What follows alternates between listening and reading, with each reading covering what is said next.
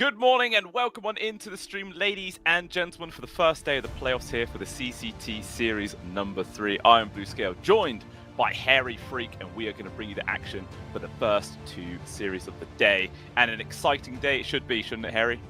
I mean, at least the matches that we're going to be watching, I think those are the best ones. To be honest, they're not going to be easy for any of the teams, and should be quite fun. Yeah, not really expecting any 2-0s, at least in our series, that's for sure.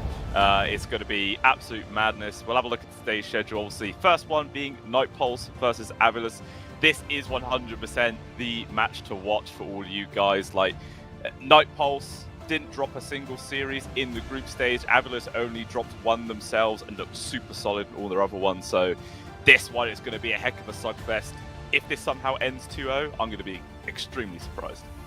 Yeah, you know, 2-0s can happen, but even if it's a 2-0, I expect it to be at least one of the games to be very close, right? That's how it goes, right? Because let's say game 1 is very close, Night Pulse takes it, maybe they stomp Avilus. Game 2, they find the crack in the armor and they exploit it. But I agree with you. In general, it should be a 2-1, right? If we put it on a paper and like, what are you expecting? We're expecting this to go full 3 games. 100%, and fingers crossed that is what we do get. But after that series, of course, we then have Mal's coming up, Navi Junior following like 3 hours after that. Mal's obviously being an invited team into this CCT series number 3 so far, so it'll be interesting to see what these guys can bring to the table here. Then followed up by One Win team versus Passion UA, again One Win being an invited team into the tournament.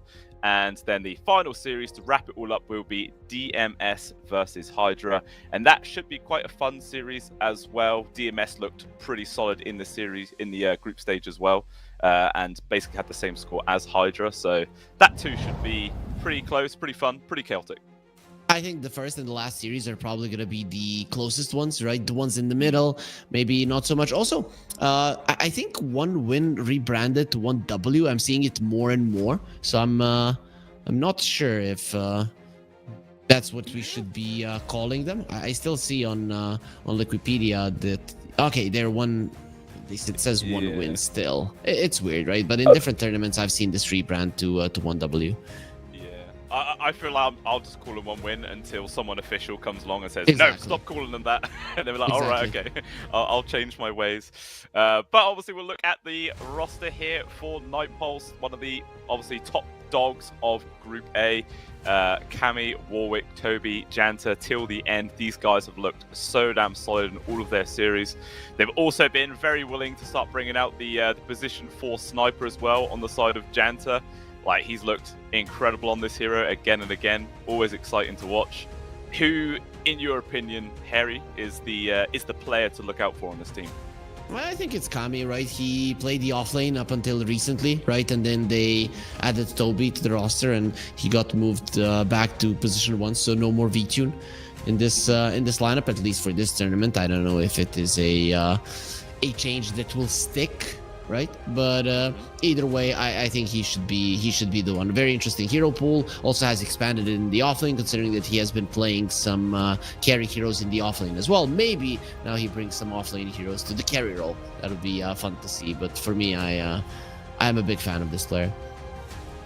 Yeah, it is always quite interesting when you do see those sort of position 3 swap to the carry role, and whether if their hero pool completely changes, or like you said, they start playing those sort of traditional position 3s as a carry, and like that's when things can get truly crazy and wacky. So, you know, we'll see what Cammy's going to be bringing to the table in this series, where now we'll have a look at the lineup of Avilus, the team coming up against these guys. This is actually a squad I've said in the games that I've been casting. I feel like this is a team to look out for in the future. Like, a lot of the players on here have been around the scene for a long time. They've been jumping between, you know, different organizations, but I really do feel like this is a really solid lineup. And hopefully, if, you know, these guys stick together for a long time, they can get some good synergy and potentially be like a tier 1 contestant there. This is a very good team. The thing is, a lot of these players are players with tier 1 potential, but they never really came to a point where they were consistently good. So I do hope that with them being together, it is going to be looking quite well. They're doing decently, but I would still want more from them considering the potential that they have. Interesting fact, though, Eki is not going to be playing today. It's going to be Desire, which I think he can bring a lot to the table. A different style of gameplay between the two of them, but if Desire implements himself well into this team, Avilus might even look stronger than with Eki, especially because you can surprise your opponents with the way that you're going to be drafting. Yeah, that's true. It definitely does throw a little spanner into the works sometimes and keeps the other team guessing for sure. I mean, I was kind of hoping that, you know, if Eki was still here, we could potentially see like an early-ish sniper pick, because Eki has also been picking sniper a few times. So it's like, if both teams are willing to play this POS4 sniper role, then maybe we could see like an early ban or an early pick onto it, just for, I don't know, just for meme's sake more than anything else. But yeah, with the stand-in of Desire, I don't think that's going to be too likely. But even still, with that stand-in, this should be an extremely close series. It's going to be fun. It's not going to be a stomp, no matter what. If it is a stomp, I'll eat something that shouldn't be eaten. I don't know what. Don't do it. Things that shouldn't be eaten for a particular reason, skill. So I would refrain from that. But I get it, right? It's one of those situations you start just grabbing and biting everything because you're so mad. Hopefully, we do not get to that point. I think either way, entertainment will be coming our way. Yeah, 100%. You know, maybe I'll just do practice for my circus act in the future. You know, to start working on a second talent. But have a quick look at the way that the tournament format is looking right now. Off onto the left side, obviously that is where One Win Team, Passion UA, DMS, Hydra are. Off to the right side is Mal's, Navi Junior, Night Pulse, and Avulus. So obviously we'll see which teams end up being in the grand final. I myself would not be too surprised if, to be honest, this series we're looking at right now is potentially the grand finals. Maybe obviously One Win or DMS could be up there as well, but I don't know. I feel like this is potentially just going to be a warm-up for the grand finals here, Harry. Well, you know, Night Pulse and Avulus are good. I don't think they're 1W good, right? I would be very surprised if One Win doesn't win this tournament, getting directly invited into the playoffs, quite deservingly so. These guys are not to be underestimated. They've played really well versus some top-tier teams. They have qualified to some LAN events, not something that the other teams here can say about them. Maybe Mouse, but Mouse is not as consistently good as 1W has been. Yeah, that is very true. You know, well, we'll see who does end up coming in the future as the tournament shall continue, and the draft for game number 1 here, ladies and gentlemen, is now underway. So let's jump on over to that and see what these teams are going to start off with. Bans already flying through here. Any bans there that you think are, you know, surprising to see, or do you think it's all pretty standard stuff? Early Ember ban. That's one that kind of strikes me immediately, right? I know that Night Pulse plays it. I know that Warwick is very good on it.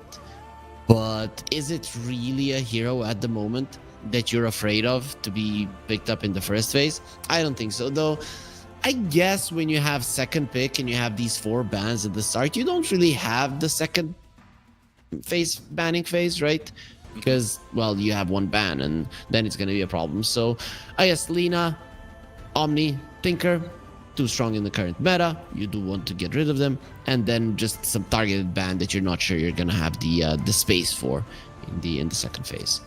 Yeah, that makes a lot of sense. It's quite surprising as well, the fact that it's Avulus who banned the Ember Spirit, because I'm pretty sure in some of the other series they've actually first picked the Ember Spirit themselves just to go into the hands of Ryuf.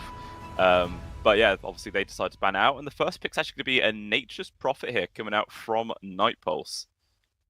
This is dangerous, right? Because this is a 1-5 pick that mows down towers. I don't know how much you've seen what the Ironwood Treant does. It's kind of not fair. It gets to the tower and like, just slaps it. You don't even need to be waiting for the siege creeps any longer in the laning phase, because you have a built-in siege creep on this guy that has a very low cooldown. You can have 2 of them sometimes, so it is not going to be easy dealing with him. His ulti quite problematic, shoving in the waves.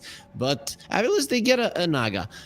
The Deluge is so strong that it is insane. You cannot pick a Centaur, you cannot pick a Lycan, or you do not want to. This hero is relatively tanky in the laning stage. I mean, there's a lot of it going for the Naga currently.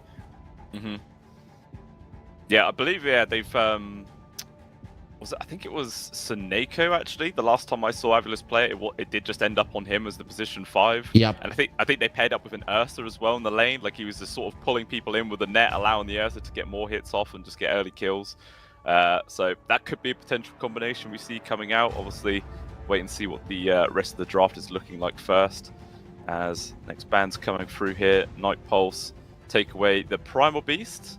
And are they just going to carry on focusing towards like Zibe heroes? That seems to be a trend right now. Well, maybe they're targeting with these bans of the Pango and the Primal Beast. Even Wind Ranger is most likely targeted as a one ban, but they're targeting multiple players with these bans. Plus, both the Pango and the Primal Beast deal relatively well with the Nature's Prophet. I don't think they are necessarily like thinking, oh, we're gonna ban out all of Zibe's heroes. I think he does have a hero pool wide enough for that kind of an approach to draft to kind of. Yeah, for sure. Yeah, the Wind Ranger ban 100% is just focusing towards Smiling Light. He's played that several times. I literally throughout like the history of Dota, I've never really had much faith in Wind Ranger, but you know, Avilis have played it several times in a row. They seem to make it look good. So you know, definitely a comfortable hero for themselves. They also, when they played it a couple of days ago during the crit bug little situation, where that was in the game for one day, and he had the whirlwind or whatever facet was, where you just pack everybody around you when you pop your ultimate. My lord, that was just disgusting. People just dying with the crits. It was not fun for the other team at all, but obviously that is long gone, thank the Lord. Didn't take long to get patched. Took one whole day, man. One whole day. We were thinking, oh, it's gonna get patched out really fast because it is a game-breaking bug. And Valve are just sleeping. Right? They don't care. It was nighttime in the US, so they needed their beauty sleep. Yeah, they released like the previous patch just before they went to bed, and they're like, oh, we'll wake up in the morning and deal with the aftermath. They woke up like, what the hell is going on with our game? It's broken. But yeah, he got to it in the end. But even still, this second phase of bans actually taking quite a lot of time here. Both teams chewing in some decent amount of reserve time, really thinking about this one. And what is Avilis thinking right now for this 5th ban? To be honest, I don't know. If you're in a position where Avilis is right now, you do not know what to ban. And there's a sniper. You wanted to see it, you got it. You also said just for the memes, dude, that shrapnel buffed up, it's no meme. Yeah. It's no meme. It's your HP goes down like this, right? And you're not used to it from the shrapnel. Yeah. Insane. It is pretty damn terrifying. But yeah, it's funny that even without Janta in the team, they're still willing to pick it up for Desire. I'm sure he's probably played it a few times before in his own game. So we'll see how he's able to perform with this one. But the response from Night Pulse is actually a Sand King as well as a Shadow Demon combo. So a lot of control there, some safe mechanics also coming in. You can't really go wrong at all. I do like that a lot. Yep, Shadow Demon has been looking really good recently, right? I think this hero in competitive gameplay has been winning an incredible amount, and for a good reason. Saves are very, very important at the moment. And also, Wind Ranger, Primal Beast, Pango, all of those heroes are in the meta, right? They're banned out this game, but the Demonic Purge is very good against most of even the Sniper, sorry, not the Sniper, the Tinker, the Omni Knight, the Ember. Just Demonic Purge is insane. And Shadow Demon, people have finally started understanding just how well this hero can trade in lane, and are winning every single trade when it comes down. Mm-hmm. Yeah, it is very, very frustrating to deal with. Yeah, a lot of the times at the early levels, you just see the Sniper having to just run away from the Shadow Demon. It's just too hard to really successfully trade before you get a few more points into your Shrapnel. But it looks like Avilis do go for the Morphling. Very likely to be the position 1 there for Smiling Knight. But, you know, maybe they do something nuts. We've seen before in the past some people playing position 5 Morphling. So do you think there's a possibility that they might actually go carry Naga now and then support Morphling? Or, you know, you got Sand King versus a Naga. It's not the best matchup. I'm trying to, you know, if you would go for a support Morphling, it would obviously be a flow Morphling. Turning into anybody in this game doesn't look all that great. It's okay, but it's not your Zeus's, right? Or something along those lines that you're just going to be spamming some damaging spells. So I would assume not. I mean, imagine a lane of a Naga Siren and a Morphling, where Morphling has no damage early on because he's a flow Morphling, and Sand King just completely demolishes you. So no, I think chances for that are limited, if not even zero. Yeah, it makes a lot of sense. Yeah, I just like to chuck spanners in the works where I can. Just like, maybe, who knows, potentially. I'm always wrong. No, I like that as well. I like that as well. We theorize a bit, right, in the draft, especially when we have gone through all the heroes that are being picked and our potential picks as well. Then why not theorize of what could be maybe sometime in the future? The new facets, the new patches might allow something like that. Mm-hmm. It looks like Nightpulse had decided to go in for the Monkey King there. Okay, so be this the carry, maybe even for their mid laner. We'll have to wait and see where it ends up right now. I mean, as a carry matchup, a Monkey King versus a Morphling, do you think that's actually any good, or? It's a Not solid really. one. Morphling is okay in it. The thing is that you do have enough lockdown to keep them in place. And not only that, because Centaur and the Sniper, that is a very hard lane to lane against. And then you need something that is going to be able to sustain itself. Monkey King already comes to mind. He's a melee hero that has range and has his own very high quality lifesteal. So very few heroes can survive the lane versus the Centaur, and he can do it later on down the line. You have very huge team fights, so it's not gonna be all that much about the carry to carry matchup. Sure, Morphling can leave the Wukong's command, deals magical damage, which the Monkey King doesn't like, but you have your other heroes to assist with that. Definitely. But still, final bans to come on out. Not much reserve time left for either team either. Like, they've really taken their time throughout the majority of this draft, which is what I'd like to see. Nobody rushing any picks or bans going through. And it is Leshrac as well as Invoker that Avilus decides to take out of the pool here. Meanwhile, Nightpulse go for the Earthshaker pick. I mean, it looks pretty obvious that Avilus are just after their mid laner for sure.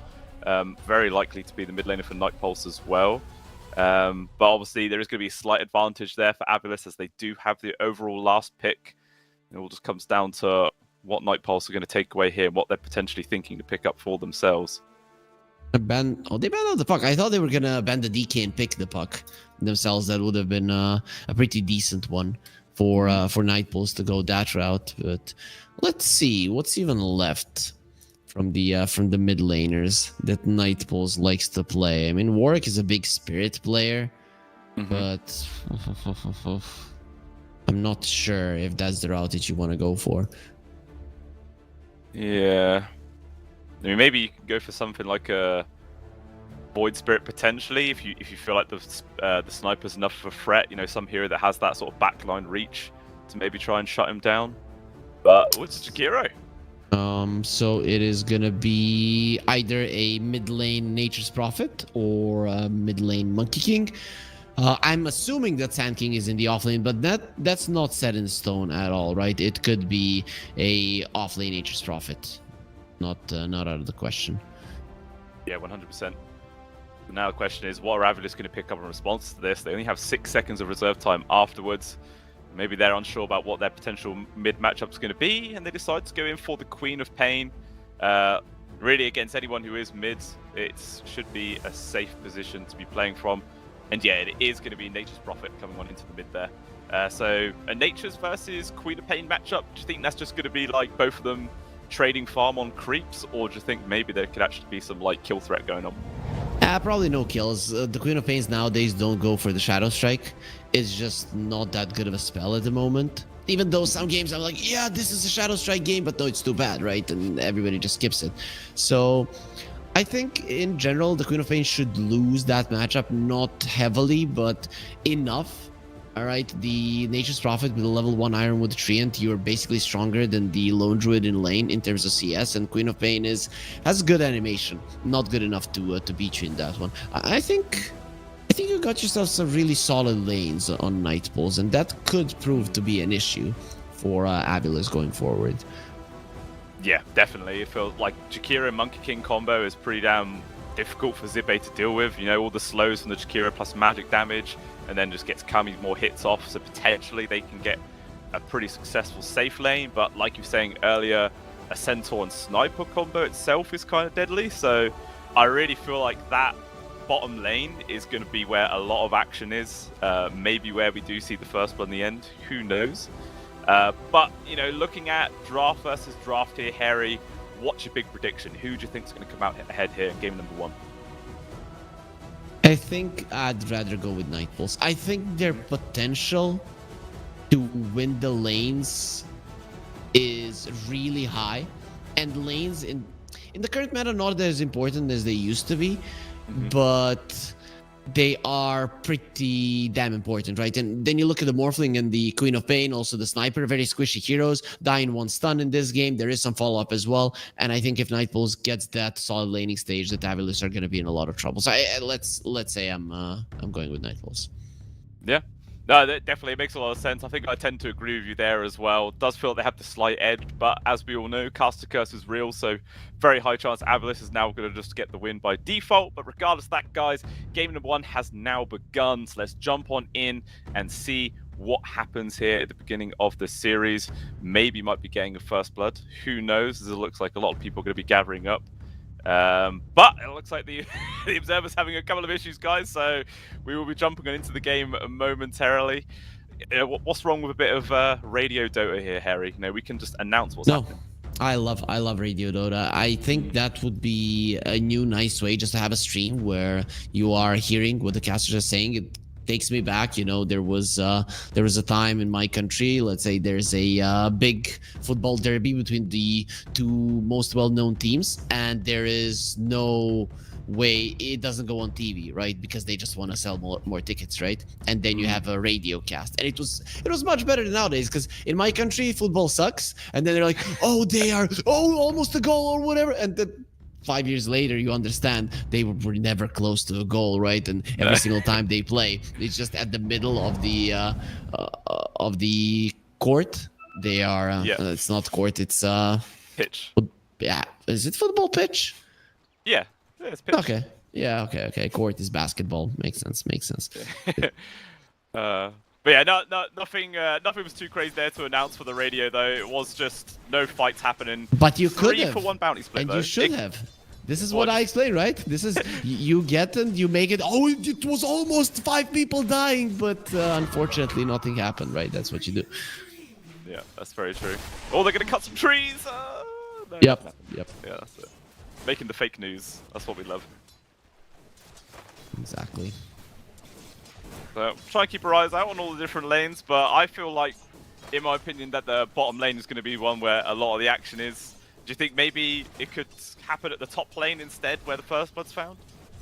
There is a chance on every lane apart from the mid lane, I think, for kills to happen. Of course, as you mentioned, bottom lane is the one to look out for. Can the top lane kill happen? Sure, it is a Morphling lane. Morphling lanes are very unpredictable from time to time, right? You could just get hit by a stray spell or something while you are 0 HP, and suddenly it's a problem. Yeah, just getting caught by those surprise stuns can make all the difference in the end. Meanwhile, this mid lane, both of them actually only have like 2 CS each, but quite a lot of denies. 2 and 6 on towards Riev and 2 and 4 there for Warwick. So clearly, denies seem to be the aim of the game there in that mid. Just limit the amount of XP the other person gets. Interesting way of playing. I like it. How do you allow yourself to allow Queen of Pain to get 4 denies? You have your right click of the Nature's Prophet plus this Greater Treant. What the hell? Clearly, maybe Riev's done a lot of right-click training before this game happened, you know? It's like when before you used to play like Counter-Strike or anything, go onto like a headshot-only server, just practice for like half hour before a game. I am very much surprised by this. I've seen in the Evoker lanes where people are focusing on denies this much, but not in this matchup, no way. Yeah, it's quite surprising to see.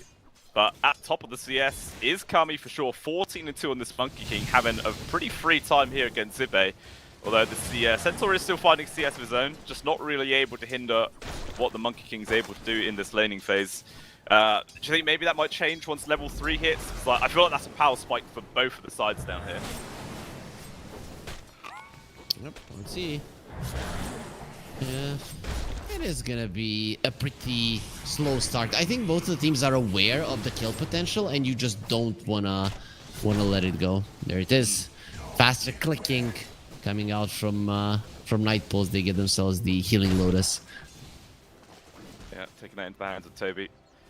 Is there a statistic out there which shows like if one team gets both Lotuses, like they have a higher % chance of winning? There must be some stat like that. I am sure there is,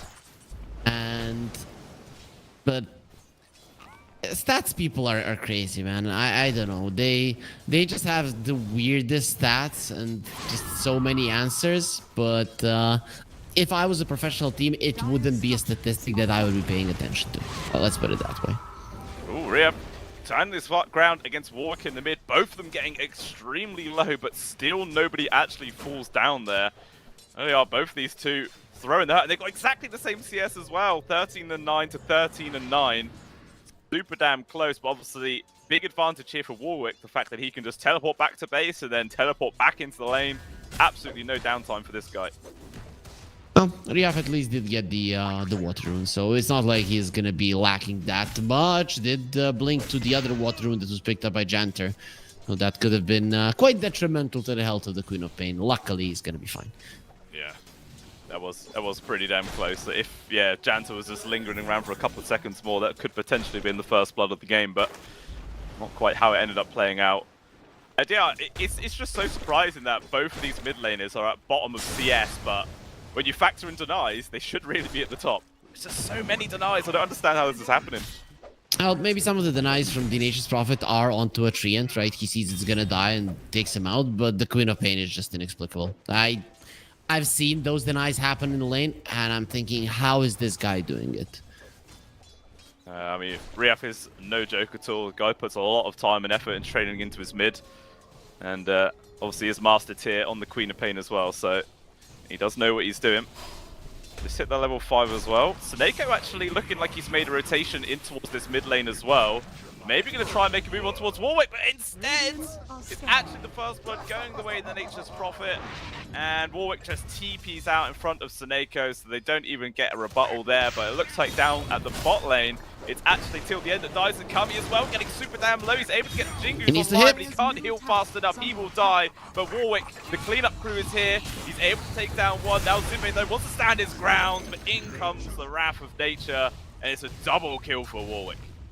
In those situations, if you are a Monkey King, you hit creeps, right? Because creeps have lower armor than a sniper or a centaur, and then you're going to be healing a lot more with the right clicks. But unfortunately, he tried to go for the sniper, who was the highest armor here on the lane, and well, didn't end up well for him. It really didn't.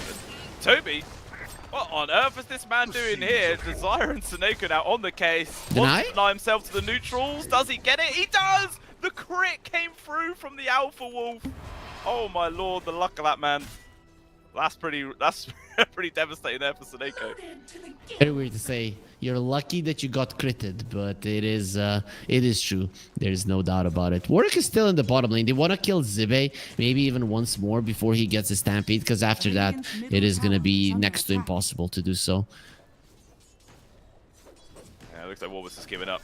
Get bored of waiting in the trees, wants to go back to the mid, start hitting onto those creeps yet again. And he is currently third of the way past his level 7.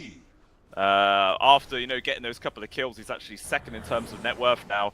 900-ish gold ahead of Riaf as a result, so definitely starting to set himself up for a very dominant lead here. Just depends if he can hold on to that lead. As 7-minute Wisdom Rune spawn, and it is just going to be a 1-for-1 trade. Kami attempting a steal, but couldn't get there in time.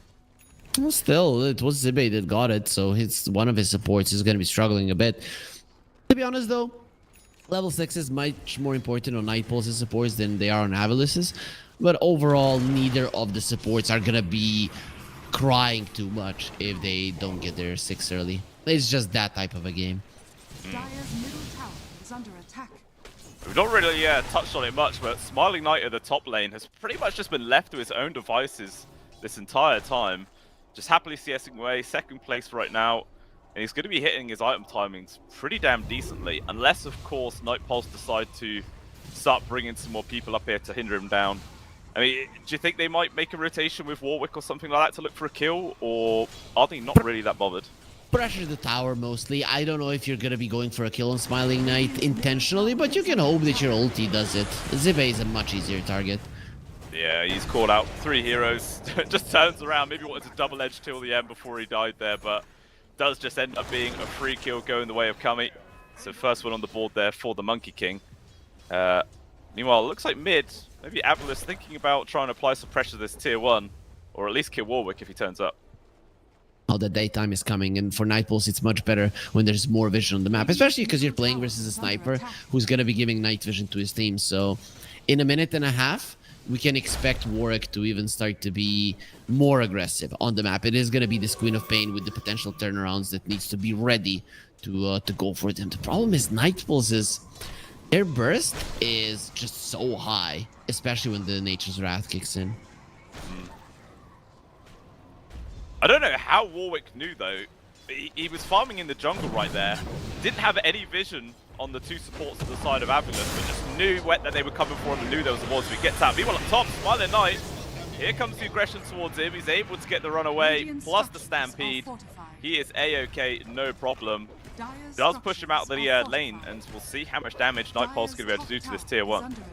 Just an impossible kill on him. Very hard. The thing is, Avilis are bringing down the mid lane tower. If you take this one down and Centaur gets a relatively early blink, you are going to have the opportunity to go for a lot of ganks. Oh, they're just jumping straight onto Warwick's head, but the 2 supports are here, and now Rehab is on the wrong side of this one. TP still a cooldown. Warwick, though, does get caught from the net, but there's just no follow-up damage. Oh, there is!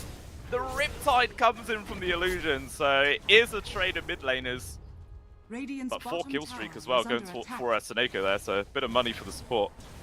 Yeah, the deluge. It's no longer the Riptide when you take this fast. But yeah, you can activate it whenever you want, right? And it was just barely enough damage from the illusion to get the kill. Quite good, right? If the Nature's Prophet survives there, it is a big disaster for Avilis. This way, it's okay, right? Their cores might not be doing the greatest, but their supports are having a great time on Avilis. And to be honest, Naga and the sniper supports later on in the game, they can be a problem. Definitely. And you were saying how maybe the cores aren't having the best time, and Zibe gets picked off yet again underneath his tier 1 tower. Avilis brings in some reinforcements, but it's just too little, too late. Don't even get a single catch in response. Night Pulse just run away from that one completely for free. So nice little hit and run maneuver. Maybe we can apply some pressure to mid tier 1 as well.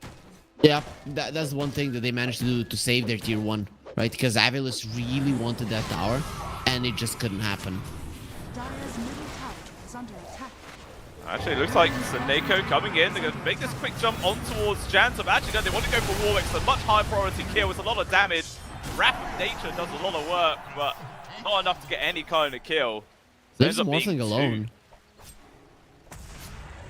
Smiling Knight might be in trouble. Look at that. They're already TPing and running towards him. They know. They need to save him. Like you said, though, it's just so hard to kill this guy. Just Smiling Knight every time. Just gets the strength morph off and just walks himself away. Not really much of a threat at all for him. It's getting pretty damn difficult for Night Pulse to really hinder this guy's game. It does seem like Avilis right now are looking stronger than Night Pulse. I think it's because the pressure into the mid lane, right? I think Night Pulse needed to put a little bit more emphasis onto that one and force Avilis to be TPing to the mid lane when they couldn't get kills. Now when Avilis can, they're more than happy to play around the mid lane. And once that tower falls, it is going to be much tougher for Night Pulse, who are naturally a stronger team at pushing down early towers to take down the mid tier 1. And without that takedown, it's going to be hard to control the map in a way that you want. Yeah, for sure. Does definitely limit what they're able to do. At the very least, Toby there has just basically taken out 5 large creep stacks, and as a result, puts himself immediately into 2nd place in terms of net worth.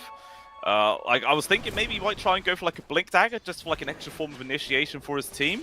But it looks like instead he's just going to be going for like this sort of aura utility build, going for the Pipe of Insight first item instead. We'll see how this one pans out for them. I mean, I don't know. Do you think he needs that blink dagger though? They need someone to start these fights off. I think they would be okay Because you have a Shadow Demon, well, not currently because he died, but you have a Shadow Demon to stop the initiation of the opponents, and then you stop that initiation, you turn around with the pipe. If Avilus are already too deep, you won't be needing much of it. You have better ways of shoving out the waves. You shove out the waves, you can get all 5 of your heroes together, and you don't have to get it. Sure, you could say you can shove out the waves, and then you can go for pickoffs. Pickoffs are not easy, and just going straight for the hero kills, I don't think it's the most optimal way for Nightpulse to play Dota at the moment. Well, it seems like the way that Avilus are playing are just constantly applying pressure right now, just getting pick-off after pick-off onto the supports. Not really translating to much of a lead, really, though, this game. The kill score is pretty damn close, 6-7. It's only a less than 1k gold advantage for Avilus right now, and that's really just from Smiling Knight having a good time, because Zibe is definitely not bottom of the chart by a whole 1,000 gold. He recovered well, right? It was pretty bad for him. I still look at the supports, and Desire has too much net worth. What the hell is going on? His Solar Crest will be done. The only question is how fast does the Morphling want to join the fight. But anyways, there is a decent amount of physical damage on Nightpulse, so even in the defensive department, in the fights, this is going to help. Oh yeah, for sure. I mean, do you think this early Solar Crest is enough for them to try and make a play immediately with that? I mean, Zibe just completed a Blade Mail as well. Is that enough to make a play, or is it still just waiting for Smiling Knight to get bigger? You don't need a huge play. It is going to be nighttime with the extra vision on Desire. You can play a bit more aggressive because you have it. It will give you security on top of the Stampede. And you just spoke. You play very aggressively here in the enemy jungle, and anybody who shows you try to go for a kill. A turnaround quite unlikely from Nightpulse. It looks like they are trying to play quite aggressively inside the Radiant jungle right now, keeping constant control of it. And it is kind of limiting the amount of room that Nightpulse has to play around. I'll just fortifying this area again and again. Maybe just hoping, yeah, someone like Kami or Till the End just walks into their open arms. He's nearby, but everyone from Avilus just vacates the jungle, just as Nightpulse actually wants to make a play themselves. Although Kami jumps on in, stuns for 2 supports, fantastic ice bath as well. This is a huge chance, but out comes the Song of the Siren. But the damn Wukong keep on hitting anyway. That was pretty rough. You might be able to stop the heroes, but the little stone soldiers still do all the work. I mean, I would say 2 supports. Oh, you don't want to use the Stampede. Those are 2 very farmed supports. I think Zibe could have saved both of their lives. And sure, you're going to have it again to invade that jungle, but with these 2 kills, it is going to be the mid lane tower falling, and finally the map open for Nightpulse to do what their lineup is supposed to, shove in the waves, and then just not allow the enemies to go for plays. Oh, Riaf's been caught, stunned, follow up, really controlled him up, even still he's able to get himself out of there. Now the potential counter play, Zibe's in. They do get the friendly disruption on towards Toby. They're all so damn tanky. No one's really dying, or are they? Out comes Sonic Wave. Toby finally does drop. Question is, can Avilus find anybody else? Try to focus on towards Kami, making sure they're keeping the tree dance on cooldown. Ice Path doesn't connect onto anybody. Surge forward. The 2-man summer of Smiling Knight. Perfect execution. And that is 3 people dead there from Nightpulse. Janta going to be able to get himself out of there. So very nice response there from Avilus. This is a nice read from Nightpulse in one aspect, and that is we have a pipe, we are stronger, we are hard to kill. But the thing is, they used all of their offensive spells, the Macropyre and the Wukong's Command, earlier. So you cannot kill the opponents. Avilus recognizing this, poked, and when you poke enough, even through a pipe, it will expire. You're gonna go through the barrier. You will be able to bring the heroes down. The Morphling uses the Sand King spells perfectly, gets a couple of multi-man stuns, brings in the damage. You have a Queen of Pain, and you win the fight. So Nightpulse, this is one of those situations, like, we have a timing, but there is also something missing. You should wait for it. You should have been happy with getting the mid lane tower. Just resetting next fight would have been perfect for them. Now, might not be the case. Yeah, I feel like they got baited into that one from getting the stun on towards Riaf behind the tower. They thought, okay, this is the perfect time to go for a free kill, but yeah, he was just a lot tankier than they were expecting. I think like the Solar Crest, everything like that, just really did make all the difference there. But as a result of that whole fight, we finally see like the first major net worth advantage being gained here in this game. 4,000 gold for Avilus. And we'll see if they can hold on to that one, or maybe if Nightpulse are able to make some plays happen and turn this one around. Although Dagon just picked up there for Riaf. Right now, if Nightpulse, the thing they should do, and the thing that all of their cores are very good at, is shoving out the waves, controlling the map. And that's what you do. You shove them out and you wait for opportunities. There is a blink on the Centaur. The enemies are going to try to offset that with pickoffs, but just a little bit more of a careful play. This is what I don't like. The Nature's Prophet is not using his ulti to shove out the waves. This is the part of the game where you should. Just don't think about fighting. Think about getting into a better position to fight in the future. Yeah, maybe where, especially as that last fight just went so awry for them, that, yeah, just trying to get the extra map presence to be a bit more important for themselves. Well, they have literally, in the same, like, 40 seconds, completed 2 Gleipnirs now, one on Warwick and one on Cammy, so they've got some really solid AoE control now going into that next fight. But speaking of the next fight, already started by the tier 2, Janta will be the first casualty. Song of the Siren and Stampede both being used from Avilis to try and retreat. Snako held back from the Gleipnir, but not enough follow-up. Is under attack. It's still a good fight here for Nightpulse. They want to take it. A lot of the ultimates used here from Avilis. Snako's not really the best target to go for. It's not an easy fight. This is not smart because it's nighttime. The sniper sees everything. Nightpulse are unnecessarily doing this. The only way that they get a good fight is if Avilis overextends. And knowing Snako and his team's discipline is always a big part of it. They're not going to do it.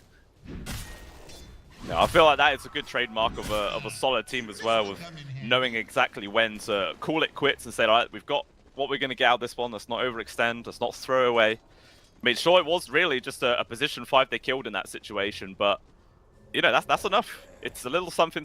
You force a lot of rotations for the rest of Nightpulse. It's a solid win. And now Cammy up top, underneath an Observer Ward. He's gone. He's going to jump into the creep. Zibe's there, perfectly timed. That is a free kill. Couldn't even get the Boundless off in time. And now losing their carry really does feel like Avilis is starting to build a lot of momentum here. The night vision of the sniper changing everything. You are going to be pulling out from this top lane, so Nightpulse are going to try to catch somebody on the retreat. Zibe is not the best target.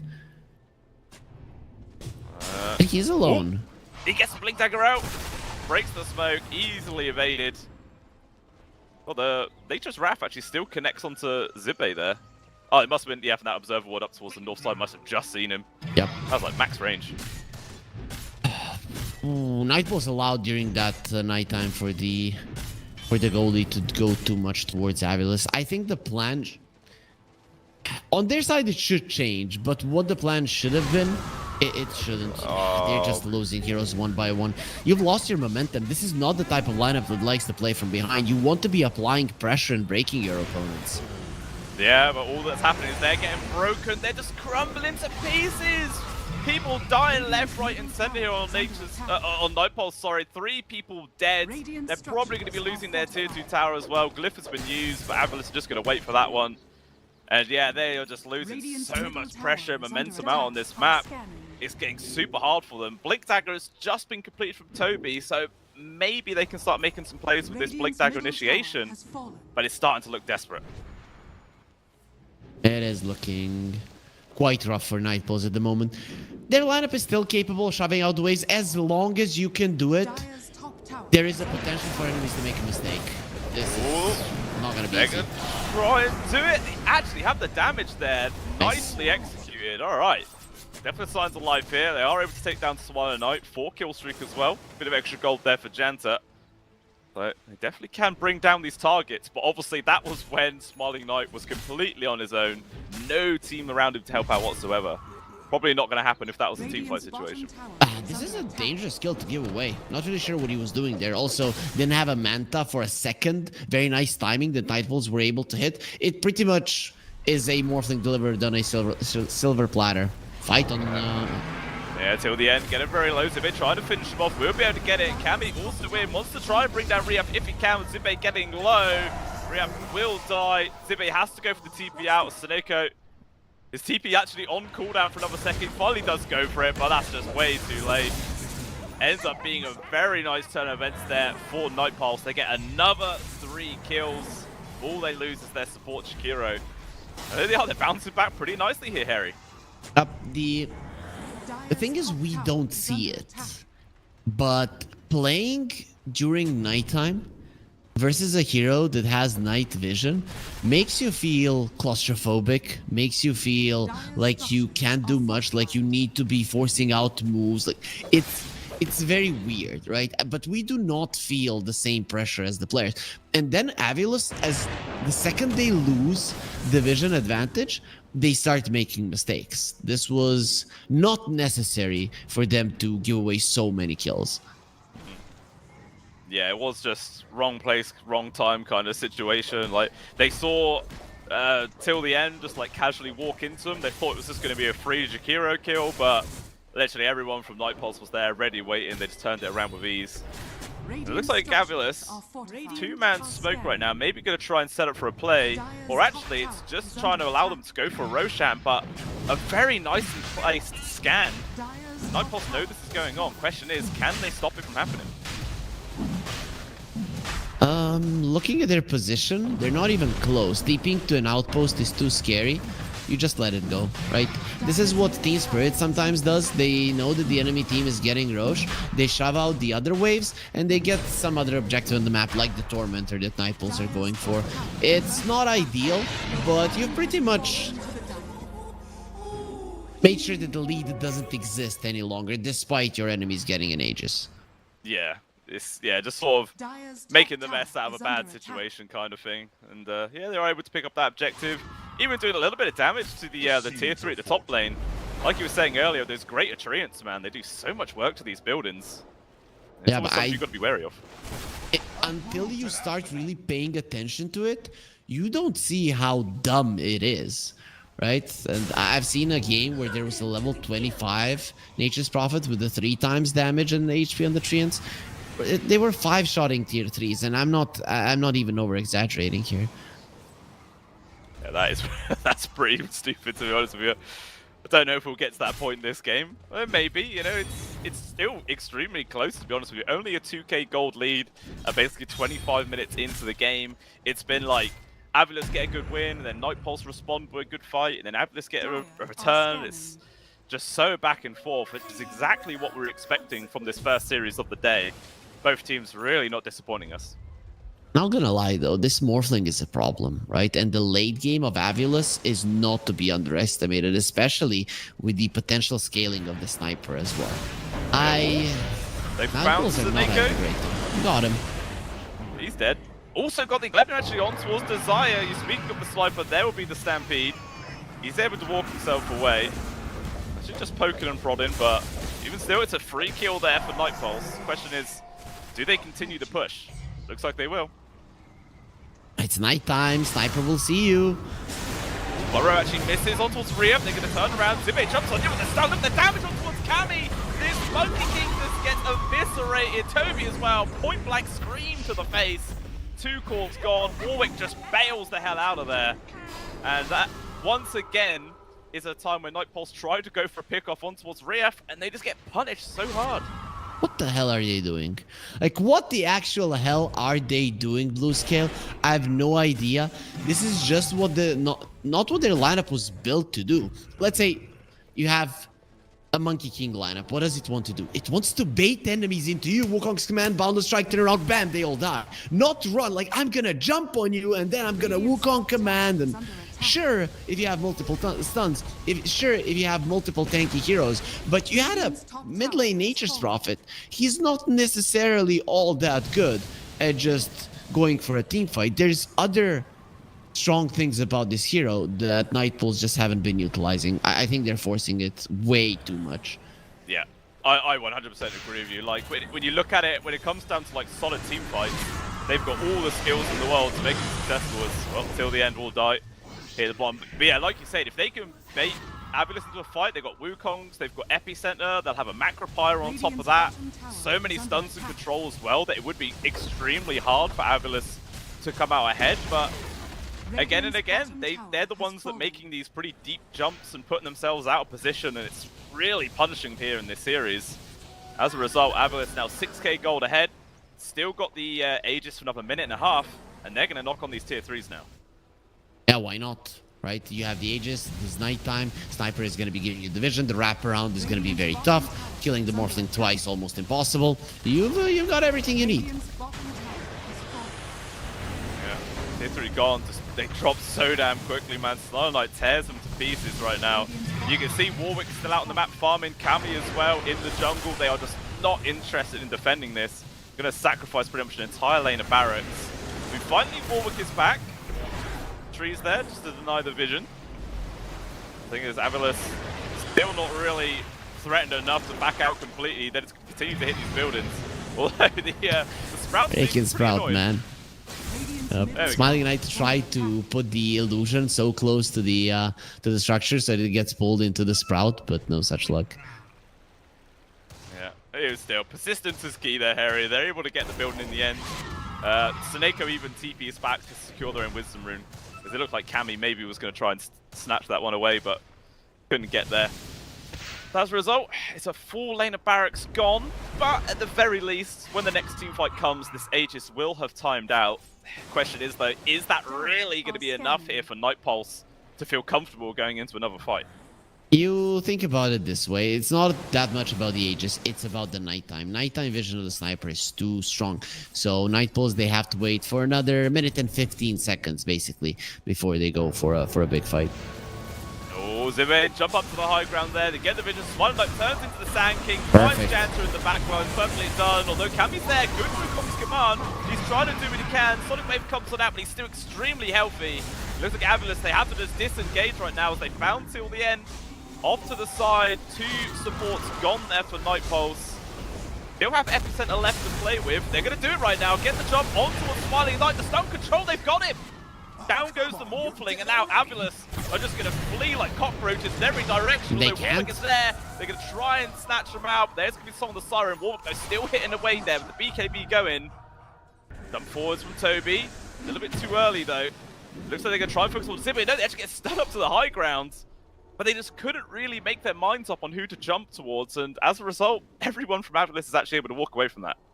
Toby got connected on with the Spirit Vessel, so he couldn't blink, right? And the Queen of Pain, that was a very nice understanding of what you need to do to allow yourself to survive. And then when Kami gets to the high ground, he doesn't really do much.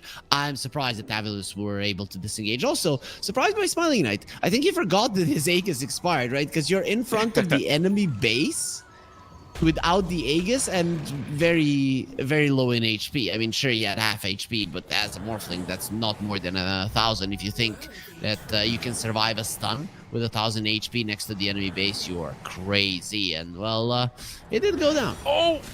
They just casually found Cammy on a tree. Zibe cuts it down. And this looked like a dead Monkey King. Actually, he's trying to turn this one around. Not going to be enough, though. Maybe they can get the respond on towards Rhea. Stun controls, he's pretty tanky, but eventually Queen of Pain will die, but there's still no Morphling here. Zibe with the Stampede gets caught from the disruption. Still, it's just the 3 of them here, but they're able to hold Night Pulse at bay. So at the end of the day, it's actually a trade of cores. Carry for mid laner. Yep, not great, not terrible for either of the teams. The thing is that Morphling now knows that for 43 seconds he's pretty much unkillable. Monkey King's constant output of damage is really what takes him down in the end. So Avilus are not going to allow Night Pulse to get out on the map, and when a Nature's Prophet lineup can get out on the map, it really does hinder your farming ability, which is what this pack of heroes wants to do. It looked like they were trying to make a jump on towards the supports there, but Janter until the end do back out just in time. And the Monkey King up in just 15 seconds and not going to have an opportunity to go for a high ground push, so they'll just wait. Potentially second Roshan though, only 15 seconds away. We'll see how quick that is actually going to be. And I feel like Night Pulse, they're probably going to have to try and contest it. I don't think they can afford to just give it away for free. Yeah, at this point, it's not a good idea. You need to use your ultis to kill the Morphling. Killing him without the ultis and then using the ultis afterwards, very hard, if not impossible. So it is the best way is to fight for the Rosh. You smoke now. You don't know that it's gonna be an early Rosh like we know, and you are doing this to prepare wards, to prepare vision for once the Rosh does spawn. Yeah, you can already see Night Pulse realizing that Roshan could be up any second now. They're already heading down here, so they might actually get there in time just as it respawns. But Desire is also nearby on this sniper. Doesn't have any walls to place third. It looks like it will be Night Pulse able to set up onto this Roshan area first and potentially set up for a good fight as well. It is daytime. This is as good as it gets. Nightpulse, you win this fight, you could turn the game around in your favor once again. Satanic on the Morphling, however, some big items on Avulus. Really is a pivotal fight coming up right now. You can see Nightpulse trying to get some decent vision right now. Avulus actually go for a smoke of their own. Think about pushing forwards. Queen of Pain shows himself on the creeps. They know that someone's nearby. And actually a re-smoke here from Nightpulse. Really want to get a good fight here. Warwick is actually still chilling in the base for now. Think about TPing mid. Probably should hold that for going towards the bot lane to join his team. Kami in for a drop. Actually now going to drop it on towards Zibe. Going to focus down on towards the center wall run. He's a tanky boy, but the damage pumping on out from Warwick, it's going to be enough. Unfortunately, the Song of the Siren not able to do anything there versus all those BKBs, and it's a free big kill for Nightpulse. It still looks like Avulus are willing to stick around and take the fight. It's time to buy those 4 staffs, supports of Avulus. They're allowing their cores to die in Gleipnirs. That shouldn't be allowed. And the Hyper is going for it, but Seneko wants a null of... no, he wants a Radiance. Oh, please, Seneko, just buy a 4 staff. Yeah, that's pretty greedy for the position 5 as well to go for a Radiance. Like, man's got big plans, especially as will he get there. As they're in the Roche fan pit here for Nightpulse. The illusions from the Morphling scout out the fact that Roche is on half HP. Maybe getting pressured to make a move. Constantly getting the information here with all of the illusions being sent in from Seneko now. Assassinate on towards Warwick in the pit. Even still Roshan. 8 seconds as well for the Centaur to be respawning. Maybe that's what Avulus are waiting for. They're going to have to make the jump pretty damn soon. Kami though, maybe filing them all out. They jump on in. The Dire actually gets killed. Wait no forwards, way. but the Aegis gets picked up from Warwick instead. One Knight not quick enough on the fingers. On towards the north side. They're able to force back Seneko, but even still, the respawn comes in with Warwick. Smiling Knight now completely on his own. Gets taken out of the equation. That is a Morphling dead for 80 seconds. Now Avulus, they've got to run away. Seneko trying to TP. It's not going to work though. It's another kill. And now Nightpulse. This game flipped on its head. Desire, good concussive shot there to try and run away. But they're on his case. Is he fast enough to escape? I don't know. He's caught. Klepner's there. Boundless. It's a dead sniper, or is it? That Warwick also getting involved. It's just too many people to run away from Mary. It just can't be done. Yeah, you can't do it, right? And it was still daytime. He didn't have superior vision. They were seeing him run away with his, you know, I've got little legs, and they're not gonna get you away that fast. Still, was the perfect time for Nightpulse. We talked about it. You win that Roche fight, and you could be turning the game around. Exactly what's gonna be happening right now. There is no buyback on the Morphling, meaning very good chances that you equalize the count of the Raxus. And yeah, you do have the big treant. You just protect him from the tower. You get him in, and it is going to be easy to do it. Yeah, it does a lot of work. Tower drops so damn quickly. The building's going to be short to follow it. There's the Radiance. Does he actually have it completed? Yeah, he does. Oh, it's such a like meme build from a Pulse 5. Oh, you gotta love it. Timmy in. 2-man stun. Jump in with some rehab. Oh, lands on the 3. Some solid damage. Smiling Knight now respawns, just charging on forward, turns in towards the Sand King, denies the TP out from Toby. Warwick though, his BKB will be successful. Kami jumps up towards the creep with TP out. He is going to make it. But even still, that's a full set of barracks taken away. Nightpulse, all they lose is their position 3s. Not a bad trade. Who took the banner? Where's the banner? I don't see it. Did it stay in the pit? Did they forget about it? Was it placed now? Smiling Knight has it. Okay, okay, so he got it. Okay. Okay, at least he got something. Yeah, you probably forget. He's probably forgotten he even has it, to be honest. Point to time, baby. Oh, down bottom. Warwick! No BKB. He's been caught out! This is a huge kill. Gone for 80 seconds. Does at the very least have buyback. But this is a chance here for Avulus to do some more damage. You can at least force out a glyph. I think that's the idea. Once the Sand King is back up, you don't want to be continuing pushing. Avulus have been pretty careless, though, with their approach to the enemy base, so who knows? They might even risk it. Thinking about doing it. Creeps coming in from the bot lane and the mid, so no backdoor protection is going to be here. Glyph has been used, but it's only going to delay the inevitable. Avulus going to continue this push right now. I mean, if you're the side of Nightpulse, do you just sacrifice this lane of barracks, or do you think about going for the buyback? You're thinking about the buyback, but that was the perfect time to do it.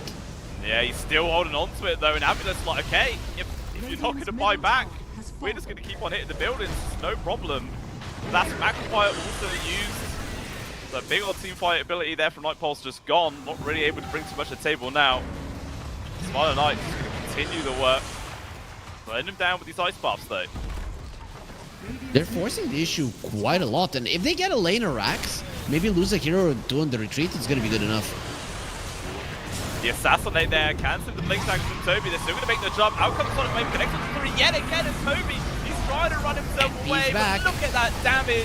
And now Kami with the BKB gets the stun on towards 2 with the Wukong's command. Zibe in danger, but the Song of the Siren just completely counters out Kami. BKB on cooldown. Warwick though, he's in. He's going to try and do what he can, but where's his team? The right click from Smiling Knight just absolutely tearing to shreds. And Zibe with the 2-man stun comes on through. And now Nightclaw's crumbling to pieces. Warwick still not buying back. He needs to get here to help his carry, but it's just too late. Now it's down to a 2 versus 5 here, Harry, and I believe this is probably just the end of the game. There's no way they can hold on now. Yep, it does look very much over. So, you know, we were scared about this high ground push, but the thing is, if you go for it, there is also a possibility of your opponents making mistakes, knowing that it could lose them the game. You start questioning yourself, and this is the result. Oh, Toby, 2-man stun, but Warwick! Bye-bye. Oh my lord, he's like, paper, he just dies. GG is called, and there it is, Amulet taking game number 1 in a very entertaining fashion. Like, for the longest time, that game was super close, but eventually Amulet, they just start coming out ahead and they just don't let their lead fall away. Interesting, Nightpulse were playing without fear in this game, maybe when they shouldn't have. And here at the very end, I think they were playing not to lose, ultimately losing the game. I'm not saying that the results would have been any different, but remember that first down on the Morphling with the macro power? If they went to Wukong's command buyback, you kill him, you don't lose the lane of Rax and the game continues. But this was, oh, we're going to save our buyback. It's not as important as the Raxes. Well, yeah, but Avilus will continue to poke, get themselves into a better position, and maybe force you to make a mistake, which is what ultimately happened. We got the end of game 1. I didn't think it was going to end in that push, but it did. Yeah, it did. Yeah, I agree. I feel like maybe Nightpulse there were just not on the same page as each other. Like, if they all unanimously agreed, right, we're just going to sacrifice this mid set of barracks, we'll wait for the Nature's Prophet just to respawn. That could have been good, but they still tried to force the fight. There was no buyback, and it just ended in disaster. I mean, even if they let that set barracks fall, it wouldn't have been too bad because they still had the tier 2 standing at the top lane. So it's not like Avilus could have gone for Megas or anything like that. But even still, yeah, just maybe a little bit of indecisiveness does end up costing Nightpulse big hit in this first series of the day. And Avilus taking it 1-0. And again, cast to curse is real there. You know, we both said we were favouring Nightpulse, and again, Avilus just ends up winning. This curse is it's real, mate. It's scary. Yep, it is. I've seen it so many times. Not so much in the predictions, more so in the game. Oh, the Monkey King is having a good game. Bam, you die, right? It just happens, right? It is a bummer, but still a solid game. I think if I was Nightpulse, I wasn't impressed with their ability to split push and force enemies into mistakes. If this is the type of Dota that they want to play, I'd go with something that they're more confident with strong lanes is their forte, but make sure that those strong lanes transition into good teamfight heroes rather than heroes that control the map and win the game that way. Yeah, 100%. Well, we will see if they're going to make those adjustments going into game number 2, guys, which will be coming up in about 8 to 10 minutes time. We're going to be jumping over to a short break, and then the chaos shall resume here for the CCT Series number 3. So we'll see all you guys very soon. Radiant are scanning.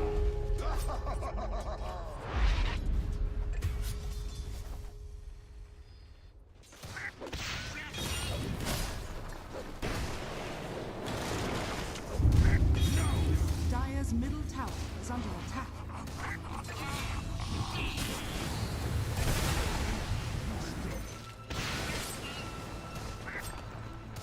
The seeds of fortune.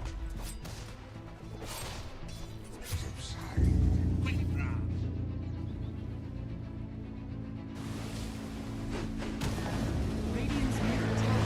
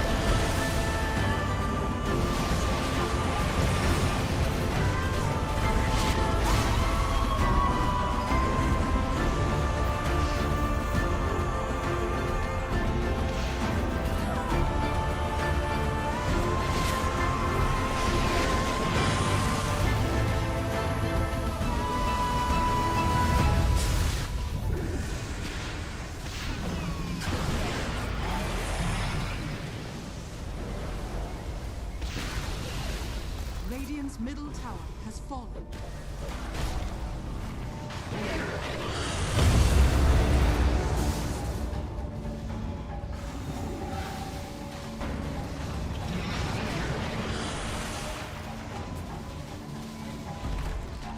Radiant's middle base has fallen.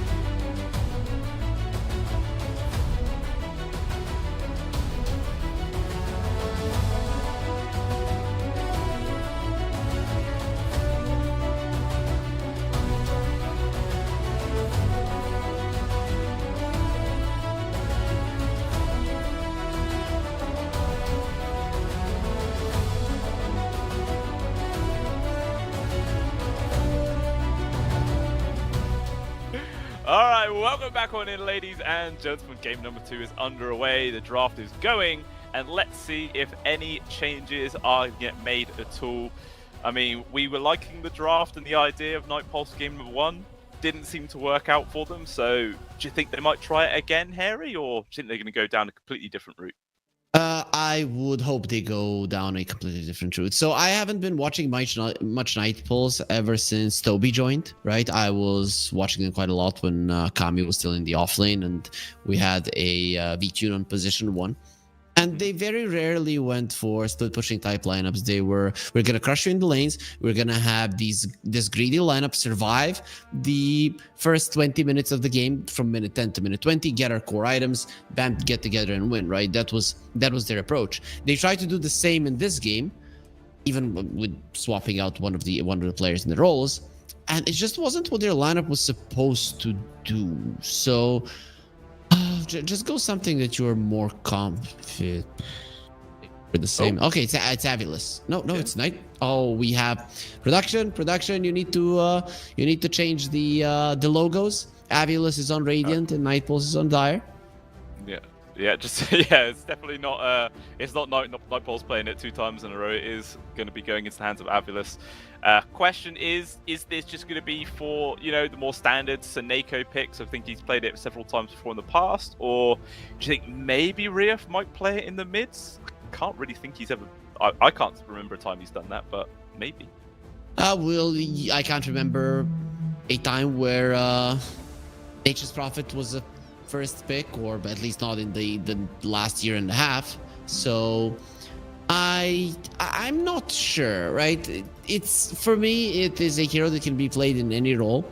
The main thing that he contributes from the support roles is the tower pushing with the Treant. On the core roles, he's a pretty decent damage dealer, just like the Nature's Prophet always was. So I think with it being the first pick, that we cannot know. There's just no way to know what Avulus is thinking. Sure. I mean, it's like people have always said about Nature's Prophet. He's a jack of all trades, master at none kind of hero. He sort of like covers a lot of bases, can go in several different roles, but never really truly excels in either of them. But Night Pulse, realizing just how highly contested this sniper pick is, they're actually going to first pick it in this second game. Be this for Janta, almost guaranteed. Maybe we might see some shenanigans where it gets shuffled over to a core role, but I see that very unlikely. Just going off of how successful position 4 sniper is nowadays. Like, I don't think I've seen it lose in a long time. It's looking really good, right? I think what has happened, sure, the facet is strong and all of that, and it's strong in the laning phase, fine, but so are some other heroes. But the main thing about this is that teams are just finding new ways to utilize vision, right? It's Beastmaster is taken out. They are gonna be, or no longer giving vision. They are gonna be, Rocket Flare is gonna be lasting for a lower period of time. Then you find new ways to get vision. Vision is just the single most important thing in Dota, and Sniper gives quite a lot of it during nighttime. You just wait out 5 minutes. It is not that hard to dodge in those 5 minutes. You split push a bit, give a hero here and there, and then for the next 5, you are the ones that have the advantage in almost everything on the map. Yeah, just being able to use all that information is so damn crucial. I mean, it's kind of like, given how important vision is, it's kind of surprising that Dawnbreaker isn't more of a thing now, with the innate, where when daytime hits, you just reveal the entire map. Like, I was kind of expecting when that first brought out, maybe people comboing with like a Phoenix, somebody who forces daytime, and then you get that huge guaranteed vision at the start of every team fight. That could have been cool, but I guess it's still not quite powerful enough to really warrant it as a solid pickups. No one really cares about Dawnbreaker anymore. It's hard to utilize something that lasts for 5 seconds in Dota, because especially when it is at the timing that your enemies are aware. Sure, you could say Phoenix, but imagine you're playing versus a Phoenix Dawnbreaker, right? You see an egg, you just move away. Like, bye-bye. I don't want to fight now, right? There's no chance. I am even willing to give you 1 or 2 supports, even maybe a core to dodge the fight. And what then, right? Yeah, then you have a useless innate ability for the next 10 minutes. And that is probably the reason. Here, every 5 minutes, you know, for the first 2 minutes of the night, the enemies might be able to dodge you, but slowly you're going to be creeping in, shoving in the waves, and then bam, you're going to have the perfect vision. It's going to be a problem. Also, Nightpulse in the previous game, they dove a sniper during nighttime in a tower, right? There's no way you're going to be seeing more than he is. And that those are just some kind of plays that are going to be more punished than in normal games. Yeah. It's quite interesting as well to see the direction that Nightpulse draft is going, because so far they are literally copying the support duo that Avilus played in that first game. They've got the sniper, they got the Naga Siren, so I don't know, clearly they just think it's a solid combination, just how well that first game went, and they're going to try and make it work for themselves. I mean, potentially we could see the Naga get pushed onto like a core role for Cammy. We'll have to wait and see how the rest of the draft does go down, but yeah, it's very interesting that so far both teams are picking the opposite team's heroes in game one. It's very interesting. Yeah, you had this OP thing, and now I'm gonna show you how it works. You know, it's like you know, when you're a kid and you go to a PC game club, you play Dota, the guy on the other side, he picks an SF, he crushes you, and you're like, yeah, that's because he had a stronger hero. Now I'm gonna pick it, and you're gonna find out. Then you find out it wasn't really the hero problem. No, yeah. You just flop and you make it look absolutely terrible. It's happened too many times in my games at least. But Avilus, they're actually going to go for Centaur and Hoodwink combo. That is actually a pretty solid lane in itself. There's a lot of control, a lot of damage there. Potentially they could get quite aggressive in their lane. I think Hoodwink's... Oh no, that's like Hoodwink's one of the most picked for Nightpulse actually. I don't think Avilus has really played Hood that much. Oh, they played it 4 times apparently in all of 7.37, and they've won 3 out of 4 of those games. So, it's not a bad amount. Yeah, decent amount. I mean, teams have moved away from these traditional "I'm gonna burst you" type position 4s, but they still come out from time to time, and I still think Hoodwink is the best of them all. So it makes sense that if you want that type of a hero, if you want to initiate and burst somebody down, it makes sense. So for me, when I look at this Avilus lineup, it's use the Wrath of Nature, lanes get shoved out, you have a Blink Dagger on the Centaur, you find somebody, Blink Stun, Sharpshooter, they die, right? And that's how you utilize this hero. I'm just hoping they're a bit better at shoving out waves with the Nature's Prophet than what it was for Nightpulse in the previous game. Yeah, there was a definite lack of like split pushing and everything going on in that previous go, so we'll see what Avilus is going to be able to do. But Nightpulse, they are going to go back on in for the Sand King, so very likely to be Toby's hero, in which case this Earthshaker's looking like they're mid, unless of course they are going to swap like the Naga to a core, and then maybe it's like a POS 4 Earthshaker or something like that, but I don't really see that at all anymore. So yeah, most likely this will be a Shaker position 2, in which case for Avilus, who do you want to put in the mid lane against it? Like, are you happy to put a Nature's versus him, or do you want something like a Monkey King or something like that? Any ranged hero crushes the Earthshaker. I don't want to say crushes, but does well versus him. Let's put it that way. I've seen so many Shakers flop and literally lose the game from the laning stage if it's unfavorable. I've seen Vengeful Spirit mid lane do well versus a Shaker, and then the Shaker can't do anything. So I think Nightpulse with this early Shaker pick, if they are not willing to move it to a support role, which I think they should be thinking about the possibility at least, yeah, Queen of Pain is gonna have a hell of a time there. Yeah, I mean, Rift did a pretty good job at it in game number 1, so why not rinse, repeat, chuck him on it again, and even in a more favorable matchup this time round, so really he should have a pretty solid time. You know, saying like no one really goes for Shadow Strike anymore. It's not really like a crazy skill, but versus an Earthshaker, do you think it's the potential build to go for, just to really harass him out the lane? I'd like to, man, and every single time I say it's gonna happen this game, it just doesn't. So I have to say I've lost my faith, but I'm looking forward to it being a potential pickup. Nobody gets it 3 points now, that I haven't seen at all, but maybe 2 points. Maybe on level 3 you are gonna have 2 Shadow Strikes and 1. Yeah, but we'll have to wait and see what Rift's going to bring out onto the table. But yeah, as a result of that Queen of Pain being picked up, it is looking like it is going to be Suneko's Nature's Prophet, Desire on the Hood, Zibe on the Centaur, and then mid Queen of Pain. So just a carry left to pick up here for the side of Avulus. Meanwhile, Night Pulse, you know, probably the carry, but again, maybe they might try and put the Naga as a core. Don't really see it being too likely, so we'll see what they're going to eventually end up picking up, as Avulus actually decides to take out the Dragon Knight there. Yeah, something tanky. I mean, it's not out of the question that you put the Shaker somewhere else, really, right? So it can happen. They can put him in the support role, play a core Naga, as you mentioned, or maybe even play a core Sniper, even though in this game doesn't look too good. But I guess Hurricane Pike plus having the Kakasu Grenade, at least in the later portions of the game, you are going to be able to keep the enemies away from yourself. Yeah. Bristleback ends up getting picked up here from Avulus. Pretty sure I saw that come out from them 2 days ago on their carry, and it just looks so damn devastating. So we'll see if they can have a similar play. But obviously, when they played at Bristleback last time, they had so many like saves behind him. They had like, I think it was a Chen plus a Shadow Demon, just endless heals and saves. It just looked unkillable. But this time around, not quite as large of a safety net. But we'll see how it does end up going down. And the hero of choice of Night Pulse, it's a Weaver. Yeah, there is a decent amount of burst on Avulus, but you don't have super long stuns, right? So if you do not manage to kill the Weaver with the hoof stomp into a bushwhack, he gets the ulti off. You've kind of expended all of your lockdown for the next 10 seconds in a team fight. So this could work out. I like it. It does lane well with the Naga Siren. You are versus a Centaur with the Naga Siren, so the Deluge, it does slow down even the Stampede.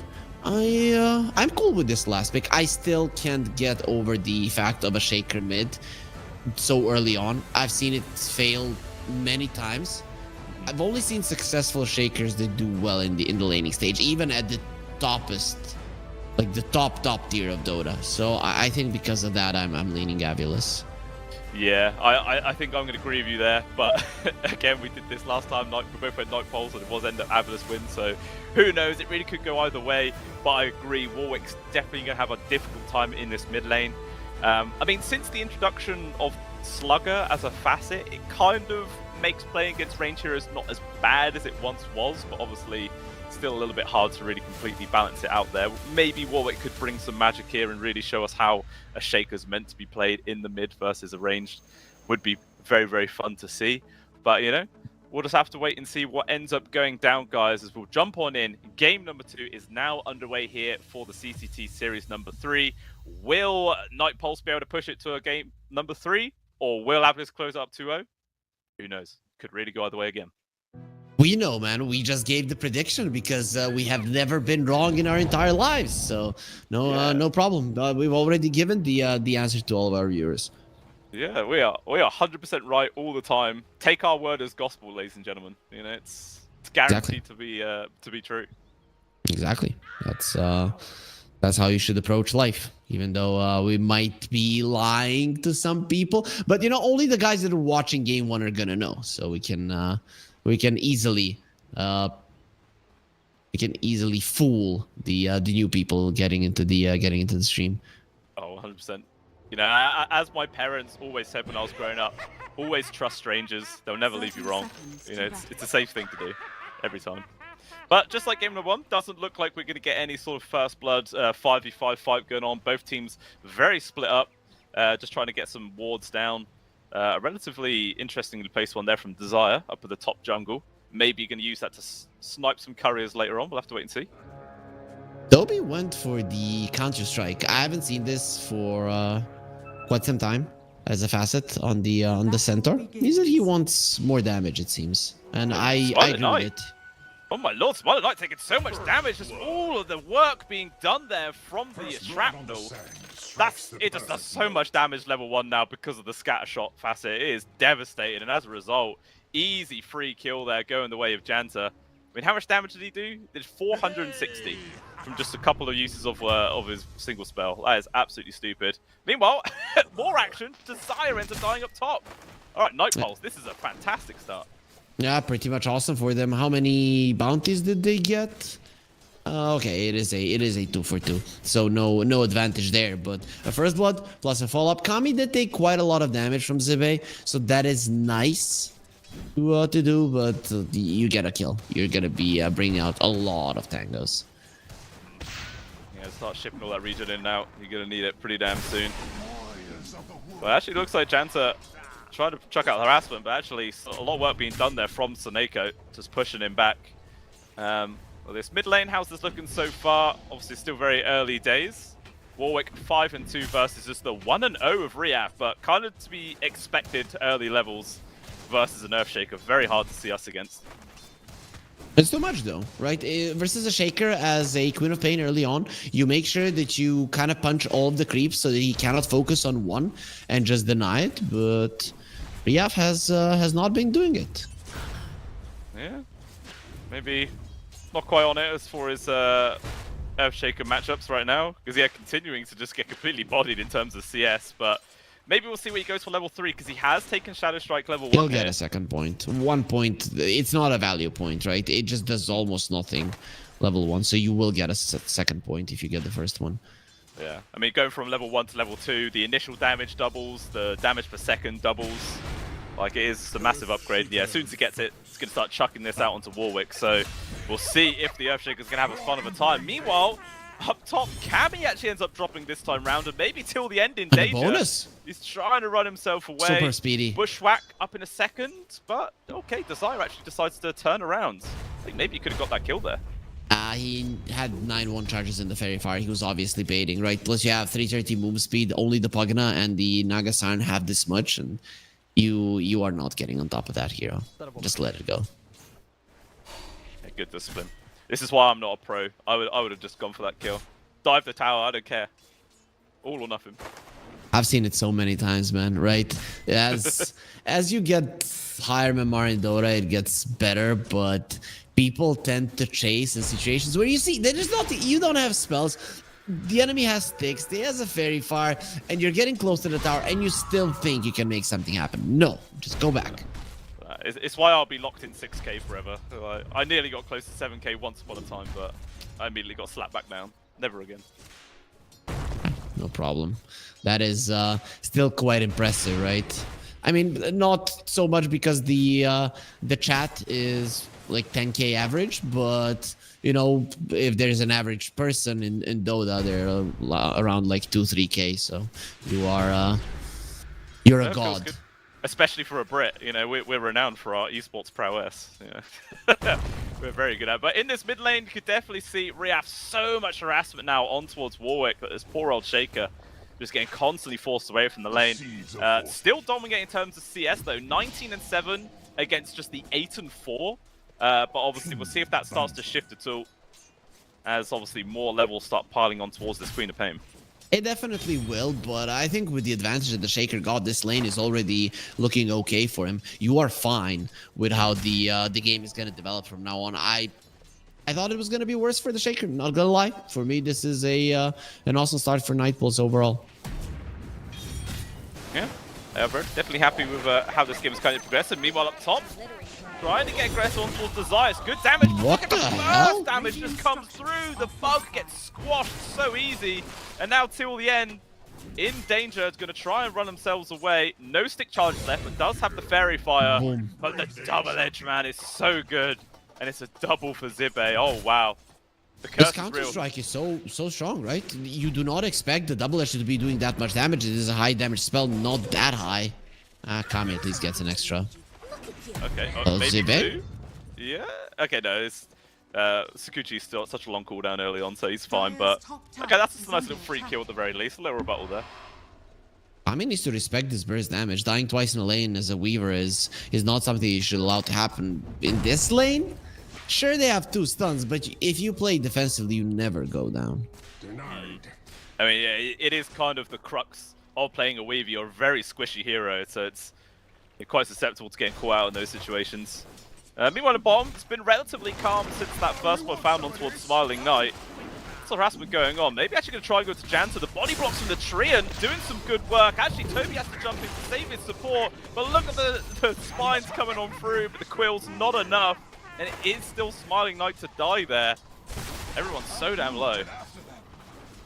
And this is with the Dust Devil, right? You bring down a Bristleback, sure you're losing lane at the moment, but this is a dust level with a Sniper 4 who's going to be stacking for you quite a lot. This Sand King is quite happy with the development on the lane, especially now when you brought down the Bristleback. Yeah, it really does just bump up his game that much more. structures I mean, are Smiler Knight was fortified. top of CS for drawing all of that, but does get punished. Actually making his own stacks just below the tier 1 tower. There's 2 triples there. Radiant And it looks like he's are actually going to decide to farm that up now, so that's going to be a lot of gold for him. Sure. Zibe caught? Can try and turn around, but in comes the Bushwhack. The damage until the end, but even still, Zibe is still the one in danger, and Kami just going to casually run him down. Gets the stun, nicely done. 3 more seconds for another Sakuchi. Kami not going to dive the tier 1 tower. Good discipline there, but even still, the damage done, you force Zibe back. It's more space here for the bug to hit creeps. Echo Slam used, Rehab did survive. But Warwick is fine, right? You do find the shield rune and you're not gonna die. Yeah, good damage to the tier 1 tower though, with Jansen coming in here in the catapult wave. They're doing some solid work to this one. And Riaf trying to poke them back, but with the presence of Janto, it's just so risky stepping forwards. Perfect laning stage for Nightpulse. They're gonna be super happy with this. No. Oh wow, what a play from Riaf! Just chucks out the Sonic Wave, jumps on in. Janto will be able to get the counter kill in response. But even still, that's the experience going the way of the Queen of Pain. So I think Riaf's happy with that trade at the end of the day. Nightpulse almost stealing the Wisdom Rune, but very hard to do so when you have 0 stuns and your opponents have 2, right? Even with them getting the Centaur close to death multiple times, they just can't take him out. Extremely difficult. It's still 4 for 5 on the scoreline. Only a less than 1k gold advantage so far here for Avila, so it still feels pretty close, but a lot of action across the map. Meanwhile, mid, maybe more action. It's now actually Avila's trying to apply pressure to this tier 1 tower. Desire's here as well as Seneko, but so are the supports now from Nightpulse. So might be trying to fight for this 8-minute room. We'll see who ends up getting lucky and able to grab this one. Ends up spawning up top, just the illusion rune. Not really that impactful. Meanwhile though, in comes Toby as well. Focus on towards Seneko, he's going for the teleport, but nice fishing to deny that one. Kami as well, turning up for the kill onto Desire. So 2 supports dead, free food for Nightpulse. Nightpulse brought 5 heroes. That's what they did. That is how they won. You did not get the rune, but you made sure that Rehab doesn't get it. It wasn't the best rune to deny from the Queen of Pain, right? Next time you probably won't be able to bring that many heroes. A lot of the other runes the Queen of Pain would prefer, so that illusion being taken away isn't the biggest of deals. Yeah, if they could have killed the Queen of Pain on top of that, it would have been super, super good, but yeah, Riaf just putting himself in a position where he's not going to get caught out like that. Seneko? Just being a little bit of a nuisance. I think Janta does realize that there is a high ground ward though, so eventually that's probably going to get taken away. But Seneko surely just going to defend it. Yeah, every single time Janta's stepping forwards, just throwing the creeps at him. Meanwhile, up top, Zibe goes down. Yep, that's a good way to use the Echo. You know that you cannot close the gap on the Queen of Pain, so you go somewhere else to get the kill. You want every single Echo to just be used every single time, considering you had that great of a time in the mid lane. If you get even a support kill, and this is a core kill, you are gonna be happy with it. Happy allowing your tier 1 to take a lot of damage, happy to allow the Queen of Pain to get completely back into the game. All of that is okay if you get a good timing on the Blink Dagger. It's looking like so far they should be getting decent timing. I mean, both carries as well are just basically uncontested, really, this game. Obviously, Kami been having a slightly better time with a few kills to his name. Both of them actually having 2 deaths to their name, but since like the sort of laning phase is finished, they've been left to their own devices. Both top of net worth, doing their own thing. Still, Nightpulse are so happy with how this game is going, right? You are ahead by a solid amount. Ooh, maybe not for long. Mid Warwick does actually end up getting caught out. Very nicely done. Till the end though, still lingering nearby. A lot of spells getting chucked on towards the Siren, so probably going to end up falling as well. Janta nearby, but unfortunately nothing he can do to help out his fellow support. But in comes Kami here, going to jump immediately on towards the squirrel. Desire is dead. Seneko as well. Just so hard for these supports to get away from a Weaver. Just chases after them relentlessly. This is a lineup that Nightpulse definitely know how to play. They use the speed to get together over and over again. They have many stuns and they just go for kills. Every single time they see their enemies just making a step forward, they are going to be responding to it. But they did lose a tower for it, and it hasn't been denied. So 2 supports on Avilis for a enemy mid laner and the tower. I actually brought down the Naga Siren in between as well. You are very, very happy with the result. Yeah, literally the only downside of that was the fact that it was Kami who got the credit for both of those kills, so bit of extra fuel for the Weaver for sure, but even still, it's definitely a bit of extra presence on the map that they're going to be able to use. See as well, like, Sineko constantly sending his triads into the Dire Triangle area, where he now does actually scout Toby, farming up this Ancient stack. Doesn't look like they're really going to get here in time to stop him from killing the majority of these creeps. But we'll now actually force him away, only 2 left. Yeah, that Dust Devil is just so good, man. It's very easy to farm in a defensive position, pull them out, not really take all that much damage yourself. Zibe being hunted. Yeah, no supports near him at all. He's going to try and run himself away. The Endless Net is just so much damage. Stampede, unfortunately, not able to do too much. There is a trade on towards till the end at the very least. And actually, a grapple from Kami as well. Oh, perfectly placed sharpshooter there from Desire. And as a result, ends up being a pretty good trade. Riaf as well getting the credit for Kami. Yeah, very a closer game than what we saw in the previous one. In terms of every team getting what they want. Right? The time will come still when the Avilis lineup will start shoving out the waves. This top tower is very important for them, and top tower is the easiest one of all of the tier 1s to take. So they are gonna be trying to make that happen, ideally before the Shaker blink, but we know the truth that it is not going to happen. Dire's bottom tower is under attack. Not anytime soon, that's for sure. Yeah, Suri's Riaf lingering up top. Kami TP back into this one. And yeah, maybe with the information that the Weaver's still up here, Riaf realizing this tower push is not really worth it anymore. We'll just have to fall back. I really like the change as well to Shovel, where digging into the river, you just guarantee a water rune. It's pretty cool. Yep. Yeah, because finally we see a water rune later than minute 4, but Smoke with the Shaker blink. Oh, this could turn out bad. It's a big amount of stacks as well on this Ancient, so if he jumps onto the creeps as well as the hero, but oh, Desire, good spot there to break the smoke, so his initiation has been foiled. Will cost the life of Desire, but that definitely keeps Smiling Knight safe. Still, just farming up the creeps, using the distraction from his teammates. And there it is, objective achieved. Looks like Zibe, unfortunately too, had to use his life here to secure this one. Oh, the Burrow Strike actually misses. Zibe maybe going to be able to run away for this one. Sineko thrown his body in as well. Till the end is the only one still lingering nearby. Sonic in 5. Holding onto the blink with the Echo still. Looks like the call is just to back out, or is it? Riab jumps them in with the Echo! It gets cancelled. The blink on cooldown there from Riab. Still nobody actually dies from this one. Stomp not connected, but Warwick getting so low, playing extremely aggressive right now. Toby, Bowstrike forwards, has this Bloodstone, but another retreat from Riab. How is nobody dying here, Harry? Literally.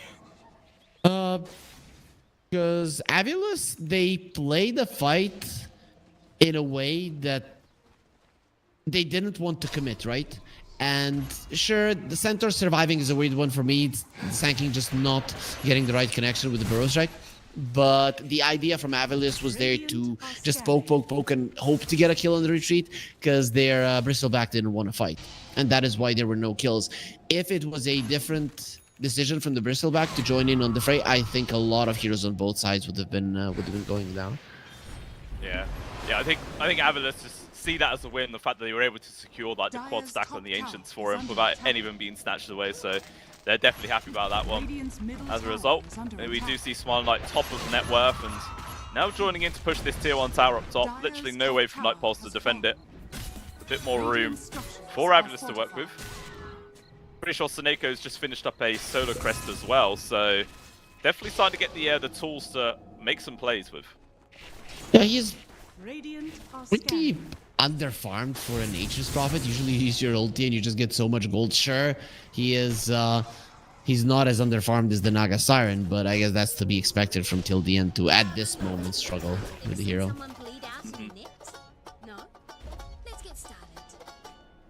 But it's nighttime, blue scale, right? Time for the sniper. to make a difference. Well, so far, Sharpshooter long range, Desire in danger. Actually doing some decent damage to Kami, will force out the ultimate, and Desire actually still able to survive that one, so maybe this is an avenue for Avilus to go and make a play without that big safety net from the Weaver. Toby trying to survive with the Bloodstone, but dies so quickly still. Now Kami does show himself, but immediately has to run away. Very dangerous position to be in for himself. Yeah, especially with the Stampede being available. Nightbulls, they bring all of their remaining heroes here, and you are next to a tier 1. You fight here, the Bristleback. Oh, Bristleback doesn't have a TP. I don't know if they know it, but if they do, just go it. Desire free pick off. Song of the Siren used as well. Till the end, gonna try and set up. Bristle is coming. Towards Riaf. Jump in, Echo, stuns connections. A lot of work, but still Riaf is able to survive all the initial damage. He blinks away. Kami is actually going to be the first casualty here. And now Janta, no hope of surviving that one. Warwick, most likely just going to get slowly ran down. So hard to run away from these heroes. Just put on cooldown in time. Another kill, and Avilus, what a fantastic win for them. Yeah, Shadow Strike expired on the Shaker there.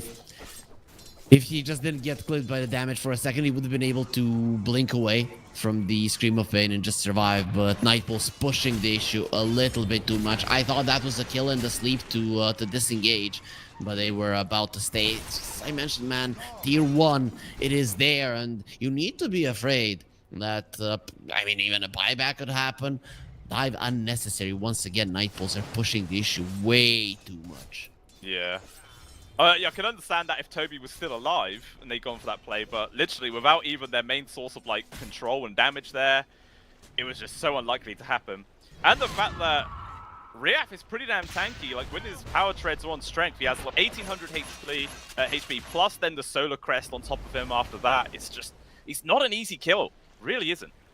I'd be okay with these kind of approaches if, let's say, your Sand King had a pipe and he was of course alive there, right? Because you do need to be able to survive through that magical damage first of Avilus. But Nightbulls, they just woke up today and they chose violence, right? They don't care if it's violence on their enemies or on themselves. It doesn't matter for them, it seems. Yeah, I mean, violence is as violence does, and unfortunately, they're catching the bad end of it, it seems, so far in this game. But lots of items actually just get picked up there. Zippe with a blink, so an extra form of initiation there for Avilus. Kami, though, completes a Glepnir, so with an extra form of control on towards Riaf, potentially next time, killing the Queen of Pain won't be so difficult. Is he going for a Lincoln Sphere on the co-op? No, it's going to be an Orchid. Okay, that's a solid one, right? Weaver at the moment has no way to remove it. If you get an Orchid in the next minute, they're going for Roche. Okay, this is going to allow the Weaver a little bit more time. You might have the Orchid for a minute or two before the Weaver finishes off his BKB. It's not too bad for Nightbulls. And not too bad at all. Unless, of course, Avilus with this first Aegis just decides to go absolutely ham and push towers relentlessly. I mean, who's they going to give it to? They're going to put it into the hands of Riaf just to give the Queen of Pain a bit extra safety? Or I do you think so. No, they're giving it to Smiling Knight. Usually you want to give it to your strongest hero. In this game, though, I think that strongest hero probably can't die. But you could go like this, right? You send Smiling Knight to a lane, even alone. Nightbulls are going to be thinking twice of going onto a Bristleback with the Bloodstone, and then you get so much hate. With the ulti of the Nature's Prophet, you shove out the other waves, and then even if the enemies are, let's say, stronger, they're not going to be able to get a better fight, and they're not. Nightbulls are not stronger at the moment. Yeah, they are definitely finding it difficult to really get much work done in this game. As Toby actually getting ran out right now. The slow from the Shrapnel doing some good work, but even still, Smiling Knight just going to carry on charging after them there with the Stampede. It's a good use of the Fisher so far. Out comes the Song of the Siren, but still Toby dies. The Sonic Wave in the backline's doing tremendous work, but it looks like Zippe getting so close to dying. He will die. Smiling Knight maybe going to lose his first life. Sharpshoot from afar. The right click, just enough to bring down his first life. So far it's a 2 for 2. Obviously Aegis keeping Avilus in this one. Maybe they might just continue to push the tier 2 as a result. Oh, jumping Echo! It's a big connection. Echo still survives it right now. Now Smiling Knight going to try and turn around. Bushwhack does land on towards Warwick. And a jump on in. Riaf finishes him off. Janta trying to TP out. Ooh. Very nicely done. Will survive. Barely, right? They started attacking him only after the 2 seconds of the TP. went out, and they still took him out. Very, very nice done. Nice bait coming out from Avilus. I'm very much surprised that the first time that they went for the bristleback, that they managed to take away his Aegis. I know it was hard, and it was literally the last hits from Kami that took him out, but I thought it was not gonna happen. Now the Queen has that Orchid, so it's time for Avilus to control the map, go for plays. It is daytime. Smokes are gonna be very much useful for Avilus to increase their lead. See if they are going to start putting that pressure onto them. They do take out Tormentor, so that's a free shard going over towards Desire. Gets the old boomerang. With a 4k gold advantage right now. No longer having the Aegis, but like you're saying, a lot of items just being picked up, so feeling confident to start making the plays regardless. As Janto actually picks up a Solar Crest himself right now. Yeah, this boomerang is quite good, right? Because we talked about the burst of Avilus, and sure you have a little bit of physical burst as well from the bristleback, but most of your burst is magical, and you get a boomerang on somebody with a stun on top, very likely that they're going down. Speaking of going down, Janta picked off in the mid. That was, of course, Sonic Wave plus a sharpshooter that landed on top of him. He's not a tanky boy being in position for sniper, but even still, kill is a kill. They take him out for 20 seconds.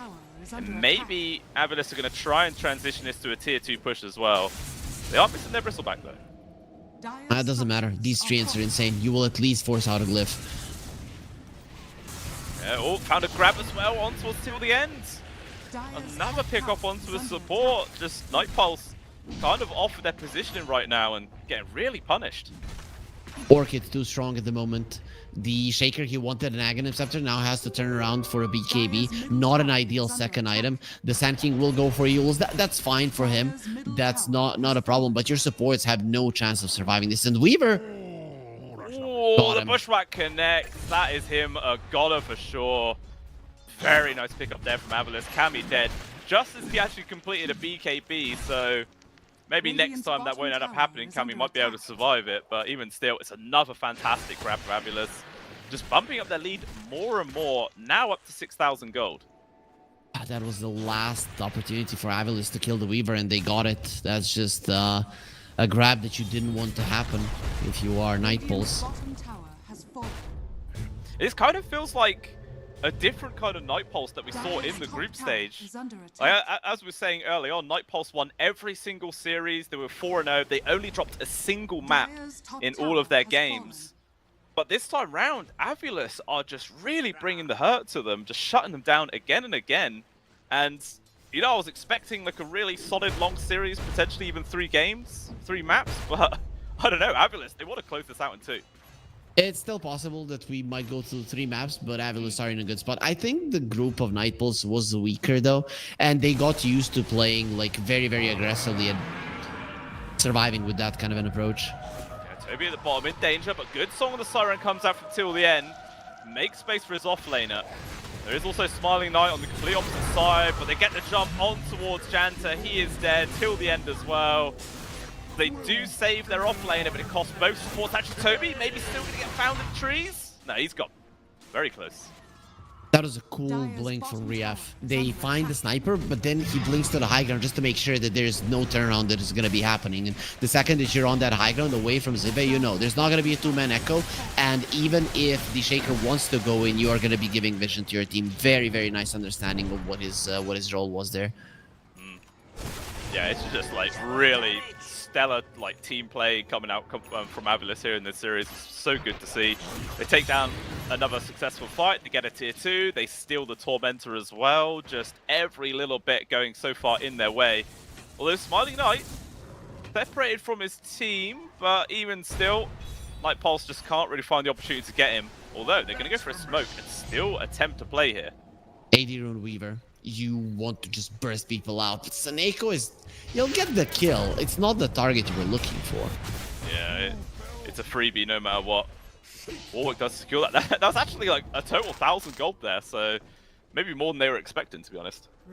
I mean, everybody on the side of Avilus is very much farmed, right? So you are going to be getting a lot of gold, even for the support kills. You're more farmed than your Shaker. Yeah, literally, I was just saying Desirous is ahead. And actually, as a result, Warwick just going to drop the Echo to secure the kill on towards the Squirrel here. They really do put a lot of emphasis on just trying to get any kills they possibly can. They didn't shove out the waves though, right? You get the support kills, but as soon as they're back up, it is going to be Avilis that are going to be able to make the moves. You are not getting any objectives. It is nighttime. This is your time to shine. 2 kills, not bad though. After the death of the Nature's Prophet, I was pretty much certain they're not getting anything more. But alas, they do continue. But still another minute at the very least before we could potentially be seeing the second Roshan. Do you think that's what Avilis and Aldous are going to wait for? Or do you think they potentially don't even care about it? Like, they've been that successful in team fights anyway. I think both of the teams care about it. Avilis is probably even hoping that it is going to be a Radiant side Rosh. Because you don't want to be fighting during nighttime. And we'll see who's going to be luckier. A very long Rosh respawn will be good for Avilis. Yeah, I mean, Riaf just gets a free solo kill there onto till the end. This poor old Pos 5 Naga Siren is just not really able to find too much this game. Only has a mechanism to their name, really, at 26 minutes in. Not really the best show we could have seen. In fact, getting over doubled in net worth to the other support. Oh, Toby caught out again. Oh, dearie me. Just goes That's from your bad high to ground worse. defense. Yeah, he's no buyback for a full minute. This is the tier 3 gone for sure. There is a glyph at the very least. And they are going to use it right now. The damage of the Bristleback. 420 per hit. This tower is a goner. Especially when you have this amazing treants as well. Yeah, he's building his dice so quickly. Creep wave is here already as well, so no backdoor protection is going to make any difference.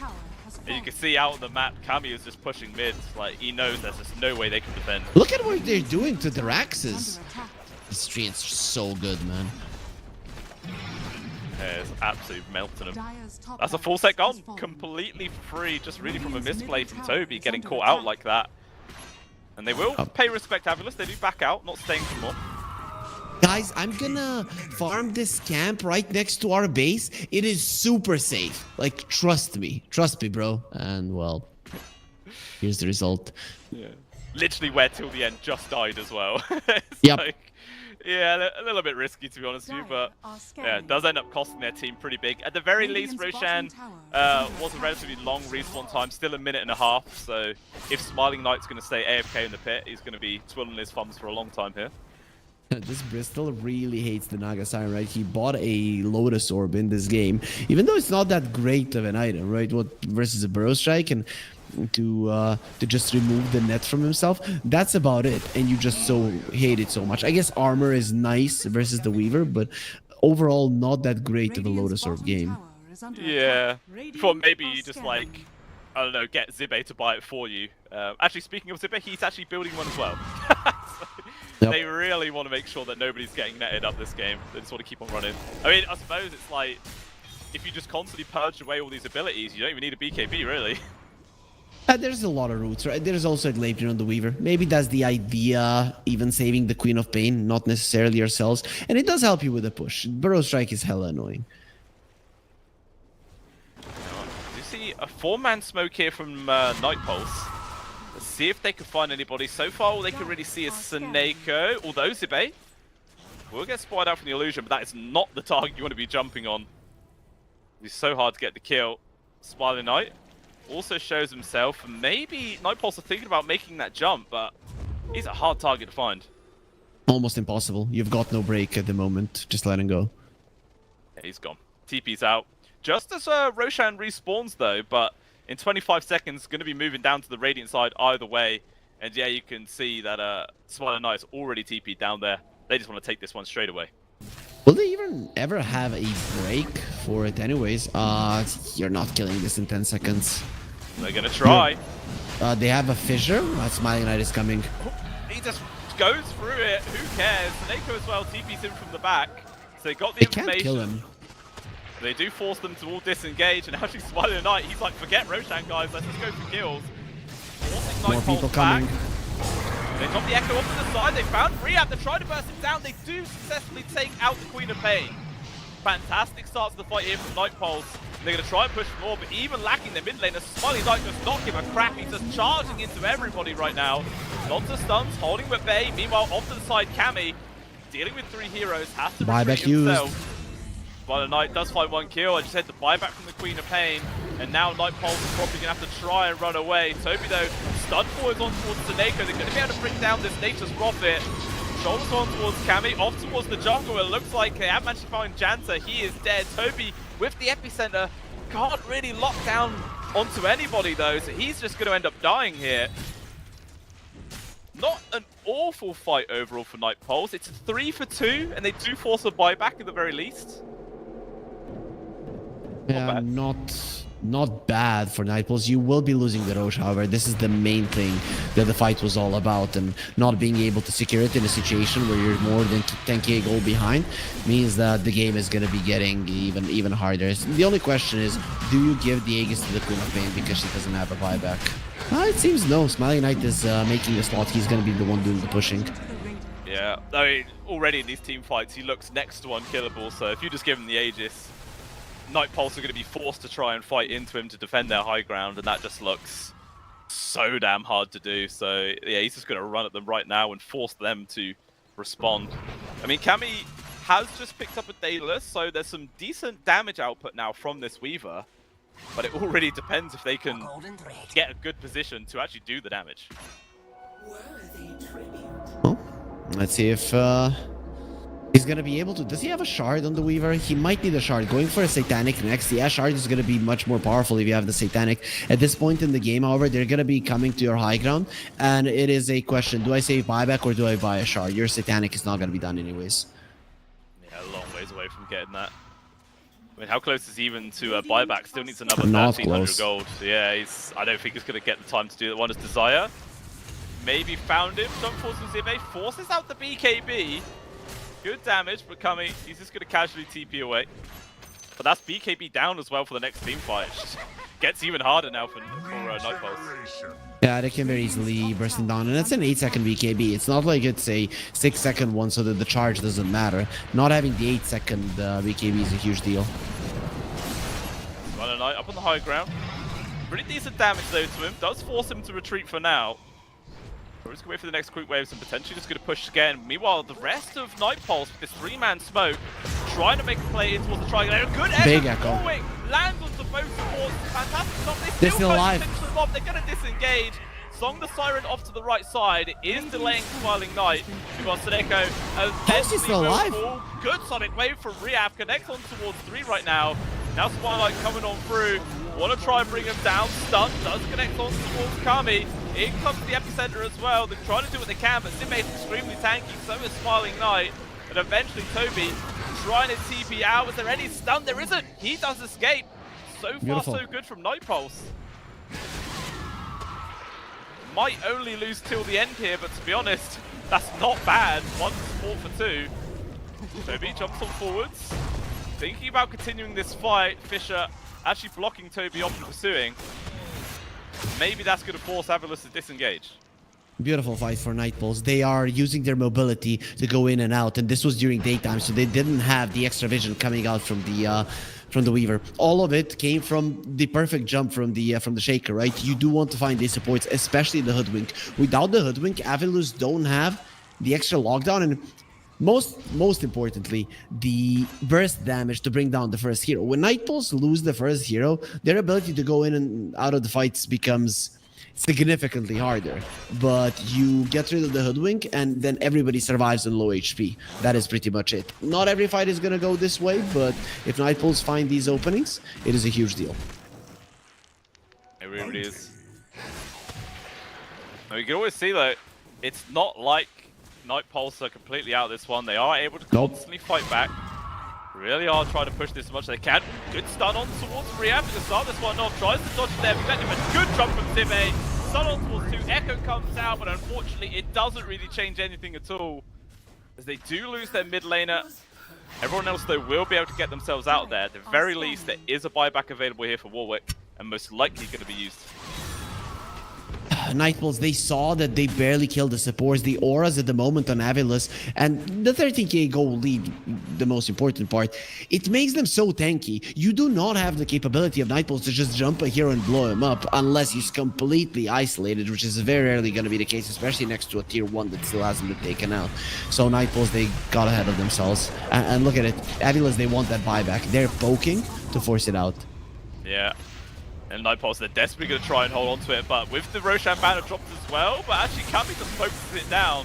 Nicely done. Very nicely done to get rid of that one. Smiling Knight actually taking quite a lot of damage with the jumper from Sivay. Initial stun, cross pushback actually lands on towards two, and Kami gets blasted!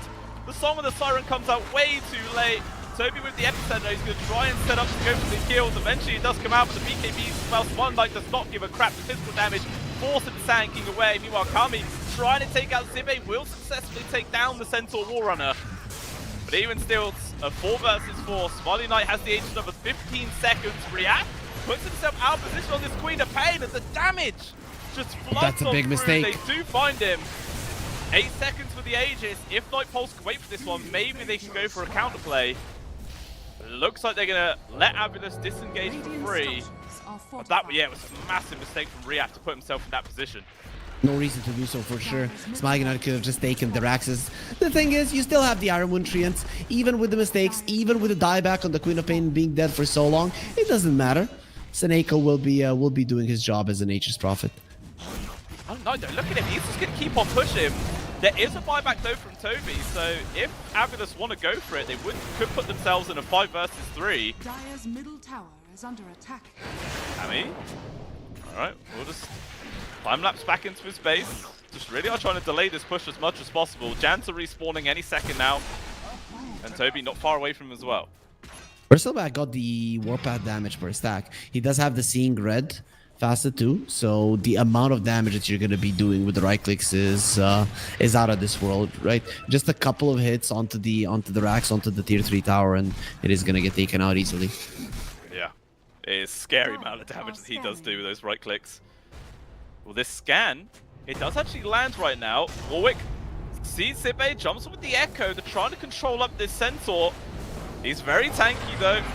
Just gonna pop everything past the Stampede. Wants to disengage right now. They actually reflect the Glepnir. Maybe the turnaround's coming through. Smilelight is in. Physical damage on towards Warwick. Desire trying to get himself out of there. Fisher lands on towards 3. It's a good start, but still Smiling Knight. No cares in the world. The damage on towards Kami. He's just able to survive. Zibe jumps on through, gets the stun, but that's gonna cost him his life. Now the re-engagement comes on in. Toby with the burrow. Not much damage on towards Smiling Knight though. Desire actually still nearly drops the damage. Reflects the spell. Squirrel is dead. Toby though on death's door. Can he escape? One more furrow. Still alive. Gets out of there, but Kami, he's been caught. He's silent Sonic Wave. Does he survive the first damage? He will not. He's dead for 2 minutes now, Harry. That could just be the nail in the coffin here. They're still going to find more. Jansa as well has been caught. He knows there's no escape. Trying to do some damage. But he too is dead with no buyback. Toby as well. Still trying to run away. Neko, Rhea finds him. TP will succeed. Yeah, I won't even need it. It was so obvious that as we were gonna die. The heals from the Song of the Sirens are high, but they're just not high enough. He took so much damage, got silenced up, and of course the Soul Burn. At some point it pops and deals more than enough to finish you off. Dire's bottom barracks. Yeah, now this does just look like the end of the game, to be honest. Mega Creep's secured. Gonna start working on these tier 4s. They have just put a refresher orb here for Warwick. If they can hold on 10 seconds, maybe they can get the double echo and make some big play. Until the end, caught out. Root as well lands on towards the Earthshaker. He's going to try and do what he can. Just needs to hold on for the double ultimate. He now does have it, but he gets burst damage. What the hell was that? 1800 damage crit. And there it is.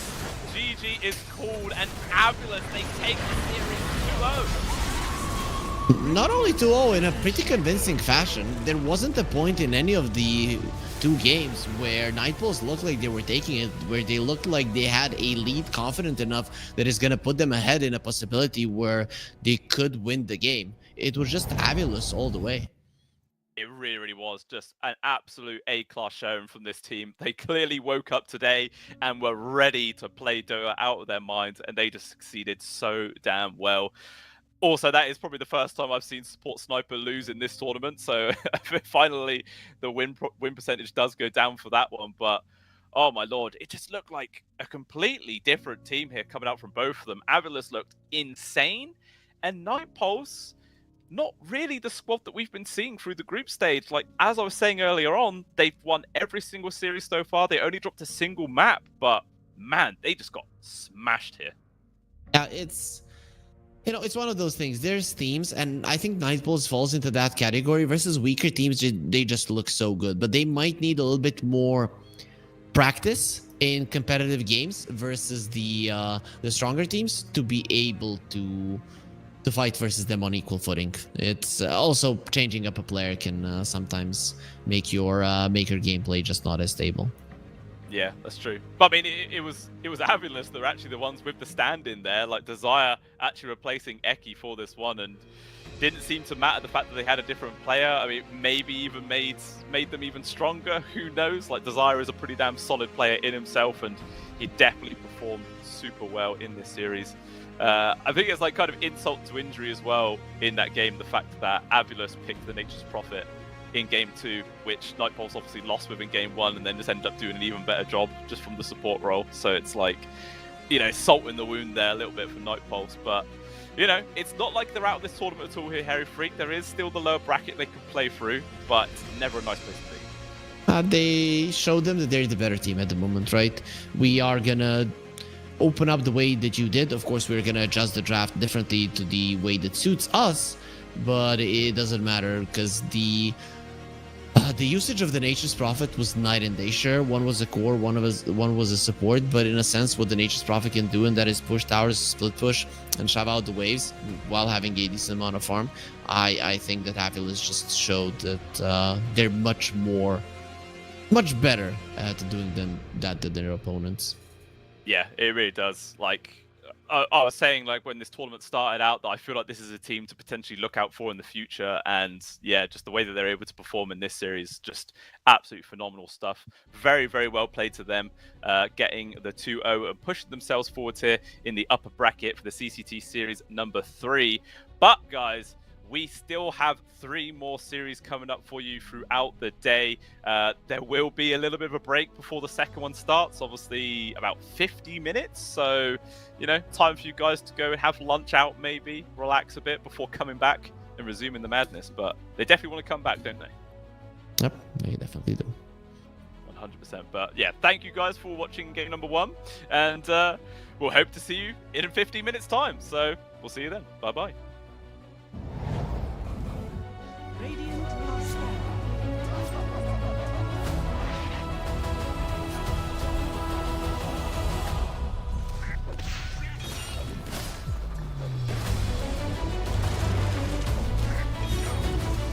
middle tower is under attack.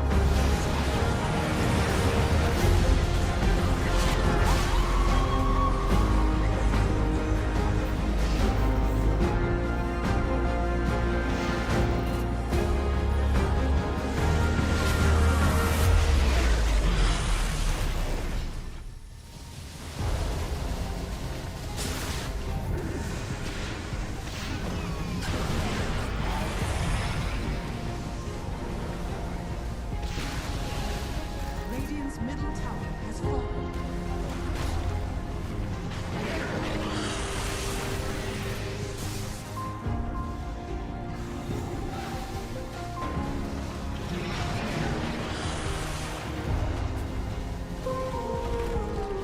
Radiant's middle base is falling.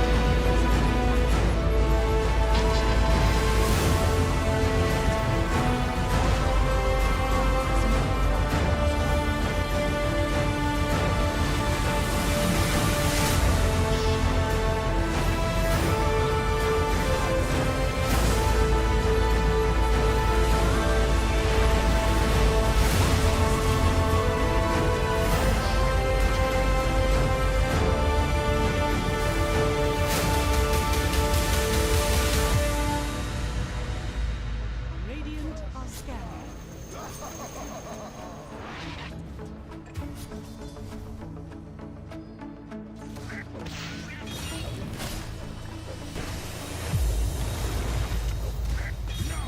Dire's middle tower is under attack.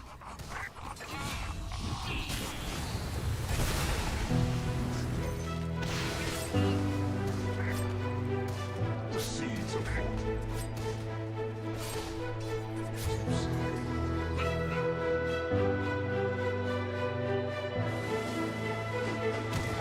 Radiant's middle tower is under attack.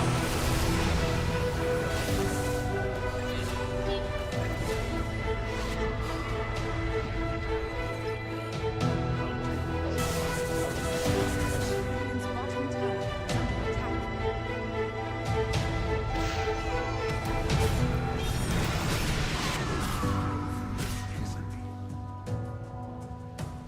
Dire's top tower is under attack.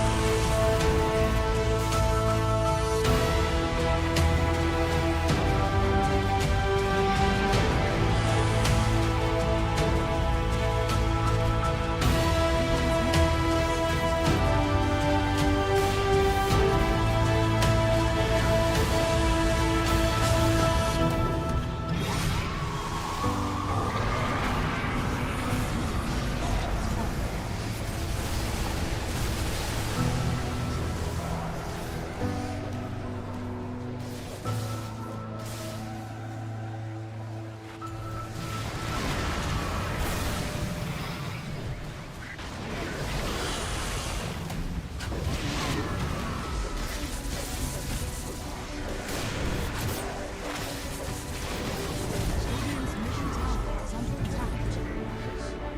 Dire's middle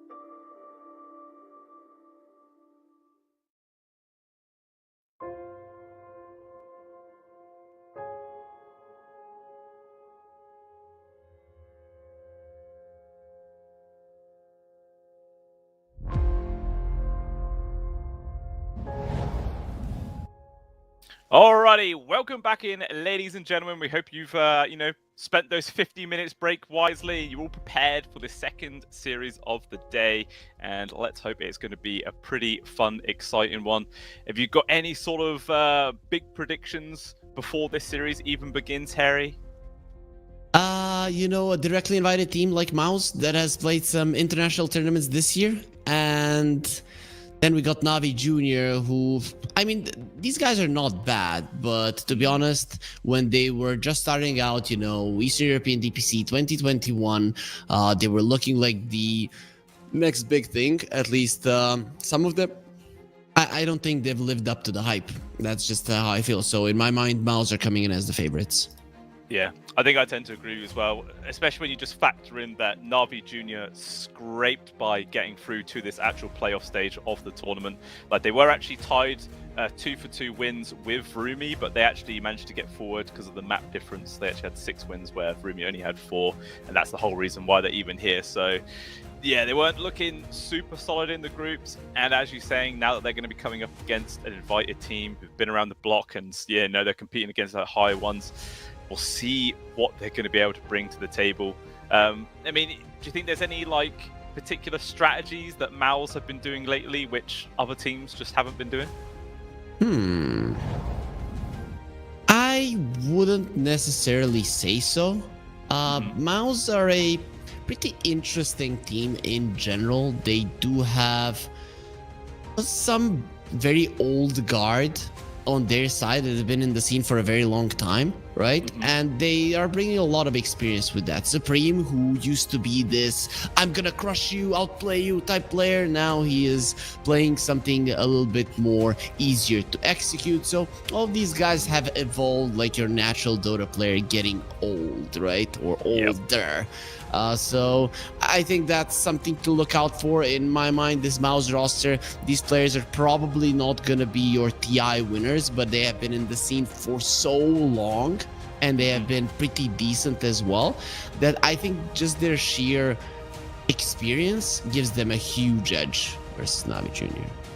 Yeah, for sure. Like, as you're saying, they've been jumping from different teams, been around in the Dota 2 scene for several years now, and I like what you're saying as well. Just like in their old age, every Dota 2 player eventually calms down. Like, I feel when everybody starts playing MOBAs, they're always like a carry or a mid laner, super high tempo. But as you start to understand the game a bit more and you've been around the block a bit, then you're like, actually, I'll start slowing down. I won't be as crazy as I once was. You know what's funny?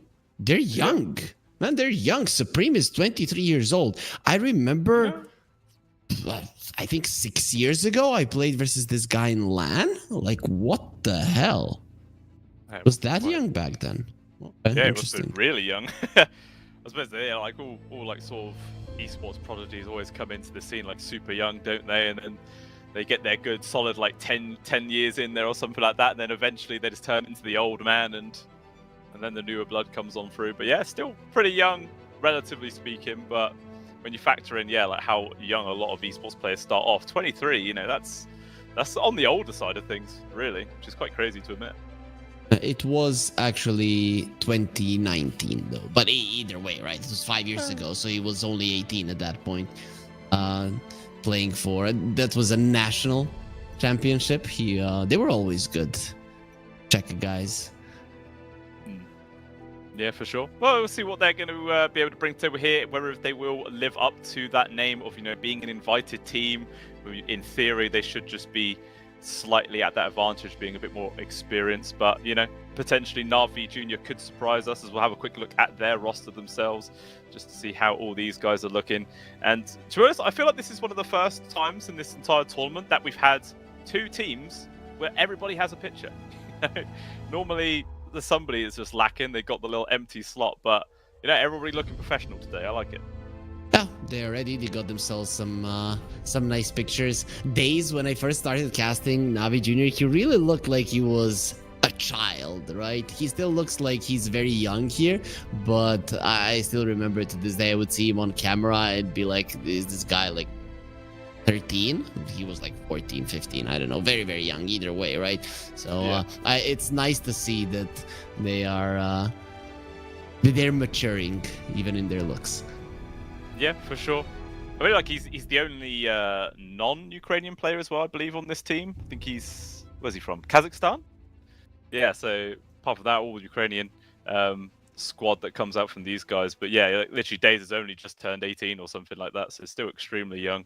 And yeah, a lot of promise really for this team, considering how pretty much all these players are pretty, I wouldn't say inexperienced, but still a long way to go for their Dota 2 career. So really, sky's the limit for these guys. Could potentially be seeing the future all-stars of Dota.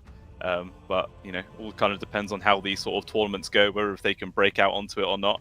But it's not going to be easy now. They're coming up against Mouse here. I never would have guessed that Days was from Kazakhstan, right? Because they do look more Asian, right? I have a co-caster sometimes that I did with him. He casts for Russia streams. His name is Kawaii Socks. He's from Kazakhstan, and he just looks so much different than Days, right? I would pretty much say, oh, he's from Ukraine. Like it's, I never would have guessed. Yeah, unless of course like Wikipedia and that is lying to us. Nah, I don't think so. When you try to look hard into it, you can see the similarities in his face. That little bit of a Asian heritage. But I just looking at him, not really paying attention. Never really would have guessed. No, never know. Well, you just hope they're like obviously. I wonder what language that they're all speaking in then to communicate, which is always like a thing I always find with like international teams, is that sometimes maybe get like a language barrier going on, but the thing is, I mean, I always thought Russian and Ukrainian were very similar, but they are not that similar. There's different words. They would sound similar to us, but when they talk it between themselves. But one thing that I found out in Kiev when I was there, so a lot of people in Kiev, they speak Russian, right? But they also know Ukrainian. Obviously, it's their country. So you would have two people, sometimes depending on their families. One is speaking Ukrainian and the other one is speaking Russian, and they understand each other perfectly. So maybe that's the situation in Navi Junior, that they just speak Ukrainian. Maybe they speaks Russian, and they just all know what's going on. Yeah, it's true. I suppose it's like me trying to talk to someone who's Welsh. I mean, like they speak English as well, but good lord, sometimes you can't understand what the hell they're saying. I'll tell you that. So I won't offend any Welsh people in the chat, but regardless of that, the draft is now underway. Navi Junior already chucked out there for bans. Mal's taking away the Broodmother actually, as well as the Pangolier. Has Navi Junior been playing a lot of Brood, or is that just the hero they're afraid of potentially? It is a solid hero, but let me check, right? Let me check how Navi Junior have been looking with it. I have seen some Broods in the current meta, very rarely a first pick, but yeah, Navi Junior do play it, right? So it is something that is exclusive. I don't want to say exclusive, but something that they're known for. Let's put it that way, and they do play it in the offlane. Yeah, it's good to know. Yeah, played it twice, won both games, so clearly a comfortable one for him. But already this draft actually kind of starting out a bit different to how a lot of other ones have gone so far in the CCT. First pick Doom coming out from Mouse, and Navi Junior actually responding with the Lion, who is actually their second most picked hero so far in this patch, and I believe they've not dropped a single game with the Lion as well. So, very comfortable start for him. Something that Navi Junior have been doing for a very long time, and I think that's their weakness, but sometimes it can turn into a strength. I don't think so versus Mouse, but they tend to focus on heroes with later timings, thus extending the game and then winning in the late game. Lion fits into that category, right? But for me, the hero is just way too slow for the current meta, and he's way too slow when you're playing versus Mouse. Mouse tends to have a okay laning stage, but have these lineups that come together around the 12 to 15 minute mark, and then they just overwhelm you. Lion in those situations is not good. He's not a great team fighter. He likes to go for pickoffs. He likes to stack up those fingers. Later on down the line, you can be good at starting off fights because you can maybe delete a hero, but we can expect maybe a save to be coming out from Mouse, or maybe they itemize so they have the save and you just counter the Lion that way. Yeah, for sure. I mean, normally you just default to going for the Shadow Demon, as obviously that's just super solid so far in the meta, but that's actually already been banned from Navi Junior, so might have to try and go down a different route themselves there from Mouse to try and get that kind of save. But Navi Jr. actually go for the second pick of the Sven. Do you think this is just like the sort of more common support Sven that we've been seeing lately, or do you think this could potentially just be an early carry pick? I mean, you can always transition it into a carry, but at the moment, with the ranged carries being popular, Lina, Mirana, Morphling, right? It is more often than not that we expect the Sven to be a 5. So that's kind of where I'm leaning at the moment, but it doesn't have to be that way. Of course, they can always switch it up. The idea. Mm-hmm. Now Mal's looking for their second and third pick, most likely going to be their support duo, I would assume, something to pair up with the Doom in the off lane. What could they potentially be thinking about? They played a lot of Hoodwink lately, but not going to go for that. Actually going to pick up the Omni Knight as their first pick. This hero has been quite highly contested from a lot of teams lately. Kind of surprised they didn't get hit from the first phase ban, but he slips his way through and here he is. Yeah, especially with the Shadow Demon being banned out, right? So without the Shadow Demon available, this hero is just insane. I'd say maybe even the best pair up out of all of the carries, the Wind Ranger, especially because of the laning stage. The slows of these two are insane. You get a Hammer of Purity, you get the Power Shot, then the Purification. The damage output is insane. And imagine some little lion right in that lane. Oh, I have my 80 damage stun. You get it off, and then suddenly these two just run you down. It's not going to be easy. Yeah, very frustrating to play against. I believe this is actually the first Wind Ranger as well that Mouse has played in this patch. So trying to branch into something a little bit different this time round. I mean, I feel like every time I've seen Wind Ranger lately, it's pretty much always been on a carry position. Do you think she's just always defaulted to a core nowadays, or do you think there's some flexibility that maybe it's the 4? I have seen a couple of 4 Wind Rangers lately.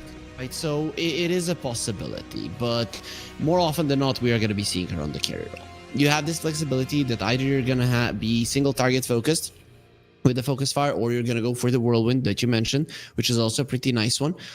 In this game, I don't know, man. Still more often than not, I'd say focus fire. I'd like to see it more, but in pubs, whirlwind is the one that is winning.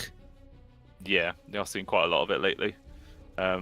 It just seems like just annihilate everybody, you know. Support could just be chilling on the side and all of a sudden just gets twatted in the face and they get blown up with a random crit or something like that. It's always pretty nasty to play against. In general as well, like Wind Ranger matchup versus the Sven, if it is a Sven carry, is pretty decent because obviously you just do win run and then all of a sudden Sven's hitting for 1,000 damage a hit, but if you can't hit her, it means absolutely nothing. But we'll see if it even ends up being that carry Sven, but likely to be the POS 5 as it's a Puck and Mars picked here from Na'Vi. So, obviously got their mid and their off lane are now sorted. Potentially they could do like a weird little swap around and actually put this Sven as the carry now, but they are telegraphing it as a support at the moment. Yeah, most likely. This is a Puck mid with the Dragonite still in the pool. You could go that route. Let's see Supreme's heroes. He plays a Shaker. That'd be a decent one. Ember Spirit as well. Having an Omni Knight on your side, you're not really going to be afraid of the Puck. I would say, though, he's not a big Dragonite player, but no Nature's Prophet, it's banned out. I'd go Ember, right? That seems like the best Supreme hero right now. Yeah, they are actually really thinking about this one.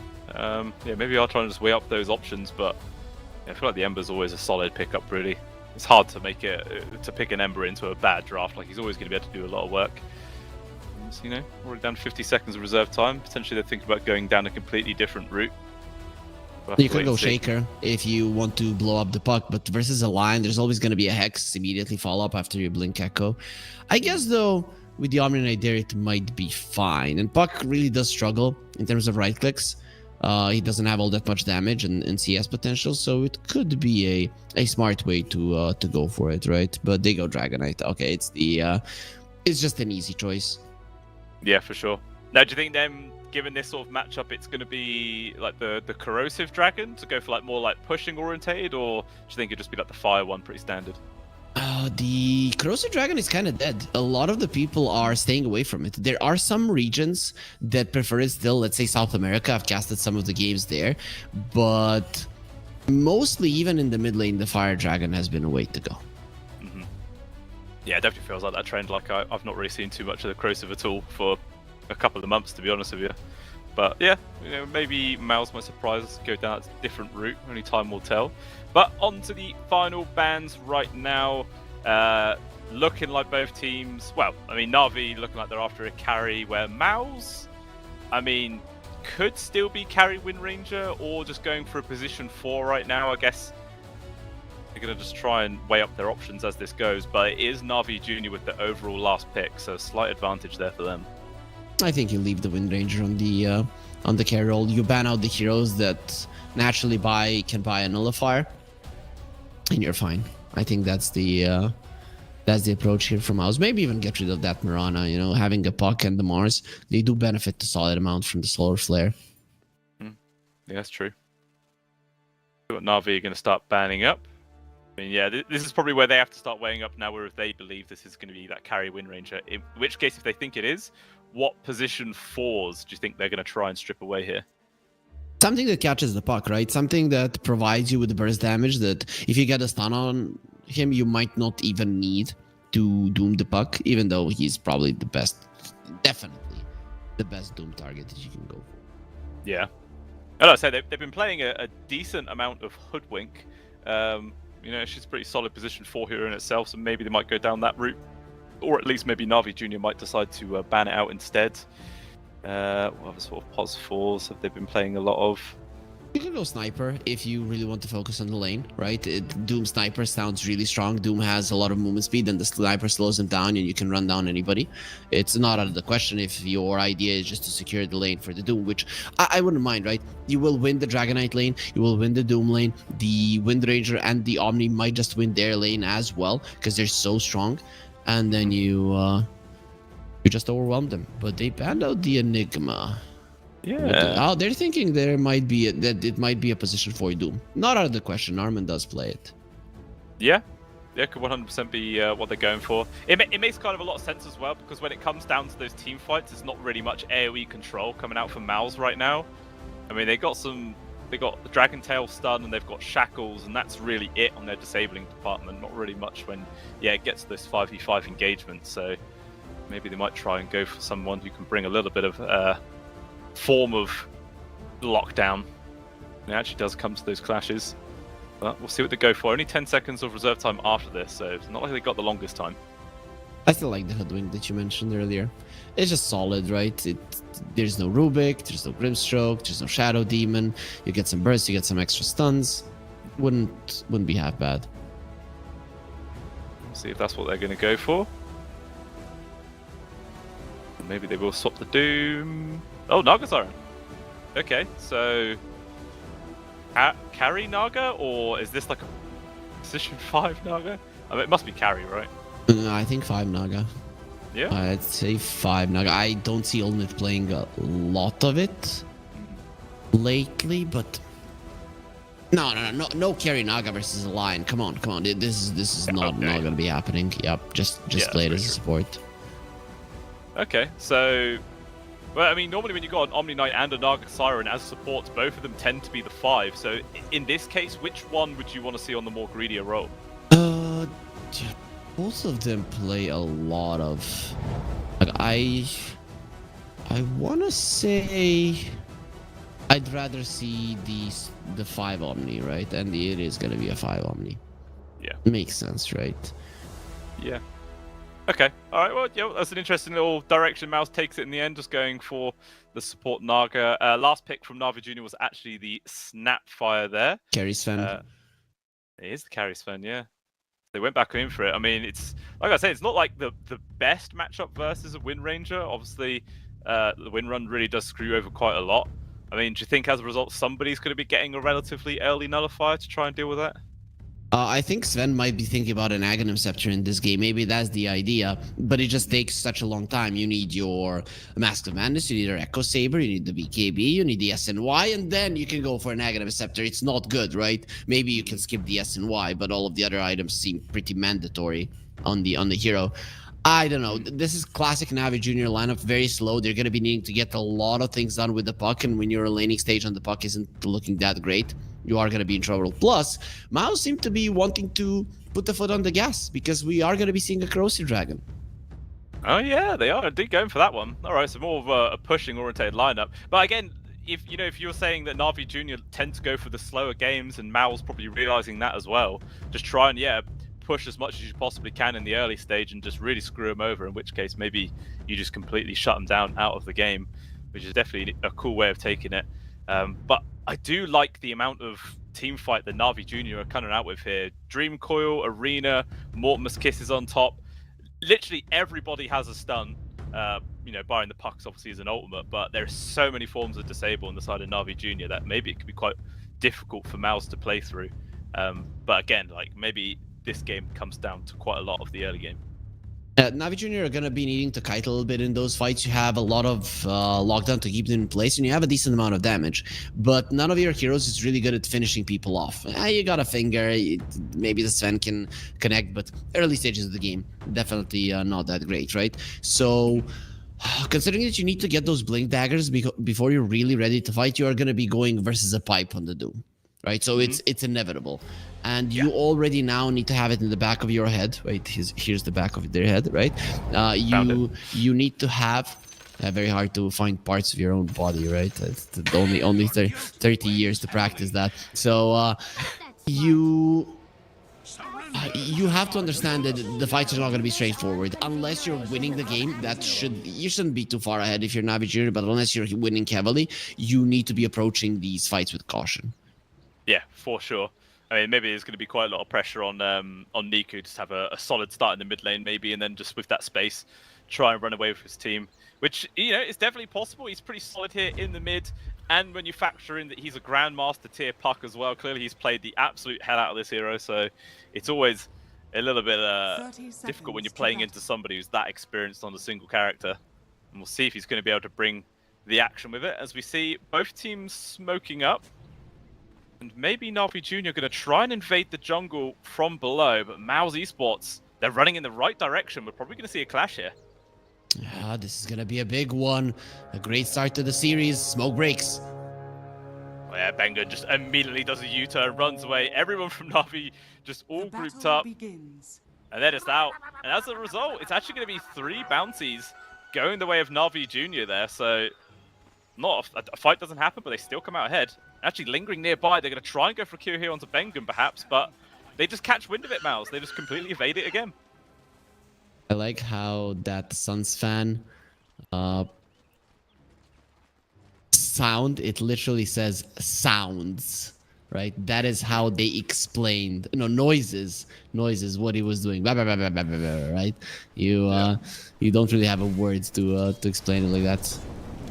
Yeah, they probably told somebody right, you need to put this in text format, and they're like, I don't know what the hell. How am I supposed to type this? Just put noises. Yeah, that's fine. Easy way to do it.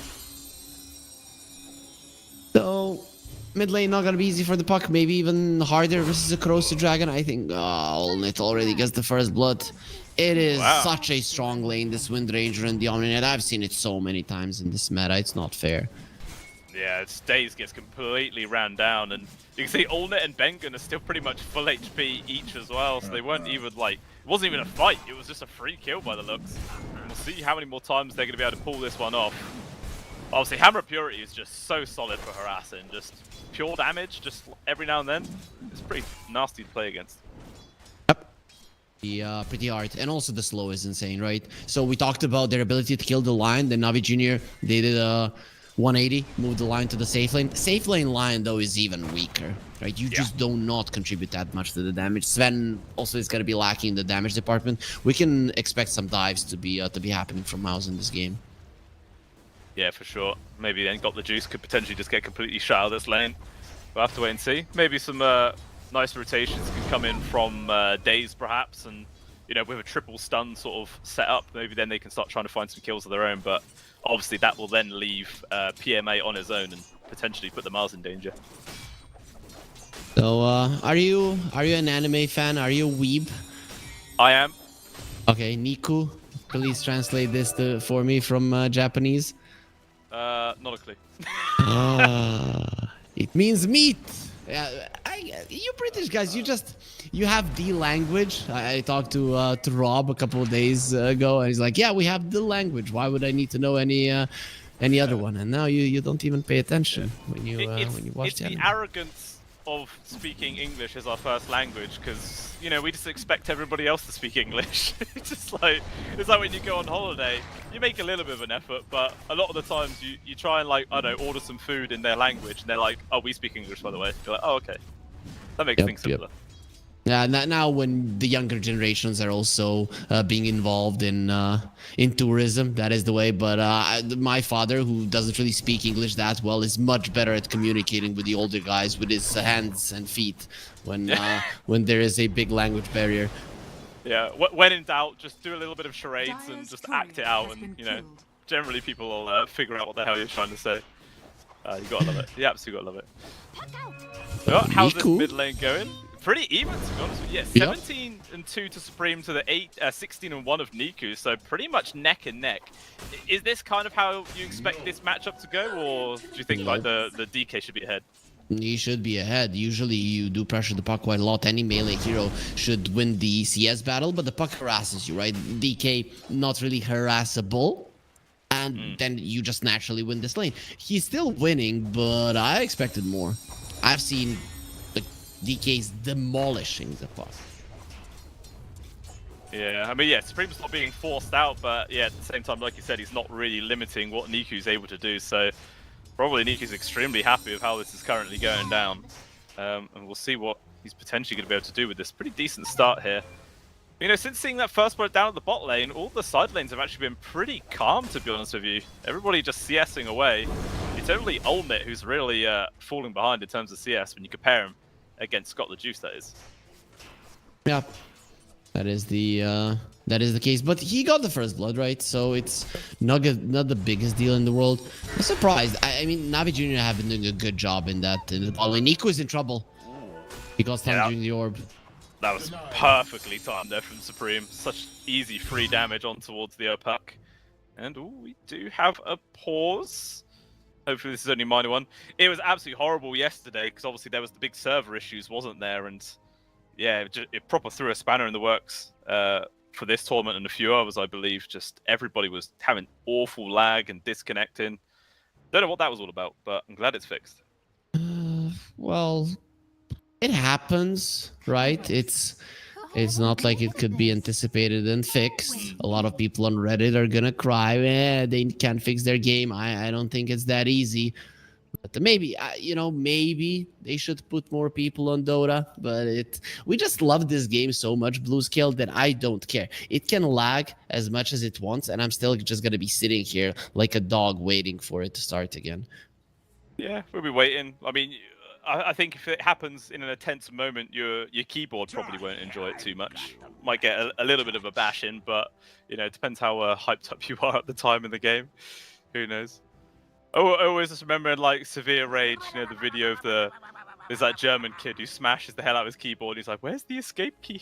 Can't find it. It's like keys go flying everywhere. I like the rage moments is the one guy who pulls out a katana and slices his monitor.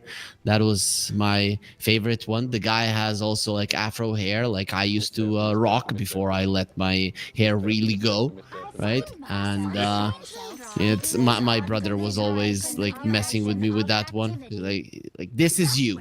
This is what you would do if because I had a katana in my room. If your katana was closer to the PC, and he might have been right. Yeah, turn into the real Afro samurai, just slicing up your computer. Well, glad you didn't. Otherwise, that's a very expensive way to rage out. But it's a hell of a story to tell your grandkids back in my day, right? So, would have been a good one. This is why we can't have nice things. Rage makes me katana stuff.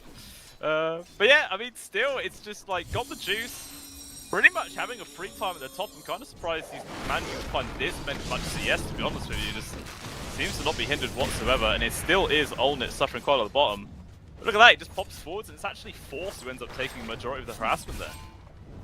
The laning phase is going really well for Navi Jr. I'm surprised. I thought that the safe lane of Mouse is going to be doing better. This off lane, sure, Sven is not an easy hero to pressure. You just pop the war cry and you run away if there's any kind of trouble. But the bottom lane, I really expected the Wind Rangers to do better. And of course, in the mid lane, Dragon Knight did win. I expected him to win just slightly more. Yeah. Ooh. As though Supreme tried to go for a stun there on towards Niku, but does manage to get the phase shift dodge, so no problem. But Benkin as well as Daze both rotate in here. Obviously, 6-minute rune coming up in 10 seconds. We'll see who gets lucky and is able to grab this one. Niku actually forced to run all the way into the Radiant jungle, so I don't think he's going to be able to get here in time for the rune. And yeah, he just TP's back to base. They just concede it. There's no luck here. Mouse are going to be controlling those runes. No bottle on the Dragonite, you just get it. And of course, Dragonite illusions are not what they used to be. Your tower is going to be taking a massive amount of damage, but then again, so is the Doom. Yeah, make the best out of a bad situation there. Do manage to find the kill, bring in 3 heroes. Do manage to take down Force, but yeah, like you're saying, this is a catapult wave with an acid dragon as well. This tier 1 tower is not having a fun time. Let's see how much damage they actually get out of here, whether Niku's going to be able to defend it a fair amount. Okay. Only a third of it gone. Not the worst thing in the world considering that your puck was gone, but nighttime plus illusory orb, your movement is quite high, so you'll always get there in time. Yeah, didn't get punished too hard there, although. So Daze and Riddies, both at the bot lane right now. Maybe thinking about trying to set up for a kill, but there was an observer ward, so information is there for Mauser. That was a potential gank coming their way. They do avoid it. Puck is going to be getting his TP back right now. Where is the courier? Okay, it's delivering it. So if you are Mouse, you need to be careful with the dives. I know this is the time with which you would want to be a little bit more aggressive, but it's just hard to do. Dragonite needs to apply a lot of pressure to this mid lane to make sure that the puck doesn't assist the side lanes. Yeah, for sure. It's like every single time that puck steps away, you've got to be hitting the tower, and he's straight back on it again. As soon as that DK form is ready and available, just immediately starts applying the work. Unless Navi Jr. can decide to start rotating some supports in to defend this one, it's only a matter of time before this tower does go down. Nagasarian did deny the Wisdom Rune though, right, from the enemies, and considering that you have a Snapfire in the line, this is going to be a problem. We talked about some of the timings of Navi Jr. Their level 6s on the supports are their biggest one, like pre-blink daggers, and you are not going to have them in time. Yeah, not at all. It's going to be quite frustrating to play versus. Well, there's an Arcane Rune picked up there from Supreme. Awards did spot out Riddies coming on in, so he will back on out. But it looks like instead, they're going to go for another kill on towards Force. There's nothing he could do.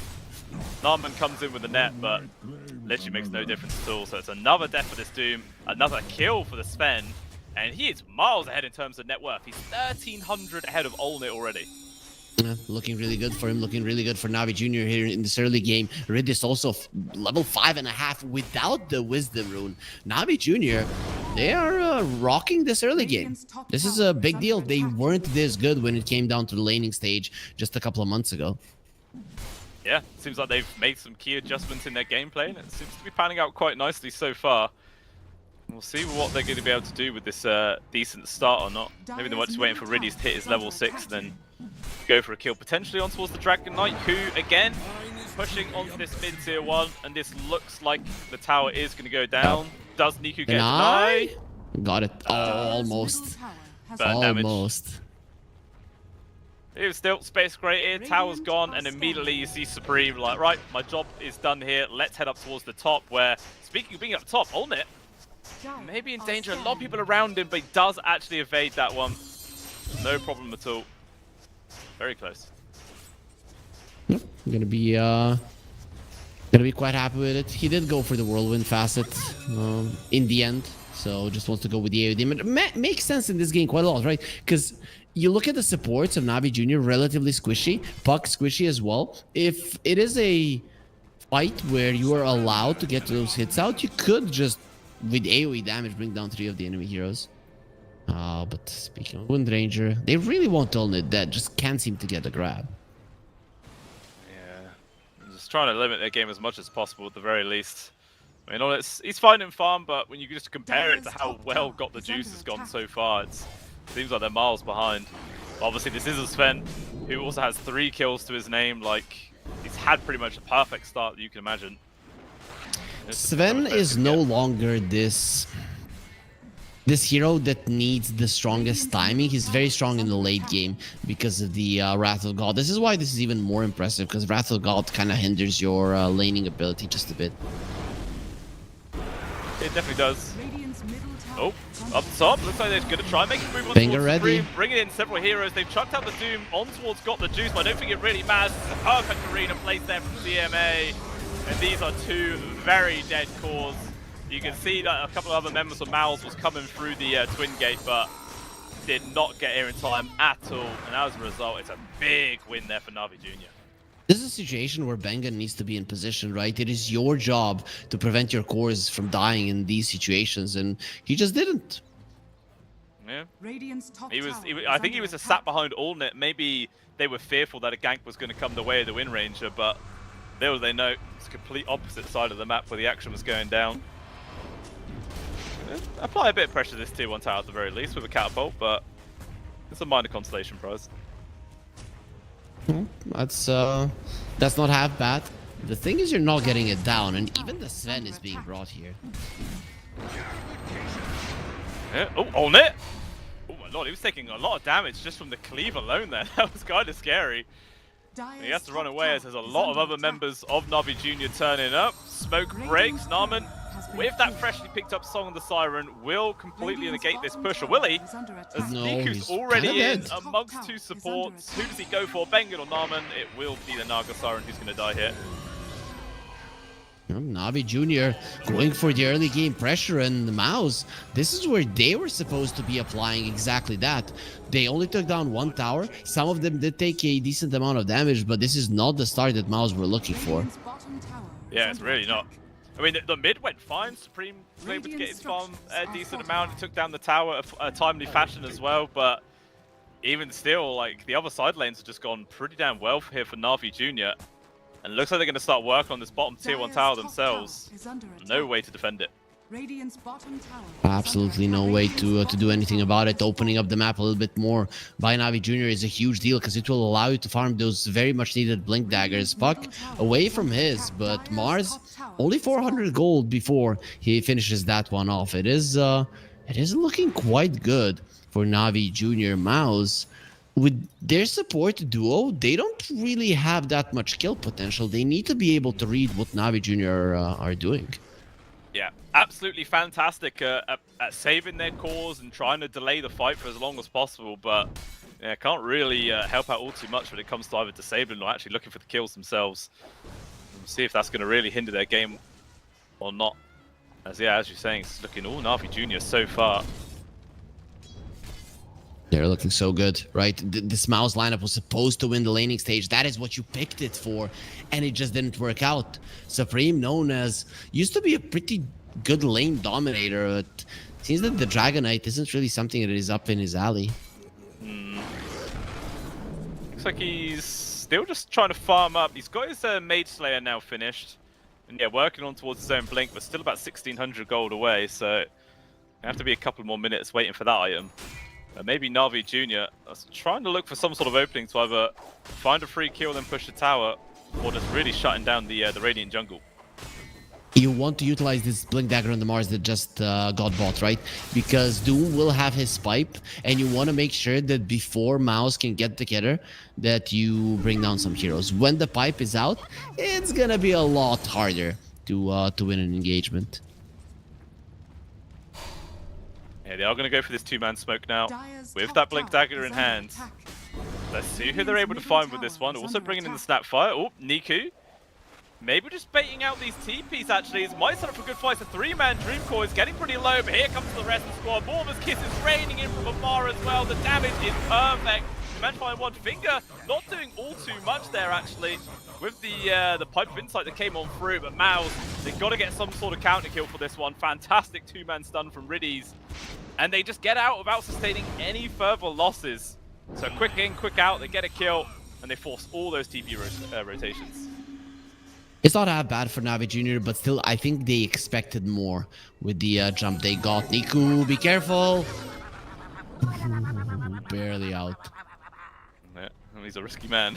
He wants to toe the edge of everything he can possibly get. Like I said, he's played a lot of puck, so he knows what he's doing. Sure. The Sven is approaching his BKB though. Things are shaping up perfectly for Na'Vi Jr. This Sven, once he gets the BKB, then only the SNY, and he can start thinking about that Aghanim Scepter we talked about with a Dispel. every 12 seconds, it's going to be a problem.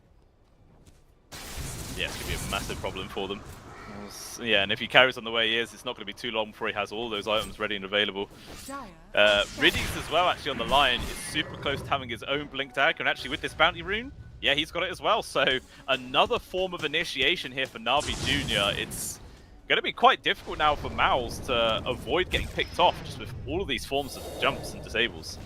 I think even Force is going to start thinking about a Blink Dagger in this game because you need catch. You need to be able to kill these heroes. At this point, Na'Vi Jr. 3 blinks. They are just going to be shoving out the waves and catching you off guard. So far, though, so good for Mouse in terms of controlling the positioning of the creeps. They've been doing a better job than Na'Vi Jr.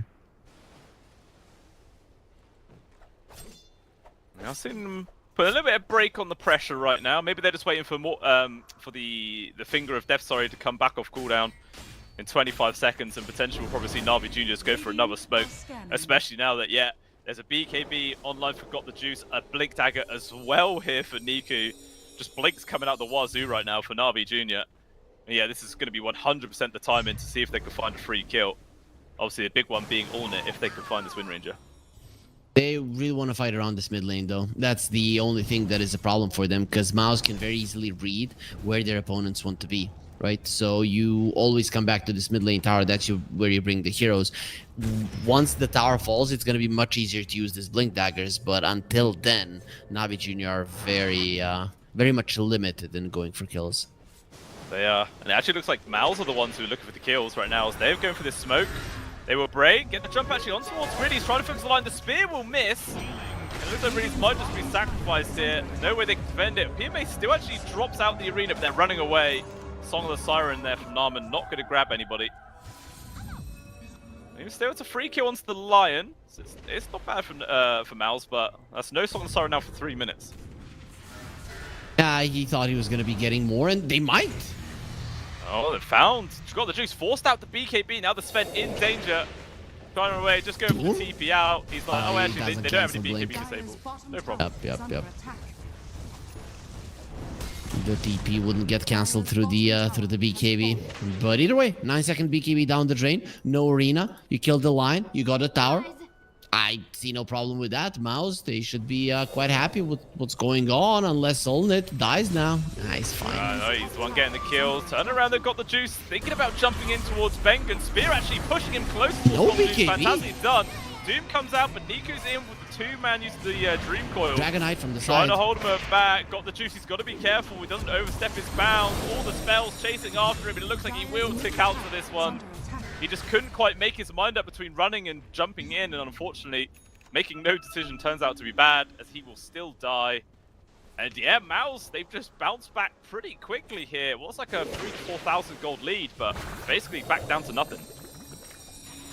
You're poking, you're not strong enough to go for this kill, especially with Force being in the vicinity. Look at how tanky that Doom is. Even took the Ogre Frost Mage shield, so Ice Armor will be available big versus the Sven. Yeah, really, really solid neutral creep prioritization coming out from him. Yeah, only actually 2k gold now separating the cores rather than like 3.5 it was just a couple of minutes ago.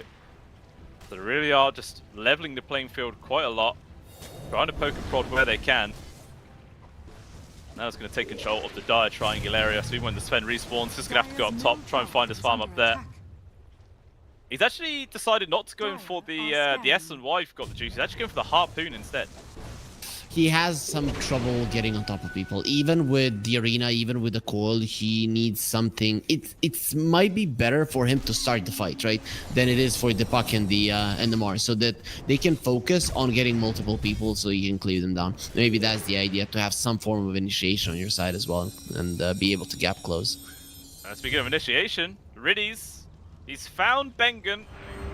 Looks like eventually this Omni Knight is gonna die or not. Okay. Nope. Just the position 5 Omni Knight casually runs away from 3 heroes. Who cares? Repel too strong.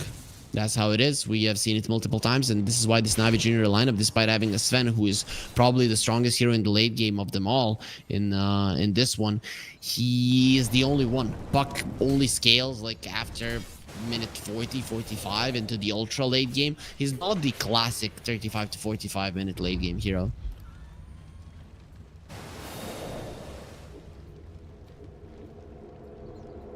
No, they want to go for the Sven once again. Look Yeah, at it, lots of bringing pings. 5 heroes.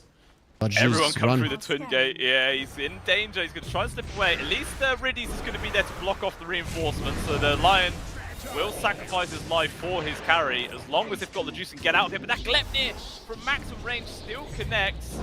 They're going to try and focus him down right now. Stormhammer's there, but Bang with the body blocks. They want to He's get gonna in have to range of BKB. Supreme's blink, and yeah, he does.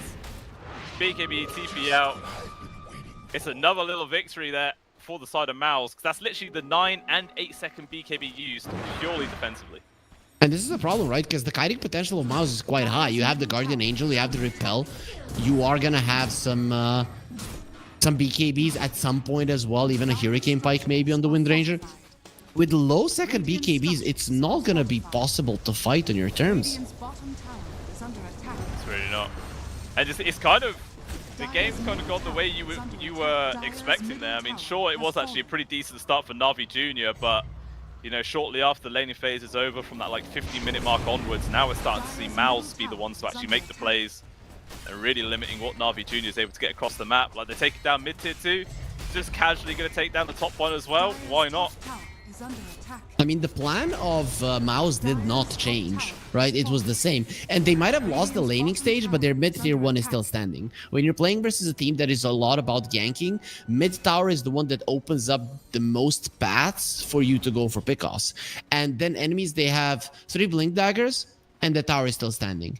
It is hindering their ability to utilize them properly so much. In these kind of situations, maybe now it's a bit too late, but Na'Vi Jr. should have tried to create so much chaos on the map, even at a expense of their net worth, to get that tower. Because now they're just finding out how hard it is for them to play this game. Yeah, it is really messing with them now. I mean, at least the Sven's net worth is still extremely good. Niku as well, basically tied with the other 3 cores on the side of Mals. It's only really PMA on this Mars who's struggling. He's he's got his blink and everything like that, and he's still about 800 gold away from his BKB. And then potentially the Mars is going to start becoming a big factor in these coming team fights. But until then, it doesn't seem like Mals have all the space to work with. Also, just getting the free shard on towards Benkin as well.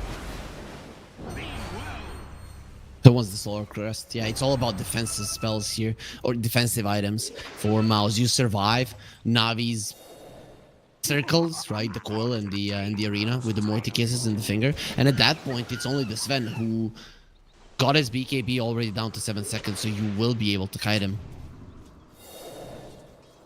Yeah, they've brought down these BKBs timings as well completely for free. It's not like they had to take a 5v5 fight and, you know, lose a couple of people for it. They literally just found the Sven, forces him to use it and run away. So it's been so easy for them to really just get these little wins. And now, Dare's going to roll into the Roche pit, and everyone on the side of Na'Vi Jr. is miles away. There's no way to stop this one. But at the very least, they're going to take down that mid-tier 1, Harry. So, you know, you've got to be happy about that. Yeah, that is true. The problem is now, so you open up the map, but you have nowhere to smoke from. With this Aegis, you take down the last outer tower if you're Mouse, and then Na'Vi Jr., they won't have many lines from which to go for those smokes, for those movements that they can utilize their newly found map control. And you can see that Mouse might even be considering about defending the mid lane of defending the top lane. They just know all of the outer towers down, mean that these blinking teamfight lineups, they don't really do all that good. Yeah, I'll still see a few more BKBs coming out now though. Supreme has one coming on the courier now. PMA just finished his own as well. But even still, this is already, going to be the final tier 2 tower going down at about 25 minutes into the game. All of them still standing for Mouse. They're actually, they're working on the top tier 1 actually, and Niku with this amplified damage, he's actually going to be able to take down the tier 2 himself, so not terrible. Definitely not terrible for Na'Vi Jr. They got something good out of a pretty bad situation. The thing is now, when all of the lanes get pushed in, that's going to be the real test for Na'Vi Jr. They do have the 1k gold lead, but getting a favorable fight when you have no towers on the outskirts of your base, it's a hard thing to do. Like, even the best teams in the world struggle at doing this. Radiant's top tower Yeah, is just- under attack. You know, it's so important that the towers give you so much free information, vision. You know, there's definitely not going to be any enemy heroes in these certain areas, but without that, Radiant's top it's just tower very is hard to under find any attack. room. And Days found sort of lingering down by the Radiant Torment area. I guess he was just trying to like cut creep waves and whatnot, but ends up just cutting his life short. The Supreme does find the free kill, and immediately they just TP to the Dire Triangle outpost, and they're going to try and find another kill. PMA is here. Port from a Glepnir, will BKB TP out. Again, it's another 9-second BKB used just to run away, Harry.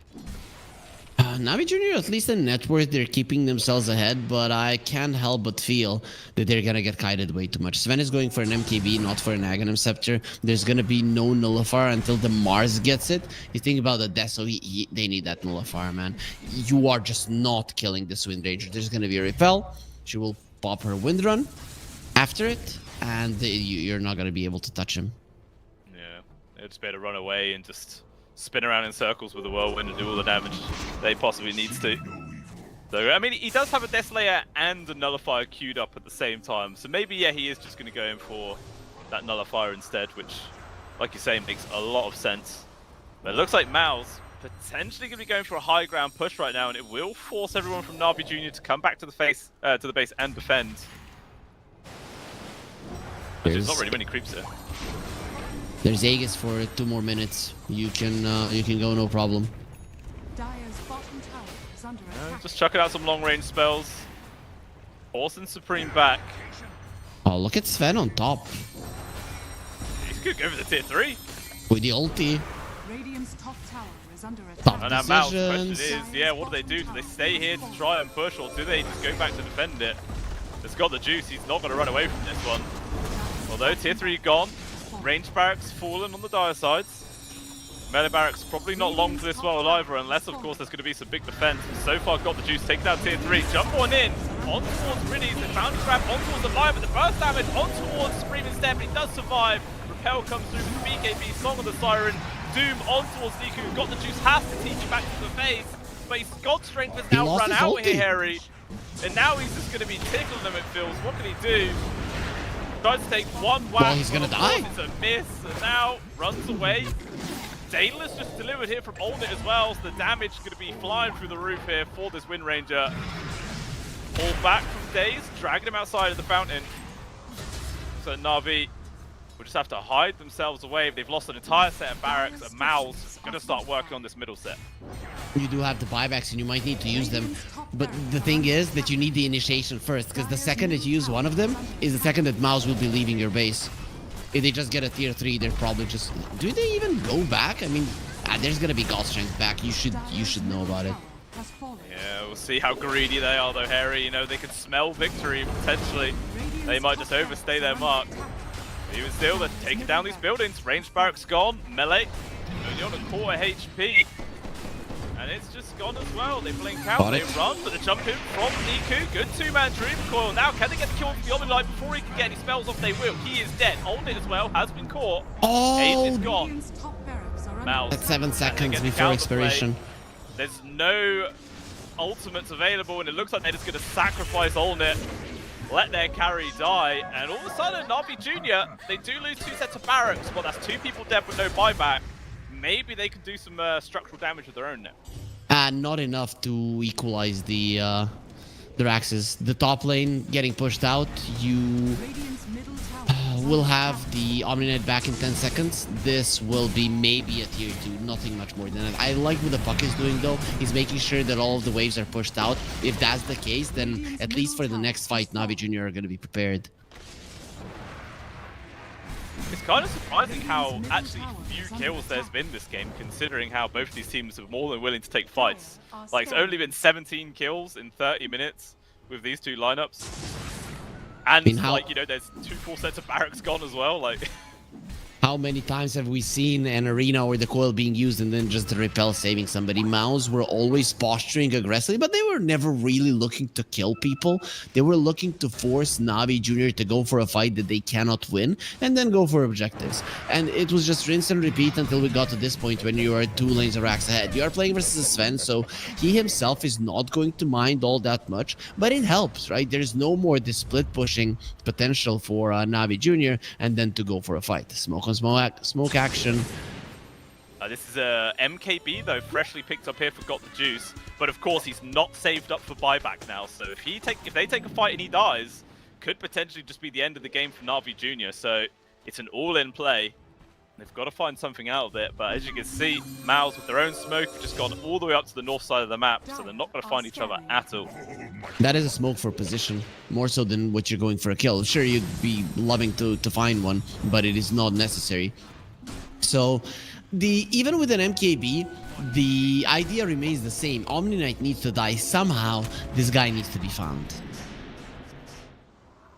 Yeah, he is target number 1, and we are sort of seeing why generally Omni Knight is a first phase ban. Like, he just does so much impact and so much value just from this single character. And now Supreme up on the high ground, hitting this final tier 3 right now, and Navi Jr. have no choice but to come back to base and respond. Morvis kisses from afar, and actually already got the juice. Oh, just manages to force out the BKB right now. Maybe thinking about going for a re-engagement as soon as it's over. PMA in the back line. They've managed to find the Omni Knight. Perfectly done. The question is, can they do a good fight? 3-man dream call. They lose Riddies, but the big stun comes from Got the Juice. Finally forced to drop the juice. Is going. Got the juice. Yes, run away. What is this damage from Audit? People just melt to pieces. PMA is dead as well. They buy back onto the Snapfire, where it's now down to a 2 versus 3. Niku caught from the silence into a stun. Glepnir control. He too is gone.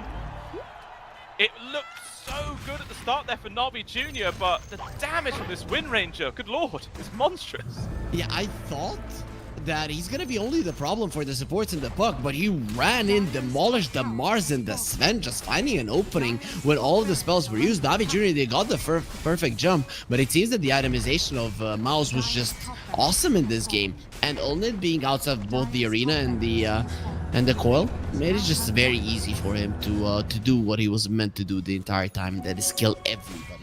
Yeah, and it's quite crazy as well when you think that he did that all without even having a BKB. Like, he's only just been delivered, and he's been able to avoid all of the stuns and circles and everything that Navi Jr. have, but yeah, just right place, right time, and as you can see, it's Mega Creeps, tier 4s are going down, and they're missing their 2 main cores still for another 15 seconds. I don't know if Navi Jr. has what it takes to keep themselves here in this game number 1. It's not easy. Jump on towards Daze, damage alone. Within 5 seconds. Pretty scary. He will get taken out, so die back 70 seconds. And the Ancient is just dropping too damn quickly. The Arena though, actually keeping it alive for a bit longer, and in they come. Navi Jr., they've got to take a good fight. They've got to control on towards Olnit. Will they better get the first kill? They do!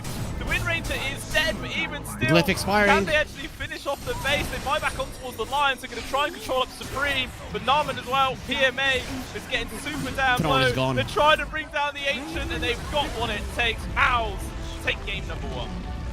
These fights are just way too long. Sven, he's losing his ulti in them. It's insane, and he's constantly attacking people. They did manage to bring down the Wind Ranger, use the Glyph at the perfect moment, but of course with the Mega Creeps, with all of the things that were going up against them, there really was no chance to turn this game around.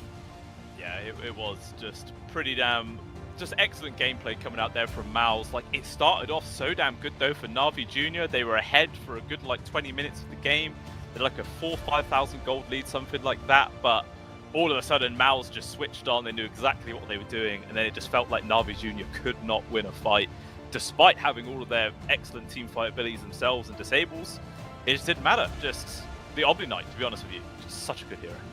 Not only the Omni Knight, but also the itemization, right? Because if you look at Maus, how they itemize for 5 versus 5, and the other side itemized for we're gonna pick you off, and then Sven is gonna kill all of you. No matter how powerful you are, the auras will allow the enemy team to be strong as a 5-man unit. And then we saw it. Imagine if you had a Crimson Pipe versus that Wind Ranger and her Whirlwind, it would have been a completely different story. But I thought that was going to be the goal for the Mars because, well, you have a line, you have a puck, you already have a lot of initiation. Your arena will come out at some point, but he decided to be the initiator as well.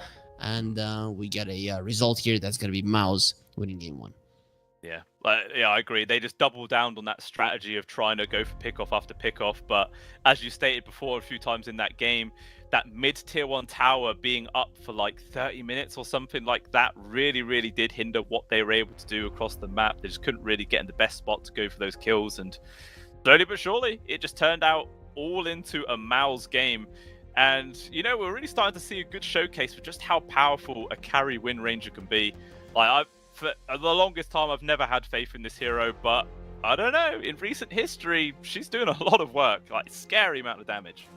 Don't be a hater, Blue Scale. Believe, especially believe when pros are playing a lot in pubs. When they're winning pubs with it, very soon afterwards, it's gonna be happening in competitive games. A lot of people sometimes say, "Oh, it's not the same this hero in competitive and in pubs." But when you start crushing pubs with it, you feel strong. You understand what items you need to buy, and it just is gonna be much easier to make it work in the competitive gameplay as well.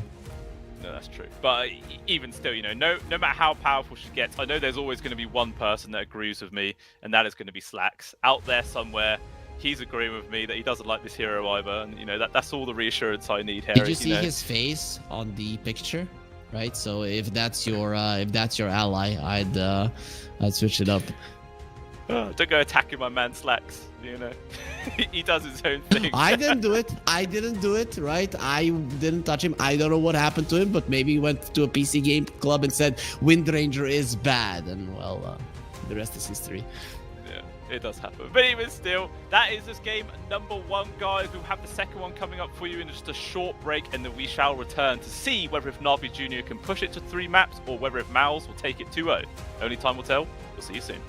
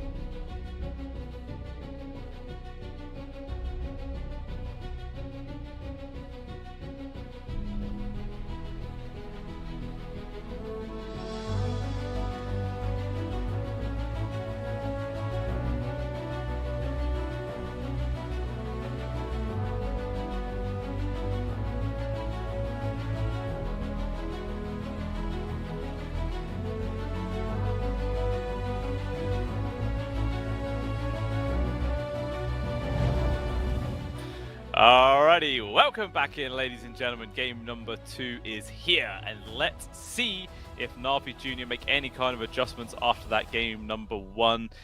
Do you think, in your opinion, that there's anything key they need to change, Harry, or was it just a matter of how they played their draft? I don't think the draft needs to change, but it doesn't mean I don't think there's some key adjustments that need to be made. This was always a problem for Na'Vi Jr. was their mid-game calls, or even in the early game, them understanding what they need to do better later on, right? Because this is the thing in Dota, just like in chess, you have to think about the future, right? And, oh, we're winning 3, 5, 10k gold, right? We're gonna crush them. No, you're not, because the key points of your lineup, the key things that you needed to do weren't done. I mean, we are gonna be sounding like a broken record. In previous game, it was that tower in the mid lane, but also it was what's gonna happen later on in the game once the Wind Ranger gets farmed. She's gonna kill us all unless we have Pipe Crimson Guard. Where's your Pipe Crimson Guard? Oh, you don't have it. Well, then you all die. And that was, those little things, those changes, those adjustments, looking into the future, what's gonna happen in the future if we don't do this now, is also a way to prepare for it. I guess Na'Vi Jr. maybe they've lost some games convincingly if they didn't play like this, if they didn't play in a way that they feel comfortable on. But if you want to win, if you want to get better as a team, that is the approach that you need to have. Yeah, I think I agree. I feel like a lot of offlaners by default now just go for like the sort of utility aura-based build. It's like vast majority of the time you see them just go for like Pipe of Insight, something like that first. But yeah, as you were saying, in that time round, the Mars decided to just go for like initiation style build, even though there was already tons of it. You get him for the blink, he was trying to go for like a Desolator at one point, or he was thinking about it, but yeah, as a result, he never quite got there, and his team just got absolutely melted around him again and again. So yeah, we'll see if they potentially make the same mistakes here in this second game, but there is going to be a Shadow Demon picked up there for Na'Vi Jr. Yep. For me, this is the strongest support at the moment, right? Yeah, Naga Siren is strong. Yeah, Omni Knight is strong. But the thing is that this guy deals pretty well with all of them. And the range on the disruption is quite high. You have damage. His laning stage, I finally understand. Like, in the past, it used to be because it's innate, you start attacking and people then start attacking you, see that you're losing the fight and you start running away. Now people have gotten the feel of that stacking damage, and then you're like 20% HP, enemy support is 50, but at this point you are gonna kill him before he does kill you. And all of those things have accumulated to this guy being the top tier pick that we see him being right now. Yeah, it really does bring everything to the table. Feels super damn strong. So yeah, not surprised. Kind of surprised in general that Mal's didn't ban it out, considering how obviously Na'Vi Jr. did have the first Rubik? pick. Like, who cares about the Rubik? Yeah, I mean that is Na'Vi Jr.'s most picked hero, I believe, in 7.37. They've played it 10 but times. It's a Rubik. And they won 8 games. I don't know. But Well, they're going off the statistics, and apparently it's solid. So. Yeah. I guess so. You have those stats people in your team, like, yo, ban this versus them. Now you lose versus the Shadow Demon, and you stop talking to your stats man and just do what's right. I'm kidding, of course. When they're doing that well on the Rubik and even first picking him and still being able to flex in between the 4 and the 5, and even sometimes maybe the mid lane as well, you might decide it's not the best idea to play versus it. No, probably not. No, they do steer. They're not going to be able to get it this time round. And first pick was the Hoodwink instead. I was saying earlier on, is a hero that Mouse has been willing to pick up a fair amount in this patch. So we'll see how it does this time round. Omni Knight as well was still available, but again, when you're against the Shadow Demon, just the fact that he has the Purge that can just get rid of the Repel, makes it feel a lot worse. So most likely not going to see the Omni Knight coming on through. But with these follow-up bans, we'll see what Na'Vi Jr. are going to be taken away. One of them being the Centaur, and on the Doom. All right, not going to see him this time. Yep, no Doom. It doesn't matter. You're still going to be finding a hero that can build those auras. Everybody does it now. Even players who are so set on just wanting to murder everybody from the offlane, they just have to build auras right now. A lot of people were maybe even saying they think there's gonna be a patch before TI. I I'm just not so sure. I wouldn't have thought so, considering how 7.37 really isn't that old either. And you know, PI is like in what, 2 weeks, 3 weeks? Not long, is it? Very close. In 10 days. Oh wow, less than 2 weeks. Jesus, yeah, right around the corner. So yeah, imagine a patch comes out now. Maybe a little bit more. Now I need to check and even count the days. Right? This is we should feel ashamed. Are we even Dota 2 fans, Harry, or are we just posers? Yeah, I said it perfectly. It starts on the 4th, so it's 9 days. Yeah. 9 days. Yeah, well, it's pretty close. Yeah, so only 9 days away for TI starting up, and then we get all that true hype. Oh, it's going to be fun. It's going to be good. Always love it. But, you know, we're not at CI yet. We've got to start talking about the CCT here, Harry. You know, we're getting ahead of ourselves. As it looks like Mals, they go in for the Jakiro. So it's looking like this is potentially going to be the support duo already picked up from Mals. But, I mean, I like it. Both of these two, they've got disables, they've got damage. Feels good. Yeah, feels pretty solid. And also you have a follow-up to the disruption, right? With the macro pyre and the ice path, that is a big deal. The Shadow Demon might just be setting up for you to do a massive amount of damage, right? So I like it. You have one hero that provides burst. Sure, Shadow Demon saves him. Jakiro does some burst of his own, even though people think, oh, it's overtime damage. Dude, you stand in that fire for 2 seconds, you're cooked. Literally. Yeah. All the way through, nice and dry. You know, it's a lot of scary damage. I suppose like it's the added bonus fact that you already banned the Rubik as well, because there's nothing worse than having Ice Path getting stolen away. But response from Na'Vi is actually going to be Ember Spirit and a Techies. Wow, I've not actually casted a game with Techies in it in a long time. This is slightly new for me. Yeah, Navi Junior, they like to play it. They probably wanted a hero of their own that provides a little bit of burst. At the moment, we do not know what they want to go for with their offlaner, but was this really necessary? I guess it's fine, right? You have a Shadow Demon already for the save. I just hope that whatever they pick for their offlane, they still do go for the auras. If not, it's going to be a problem, especially versus this much AoE magical damage. From the other side, there's going to be a Radiance, there's going to be Macro Pyre, Dual Breath, and Sharpshooter as well. You need a pipe for sure if you're Navi. Yeah, 100%. It is essential this time around, so I imagine they're not going to be making the same little flaw they did in game number 1, but obviously maybe it depends on what hero they're actually going to end up picking up for their offlane. Maybe they might just default to going for the Mars again, who knows. So far they are kind of lacking in team fight control, so it's really like the blast off from the Techies, that's about it. So they will need somebody to answer that problem. But Mouse, digging into their reserve time here for their 4th pick. Most likely going to be their mid laner, I would assume, to play up versus the Ember Spirit. I mean, do you think they might just go for like an Earthshaker? Always feels like a good counter. They went for the puck. Really not a lot of catch for him, right? If you look at it right now. So you have to deal with it. Most likely with your offlaner. And what is left from offlaners? No Primal Beast, no Pango, no Centaur, no Doom. Underlord isn't great. Jack, Junior have been playing generally. The Brood is banned out. That is a Orchid builder that maybe you could go for. Sand King. Oh, there it is. Yep. I can't believe it made it this far, right? Because it usually doesn't. The problem is in the laning stage, Techies, Sand King, Techies doesn't have that high range any longer, meaning that his laning phase is not as powerful. And minus armor from the Alchemist plus the Jakiro, I don't know if the Sand King can survive here. Yeah, it's quite a lot of just burn damage that's going to come through onto him in these team fights. Even just the lane in general, really. It's not going to be the easiest one at all.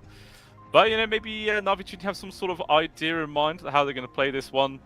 I mean, if they can just get on top of the Jakiro or something in the lane, might just be free food there. Obviously, it's a very squishy hero, but it's going to take a few levels to get to that point.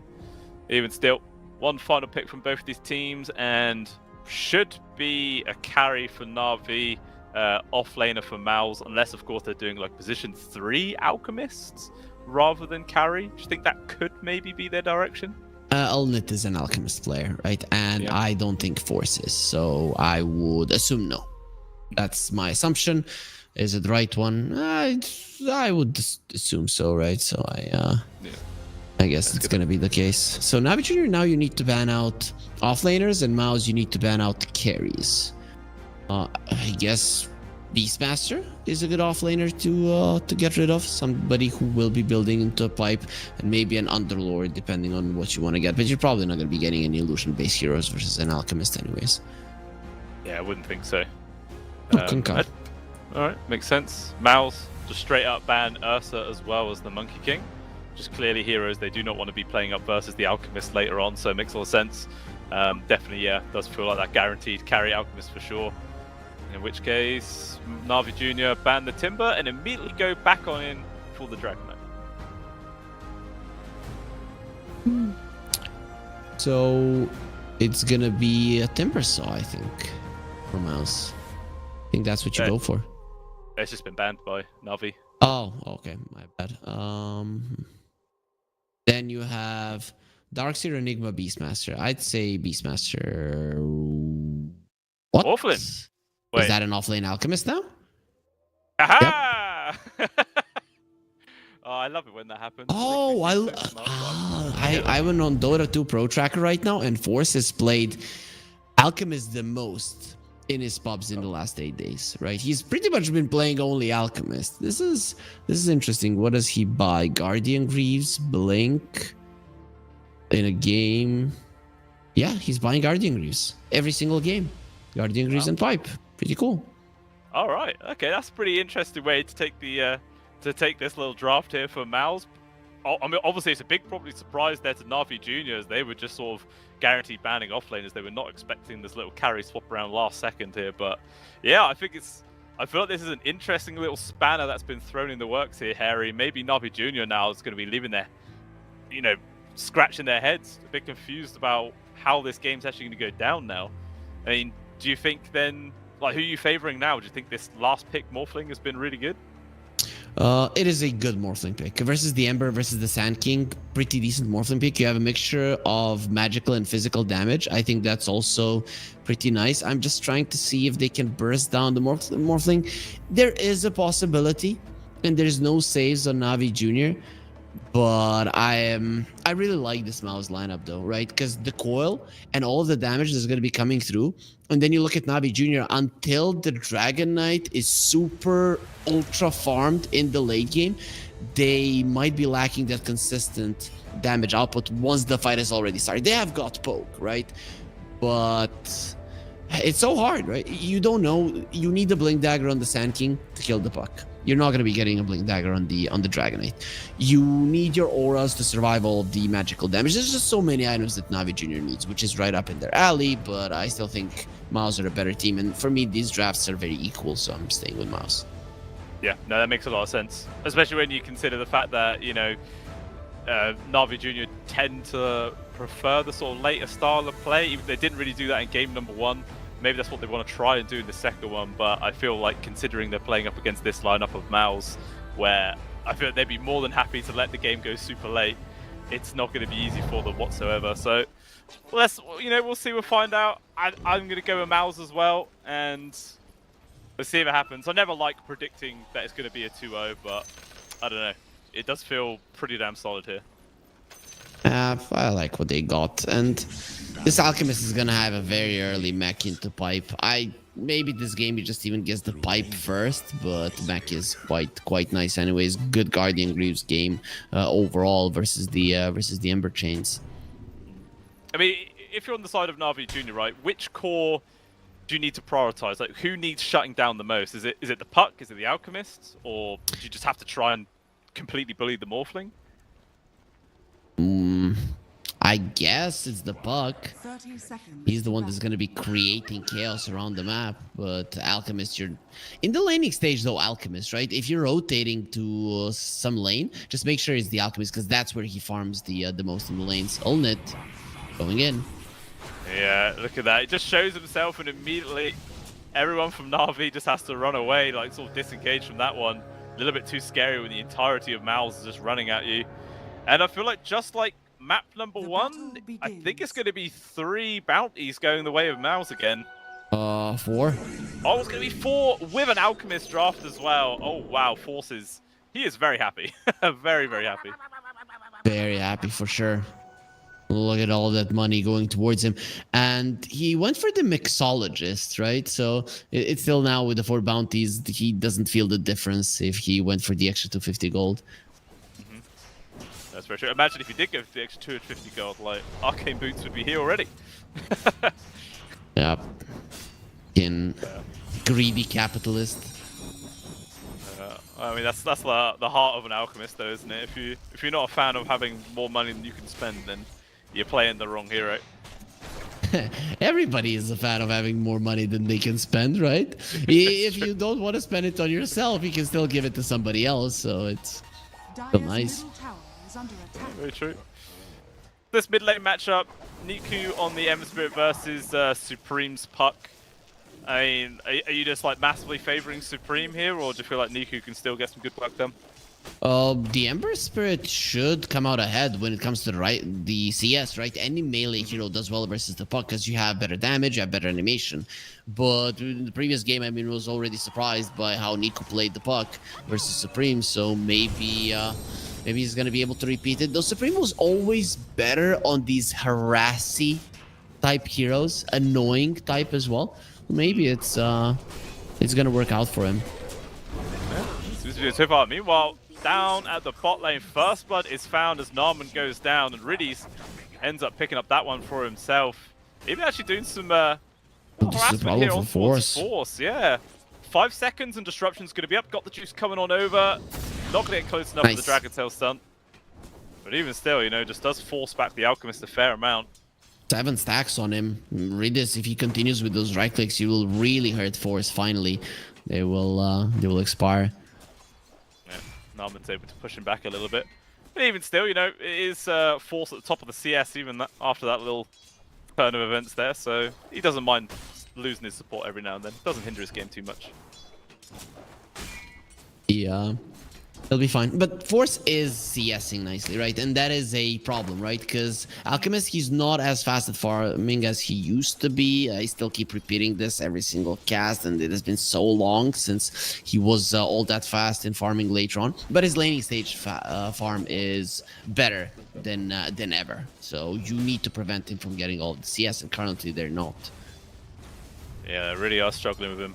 I mean, do you think they're gonna have to start bringing in some like early rotations, like be it either from Niku or Daze, just to try and shut him down? I would assume at some point maybe you rotate with the techies, but it's still not gonna be anytime soon, right? At least 2 minutes are gonna have to pass. Yeah. I mean, Force is just like continually dragging the creep wave into the neutral camp. And then farm it up, and then he kills the creeps fast enough that he then just drags them right in front of his tier 1 tower. It's like, you can tell this guy has done this a few times. Like, he's really perfected the timings on this one. Yeah, he knows exactly what he wants to do with the hero. I'm surprised. I was looking at his profile, and whenever I'm looking at Dota 2 Pro Tracker, when I see a red win rate, I'm like, yeah, no, he's not gonna pick that. But it was an Alchemist that he played so much at 50% win rate, so I didn't really know he's gonna do it. And Daze did rotate. Yeah, and he comes. Maybe Narman's can get the response kill, but not quite enough damage there to take down the techies. And as it stands, very nice rotation comes through, does shut down this Alchemist. And yeah, Navi Jr., they called him in. They're like, guys, this Alchemist is getting way too much space right now. They do find that kill. Daze is actually still hanging around. Maybe they want to go for another kill when he returns to the lane. That is the idea. Shut him down completely. Is Force a genius that is gonna walk to the bottom lane? No, he TPs. This is dangerous. Yeah, if they catch him out, it's going to be absolutely massive. It looks like Force is probably going to do the same sort of idea and trying to drag the creep waves around.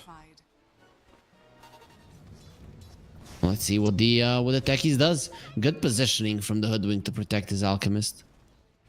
Yeah, that's good. He does lose his life, but again, you'd much rather you lose Narman than Force in that situation. So they're happy. Oh, he spots the bounty rune as well. Gotta make sure you grab that on the way through. Oh, he turned around for a second. These supports are gonna continue smacking you. That's a very ambitious turnaround. Oh, meanwhile up top, PMA on top of Bengen right now. Disruption's there. Unfortunately, nobody else is really nearby. Actually, Bengen just straight up TP's out. It's like, okay, you've used all your disables, see ya. The Jakiro is a very tanky support, right? You have very good base HP, 852 HP. You're not going through that with the two heroes they had. Yeah, very, very hard target to bring down. And it looks like they're actually going to try and bring down PMA in response. He's already used the Burrow Strike to try and get out of there, caught in the trees.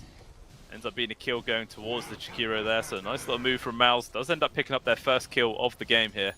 Yep, they forced some support rotations to the top lane as well. That meant that they could leave the Alchemist all on his lonesome, and then Jakiro in a 3 versus 3 is always going to be the strongest one, not a guy that you want to be messing with. So very nicely done by Mouse, understanding the strengths of their heroes. No, 100%. 6-minute rune spawning. It's actually going to be a haste rune. Narman What gets a it, but he blast still off. dies, and Bengen loses his life. Fantastical execution there from Navi Jr. to get those 2 kills. Middle tower is under attack. Yeah, like you're saying, perfectly timed blast off, just lands on all of them. Yeah, beautiful.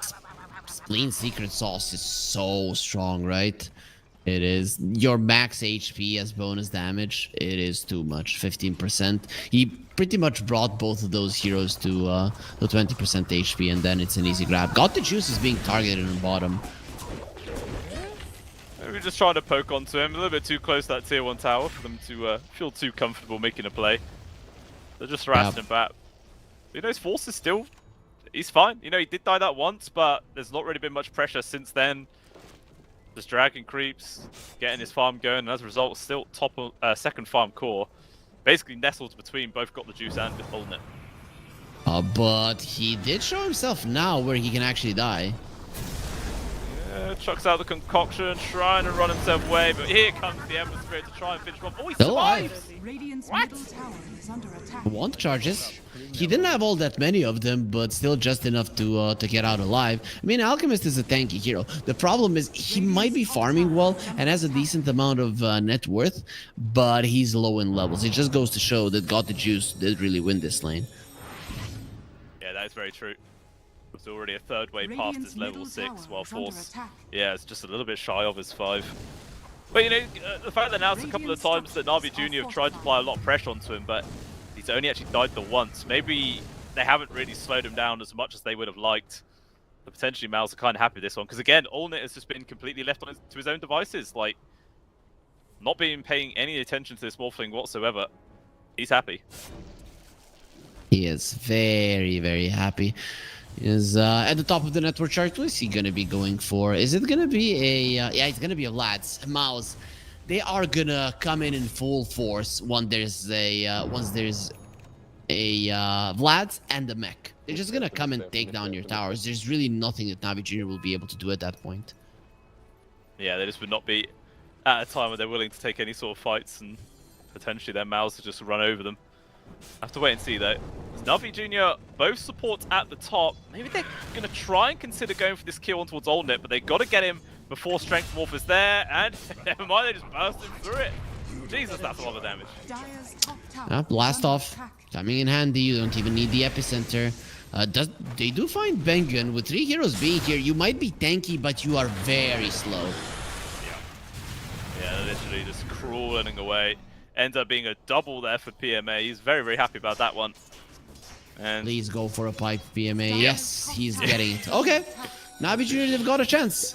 Never refuse good. Radiant's there we middle go. tower is under Mistakes attack. were made in game number 1, but has learned from them, and we'll be able to rectify that one here in this game number 2.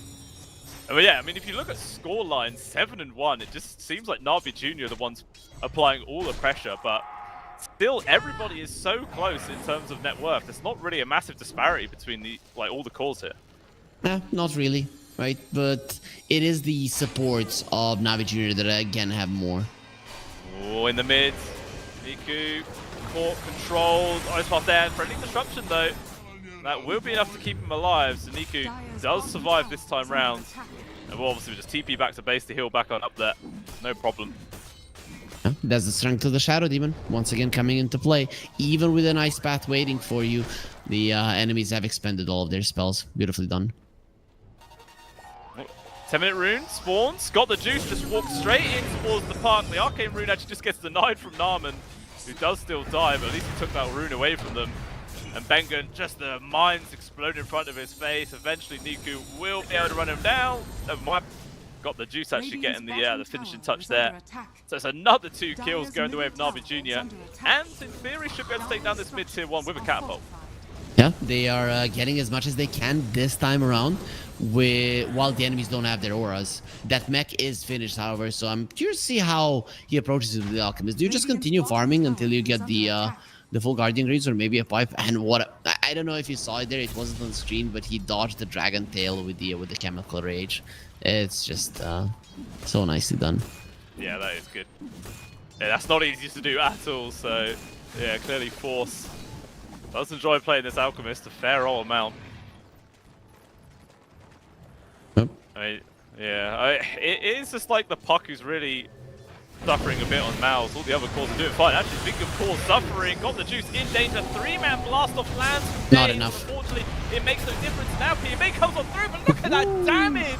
Hold it and Force just disintegrates to nothingness. Puck is here, but can he make the difference right now? Niku also turning up. Dream Coil only lands on towards an illusion. Not really all too much getting brought out there as Bengen will still fall. 2-man shackles on towards Supreme. Actually doesn't jump. Try to grab the Lotus, faking his way out of this, but there's just nowhere to go. And it's a team wipe parry coming out at just 11.5 minutes in. And it again comes back to that to the techies getting the 3-man jump. He gets them way too low. When you bring down the Morphling, that's the tankiest hero. That's the one that needs to be taking all the hate. And running down the other heroes and Mouse is just way too easy when you've brought down the Morphling and brought the Alchemist low as well. Pretty big deal. Now that dodge on the Dragon Tail that Force went to with his Chemical Rage, he might be unhappy that it happened because he was unable to continue fighting, unable to heal through the overwhelming damage of the opponents. And Niku gets an AD rune. That is a perfect one. We talked about the poke of Na'Vi Jr. Now it's going to be so much more potent. Yeah, and now with that win, potentially they could just start really running away with this game right now because it was just such an incredible turn of events. Sure, they did lose their carry, but and, you know, the grand scheme of things, they don't mind. And out that whole fight, it was actually the techies that ended up doing over 3,000 damage in just a few seconds. Blast off, land on the 3, chucked his mines down. He did die, but it was well worth it. Just is absolutely tremendous work. And yeah, 3,000 gold lead here for Na'Vi Jr. against an Alchemist lineup as well. So they are fantastically happy with how it's gone. Obviously, the start was looking really good for Mouse. Like the Morphling and Alchemist both were just getting exactly what they needed. But doesn't matter. Na'Vi Jr. just responded exactly how they needed to. The way that Mouse has itemized, they need the towers. They cannot be the ones losing towers. They have the mech, they have Vlad's. You are the ones that need to be getting more because you itemized for the early game. If you do not make use of this timing, you could very easily lose the game. Radiant structures are fortified. 100%. I mean, after these last few fights have gone bad, do they just need to, you know, delay and continue to find their items and just farm up? Or do you think they need to start trying to make some aggressive moves themselves? You will have a pipe fairly soon on the Alchemist. I think it's a necessity now because the Sand King has it. Then, when that happens, you can go for fights. Yeah. Or you have to go for fights, rather, right? The Morphling with the Vlad is not going to be farming the fastest. It's just farm much faster with the Manta, which you do not have. Yeah, I mean, Force does have enough to buy out the Guardian Greaves, but like you're saying, he is just saving up for that pipe instead. Definitely prioritizing it a bit more. It is a good pipe game, really. Those spokes of Na'Vi Jr., of course, surviving the techies, that pipe is gonna help. Yeah, it's gonna be a huge impact item this game. And we'll have it coming out in 500 gold, and then the Alch will have completed Pipe of Insight ready and waiting. And see if Na'Vi Jr. can, you know, maybe take another decent fight before the item's fully completed or not. As they are just completely taking over the dire triangle area, limiting the amount of space the Mouse has to work with. It looks like they're thinking about going for this bottom tier 1. We'll see if they make it in time. If you finish the pipe, you might just decide to go and fight them. Na'Vi Jr. are really pushing their timing now, and I think it's going to work out. This is huge. Yeah, They're making perfect use of the space that they have. Bottom tier 1 gone, and that is now all the tier 1s taken away there from Mouse. Where, you know, they're still the mid and top one standing for Na'Vi Junior themselves. And actually, they're just going to tap on the tier 2 as well, because, you know, why not? You got creeps here. Maybe force out the glyph. Is victory amongst itself. They know that Mouse, with the way that they itemize, that they want to fight but probably feel weaker, and they're forcing the issue. You're not killing a tier 2, but forcing out the glyph is pretty good. Yeah. I'll take it. A little mini win they can get. Meanwhile, actually TP to the tier 2. They see PMA underneath the Observer Ward. They are going to start things off. Magnifier as well. He's a tanky man. Silence ends, but there's still enough follow-up. They find the kill. The rest of Junior, think about fighting. Think about it. Although the Elder Dragon form has ran out, maybe not the best time. Jumping for Supreme, good two-man coil with the Ice Bomb. Pushback connect, they're going to try and bring them down. Destruction keeping the Shadow Demon alive, but maybe Na'Vi Junior, they're running out of steam. As really loses his life, got the juice. They're trying to bring down Narman, so that's only going to be the Squirrel. They lose their carry, control on towards Niku. Silence, stuns, control. What a massive victory there for Mouse. Pre-pipe, post-pipe. That is the thing. You go for the Alchemist, you don't take away anything from him. And Na'Vi Junior, they've overestimated their abilities. They did everything perfect up until that point, but the thing is, this is a deal with tier 2 teams. So tier 2 teams, they know their own timings, but it is hard to predict your own timings versus what the enemies have. Whilst tier 1 teams, they are going to be predicting their opponent's timings and dodging them just as well as they are utilizing their own. Here, Na'Vi Junior, well, they didn't respect the strength of Mouse. Yeah, 100%. Like, so that's the kind of thing that does separate like the top teams from the ones slightly below. Is just sort of knowing everything. You know, it's like what the quote from Sun Tzu. You know, if you know yourself but not the enemy, you expect to win for every loss. That kind of thing. And it makes perfect sense in this regard. As PMA underneath the tier 2 tower will still just die. Or TP was coming in, but it's too late. And he does end up losing his life yet again. So Mouse really are starting to hit their stride now here in game number 2. It was once upon a time a 3k gold lead for Na'Vi Junior, and now 3k gold lead for Mouse, just completely swinging this game around. Even poking the Dragonite in the top lane. But I like what Mouse are doing right now. They're playing the mid lane. This is what the Ember Spirit does best. He shoves in the mid lane, and he's a very hard guy to catch. Even if you coil him, he's gonna break it and run himself away. Disrupted, you know, Remnant back. No issue whatsoever. So they are gonna be constantly poking Mouse there, and if you want to push the Ember back, if you want to be able to maybe even potentially kill him, you need to bring way too many heroes. Radiant's bottom tower is under attack. Dire's top tower is Yeah, under Ulnit attack. going to be having his Manta style now complete. That's coming out on the courier. So it's going to be even harder to try and find that kill. Meanwhile, elsewhere, looks like Narman actually just gets found out there from PMA already, so they find a freebie. Maybe going to try and harass the tier 2 as well. No, they're getting the tier 2 down. That is the thing. Mouse are trying to shove out the waves as much as possible. Puck is a little bit harder to catch. Well, the Hoodwink knows so much. When you said Norman, I remembered Spider-Man, Osborn. Yeah, that's him. But yeah, I need to rewatch that movie. Anyways, pushing on the high ground. Do you want to get the Ember Spirit back? This is really good. Yeah, Niku is here. Still the rest of Na'Vi Junior though lingering up this top tier 2. And they're going to try and pressure this in. Question is, do Mouse try and defend it, or let's actually take the mid tier 1 instead? It's hard. Yep, you know that there are mines there. It will be a problem. A lot of your heroes are squishy. Sure, you have the pipe, but you don't want to be using it just to get rid of some mines. And when you take down the mid lane tower, you have a better angle to go towards your opponents. You see now they're going to be easily going through the river and all the way around. Yeah, see if they manage to catch a few members of Na'Vi by surprise here. Good scan actually lands. So they realize there's a few people around. Bendon even breaks a lot of those mines. But everyone from Na'Vi Junior, they're jumping through the twin gate. They want the hell out of there. Faster. Got it. Well, they're away with ease. Does manage to get out just in a nick of time. Mines explode. Does force Mouse to really rethink about jumping down there. I mean, Roshan is about to move down to the south side as well. Do you think maybe that's what Na'Vi Junior are going to try and set up for, or is it just a matter of running away from Mouse?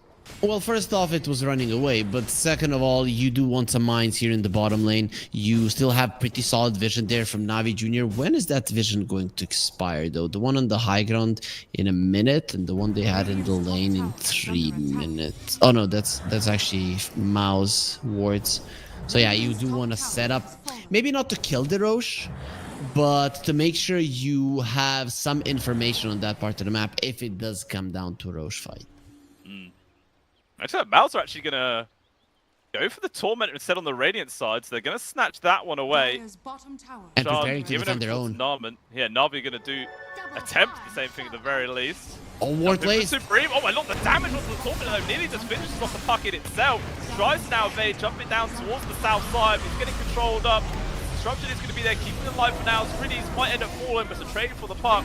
So it's not too bad. Got the juices, just trying to run away from Force right now. Chucks his spells over towards the Ember Spirit, but Olnit is getting extremely low. Olnit has to now retreat with the waveform. Turns over to Sand King, jumps back down to the low ground. He's still alive. Maybe Niku's going to continue the pursuit. DMA's dead, but Force cannot survive against 2 cores. So it ends up being a 3-for-2 exchange there, favoring Navi Jr. And they also get the Wisdom Room. Olnit though, he's still here, maybe looking to continue the fight. That wasn't a good fight for Navi Jr. whatsoever, and they win it in the end. And why did that happen? Because Maus were impatient. You could have waited a little bit for your teammates to come over, but he just wanted a 2-man call. He saw them and instantly went for it on the puck. If Maus were just a little bit more patient and waiting for the Morphling to come over, you burst down the Dragonite at the start of that fight and it's instantly over. There's no way that any of your other heroes die. This way, you will put the puck in danger, he does die, and you do not have that poke and prod that your lineup so desperately needs to come out ahead in these fights. Because remember what we were saying? That Maus or Navi Jr., they need to be careful when the pipe comes out, how you need to poke, and you can't really commit wholeheartedly. Same is true for Maus now that there is those aura items on Navi Jr. as well. Yeah, they're going to be very pesky to play against. There was a fresh BKB now, just picked up, forgot the juice, so, you know, trying to go for that burst onto him in the future is just going to be that much harder. And it actually looks like Maus are going to try and take down the Roche right now. And this has either not been read here from Navi Jr. I mean, they do have a high ground wards. They realize there's people in the area, but yeah, this is completely for free. And it looks like they're going to give it to Olnit. Yeah, or maybe they might consider putting it into the hands of Supreme, but yeah, they will decide to give the extra safety blanket there towards their carry. On Daze, hiding in the trees below the Twin Gate. So many people from Maus TPing around him. He's fine. Yep, you give it to the Morphling, and then Olnit is just going to be playing more aggressively. That's what you do, and if you're the puck, you play a little bit more defensively. That is probably the smarter choice. Supreme shouldn't really be dying in these fights if he's not the first one going in. And once he gets a Lincoln Sphere, it's going to be 10 times easier to survive. Yeah, for sure. I mean, he was the first one that went in that last fight, like you're saying. Just a bit of impatientness that forced him to go for that fight, maybe baited in by the Tormentor, but Narman, he has been found here hiding in the trees, but more than enough people just to find the squirrel. At the same time though, Olnit has just been able to take down a tier 2 for free. A bit more space. No problem. Is that the last auto tower? No, the mid one is still standing, quite healthy as well. That's pretty solid. Navi Jr. are again trying to force this bottom tier 2. I don't think you're getting it down. To be honest, that to me looks like a just a wasted BKB for the Dragonite if you really do focus on it too much. But Dragonite is level 18, so with his dragon form, it's just going to be so much damage done.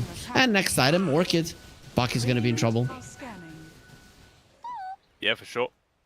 I mean, Supreme does have that Lincoln's queued up, but it's still like how much away? 14,000. It's about 1,600 gold away-ish before he has that completed Lincoln Sphere. So, you know, potentially might actually have that online before the next fight does come their way. And it doesn't look like Navi Jr. are going to try and force the issue. But obviously, it's Maus are the ones that have this Aegis still for another 3 minutes. And maybe Navi Jr. would just be happy to just wait for this to time out. Alchemist also getting his Guardian Greaves, has the Berserk Potion. The Berserk Potion is a big one versus that Orchid, versus the Chains as well. Just be able to dispel one of your teammates is a huge deal. You probably want it on the Morphling, but if push comes to shove, you do give it to the puck. It's own it, man. Absolutely tears these buildings apart. I mean, just Force just comes along, chucks the Berserk Potion on top of him, potion, and then yeah, own it just does so much damage to these buildings. They vanish really damn quickly. Maybe even considering tapping on the high ground right now, while pretty much the entirety of Na'Vi Jr.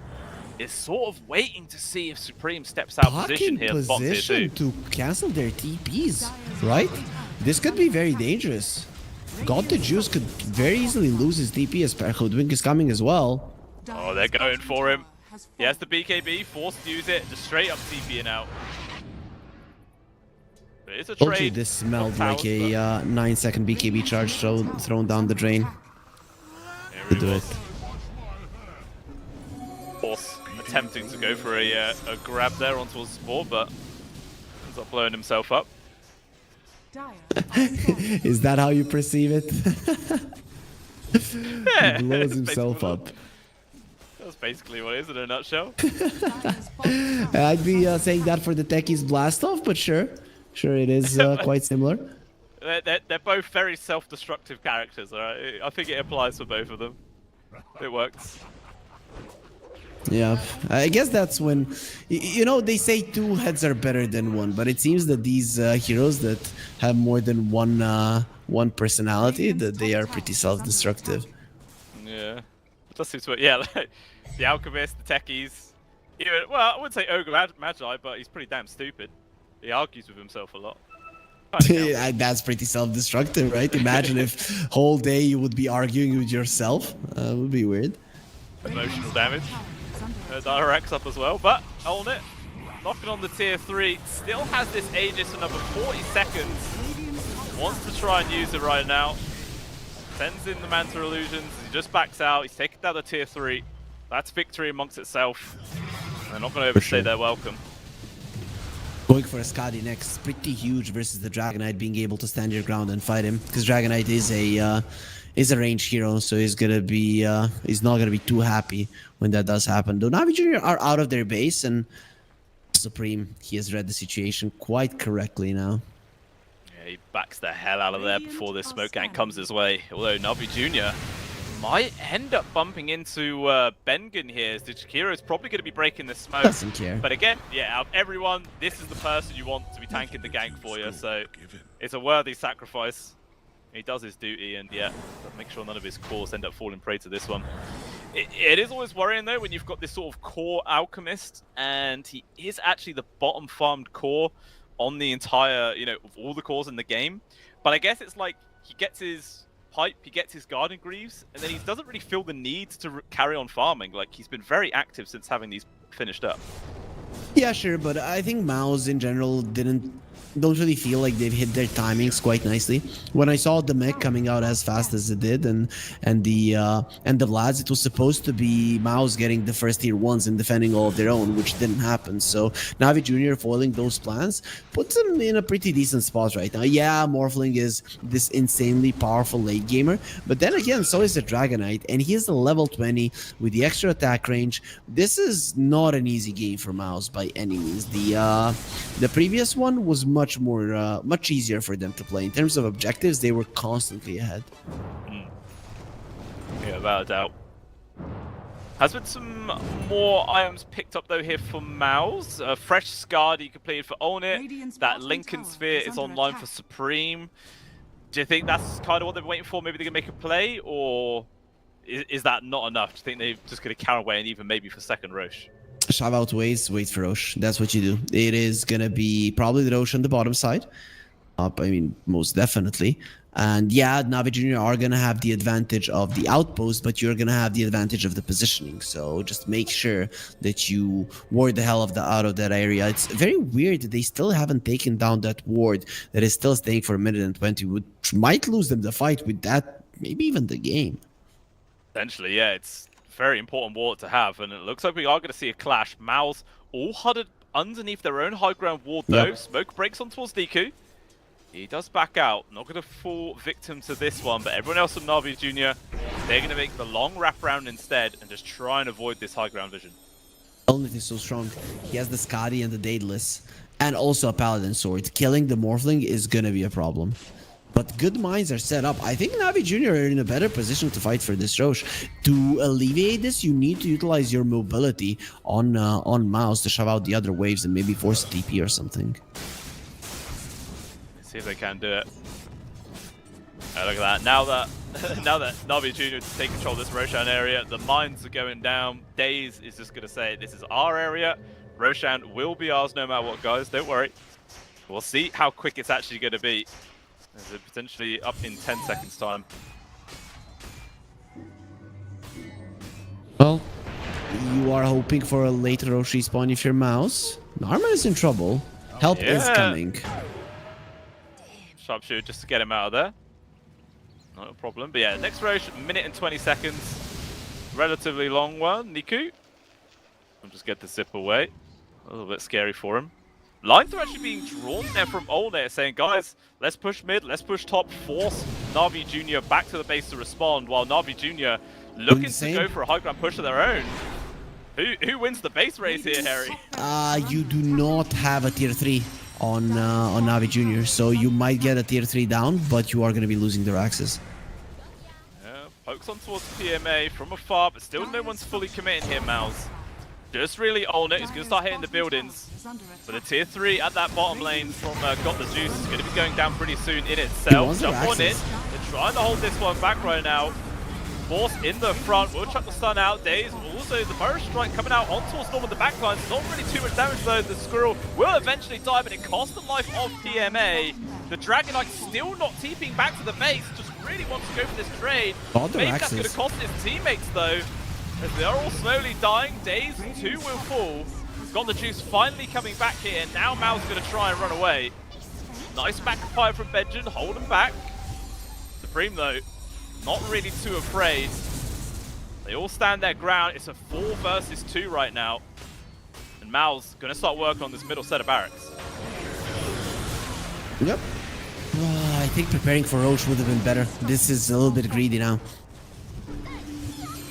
Jump in, silence onto Niku. They were not really threatened, obviously. No fight back on the Sand King. But everyone on the side of Na'Vi Jr. is going to be up in 15 seconds here. But it looks like there's going to be another set of barracks going down though. I think Mal's happy with this trade. Oh, stun on towards Niku. It's a lot of damage. Even still, the call is just to back out Mal's. They do not want to risk everything now. Basically 2 sets of barracks gone. They're happy. Force is destroying them, right? They go for the Sleight of Fist Chains, uses the Berserk Potion, then Glacier uses his Guardian Grease. If there's another thing, he's gonna be using the ulti, no problem whatsoever, so just gets himself away. Now I have a 10k gold lead. This bottom lane, shoving in, it's not that big of an issue, right? You wait for the top and the mid lane to push in, and you will be able to fight this Roche. Yeah, but just look how many mines are here though, Harry. That is a problem, yep. Spending the entire time fortifying it. Na'Vi Jr. also going for a smoke. I feel like it'd be a big mistake to leave this area though. The big advantage is having the sheer amount of mines. Yep. Illusions from Olnet though actually takes away quite a few of those. So Dave's gonna have to spend time steadying all these back up. Axe Jakiro. That's gonna be a huge one in these fights. If you stand in it long enough, you're just gonna lose. 100%. Pure damage is absolutely terrifying to play against. Got the Juice though. He's starting off Roche. He's like, if you guys aren't going to try and force the issue, we're just going to sneak this one away. Olnet just runs into basically every single mine, takes a lot of damage, all those been stripped away. Finally now Golden Juice will leave the pit. Burrow Strike's used with the epicenter. That's probably going to be a dead Narman. Actually does survive for a little bit longer, will eventually fall down. Last off into the backline stage, trying to get rid of this Morphling, but will just die in response. Even so, the damage raining on through. Benjin has died. Option will actually land on towards Niku, but Olnet clearly not that interested, trying to focus on towards the Ember. Now he will. Right click, doing a lot of work down to the left side. The support's in danger. Force and Supreme are going to try and take him down, but really they're leaving their carry all alone. Olnet is dead, so everybody's super low. Very low. Supreme finish them all off. Niku is gone. Got the Juice, doing a lot of work, but he will die. Someone save Supreme. Force just hitting Roche. He didn't give a crap, but there it is. A full team wipe coming on out here from Mouse, and they will be getting this Aegis to boot. Throwing unstable concoctions from the pit. That's how he's helping Supreme. That was so close. If Supreme dies, I think they still clean up the fight. But the second that he got the phase shift off, and also with that the damage output there came out with the enchanted quiver and with his shard, and he did manage to get those kills. Supreme was really the MVP of this fight because he held the backline so nicely. Morphling did most of the damage, but also in the end got caught by the silence. But it was Supreme who made sure that the supports of Navi Jr. did nothing apart from just running away from him, and he did bring them down in the end as well. Yeah, it was perfectly played. As like he kind of used his own carry Morphling as bait there. It's like the Ember Spirit, DK, and Sand King were all on ult it, but they were like, "It's alright, dude. Like we're killing their supports. It's fine." You need a buyback for this, right? You do not have a glyph. Even the puck will be able to do mass amounts of damage. You lose the racks here, maybe lose the game. They really are holding on to him. Obviously, Ember as well. Sand King respawn in just a couple of seconds. Supreme, maybe try and just bait them out, but now is the time to run away. Daze thinking about going for the blast off. Jump on in. BMA will get the grab here on towards Beckett. Only is here though. Maybe they still want to try and take this fight. Burrowstrike up to the high ground. Wants to focus on towards Riddy. He's there taking him out. Control as well on towards. Where's the vision? Force now turning him up. He's not chucking the damn concoction. Loads of up yet again. Niku though getting so low. Has to just run himself away.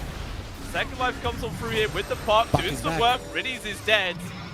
Daze as well. Probably not long for this world. He is gone. And now got the juice. In danger, disarm, trying to run himself away. Buyback from the Shadow Demon. But it looks like Mal's continuing to apply pressure. Banner is down.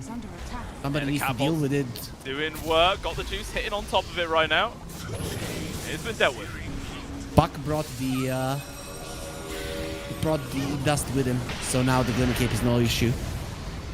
That's it, of course, with the dust, doing the work. Control towards Olin though. They really hard to save this Morphling. He's able to get the waveform out. Supreme constantly jumping in and out here on this puck, doing some work. Narman though, caught at the wrong place at the wrong time. He is dead. That's actually a free gem as well into the hands of PMA. In all honesty there from Navi Jr., not a bad fight. They get rid of the Aegis, they hold on to the high grounds. They're probably happy. Buck saved the life of the Morphling there with the Lincolns. He put it on him, and that's the only reason why Ulnt is still alive. So it is Mouse that barely get out okay out of that engagement. They still think they can fight. There is no dragon form for 50 seconds. This is a big timing if you can use it. They're going to go for a 3-man core pump. Huge. Magnifier as well. Niku's got to be careful. He might just get melted down here. He's rooted his control. Where's the damage? There is enough. Destruction does save him. Silence though on towards the free. Blast off on 2 as well, but then Icemark comes on through. So much control going on. Waveform into the background. All it takes out the supports. No buybacks there. It's over. They lose BMA. Yeah, that is it. GG has been called, and Owls end up taking the series 2-0. Beautiful done, right? This is the thing, what Mouse have been doing really well in this series is constantly applying pressure when they smell blood. A lot of the teams might even decide to go back there and play it safe, but Mouse, they poke, and they know at some point Navi Jr. are gonna crumble. Happened in the first game, happened in the second one as well. Yeah, absolutely perfect execution there coming on out from Mal's. Fantastic gameplay as well. I mean, we weren't really expecting the offlane Alchemist, but ended up banning out pretty damn nicely. I mean, Force does actually end the game with 0 kills on his Alch, but he was just all utility. That's what he was there for. He was just making sure that Oldnet was the one who could really do a lot of damage. Supreme as well on this puck, doing such amazing work. I mean, he actually, he did 28,000. Morphling did 32,000. So yeah, amongst themselves, they were doing a heck of a lot of work in this fight. I see 0 kills, man. I think bad. Just kidding. He did his job quite nicely. I think Navi Jr. in this game, they did. You remember when I talked about looking into the future? They really did. They went to slow down the Alchemist. They knew what was going to happen if he gets a super early mech. He didn't get it. Then when they saw that their enemies were trying to get together. They got a couple of pickoffs and focused on the towers, delaying the timing of their opponents, bought the pipe. Everything was done right. In the end, though, Mouse a little bit better in team fights, a little bit better movements, but I think also Mouse had better vision, right? And because of that vision, ultimately ended up getting the victory. Navi Jr. just a little bit impatient. That bottom move on the Dragon, it was so obvious he was going to get his 9-second BKB forced out, and he still went for it. So, you know, they're just this far from being able to beat a team like Mouse. Yeah, I mean, it was by no means that both of those games were like a stomp. Like, it wasn't like Mouse just completely crushed them. 100% Navi Jr. had the capabilities to get the wins in both of those games, but unfortunately, like you're saying, just missing like that little bit extra there to really push themselves forwards and getting the victory. But even still, they made it look close. You know, they did give us a series, which is what we all wanted to see. And definitely feel a lot of potential for this team in the future. And obviously, they still have more to come here for the CCT guys, because this is now into the playoffs. They're just knocked down to the lower bracket, so they're in an awkward spot. It's the do or die area of the tournament, but they are still in it. Always a chance for the comeback. Yeah, you can do it. It's not impossible, though. Navi Jr., I still think that they are one of the underdogs of the tournament. All of these teams here, they look quite scary. Not gonna lie, whoever they face, apart from maybe Passion, they will struggle.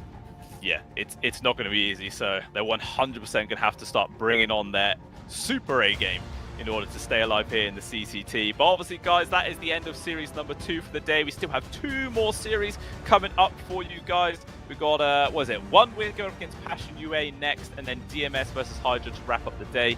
There is going to be about a 55-minute break again going into that 3rd series, because, you know, 2-0s just really speed things along so quickly. It messes over fixed schedules. But yeah, another slightly longer break. Some other casters will be coming in to cover those ones. Like, who's coming in to replace us? Is it anyone nearly as good as us, Harry? It's gonna be T-Time Ultras. I think all of our colleagues are awesome, but I mean, let's not kid ourselves. Blue Scale, no, not even close. We're the best. Oh yeah. Oh yeah. Okay, don't break the camera. Don't break the camera. All right, but even still, hopefully everybody, you've all enjoyed the show. And obviously, like I was saying, come back in about 55 minutes time to see the next series here for the CCT series number 3. We will see you guys in the future. Bye-bye.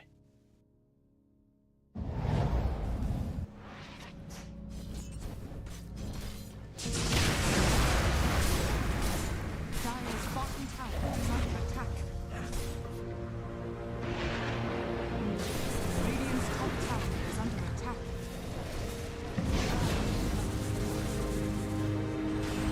Dire's middle barracks is falling.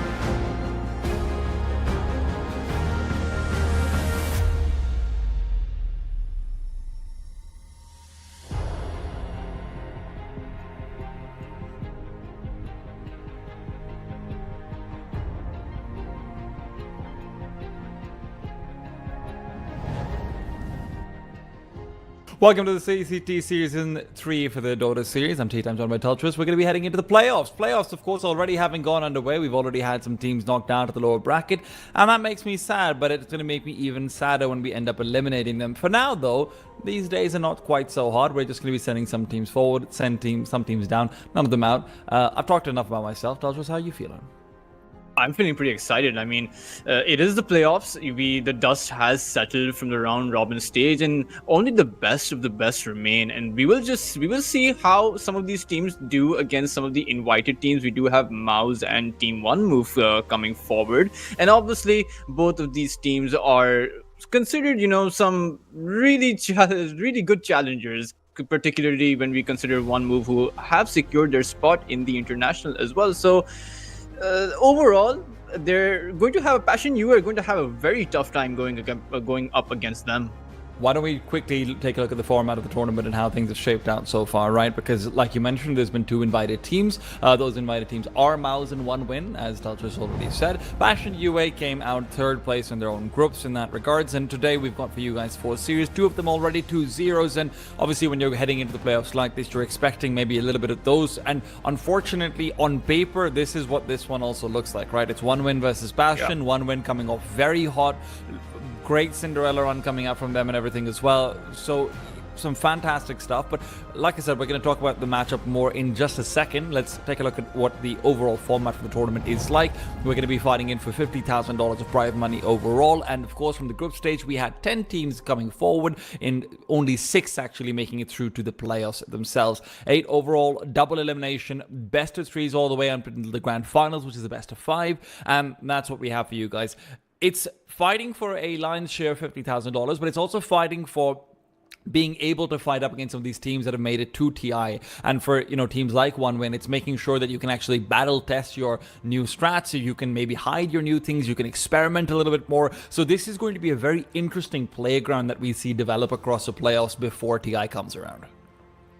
Definitely, and I think for a team like Team One Win, it should be like you mentioned, a bit of an experimental play, a bit of trying different things out, particularly as we are heading into a new patch, as things are starting to stabilize, and we will most likely be playing the international with this current patch, right? So you may want to be hiding your ace card up your sleeve. You may want to be trying out a few new things here and there and seeing what sticks. But definitely, speaking of trying new things, though, it will be Passion UA who are going to have to try some of those, cheeky little plays if they want to be going up against Team One Win. But meanwhile, let us take a look at the roster for Passion UA. It is going to be UI playing as the position 1, Niche playing against the position 2. That is definitely, I would say, their playmaker. Of course, there's going to be Bodhi as their position 3. Fernandes and Flacco, of course, will be their position 4 and 5. And meanwhile, if we look forward towards Team One Win, we're going to see exactly what their lineup is made of. It's going to be Munkushi. Obviously, for One Win, we've got Munkushi, Chira, Junior, Cloud, Sweden, Strong, and Respect, right? I think the main man you look towards for One Win, right? You point out that for Passion UA, it's Niche. The main man that we look towards One Win might just be Cloud, right? This team seems to be built very much around him. It feels like there's a lot of flex picks that are enabled through Chira Junior as well, by Chira Junior sometimes taking the lower priority within the draft as well. You see him forced onto the Primal Beast sometimes in the middle lane if it feels like Cloud doesn't necessarily want to play it. And Cloud then enables for that space for Munkushi to come into the mid game and late game, for Chira to become more relevant in the mid game and late game, right? So it's an interesting dynamic where you're putting together 2 middle lane players in Chira and Niche who theoretically present a very different style, isn't it, Teltris?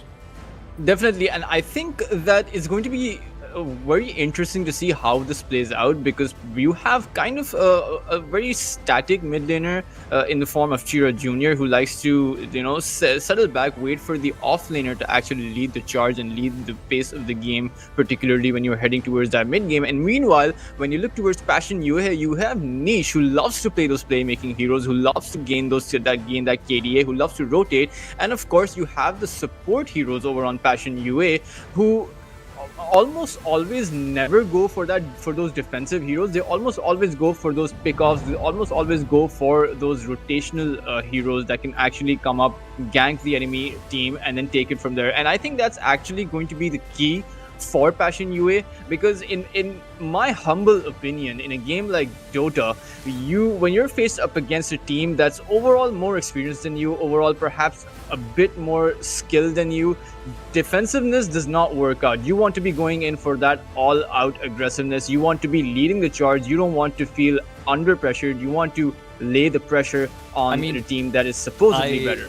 I fully hear you, but obviously the draft phase is going to be incredibly important. You want to see them winning out the draft regardless, because we have had this issue for Passion UA, right? Earlier in the tournament, I think it was against Night Pulse, where even if they have a really good game plans and preparation break apart once you hit that 25-30 minute mark, right? That's where you go into potential throw territory where, hey, we lose one team fight, something goes wrong, and then everything that we had planned falls apart. So this draft is going to be really important to even enable them to get to that 25-30 minute mark without already having been taken out. I'm hoping that we get to see some of the flex potential being shown up by Passion, right? Passion like to go into this with, sometimes switching out what their safe lane is playing, sometimes switching out what their mid lane is playing. Niche and UI actually have a pretty good shared map pool, but they're going to lead in with the Sand King, keeps things flexible, but it does feel like you are really betraying away what your offlane should end up looking like. Obviously, you can play the Sand King towards mid as well. We saw some of that in Series 2, but I think that with the recent changes to Sand King, I'm not sure whether that's going to be the priority in the same way. But Wind Ranger on the other side, OneWin loves to go for this because it's one of the heroes that Niche and UI both do. Munkushi and Shira do actually play. So you could see it being flexed into position 1 as well. Feels like they've not really shown any of their cards yet. And when you talk about the Sand King, it's definitely one hero that Cloud loves to play as well, and Passion UA snatching this up could just be securing that hero for themselves. But what's going to be interesting to see is how they actually counteract that Wind Ranger, considering that Wind Ranger is one of the strongest carries in the game, and you usually see the combination of Wind Ranger and Lina picked or banned in the first few bans that come out, or the first few picks that come out. So for Passion UA, it's going to be they want to be countering this Wind Ranger with some high mobility, high DPS focused hero of their own, because considering the facet that Wind Ranger has, the Whirlwind ability rather than the focus fire, that can essentially melt heroes down. It's enabled Wind Ranger to become this snowball oriented hero, which really wasn't there before. So it's going to be interesting to see what exactly Passion UA have up their sleeve, because remember, the pressure is on them to be snowballing from the mid game. So if this Sand King fails to do that, because it's just not all that good of a hero against the Wind Ranger, right? You can't exactly run up to the Wind Ranger. Your Borrow Strike isn't that high of a range. You have to get up close and personal if you want to be using that Stinger. So overall, we will have to see exactly some more heroes come out. I think let's start looking towards those more heroes, though, right? Because obviously, when you're talking about the Wind Ranger and maybe even the flexibility and reaching it and everything, it's also about getting the maybe slightly tankier frontliners to play along with the Wind Ranger. She likes to play on the outskirts. The Shadow Demon adds a lot of save over here towards her as well. So even when the Sand King does get the Blink Dagger, don't look at that as a guaranteed kill. This is very much protecting into that, but I'm very curious about whether we'll see Cloud's hero coming out soon as well over here, because there hasn't really been that much of a focus on banning out on the offlane. He's a very flexible player. He's played like 5-6 different heroes, it feels like, every single tournament, where he looks like a specialist on all of them. So I'm interested also to see if he ends up pulling out the Leshrac at a certain stage. Leshrac and Shadow Demon together on the offline can also be really annoying, because with the extra time and the Diabolic Edict, if you've gone for the secondary facet, then you can do a lot of damage out of the heroes. Snapfire will be the answer, so at least keeping things relatively tanky on the Passion UA side. You get the extra cookie for maybe a bit of save as well and whatnot, but it doesn't feel like this is necessarily that distance closer you were talking about. Where do you think this is going to go? I think it's definitely adding a lot of AoE potential, and keeping in mind that the Snapfire is pretty good at destroying the Shadow Demon's illusions that do come out. You have the Snapfire cookie that can actually save your hero from whoever is getting purged by that Shadow Demon. So it's a lot of counter mechanisms towards that Shadow Demon. But for me, I think that Passion UA should have gone for that Hoodwink. Okay. It's one of the strongest heroes in the game right now, one of the strongest supports as well. But again, like we were predicting before, Passion UA are going to go for that heavy pick-off oriented mid-game lineup in this kind of form. And I think with the reveal of this Clockwork, we are probably going to be expecting a mid lane Sand King to be coming out. So we will see exactly how Team OneWin respond to this. They do have a Void Spirit open up, but of course you want to be avoiding those melee heroes against the Sand King. So perhaps they might even choose to send this Wind Ranger mid lane. Listen, that's definitely something that they've gone for before, so we don't really necessarily know. But I do like the fact that the Clockwork comes through. There's a lot of great synergy in with the Snapfire as well, right? But everything will be reliant on the Sand King Blink Dagger as well. That's your rapid fire initiation. That's your quick little pressure that you're putting up again. Clockwork's probably not going to get that level 6 mark until 10, 11 minutes unless Bash and UA are winning their lanes. The Earthshaker pickup coming in as well, adding a lot more control out. That's something that OneWin was definitely missing out on. But again, the question is, where is it going to play? We still feel like for OneWin, there's so much flexibility. You can see that Earthshaker push towards position 3, position 4.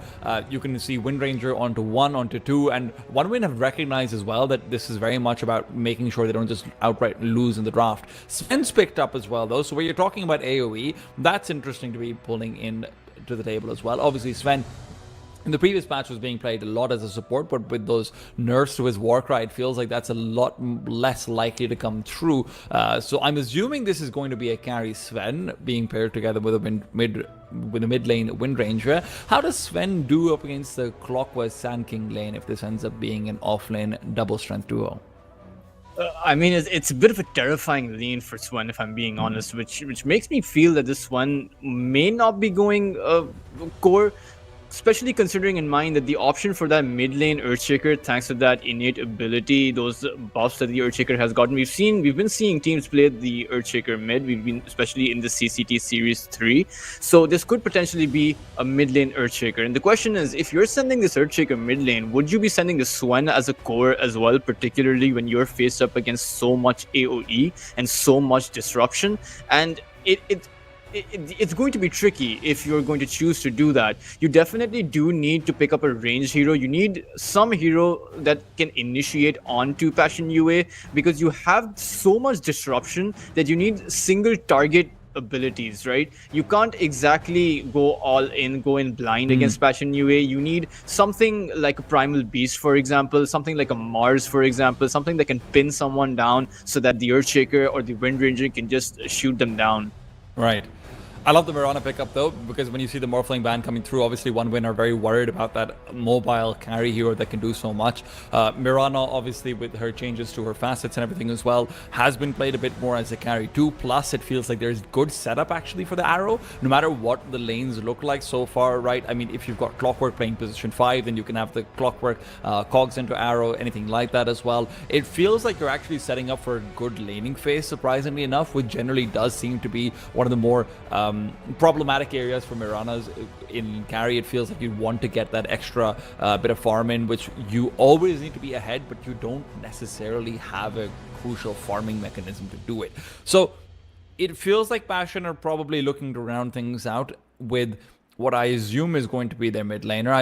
I'm still maybe, actually, sorry, not their mid laner. Maybe this is a Snapfire mid. This is going to be an interesting one, right? This is where things get curious. Beastmaster ban makes a lot of sense. I think taking away that extra vision is going to be really important when you've got a Sven on the team as well as a Wind Ranger who can go for pickoffs. There's a Blink Earthshaker as well. So trying to get all of those controlling heroes out from the offlane would make a lot of sense. Yeah, and let's keep in mind that there are a lot of options open for both of these teams, in the sense that they can choose to move around the roles so much, right? You essentially all of these heroes can be played on a lot of different positions, save for perhaps the Shadow Demon and the Clockwork. Like you mentioned, Mirana carry, very viable thanks to those buffs towards her ultimate. And again, the Swen being a bit weaker this game as a carry, considering the lineup that he is faced up against, it makes me think that these teams, they are going to switch it up. And for Passion UA, what I would like to see is a mid-game damage potential hero, perhaps something like a Queen of Pain, or even something like a Storm Spirit, something that can help just destroy those melee heroes that OneWin have. And for Team OneWin, it is most definitely going to be an initiator. I really don't see any way around this. The Earthshaker Blink Dagger is not the most reliable. It's best used as a counter initiating mechanism, or best used to, use that Echo Slam to land those 3-man echoes, or those 4-man echoes. The Wind Ranger can't exactly go in either. This And is in fact, fun. it's going to be a troll. It's going to be a troll warlord. So Like extended team interesting. fights, that's what Troll's all about, right? He was also given a small buff, obviously, where he's got the Maim in the ranged form, so his laning phase is a little bit more interesting as well. But what this does do is that it forces you to put potentially Sand King on the support or the Granny on the support. So it's also about the question of what direction you're going with on that side. And for one win, the good thing is that you are still confusing them a little bit in that regards, because obviously they're coming in for their final pick. You also probably don't want to play a sustained damage over time hero in this regards either. I would not hate a Brewmaster, to be honest, even though there's been nerfs coming through over here. And I know that Cloud has liked to play the Brewmaster before as well. It feels like it gives you a lot of really good control. It feels like even if you aren't necessarily getting the initiation, you're still getting really good counter initiation with the Cyclone as well. When you eventually do have the Blink Dagger, that's still going to be good. So yeah, I'm kind of vibing with this. And one will actually go for that axe. That's interesting. I definitely would have preferred the Brewmaster, particularly you can just throw the Troll Warlord up and then you turn it into a 4v5. But it is going to be an axe, and it's interesting that they've sent Yowai on towards that Troll Warlord against the Shadow Demon. Shadow Demon is one hero that is exceptional against those melee physical damage heroes such as the Ursa or Troll Warlord. So we're really going to have to see how OneWin actually choose to go, or rather how Passion UA actually choose to go around it, because it's going to be difficult for the Troll to actually go in and do anything. So the onus is actually going to be on Batchuk and Fernandes and even Flacco to be creating those initiations, to be creating those openings for the Troll Warlord to be going in. So the person that we have to keep an eye on is definitely going to be Sweden Strong, because it really just depends on whether Passion UA are able to take him out, go in for that quick Burrow Strike, Epicenter, and land those Mortimer Kisses, take that Shadow Demon out, and perhaps that's going to be the key to winning those team fights.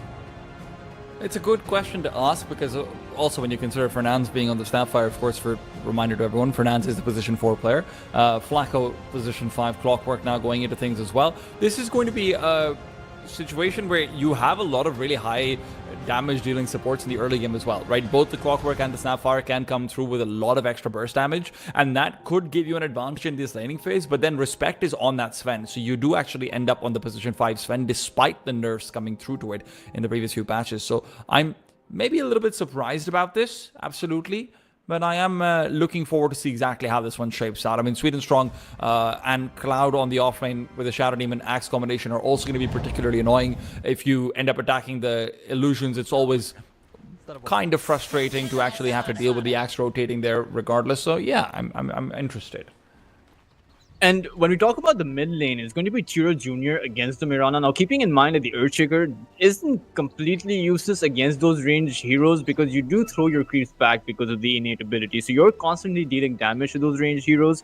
And all it really takes is going to be 1 or 2 Echo 1 or 2 enchant totem strikes onto the Mirana to zone him out. All it will really take is 1 or 2 rotations coming in from perhaps the Swen or the Shadow Demon to be taking the Mirana out. And we haven't actually seen a lot of the Mirana mid, really. So we're going to see which direction this Mirana is going to be playing, because of course a core Mirana is going to be a damage dealing Mirana, right?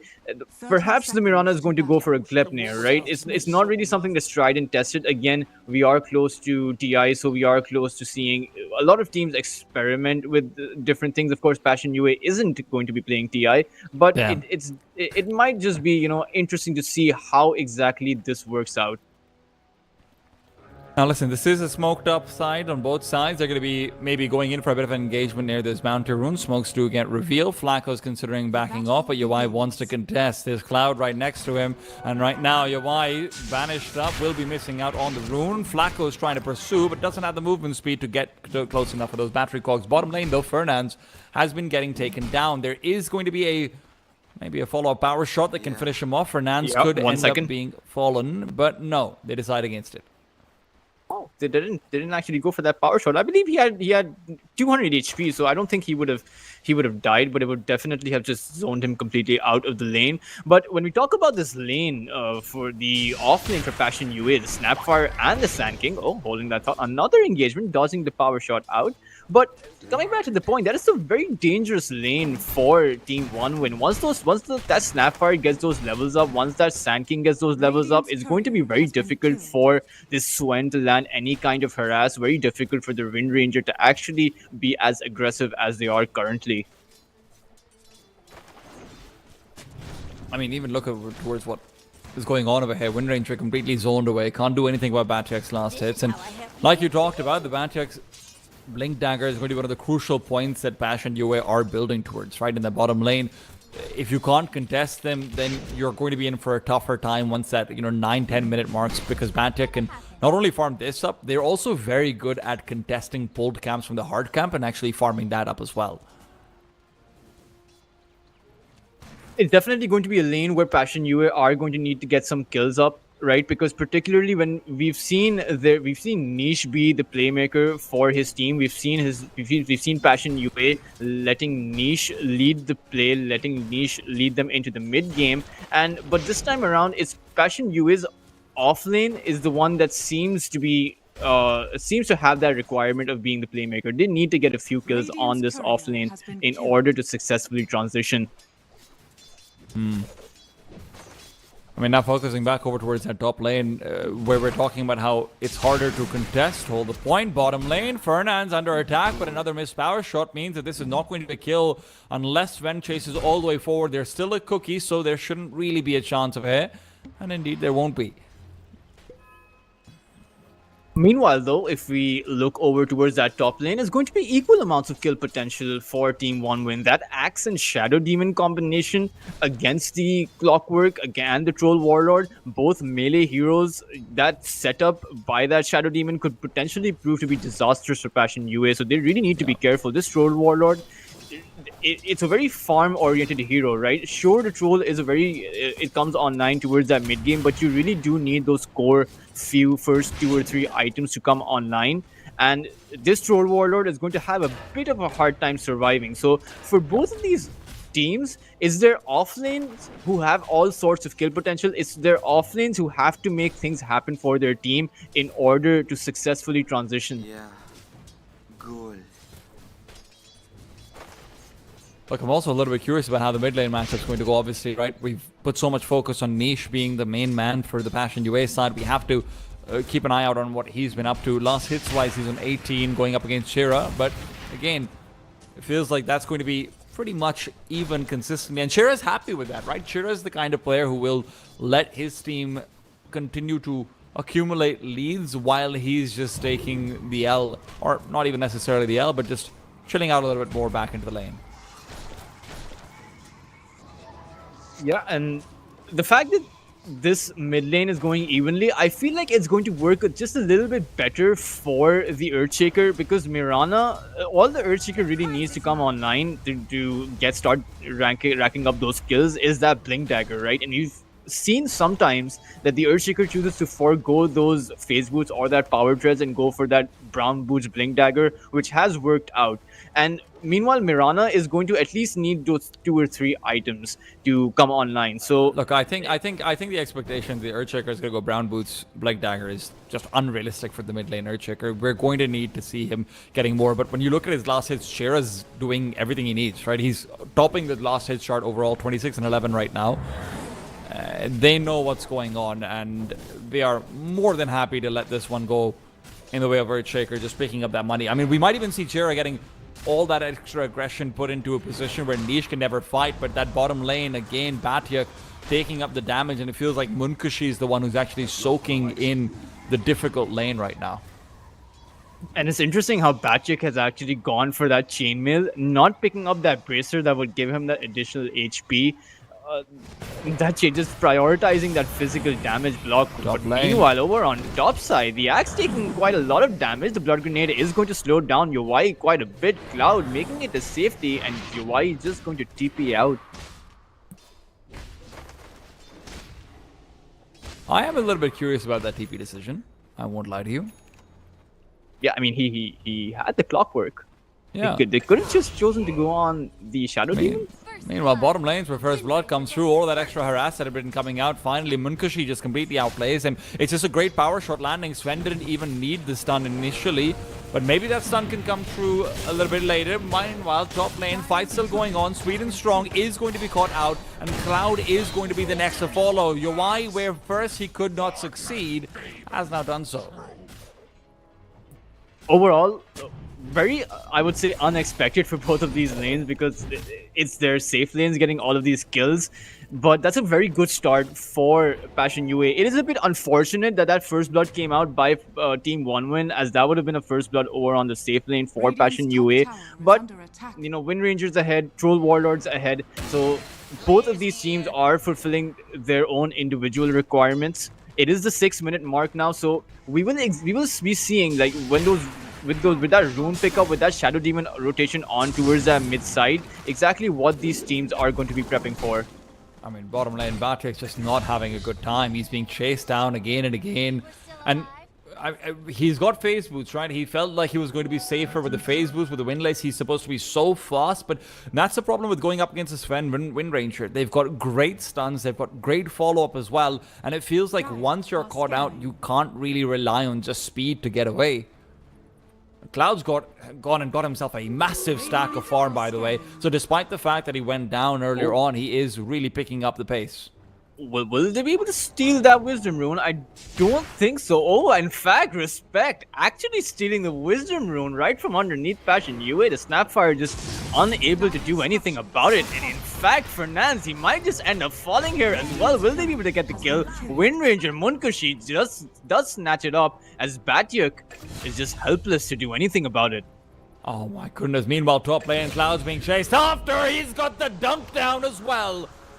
Makes it work. Double kill for him. Got the level up by getting the kill onto the clockwork. They thought they could dive him before the 6 came through, and he juked him around the trees long enough. And things just broke apart. Yeah, that's overall, that's just so much damage dealt within 10 or 15 seconds. Both Wisdom Runes going towards Team 1win. Their Shadow Demon is almost going to hit, he's going to hit level 6 within 30 seconds. Meanwhile, both of the supports for Passion UA, they're floating around the early level 4 mark, just rune. not having a good time. There's action taking place in top rune again. Sweden Strong caught out. Niche leaps forward. Still an arrow available, but Mana's running low. He's got the 1 charges, but he has to be careful. Respect comes in and sways him away. Junior will be able to save his life, but Niche gets himself a critical kill. I mean, that will be helping him maybe try and keep up, but so far, if we take a look at the net worth, he is not feeling the best. Yeah, and that's a lot of resources expended for that rotation, considering that you just now left the Wind Ranger to free farm towards that bot side. He already has quite a few kills. Batyuk just unable to stand inside of the lane, and look at this. Respect is just going... Sweden Strong is going to be caught out. Tulchus, I'm sorry to break it to you, but action taking place all across the map. Hard to keep up right now. Cloud and Chira Jr. just trying to protect this stack. Will be losing their Shadow Demon out now for the 2nd time. And the question is, are they even going to be able to find it? No! Fernandes with the snipe. Dire's bottom tower is under attack. Double kill for him, definitely. I think rotating out from that off lane, particularly as, you know, it was clear that you were going to lose the lane, that was a very good decision. And it is paying off for Passion UA. They're actually starting to come online a lot quicker, I would say, than that mid game or that transition out of the laning phase. And in fact, I think this is what they require, right? The Earthshaker does not have his dagger up yet. He will require at least a minute or 2 to get it, and that's when Team 1win is going to decide to turn the pressure against Passion UA, because how exactly is this Mirana supposed to survive when an Earthshaker lands on you with that Echo Slam? He doesn't even need the Echo Slam. He can just make sure you blink in and get the follow-up enchant totem. Yeah, and Munkushi with this whirlwind farm. So it is definitely, this is a very this isn't exactly a mechanism that's spoken about quite a lot. That whirlwind actually just enables your farming ability. It just makes your farm that much quicker. He's sitting on 5k net worth right now. Gotta ignore that for a second. Flacco chased away. Sweden Strong He's going to be able to force him off and guarantee that farm for Cloud as well. 5 and 6 now, and the lead actually going in Passion UA's favor. Their supports though, Flacco still level 5, Fernandes does have that level 6, but because the Clockwork is not level 6, that means that there's still a lot of initiation that's missing from their team. Remember, the Sand King's probably not going to be going for that Blink Dagger anytime soon, so they are going to be heavily reliant on their Clockwork to be making those rotations happen, particularly as that Earthshaker's Blink Dagger is now up. They'll just watch out for the smoke though. Niche is fully smoked up with Fernandes. They want to try and get a quick wrap around, maybe back towards the mid lane, but there is no one to go to, no one to find. Meanwhile, Cloud just continues on farming up. They feel like they've just wasted the best part of 40 seconds there. Yeah, but Chira's the one who smoked up towards that mid side. He might just spot out the Mirana. We'll see Niche. He does have that double damage room, but will that deter the Earthshaker in any way? Picking up that Ace rune, and there goes the Echo Slam onto the Mirana. Niche nowhere to go. And he's just going to end up falling. That's exactly the pickoff you wanted as well. They're going to transition into the tier 1 tower. There is no one who can defend right now. The Troll can't rotate in. The Snapfire has not got what it takes to actually stop this from happening. She's got the kisses, but to pull them out of the stage like this, it feels like you're giving up for what could be a big comeback mechanism for a later team fight. Net worth obviously still pretty even. There's not really feeling like there's massive advantages as far as the levels are concerned either, but getting the mid-tier 1 at this point is disastrous, especially if you can follow it up with a kill. Flacco's caught out, can't go anywhere. The Purge is on him, running out of life, but that's the kisses coming in, and that should be enough. Earthshaker caught out into the Shadow Demon, but it will be quickly taken away. Niche trying to fade back. That's where Munkushi and his rotation could be relevant. He's got the focus fire, but rather not the individual one. Niche might be able to get away because of that. All that extra farm speed would be for nothing, Teltris. Yeah, that fake TP coming in, enough to deter 1 win away, but that was an interesting mechanism that, you know, that arrow, that narrow passageway up that up those steps, that essentially enabled that counter initiation coming out from Passion UA. They didn't even have to expend all that much, and 1 win, it cost them a lot just to get Flacco, who, you know, is still level 5, so it wasn't a big win for them.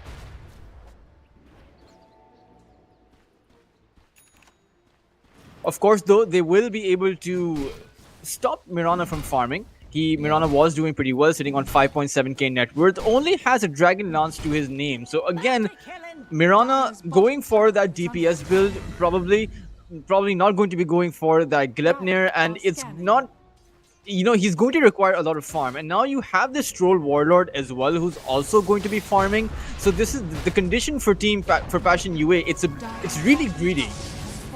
I mean, Cloud's also just going to be picking up everything he wants. He's been getting all of this farm. Niche is caught out on the cliff as well. Respect is just zoned him away, and Cloud is now looking for a way to find Niche. Niche is running out of mana. He's going to end up being caught by Respect. Respect waiting for that stun cooldown to come off. He's got the one to follow up as well, but is there any help here? Quick hooky up. Fernandes gets him up to the high ground, and that might be enough. Cloud still without the Blink Dagger. Hasn't been able to find it yet. Still 150 gold away, otherwise this fight could have gone a lot worse.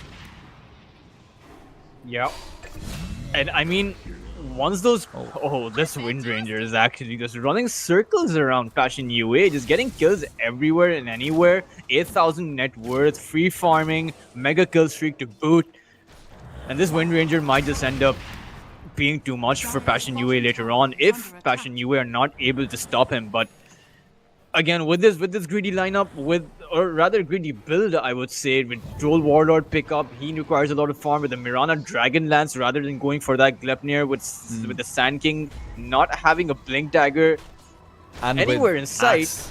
And Earthshaker both having Blink Daggers. Yeah, that's exactly what I was gonna come towards, right?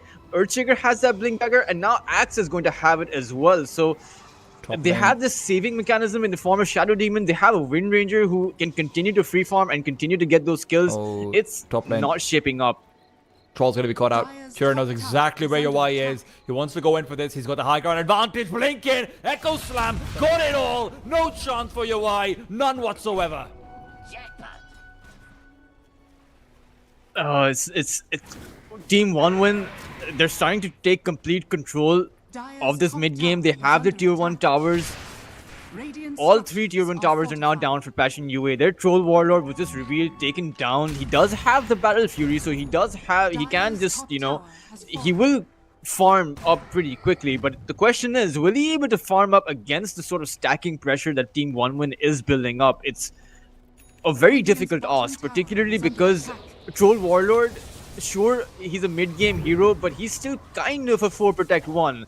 In the sense that your team needs to make the space for you to function.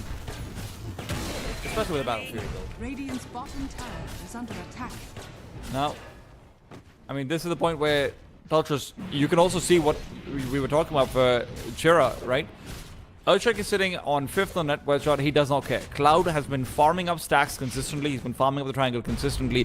And with Wind Ranger also getting pretty much free farm, Chira is fine to take the back foot. He's building into a BKB. That's going to make it so you basically can't initiate into him. The counter initiation becomes a lot weaker for Passion UA. So that Blink Tag on the Sand King that you were hoping to make use of, it's got a really difficult timing to hit. You want to get it out before the BKBs come through, but I mean, now Wind Ranger's got the Gleipnir. She's going to be building into the BKB as well. It feels like you've got to get that 1,000 gold that the Earthshaker needs and just make it work. Meanwhile, though, top lane, Natural Chance might never come through.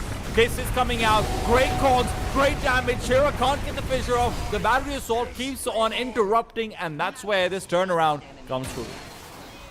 Oh, that was an amazing bait by Passion UA, but meanwhile, there comes a counter initiation. They do want some kills of their own, but their arrow stopping Wind Ranger in his tracks. It's not going to be enough as the Sand King will eventually fall. Respect going to take down Niche, and it looks like it's going to end up being a 2 for 2. It does feel like with the Troll Warlord getting this much space in the bottom lane, though, and getting the full access to Radiant jungle, this is more than worth it for Passion UA. Definitely. But the problem is Axe is such a good hero against a Troll Warlord, considering that you can just Culling Blade through the Battle Trance. So the Battle Trance doesn't exactly give the Troll invulnerability, you know. Right. It seems like Team OneWin have this kind of just overall, I wouldn't say a better draft. I think the way that Passion UA is playing it, they're not exactly setting themselves up for that max potential that they could be. I mean, now look towards that mid lane. Chira's just looking for hunts, man. He is consistently he's gonna ignoring his pick up farm, a and now DD. he's got the DD, or the AD as the kids call it. No one calls it AD, man. I know. Yeah. I wish I not was kids. But you know, if you look towards the Sand King, he is going to be picking up his Blink Dagger, and that's going to be the go time, right? So around the 20-minute mark is going to be Passion UA's time to actually turn up the pressure against Team OneWin, and that's going to be the timing where you have to make things work. You're going to be in the mid game. You can't let up. You can't afford to make many mistakes. And if Passion UA are able to snowball from that Sand King's Blink Dagger, then that Troll Warlord can actually just get ahead from compared to everyone else over on the side of Team OneWin. Look Considering at how much farm that Respect has, by the way. He's got a Pavis and a full drums. He is. Oh man, He's living his best life. he really is. But you know, Flacco has Pavis of his own, so you know, let's not count out the clockwork as well. Could this be the initiation point for the Sand King? He's got the Blink Dagger, but the problem is going to be Axe coming in from below. Cloud and Sweden Strong are getting ready to try and triangulate in around this tier 2, but Munkushi's found Fernandes, and it feels like your chances of fighting are gone there and then. Without the kisses, even if you do have the Blink in Burrow Strike, do you have the damage? And I mean, Passion UA is not going for that smoke. You have that Blink Dagger. You have everything that you need. You have the Sanj and Yasha up and ready as well. But it seems like it's OneWin who's looking for blood. They were just waiting for Mirana's item to be completed. He's just a smidgen away from the Maelstrom, but that might be something they end up regretting. Tier 2 tower can be put to siege, but OneWin feel like they have no intentions of doing so now that the Granny has respawned. Yeah, and Batchik actually just bought so much time for his team. He revealed himself to those creeps, and Team OneWin decided to go for a 5-man rotation on towards him, but they just could not find him. as that will mean that UI will continue to keep on farming, going He's to make got a his way full towards that Southern scepter. Yasha. Yeah, he has a lot of sustainability. 2000 HP up for him. A lot of slow. He has slow resistance as well, status resistance to boot. And with that Blink Dagger from that Sand King, it's a situation where you can actually turn the tables around onto Team 1 win, provided that you fulfill the requirement that we were speaking about in that draft phase. You need to get Sweden strong. You cannot let your Troll Warlord be disabled by that Shadow Demon. But the issue is, even if it is a full 5 versus 5, forget about disabling the Troll Warlord right now. Like you said, it's also about keeping the Axe away, right? So it's a dual problem for them to deal with. So it feels like the answer is not 5v5s. And with the way OneWin have been splitting up across the map, with how Munkushi has been very, very greedy because he's been able to be, right? He's been given pretty much anything he wants with his farm. There is a window, but to find it, you need to get great wards up. And I like some of the wards that Flacco's put into the Radiant jungle, but that Radiant jungle never has any Radiant heroes. Yeah. And with those BKBs up for the Radiant side, for Team 1Win, Earthshaker has that BKB, Windranger has that BKB. It's only going to be that much harder for Passion UA. Suddenly, your Mortimer Kisses and your Sand King Epicenter just doesn't do so much. I mean, Respect and Munkushi together are still in hot pursuit. They just keep on finding niche again and again, and it never feels like Passion UA can actually put to use a chance to bring this 5vx together, right? It's just pick-off after pick-off, and as easy as it is for me to say, hey, OneWin are playing separately, they're also targeting niche. They're also targeting these core players really effectively to never let Passion UA go down. Dire are scanning.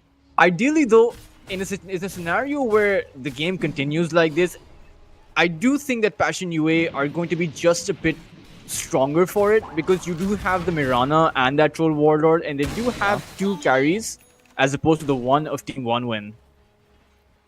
I mean, this Roche fight might be the difference maker, though. Teleport in is being planned out. Cloud is standing on the high ground, but no, the Dire decide not to. They're too afraid, and rightfully so. Cloud, if he senses a couple of players coming in, that would be it. So they're going to give up the Roshan. They're going to trade it up for a little bit more space out towards the top lane. If there is going to be a TP counteraction to the Troll Warlord, there's a fight to be had here, but that should be realized by OneWin as well. Good deep aggressive warding. So I actually like this trade-off. OneWin are going to be able to get the Aegis, but continually Passion UA have been prioritizing moving towards that late game that you're talking about. So it feels like you've got 5-6 minutes right now where if you don't take down the tier 2s with this Aegis, OneWin might be out of sort of the leading map control situation. Is under attack. Passion UA are TPing top, so it's going Sorry, Team 1Win is actually TPing top, so will Passion UA actually choose to turn this around? Oh, Bro, Fernandez is going to TP out. Oh, that's a great... Oh, what a hook shot calls in. He has just died for the sins of the Troll Warlord. Perfectly played. Very nice from Flacco. Yeah, that is the ideal position 5, you know, the sacrificial lamb. Get down, Mr. President. What more can you ask? Very nice. Secret Service on the lookout for Flacco. And I mean, in a scenario where you're faced up against that Aegis, just being that sacrificial lamb and just buying as much time to just let that Aegis time out is more than what you can ask. It'll allow your Troll Warlord to farm, it'll allow your Mirana to keep on farming, and meanwhile Batchick is trying to get his farm up as much as he can. So in a scenario where Team Passion UA are able to hold on to some of these tier 2 towers by that Aegis, before that Aegis timer runs out, that's going to be an ideal scenario for them. I mean, Batchick has done a great job of picking up the farm, don't get me wrong. He was getting absolutely bullied by Munkushi. Munkushi had just made his life miserable, but bottom lane, the Troll Warlord now might just be caught out. He doesn't have a BKB, so to get out of it here seems unlikely at best, and with no help, with no BKB, with no chance, that battle chance will not mean anything. Yeah, he's just gonna get dunked down. Passion UA, their carry has just fallen, and that Troll Warlord was doing so well, but it seems like Passion UA are just not able to group up, right? And Team 1Win are playing this in a way that they're just simply not allowing them to group up, but Passion UA just really do need to get a better job, do a better job of counteracting some of these initiations. I mean, you have such deep observer wards, but you're not making any use of them. Look, it feels like they've definitely done the right thing, right? Like where you're getting deep observer walls, you're getting ready to fight into them, but you're right. It's hard because also no one's actually near those deep observer wards. Yeah. Dire's bottom Those tower is wards were under attack. planted, I believe, just as Team One were taking down their Roshan. And they're going. The bottom jungle one was a little bit older. That's just to help Troll Warlord farm for sure. And now Troll Warlord is going to respawn. He's going to make his way towards that Dire's BKB, middle but tower has fallen. it seems like the onus is now onto the Mirana, who just simply does not have that much farm. You have a Maelstrom and a Dragon Lance. You really do need your Gleipnir, which is probably not coming as he's going to be going towards that BKB. So a lot of damage potential missing out from him, and Mirana is just essentially kind of a position 3 with his farm. Oh, great blink backwards from Batiak over here. He just keeps himself alive, but the problem is now, where we were talking about tier 2s, it's all about the high ground. Up they go. Munkishi's got the shackle. One lonely trade, but one big echo slam. Chira's gone in. BKB's up as well. Flacco's got nowhere to go but back to a teammate. Dead to rights. The shackle connecting on both. Dire's structures Feels like that might have been the last straw. Goal. Passion UA, have they ever actually gotten that Blink Dagger initiation with the Sand King dead? I don't think so. I don't think I've seen an epicenter outside of a counter initiation. I don't think I've seen Passion UA actually attempt to initiate on towards 1-win. It's always been the other way around. Dire's Troll bottom Warlord barracks doing what he's done has best fallen. all game long. Unfortunately, he's still in the Radiant jungle. Yeah, and I'm not sure what he's waiting for. You have an entire minute left on that Aegis, and if you don't go to defend, that's going to be a second lane of racks. Your heroes are now respawning, so you have no choice. You are not getting your BKB in time, so you Look at might the- as well try to defend. How are you even going to kill Munkushi over here? You've got so much counter initiate. You've got an AoE stun with respect. You've got Cloud's Blink Call. You've got Chira's Fissure. And then Sweden can also just disrupt at any given point that he wants to. It really is looking difficult, but they have to make a Hail Mary Dire's play. middle barracks are under attack. Mary's being held. In they go. Positions are ready. Batik wanting to get into the back lines. Epicenter revealed. The clockwork starts things off. Batik is in. Great catch. Great cogs. Great damage. And Passion UA, this could be the difference maker. Munkushi is isolated. He's going to be brought down as well. Respect can provide nothing to stop that Aegis from falling. And Shira's still looking to try and back up into things. He's got the epicenter. He's got the ultimate in 20 seconds. And now for Munkushi, BKB running back. Fantastic shackle onto 2. Respect is going to be isolated as well. Munkushi's a dead man, that's a guarantee, but Respect is about to give him one little extra body in the graveyard. A bit of company for his carry. Position 5s go wherever their carry will, but maybe not into the grave. That's not advisable. Yeah, wonderful defense by Passion UA, recognizing that they need to go towards that backline. Just let that Wind Ranger stay in that fight and just take out that Shadow Demon. And once they took out that Shadow Demon, Troll Warlord was able to go in and clean the rest of their heroes up. Earthshaker did not have that Echo Slam for that counter initiation. It seemed like Team 1-win were just a tad bit overconfident with their approach. I mean, sure, they did manage to take out that melee racks, but that's a lot of net worth that's just flung the other way. I believe it was an 8k lead that Team 1-win possessed, which has now dropped down to a 2k lead. By the time that the Wind Ranger respawns, it's probably going to be nil even for both of them.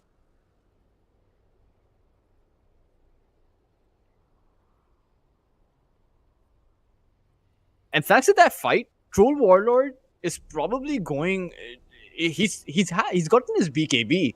So the next time around a Team 1-win come, he's going to have a full BKB up. And keeping in mind that this is the first time that we've actually seen Passion UA fight 5v5, and it was just so incredibly successful.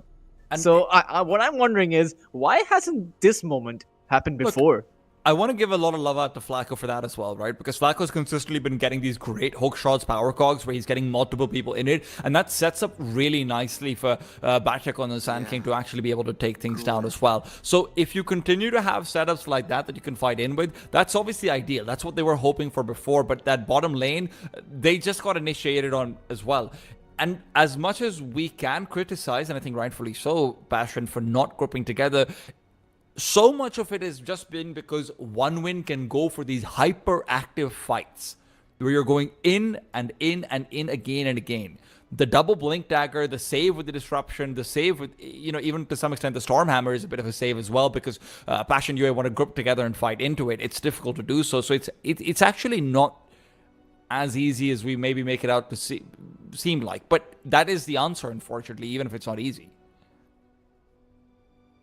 But, all things considered, Passion UA certainly do have what it takes to actually, fight on even ground. You have the Mirana who has the BKB up as well. You have the Troll Warlord with that BKB. The next fight is not going to be so easy for Team OneWin. You won't have a lot of that magical damage, and if you're fighting inside of that solar flare of the Mirana, then that Earthshaker who's choosing to go in with that enchant totem or that blink dagger might just melt from that damage. So OneWin really need to be careful, and we really do have to consider that the next item for Troll Warlord or this Mirana might just be that MKB. Perhaps it's going to be for the Troll Warlord. And if you take this game towards that 35-minute mark or that 40-minute mark and you don't have mega creeps if your team OneWin, then Passion UA, that's probably going to be the mark that Passion UA actually starts to take the lead. But as much as we are painting a rosy picture and a possibility that certainly does exist, we cannot ignore the fact that there are 2 lanes of Raxus gone. True. But, I mean, okay, so, of course, you were not doing the solo casting, and I'm actually proud of this fact a little bit. So we actually went through a 66-minute game where we had melee creeps, where we actually had tier 5 items come out, and I believe it was Team DMS at that time, or in fact, actually it was Team Hydra, and they managed to still win against those. And Passion UA's lineup is actually pretty geared to be clearing out those waves, right? You have the Sand King, you have the Clockwork who can constantly launch those rocket flares, right? So Clockwork alone, just from sitting inside of the base, can actually push out those lanes simply by using his rocket flare, right? So essentially, you only have one lane to worry about, and you can clear those lanes pretty easily as well. Look, there's definitely ways of pushing out the lanes, especially with the Battle Fury and whatnot, like you mentioned, but obviously always extra pressure to think of. But still, yeah, what Passion UA have been very good about, and this is, maybe as a byproduct of not doing what we have suggested, which is grouping up, is keeping up in farm. You look over towards the Troll Warlord, he has consistently been flirting with the top of the net worth, very often been on top of the net worth. Now it's no different. Yeah, and if you actually look at his last hits, he has 366 last hits to 268 of the Wind Ranger. He has 100 more CS than the Wind Ranger, right? Despite having equal net worth, Wind Ranger having all of these skills has essentially propelled him in a situation where all of these skills were not being given to the Wind Ranger, then perhaps this game would have been going a lot differently. But of course, we can't really talk about what ifs. We are commentating on this game. Wind Ranger has respawned. We are out from the pause, and it is now just a 1k goal lead in favor of Team OneWin. This game has been brought back by Passion UA from what was a pretty amazing team fight. There's a minute and a half before Roshan comes out, though, and it feels like there might be a fight to be had before Rosh is there. If you can get a fight now, you basically guarantee yourself Roshan, especially if you can get on the bottom side of the map. But the problem is that, you know what, Passion UA, they know that. They know that very well. They're sticking together, and now there's no longer any mention of, hey guys, you want to maybe go away and farm somewhere else? No, that won't be the case. How did they have another gem? Did Passion UA not pick up the gem? It's all about the jewelry for OneWin, man. They got the bling. No, but I'm not kidding here, man. I'm not kidding here. Passion UA took out the gem from OneWin. It was dropped towards that tier 1 tower on the mid lane. Let's check to put that one back. Yeah. Okay. I'm probably tripping here, man, because that would have been wild. That would have been some KYXY type level play. I mean, good times. You are referring things that are 10 years old, but I appreciate it. Yeah, I'm a dinosaur, man. Like, you can't blame me. But you know, we do have Arsart in this tournament. He's been around since TI1 as well. Sorry, yeah, it's a different player. It's art Yeah, style. yeah. You know, Art- he's been around TI1 as He's well. been around so- since like 2005, 2004, I remember. Yeah, but the still. granddaddy of Dota 2. The granddaddy of Dota 1, dude. That's how long he's been around for. Even so, for Passion right now, all of this grouping up is still going to be something that eventually has to end. You need to push out these lanes. You need to put yourself in a position to fight for this next Roshan. As much as we've said that they can fight up in the 5 versus 5, going up against the Aegis is obviously going to be pretty damn tough.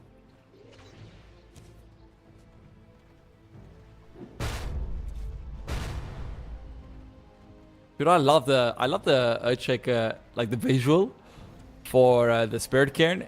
Sorry, for the Slugger. It just looks so cool. Those people go flying.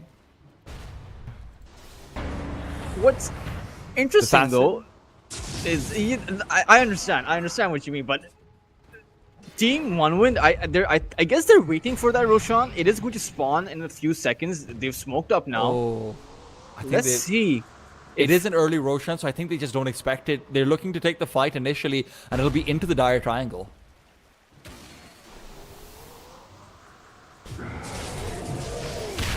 Lako's caught out.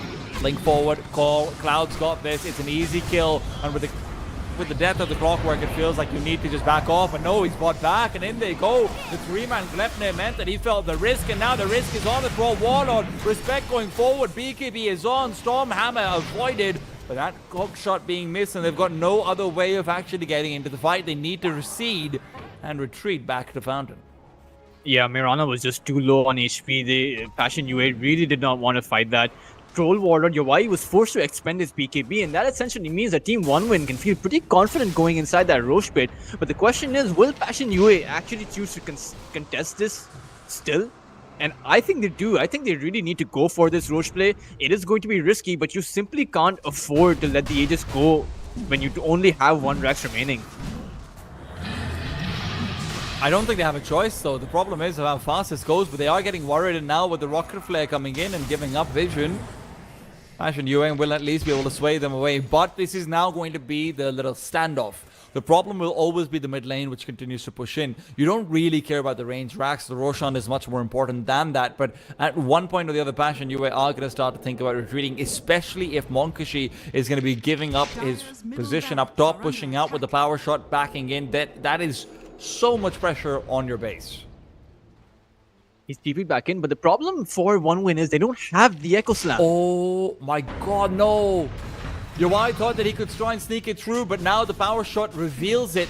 They don't know how to go in. Cloud will be going in onto a solo player. That's not ideal. In the back line, the arrow hits. Respect is down. Monkashi BKB though gives him so much damage. Yawai should be caught out, but Cloud's missed his ultimate. He won't be able to take down the Troll Warlord. This is disaster. Still, the Axe is able to get damage done. Fernand's on the pursuit is just not enough, and despite a mishap of abilities, a misplay from Cloud, Passion UA still can't get it done when they spend all their abilities bursting down Respect. It not even really finding seemed it really seemed like that was Passion UA's fight with that cookie landing that troll outside of the Roche pit, away from the Axe call, with the Axe not having that culling blade to quell the Troll Warlord up anymore. It really seemed like they would have had that damage, but Niche TP'd away. He abandoned his team, and that essentially left them powerless. The Snapfire was alone. He tried to do everything he could, but he simply did not have that damage. And Team OneWind, they survived on the cusp of it with just 100 to 200 HP remaining on most of their heroes. Mirana should have stayed. Mirana should have stayed and died with his team. Is under attack. Yeah. Dire's structures are I mean, listen, it's not like you've got buybacks over here, right? It's not like the Mirana's life is going to help you out in any real way.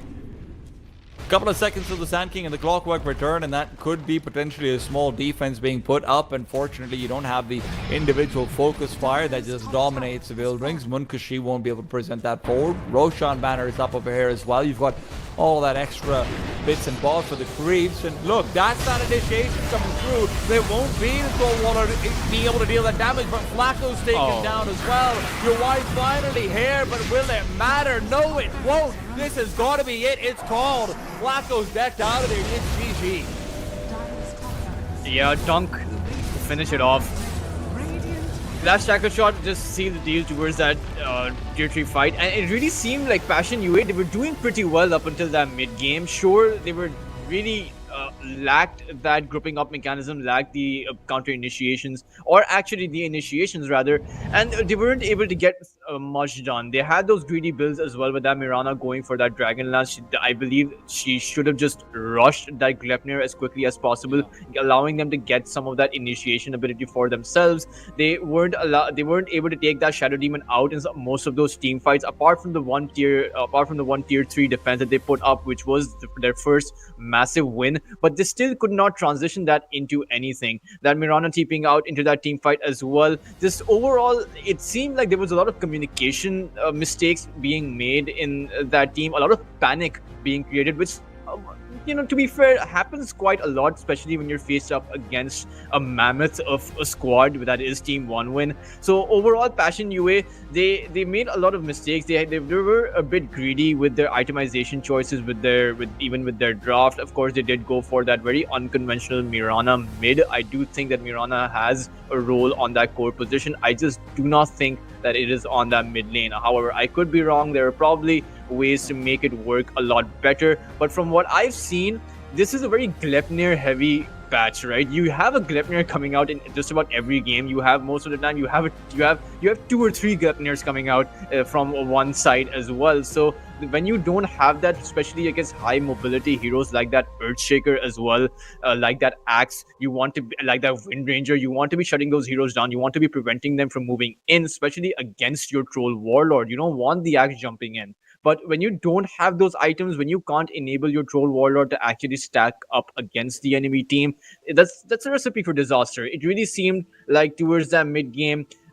Passion UA, they really were not, outside of their passion for the game, they really were not coordinated enough. I'm with you there for sure, especially when I think the problem might have actually been, Tulchus, though, that they didn't understand how close it kept the game throughout, right? Because it felt like, as far as map control, they're losing out on everything. It felt like they're really just giving up so much, but they were actually quite close all throughout. It just felt like the difference maker might have been Chira for 1win, because he was always so active in that early game. And when you compare that, hey, Sand King's obviously farming a lot to try and make up for when he's been taken down by Munkashi, but Cloud was also just farming up the triangle. You look over towards both carries being pretty farm heavy as well. The difference was what the middle lane player was able to do with the supports very often in that mid game. So that's something to look forward towards for next game. Niche obviously a big focus, and I can't believe that he's going to be out of the series entirely. We're going to have to wait though for the series to continue. We're off to a quick break. When we're back, it'll be time to see whether Passion UA can strike back.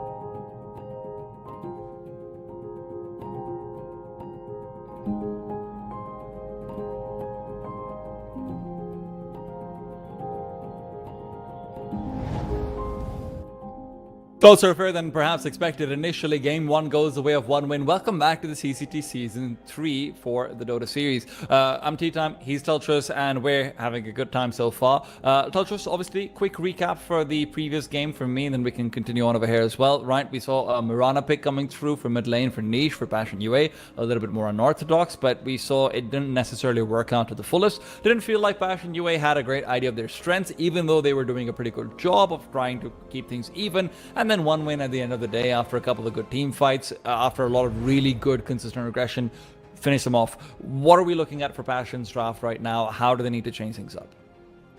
I honestly think that Passion UA need to go back to their roots, right? We've seen Niche play in these sort of playmaker positions, play up on that Void Spirit, play up on that Ember Spirit, that Pangolier, where he's leading the charge, where he's getting so many kills for his team, and that essentially allows his team to snowball from there.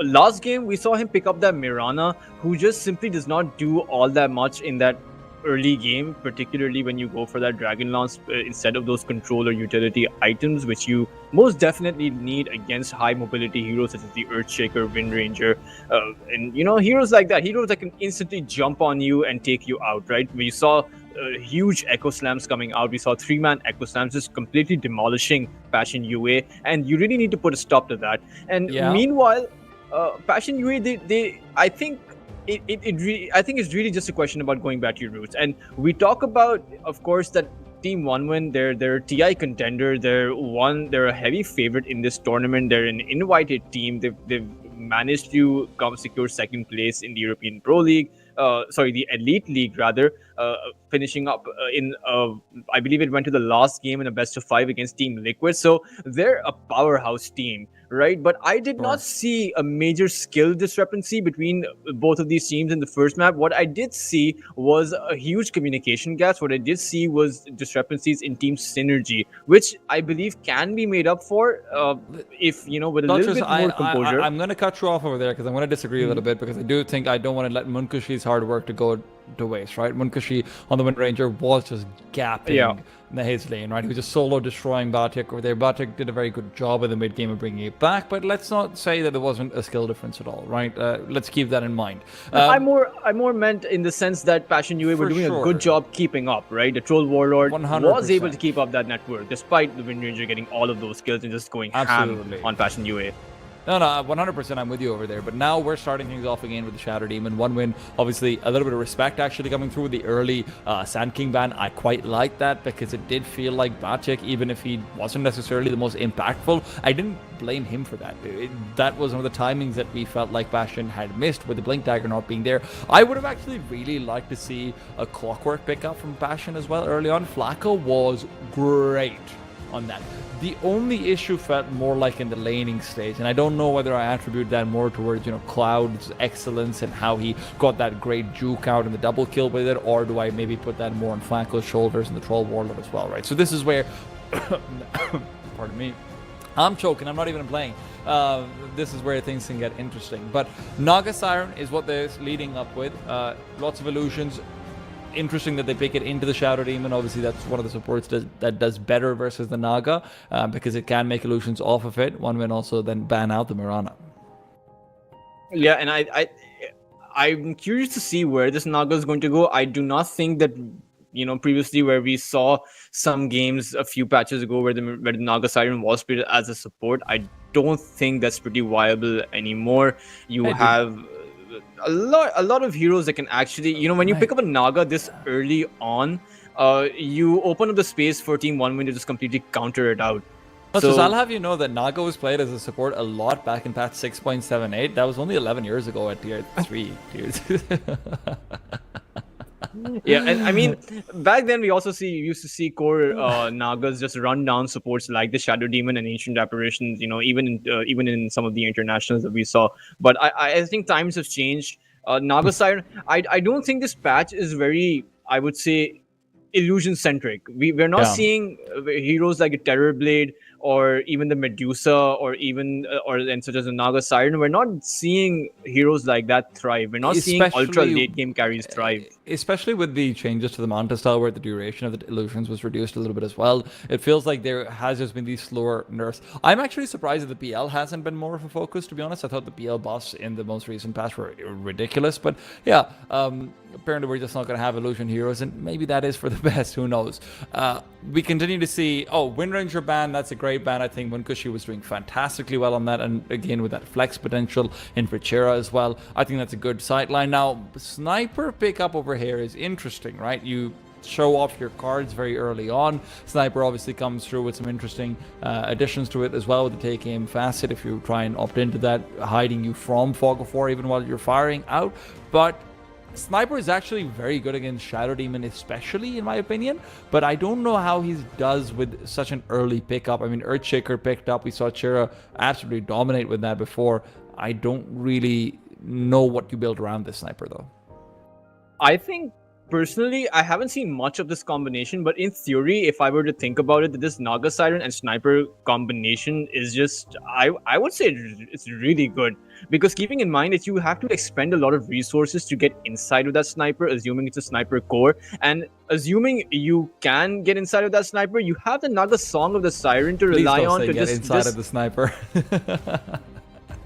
I mean, if you manage to blink onto the Sniper, right, this Earthshaker, Enchant Totem towards that Sniper, flinging himself up towards that Sniper, right? So you have that Song of the Siren to essentially disengage from that site, from that fight, and allow the Sniper to reposition himself. So you do have that unique mechanism, which we haven't actually seen a lot of in previous tournaments or in competitive play. We will see how exactly this works, and keeping in mind the Sniper is actually really good against those melee heroes, right? That constant headshot pushback that you get is going to be pretty useful. But one of the requirements for the Sniper is, again, that Passion UA had that requirement in the previous game as well. You had to keep that Troll Warlord alive, and you were not able to do that. So again, if you're sending the Sniper down mid, then the requirement is much the same. You have to keep that Sniper alive, and that's going to be the key requirement for Passion UA. How exactly are going to keep that Sniper alive? What heroes are they going to pick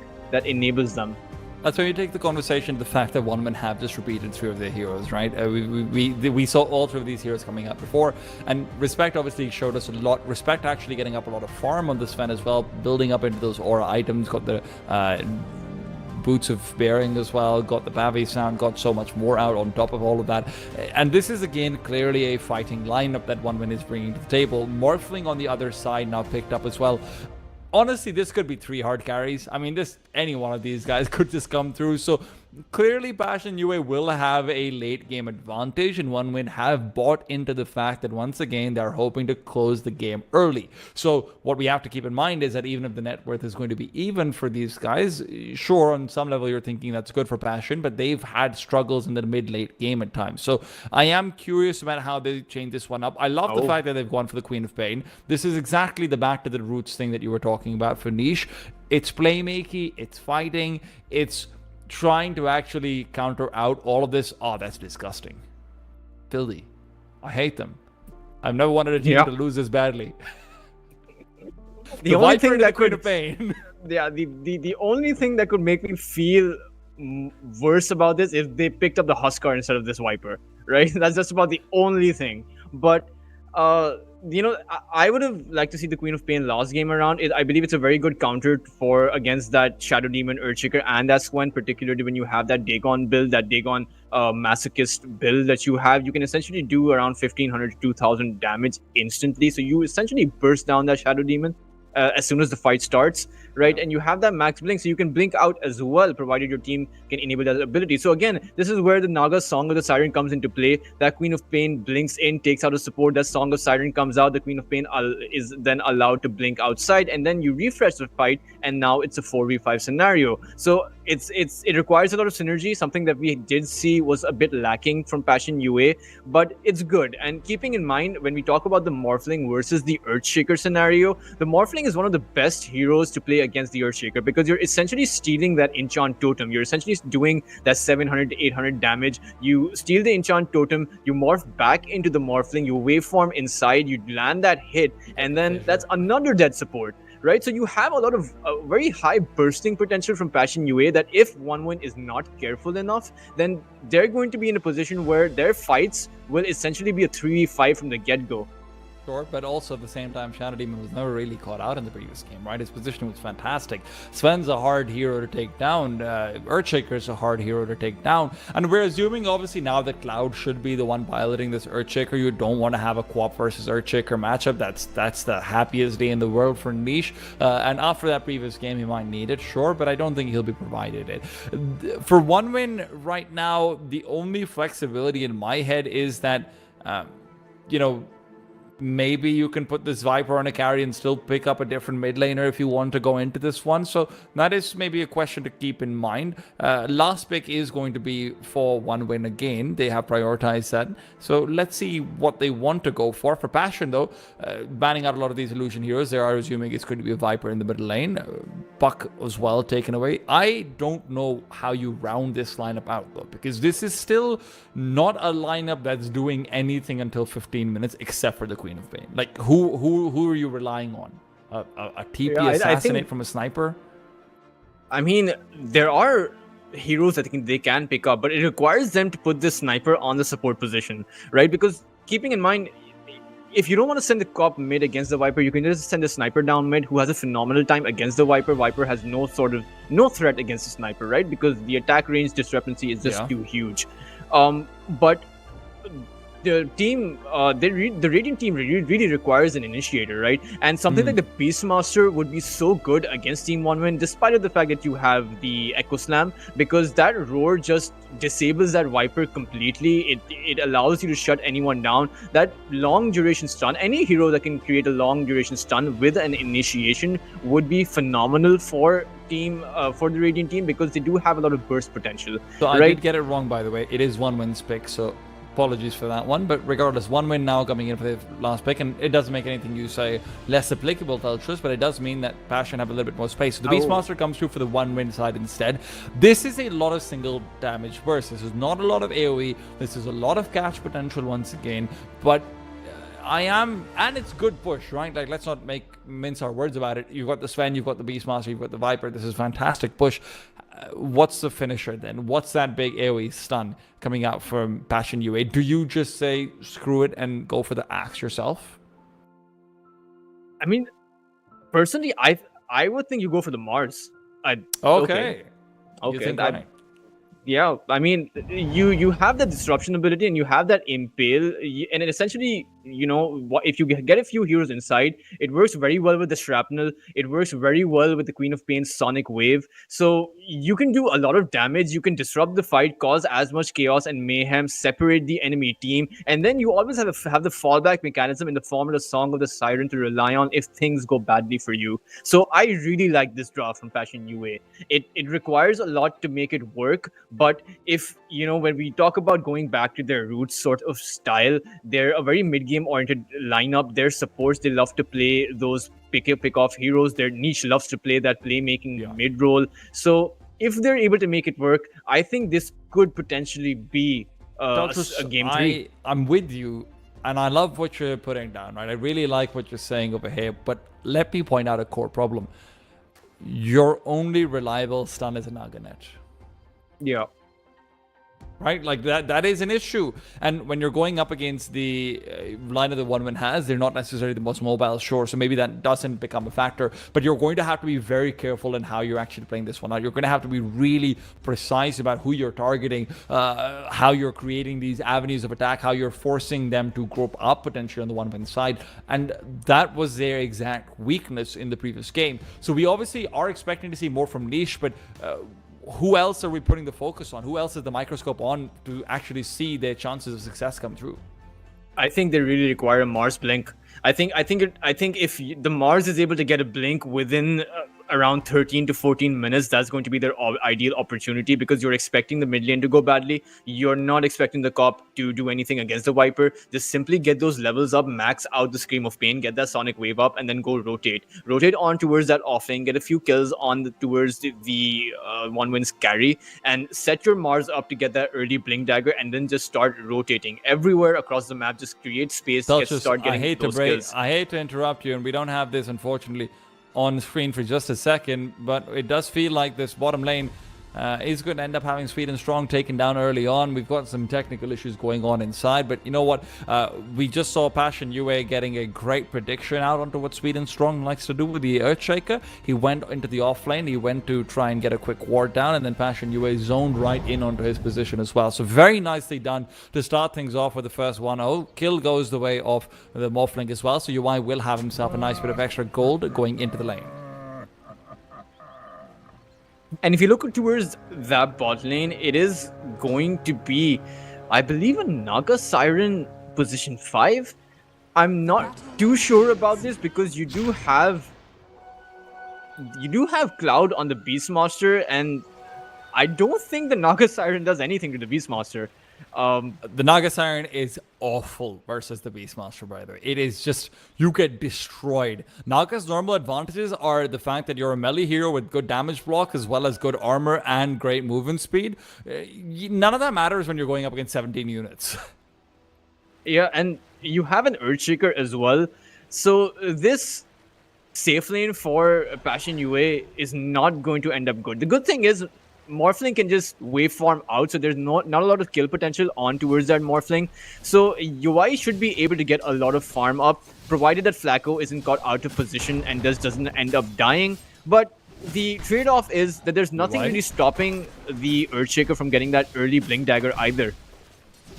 The other thing to keep in mind is that these two heroes are so tanky, you can just tank up all the creep hits. Right, you've got the Beastmaster who's sitting there very comfortably with the 3 armor. He's got himself the 800 HP. The Earthshaker's won 4 armor and 700 HP with the boots first, by the way. He didn't even go for any stat items. So this is going to be a difficult lane for your Y to get much done in with the low range of the Morphling. Yeah, I would just send this Sniper down towards bot to support that Morphling. Rather, I know the Sniper is never played as a position 5, but what would you do with the Queen of Pain, though? The matchup in middle, because I don't think there's an answer to that. Yeah, it's the laning is definitely not Passion UA's strong suit, right? But the good thing is it shouldn't take them that long to come online, because the Queen of Pain really just needs those abilities, right? So as long as the Queen of Pain is able to survive, leech up on some of that XP, perhaps Flacco can go in, or the Sniper could go in to refill that bottle once or twice, and that would be a good enough start for him. Because keeping in mind that 15% spell amplification because of the Masochist plus that 300 damage Scream of Pain and that 350 pure damage ultimate. No, he doesn't have the spare. He's fine. Didn't see an angle for the spare to come through, but Batik does chase away the Shadow Demon. Munkashi, of course, this time he's on the Sven. Remember, Respect is not picking that one up himself. We do have some change-ups, and that's where this is just so annoying, right? It's the flexibility that one win bring to the table is so frustrating when you're actually trying to draft up against them. And I mean, towards that... Oh, no. Oh, niche. He's not going to die, but just completely forced out of this lane. Going to go towards that Null Talisman. And I suppose he's doing all right. He's actually matched up to the last hits of Chira.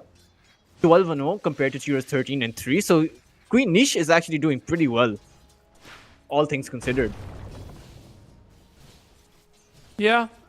Radiant's courier. The lead does start to stack up a little bit more later on very often, and one of the issues I actually think one of the biggest issues Niche is going to have is actually because of the Viper facet, and I'm going to hold the point right now because Rai is also just trying to make sure he can be a little bit more aggressive, make sure that the Sweden Strong Earthshaker can't just try and put Flacco into a compromised position. But he's taking so much damage. But the Viper facet makes it a lot easier to push out lanes, which before wasn't necessarily the strength of the Viper, right? You know, when you've got that Poison Circle attack that ends up blowing up and the 300 radius extra damage it deals, Queen of Pain can no longer look to push out a lane and then gank somewhere else without taking a lot of tower damage. So Niche has to be very strategic about how he actually tries to play this. The 6-minute TP rune coming will be in. crucial. Yep. Here is forced to go TP out towards that tier 1 mid. Not a huge loss, but it will give Niche this entire creep wave. Top lane though, that's where the action now is continuing forward. Batik could be caught out. That's a trade-off of the TP. Munkushi will not be taken down, and the great body blocks unfortunately lead to nothing. Sniper's made his way back over. Respect has to be careful in a situation like this. Yeah, But Fernandez doesn't have mana. Worthy tribute. Yeah, overall, Passion you are doing a decent enough job at surviving. Although, just surviving is not what I would expect from their offlane, that Mars and Sniper combination, particularly because you have that scatter shot. So I'm not sure how they're getting pushed out. I do believe that the Sniper, because the Sniper TP'd mid to help that Queen of Pain, that left the Mars quite vulnerable towards that aggression from Team 1win. But this is a lot of pressure the Team 1win are already stacking up.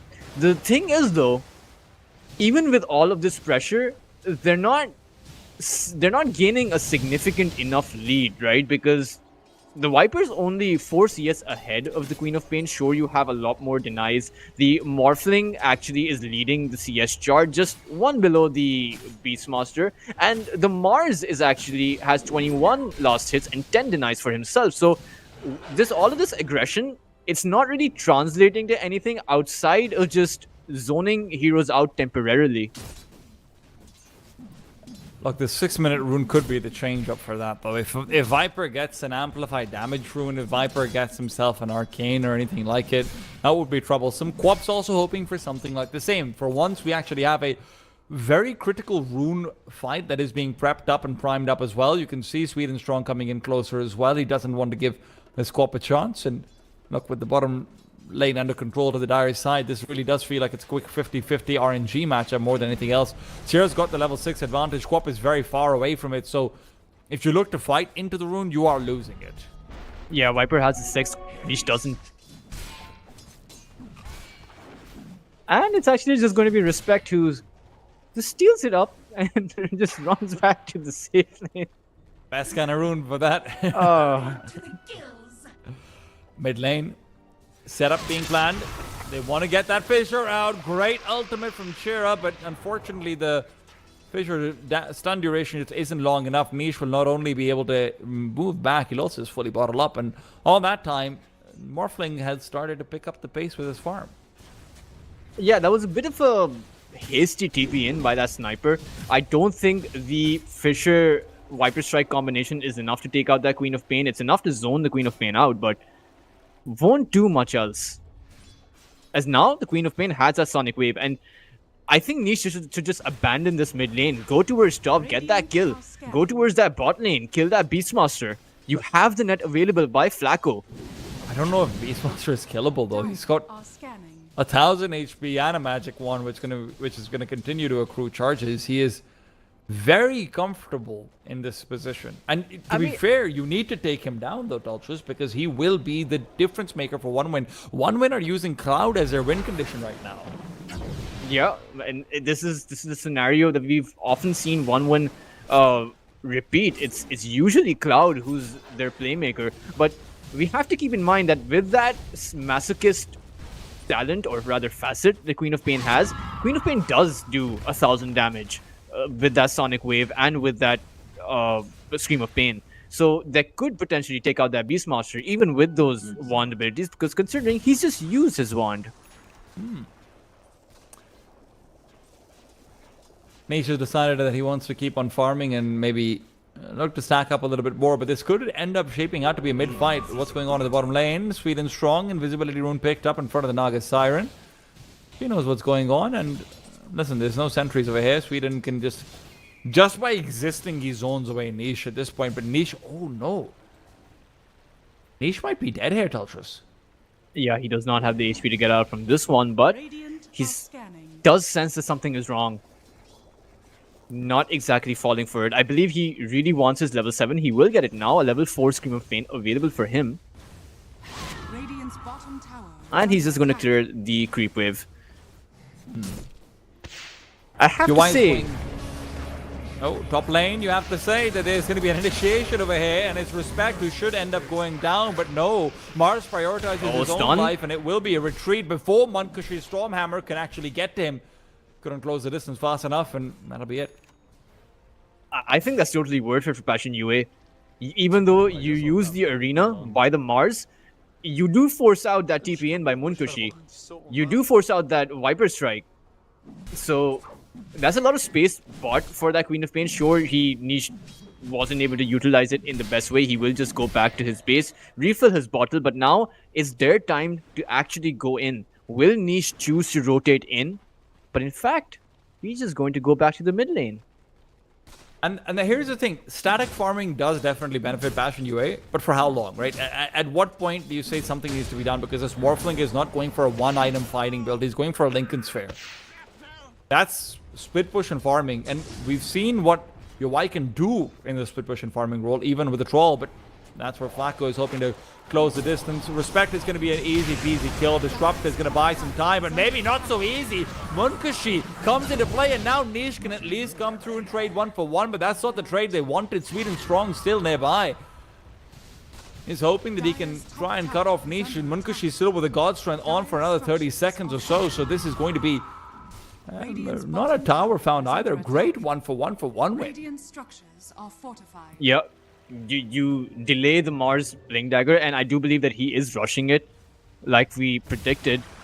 But Queen Niche really needs to make something more happen. You have the Sonic Wave. It hasn't been used on anyone just yet. Just the Shadow Demon kill Tower is under attack. for that rotation, and they're really under pressure Mid here. lane, Viper, that's that second arena that's supposed to take him down, but again, Respect is always in the right place at the right time.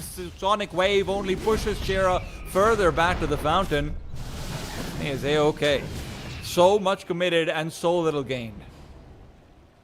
Yeah, and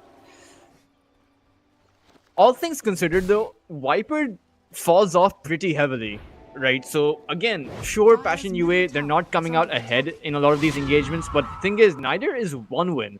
When you keep in mind that they tried to force out so much aggression, tried to harass Passion UA so much, and even they were not able to get anything done. A static game essentially favors Passion UA, like you very much pointed out. There is still a window that one winner are looking for, right? So static or not, there's the Aghanim Scepter for the Beastmaster, which is only about 1,000 gold away. When you get that, they are fighting. And that 15-minute mark or so is when things might change. And you've got the Blink Dagger at that point for the Urchik, who's on 1,000 gold right now, by the way, so he's feeling very good about himself.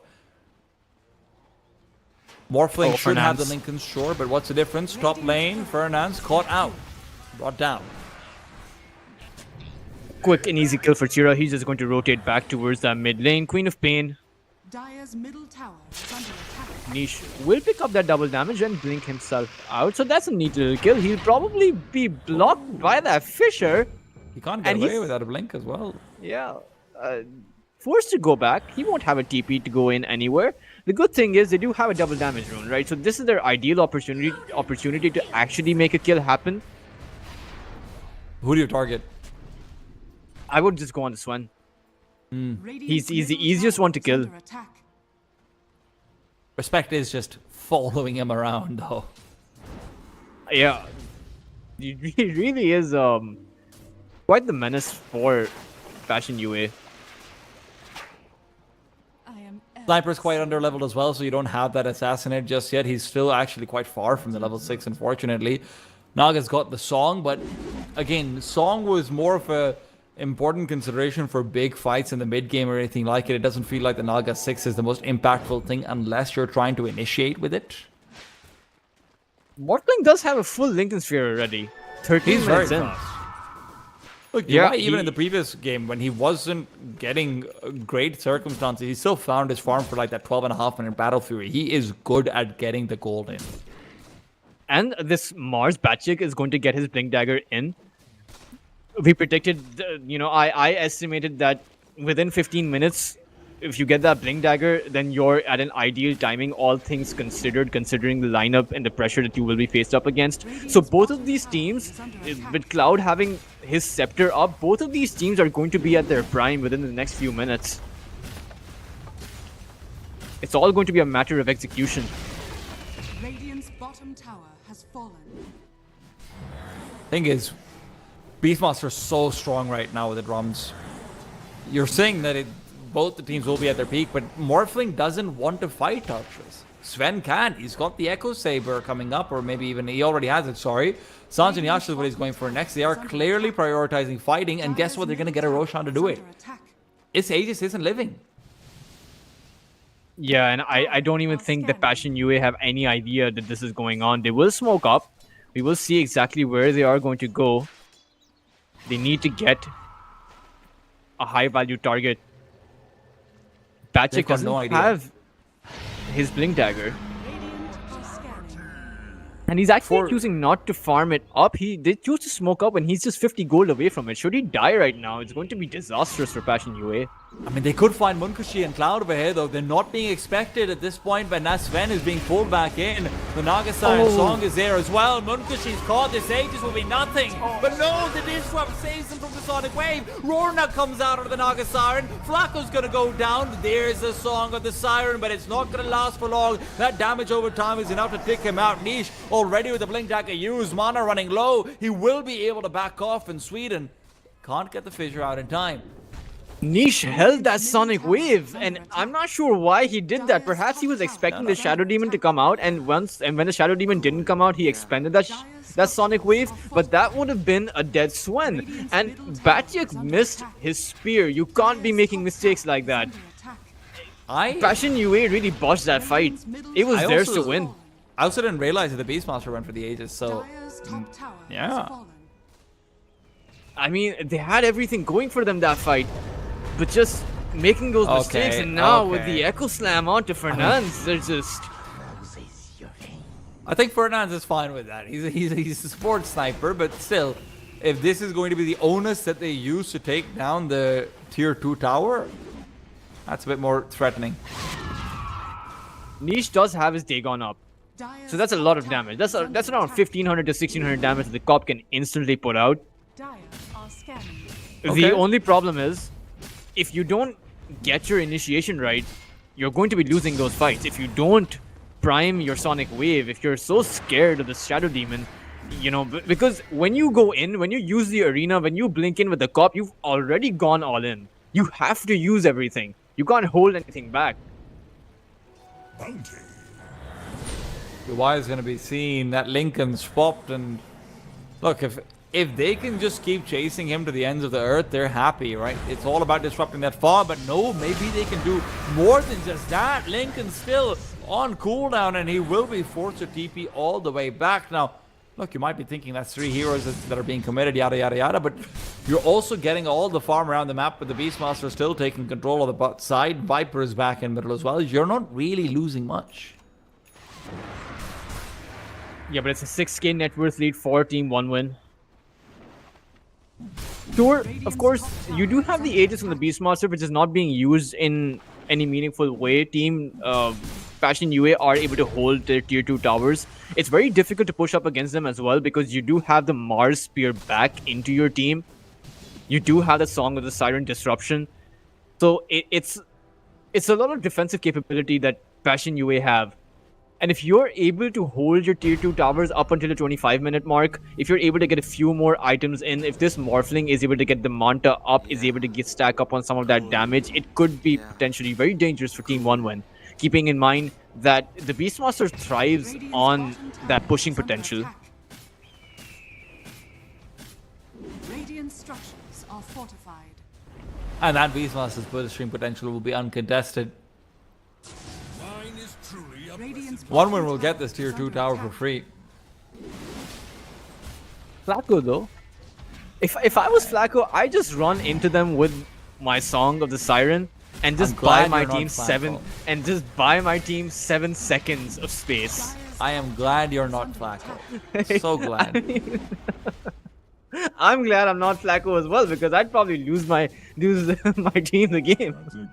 He'd probably be kicked out too. Yeah, I'm with you. Dire's middle tower. Aegis is gonna expire soon. A minute left on it. Is there something you want to do as Passion UA now, or are you still going to continue to say, well, we're farming, we're going to keep farming, the Morphling Manta still might not be enough, it's still kind of a split pushy defensive item. What am I trying to do in this game if I'm niche, especially because he's fallen so far behind on the net worth graphs? There's not a fight to be had. There's not any objectives to try and steal. What's the game plan? I mean, it's just so difficult, right? One will have all of this space. Sure, they can't push, but they're in such good control of their own territory. Passion UA can't really get a pick off unless they focus 3 or 4 of their heroes onto one person. But speaking of being focused, it's going to be Batchev who's going to end up on the wrong side of 3 of their heroes, using his arena, but just nowhere to go, as Cloud's going to finish him up. And the problem for Niche is Cop isn't really a hero that Dire's bottom plays tower is well under attack. behind. Cop is a hero that's designed around snowballing, right? So if you're Especially playing with the this Dagon behind, build. yeah, so there's not a lot of room here for Passion UA outside of this Morphling. It really does seem like Morphling is the only one who can stack up. Radiant's top And well, tower you sing is a song, under sing a lullaby, and say goodbye. Morphling's gonna be able to get out there. They're blink forward from Earthshaker. Sweet and Strong does catch out Flacco, but no harm, no foul. Flacco can get away. Dire's bottom tower is under attack. And the good thing is, though, Yovai can actually just split push at any lane out, and he can get away every time because of that Lincoln Sphere. There's no roar here for the Queen of Pain for another 20 seconds, so are they just sieging this tier 2? There's... How do you stop... Oh, they're going for the Tormentor. They're actually just going to sneak, or rather not sneak, they're just going to brute force this Tormentor down, securing the shard for the Shadow Demon.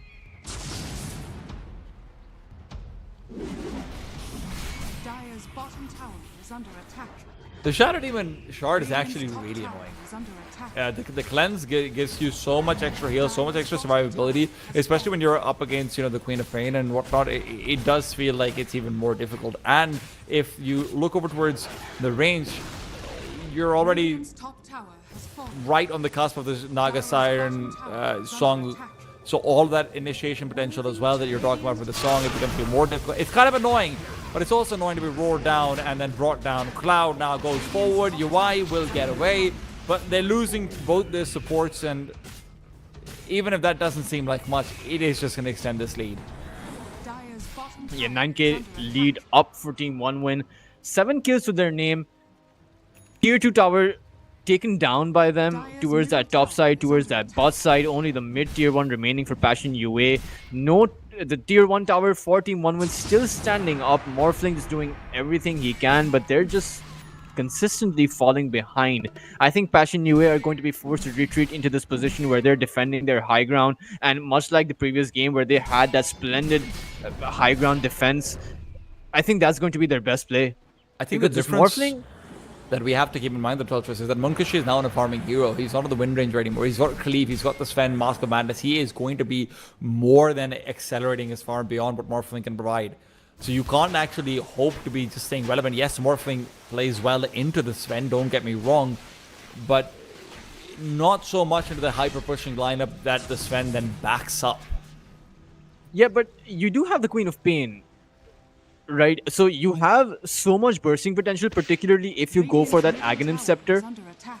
Your 3 melee heroes against Team 1 win, and when you consider the fact that even the Beastmaster's units are going to be getting slowed down, that's a 40% slow, and then the Extreme of Pains are going to be bouncing off from one another, it's going to be quite a lot of damage if Team 1 win is not Radiant's middle careful. tower has fallen. Batrix is trying to buy some time. He's been able to actually get a lot of it away from Munkashi. Blink Dagger will be there in a few seconds as well, so he's fine. We do look And in forward fact- to Queen of Pain for sure. Under attack. Another thing, oh no, Backjig Oh, just no. actually, oh, okay. He's gone. Poor Yeah, guy. he's kind of gone. Okay. Batrick, you But- will be remembered fondly. But he's chasing actually in. buying quite. He will be able to blink He's out. blinking away. Okay. Yeah, Batrick's okay. got He the has the whip on bullwhip. He himself has as that well. movement speed. You can keep on trying to chug away, Oh, and no, now but the that's- shrine up as well. There you go. And Flacco actually creating space towards that mid side. Wow. Somebody This called is- this NASA. is- There's a copyright infringement going on. Oh man, but I mean, Fashion U are doing as much as they can, right? They're creating all of this space. The problem is now Team One Win have grouped up. Swen though won't have his ultimate, so that's a lot of sieging potential that is missing. Blink in, roar on the Queen of Pain. Niche is just going to be chain stunned up, and the Echo 1-2 doesn't make this any prettier. If you're a Bastion UA fan, close your eyes. These your screens are falling down. No, cheer up.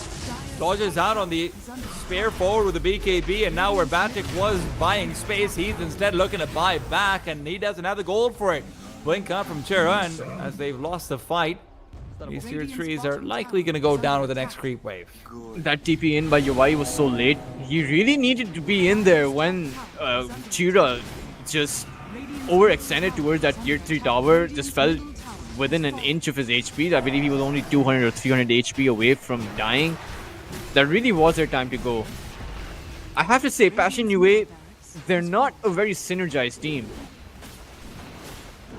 Doesn't look like it right now, and with the way One Win have been putting everything together so effectively, they've made this early game lineup do everything and more that you wanted. It is 25 minutes now, and you're looking to get your second lane of racks. What more can you want from an early game lineup?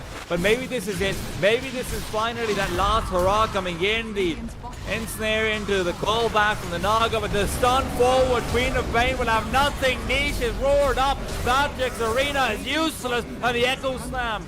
Not even needed, rather the aftershock. What takes him down. Why? Backlines can't do anything. Lincoln's is there, but he's going to continue to be zoned away. Sure, he picks out the position 5, but Cloud's blinked in, and he's a real raid boss. That attack speed, that drum storms, this waffling is gone. And honestly, so is Bastion UA. They realize it, they call it.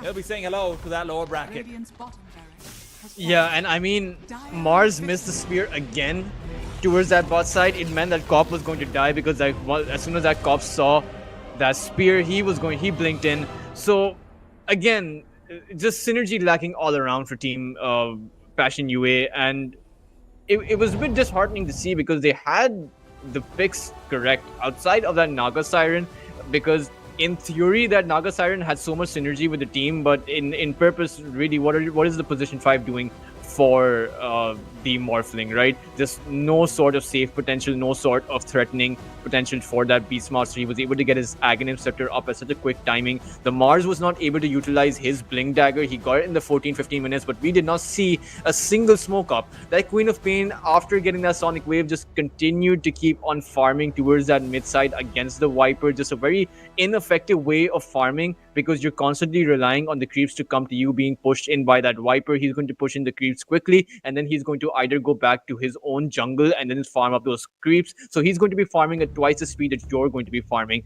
and you're not getting any rotations. Then you're playing a 4 protect 1 lineup where you are reliant on your Morphling farming up, especially because he's forced to go for these defensive items for that Lincoln Spheres first, because he's faced up against the Roar. But you're not making those pickoffs happen. You're not making anything happen for the Morphling. You're just losing space, constantly dodging on those team fights. You're missing your spears. You're not utilizing that Song of the Siren effectively either. So in a lot of ways, it was a repeat of the first game around. You had a lot of things going for you, but you weren't able to capitalize on any of it.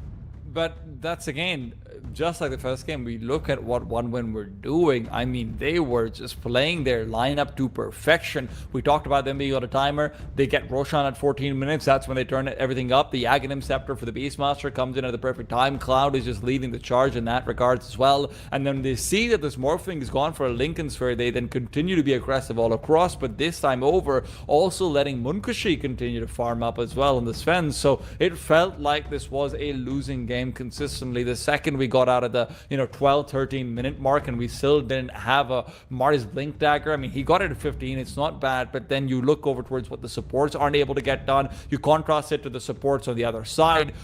One Win's got that Shadow Demon. How many disrupt saves did we see? How many was it? It felt like even that one save out of the Sven after they got the Aegis might have been the game-changing effect, but respect was everywhere. The support difference was so real, and frankly speaking, the offline difference was a little bit there as well. 1 win go forward, they do it convincingly, and they're going to be going into the upper bracket semi-finals. Of course, you are not saying goodbye to Passion UA, not quite yet, but they do have a lot of thinking to do before they can actually enter into the lower bracket. We still have a match for you guys though. We've got one more match for the night, and we're going to be coming through with that in about 45 minutes or so. 2-0 all around means that it'll take a little bit of time, but don't worry guys, things are going to get even more interesting as we go along. We'll be back after a break. See you guys in a while for that final series.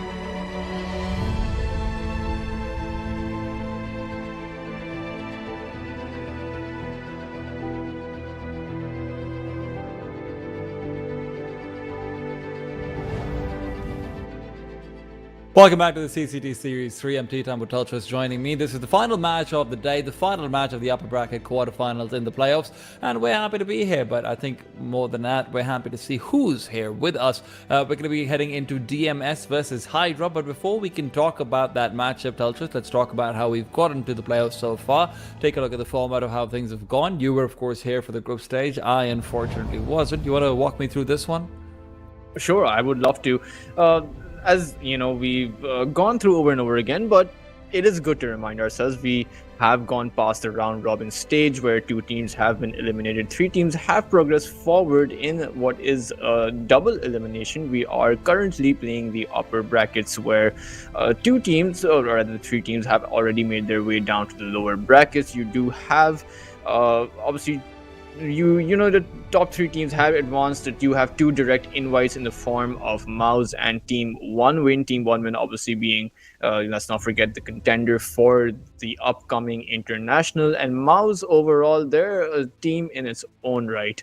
Yes, they are a team in their own right. That is I true. mean, they're a behemoth in their own right, right? They're a mammoth in their own right. But you know what else is a mammoth? This prize pool that we've got for you guys over here as well. And well, actually, I'm lying. It's not for you guys. It's for the boys playing behind the screens. It's 30k for first place and going all the way down to 2,500. So you know it does start stacking up. And now as we look towards the upper bracket semifinals, we're getting into a place where you're a couple of matches away from potentially putting yourself in that, nice and cushy prize money mark. But for some of these teams, a lot of it is also about cementing your place in a tier 2 online tournament to come through. One of these wins leads in. You never know for one of these players. This could be a call-up. TI is coming around the corner. There's going to be roster shuffles. Everyone's got their eyes out on who the next tier 2 stud is going to be. And that's very much what we're here to decide right now in the CCT Series 3. Who is the next tier 2 stud really going to be? But let's also take a look at all the matches that we said goodbye to so far. Let's have the schedule come up. Obviously, a lot of 2-0s. Starting things off earliest on with the 2-0 from Night Pulse, losing out against Avulus. Navi Jr. also weren't really able to have much luck, and Passion UA, despite having a nice hard-fought game 1, we saw them getting swept out in game number 2. I think we might be done with the 2-0s at Tultras. DMS versus Hydra feels like a much more even game. Definitely, it's perhaps the most even out of all of these games. Although I would have expected Night Pulse versus Avulus to go to a game 3. I did not expect Night Pulse to falter that hard, considering that they were the runner-ups of the last series, losing out to Liga, who was by far the best team of that series. So definitely overall a bit of a disappointing performance by them, but obviously it's Night Pulse. They do have room for error. I believe some of their lower bracket matches will be easier for them, so they will probably be making their way back up. But Mouse versus Navi, not so surprising. Mouse obviously a directly invited team, not really a surprise. 1 win versus Passion UA, again not really a surprise. But this match, the last one, we have saved the best for last, as DMS versus Hydra. It is going to be sensational, as I expect long drawn out matches. I believe, as I like to keep reminding everyone, because it's not every day you get to see a 66-minute Dota match. It's not every day you get to see 5 Aegises and the team with the 5 Aegises just not managing to close it out, right? It's not every day you get to see tier 5 items. I mean, I don't get to see tier 5 items in my games. We have to stop hyping up the other matches because these teams were participating in them, but we have to look forward to this one. Do we want another 66 game map? Absolutely we do, but let's see if we're gonna have it, and let's look at the players who are actually playing it as well. DMS bringing up their roster for you guys very quickly. A quick introduction for you guys. Obviously a lot of focus has to be put onto Dahao and what he can actually pull together. Obviously, he's seen as sort of the spiritual leader, if not just the straight-up captain of this team. He's got Melajul on his side, and we're really looking over towards the both of them to be leading things forward. Then you look out towards the lineup of, obviously, we look out towards Team Hydra as well on the other side, and Team Hydra come through with maybe a little bit more of a well-rounded approach and maybe a little bit more focus on through that middle lane. Ethereal is just fantastic. He's been contributing so much to this team, and then when you add in the fact that Ren is then that second right-hand man, you've got a great, interesting supportive cast between James and FSD. This is a very dynamic roster. This roster loves to get experimental. And now that we're done talking about the formalities and the players' cultures, let's actually talk about what we're expecting from both of these teams.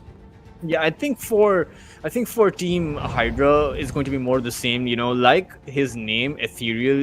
We've certainly seen a bit of those old combinations come out. That really old Kotl mid going rushing that Dagon build. It's something that's mostly been seen in pubs, but these guys make it work on the competitive stage. They make it work so well. They're able to hold their high ground. They're able to work under pressure against teams that are supposedly better than them, right? And sometimes they're able to take the games away from them. And meanwhile, if you look over to DMS's side, you have Dahak, who just an absolute beast on that off lane, and an absolute beast on that Beastmaster. In fact, it is my personal opinion that Dahak has perhaps one of the best Beastmasters of all the teams in this tournament, and that's just because of the way that he plays, the amount of space he's able to create, the item timings that he's able to get, and just his snowballing potential.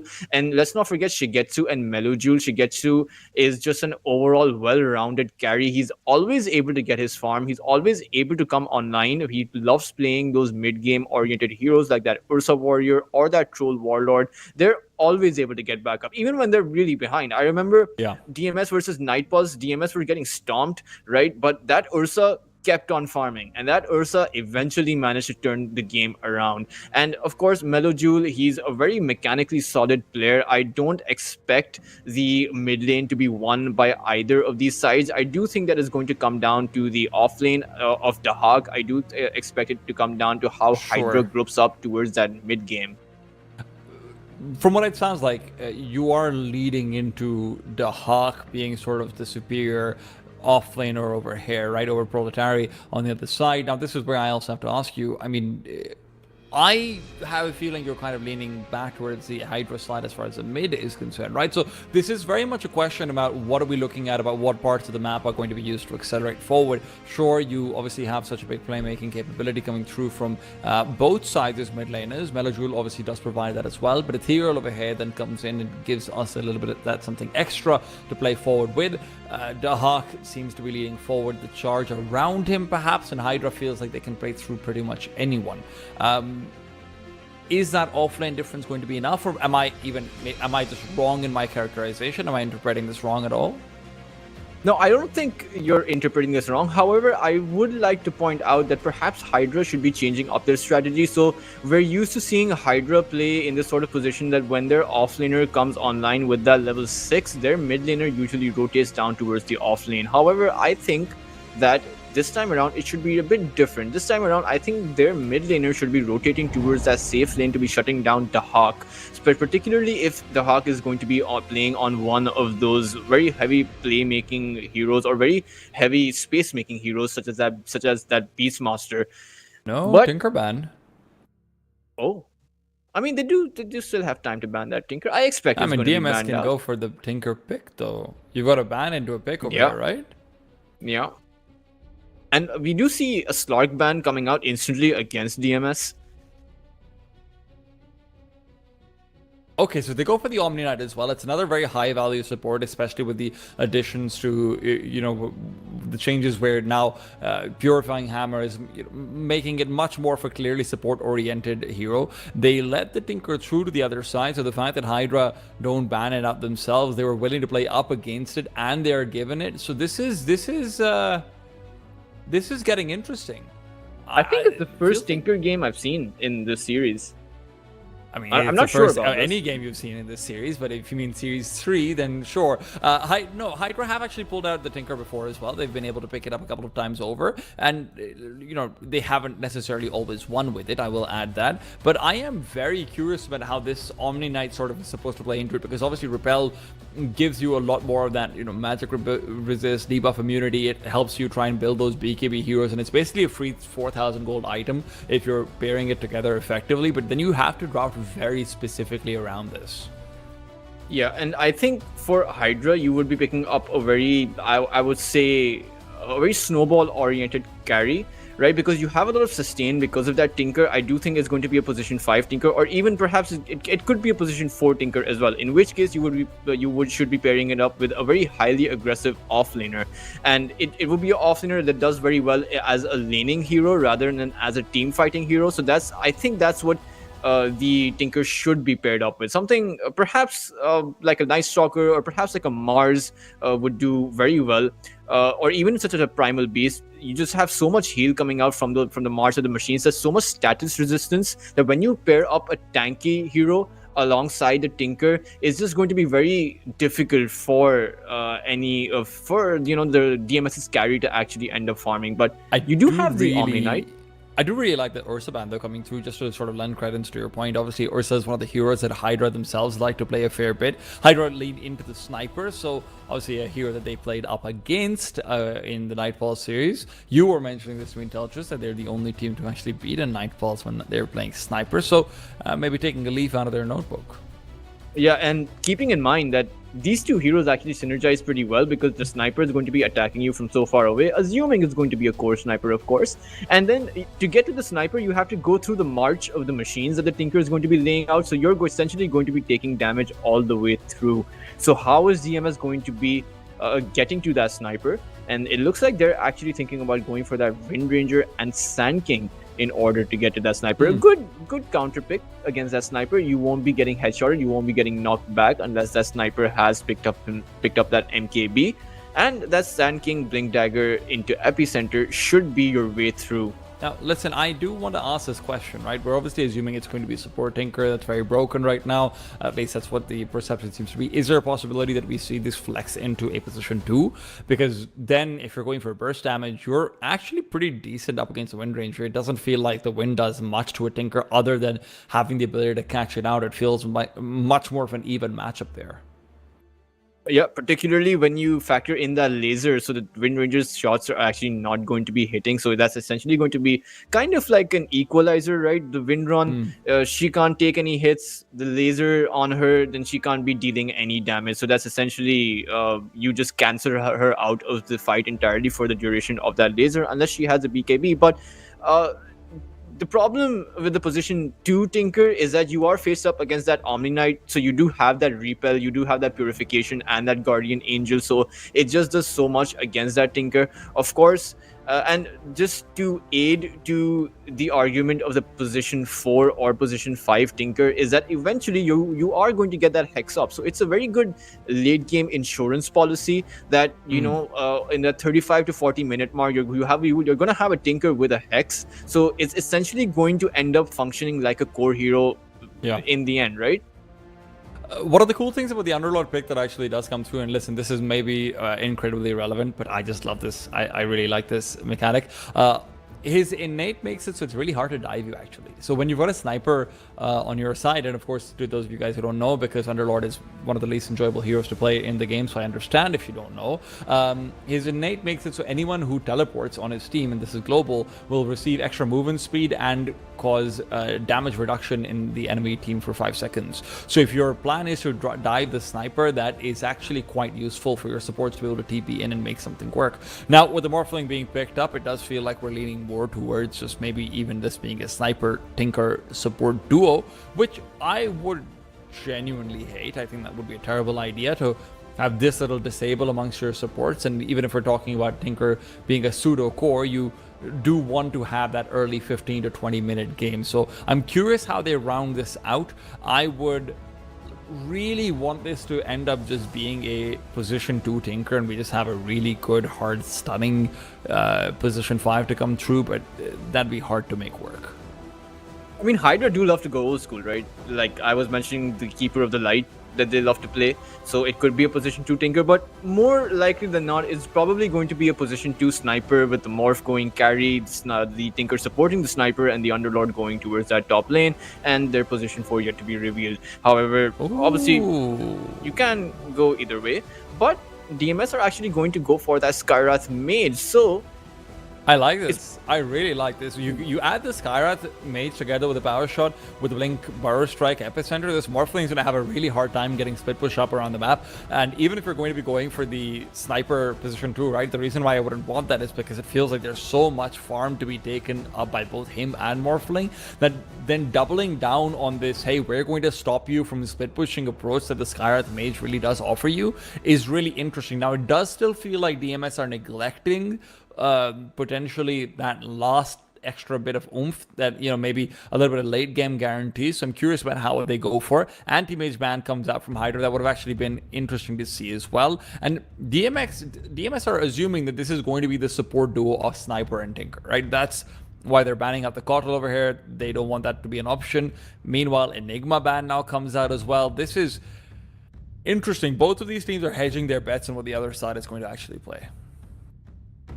And I think in particular, if you're DMS, you want some additional form of initiation. I do not think that the Sand King is just enough, keeping in mind that you have to go really deep. You have to get past the Pit of Malice, you have to get past the Fiend's Gate, you have to get past the March of Machines, right, to be able to actually deal substantial amounts of damage onto Team Hydra. Not to mention, you have a lot of saves that Team Hydra possesses as well. So I think that DMS should be going for another sort of initiator. And for Team Hydra, I think they really need to get a hero that's really good for those pickoffs, because they are missing out on a lot of pickoffs. They don't have any sort of lockdown outside of the pit, right? Because the pit just roots you. This lineup, right? Like, this isn't a pick-off lineup. What are you picking off with? I meant more like they need a hero that can actually lock someone down, right? Because they don't have any stuns, like not a single stun on their team outside of the Morphling using that strength adaptive strike, which isn't really considered a lockdown ability because you're not really using it that way. I wouldn't hate a Void Spirit over here, to be honest. If you're going to go for the double support Tinker Sniper duo, I would really like to see a Void Spirit in this situation. It's a bit greedy, right? It is an overall greedier draft, but it feels like it gives you good fighting potential. It feels like you can actually gank into the Underlord's lane pretty effectively over here as well. I honestly wouldn't hate the Void Spirit for DMS either, though, to be fair. Yeah, I think DMS are actually going to pick up either one of the spirits, like a Storm Spirit or a Word Spirit, or the Queen of Pain. I think it's probably going to be one of those three if they are going to go for that mid lane. So they do ban out that Ember Spirit. That was definitely in contention, and actually, they're going to go for a Lycanthrope. Now, Lycan's got a really fun facet change, obviously in 7.37, which is the fact that he can now get level 5 and 6 in his wolves, and those wolves become almost unkillable, right? Because on level 6, I think level 6 they get 100% evasion. So you have to kill them with magic damage, and they already have high magic resistance, so it's very difficult to burst them down. So it also adds a lot of that pushing potential that they were missing out, while still being able to contribute by being a high mobility hero with the ultimate. Earthshaker is what we see topping it all out in the end, and that is really interesting, actually. I am curious to see how this one actually ends up shaping out. So it is Ethereal on the Earthshaker. He's playing middle. James and FSD, as expected, are the double support in Tinker and Sniper. Earthshaker is exactly what you were asking for, though, Tultra, so I'm sure you've got some words on that one. And yeah, it's going to be a Melojule Sand King, Shigetsu on the Wind Ranger, so position 2 and position 1 respectively, and then Dahak is on the Lycan to end things out. And I'm really curious to see what Dahak is able to do, because I'm assuming he's going to be playing it just like his Beastmaster, right? Just he's a phenomenal player when you add up those units alongside of him. They have a lot of pushing potential, and they have a lot of bursting potential as well. So overall, DMS have quite the lineup. And what's interesting is Hydra do have that Echo Slam, right? So you have those Lycan units, those Lycan wolves that you were talking about, and if you're not careful, then Ethereal is just going to land his Echo Slam on you. Meanwhile, on the mid lane, Melojule versus the Sand King. I'm not Ethereal versus Melojule. I'm not sure which hero actually comes out Sand ahead. King destroys the Earthshaker. Sand King will dominate any melee hero in a lane over here, and Earthshaker also doesn't have any fast wave clear abilities like that either. Earthshaker has a very bad time up against the Sand King unless he just plays it all perfectly. He's got every little ounce of wave control in him as well. The good thing is that the Slugger talent actually gives you a little bit more than you normally would have with the extra sort of damage that you could have with the creeps flying out, but it just feels like the Caustic Finale from the Earthshaker is such a game changer. You also have the potential of, some rotates coming in from the Skywrath Mage. Dahak is a very self-sufficient offlaner in this regard, so Lycanthrope doesn't need to go anywhere. I think this is a really scary mid matchup for Ethereal on the Earthshaker. Yeah, and speaking of, they have a lot of rotational potential as well, right? Because you have the Tinker that can come in, you have the Underlord that can come in, so Hydra actually have a lot of, I would say, global potential as well for those rotations. What they're going to need to be careful of is their towers can get pushed in pretty quickly. So while this Morphling is going to be busy farming up, while Hydra is going to be going for those pickoffs, because that's really the only way to play the Earthshaker mid, right? You get that blink dagger up, then you go using your enchant totem all across the map. But you do have a lot of pushing potential on the side of DMS, a lot of ratting potential. You have the Wind Ranger who can burst down those towers, particularly if he goes for that focus fire facet, and then you have the Lycan on the other side of the map who's going to be pushing your towers down. So will Hydra be able to get those pickoffs and utilize their sort of globalized potential in the form of those three heroes against DMS, who's going to be pushing down those towers pretty quickly? That's just I regret to inform you as well that Dahak has not gone for the Alpha Wolves facet. I am very disappointed about this, of course, but he has actually just ended up going for the more standardized, extending your shapeshift duration if you're getting kills. Which, listen, I get it, but I am disappointed. And I actually did not know this. I thought there would be 2 facets per No, hero. you can have 3 facets for like 7.37's brought in 3 facets for like half of the heroes at this point, right? So I think for everyone initially when you looked at facets, like, oh, interesting, 2 facets per hero. Now you're just looking at them thinking, all right, so in 4 years I'm gonna have 17 facets for everyone, and I have to figure out what every one of them means. Yeah, Dota doesn't get easier, guys. It really doesn't get easier, but it gets easier to enjoy when you feel like you are the superior being by being a Dota 2 player, right? That's what we all watch Dota for. That's why we're all over here, and that's what we're all interested in. But Teltras, we've talked about the core matchups, we've talked about the mid matchup. Talk to me about the support matchup, right? And just to recap for everyone, this is obviously Problems on the Skyrath Mage. It is going to be Ake on the Omni Knight, and then obviously on the other side we have FSD on the Tinker, James on the Sniper. I don't like the Tinker Sniper support duo. I think it is I don't either. weak at best, and that's what they led in with. So they clearly had a game plan with this. Yeah, and I suppose the sniper scatter shot provides a lot of aggressiveness, and it even allows you to land your Pit of Malice. The slow is just too much. It's around 45-60% slow as you level up. So at level 2, when you're level 3, you have a near 50% slow, so you will be able to land that pit. And essentially that 50% slow with those 3 charges also means that you will be able to maximize the damage from your Firestorm. So the support duo, I do agree, it is not the best, but the sniper, James paired up with the Underlord, that is a potentially deadly offlane for Hydra.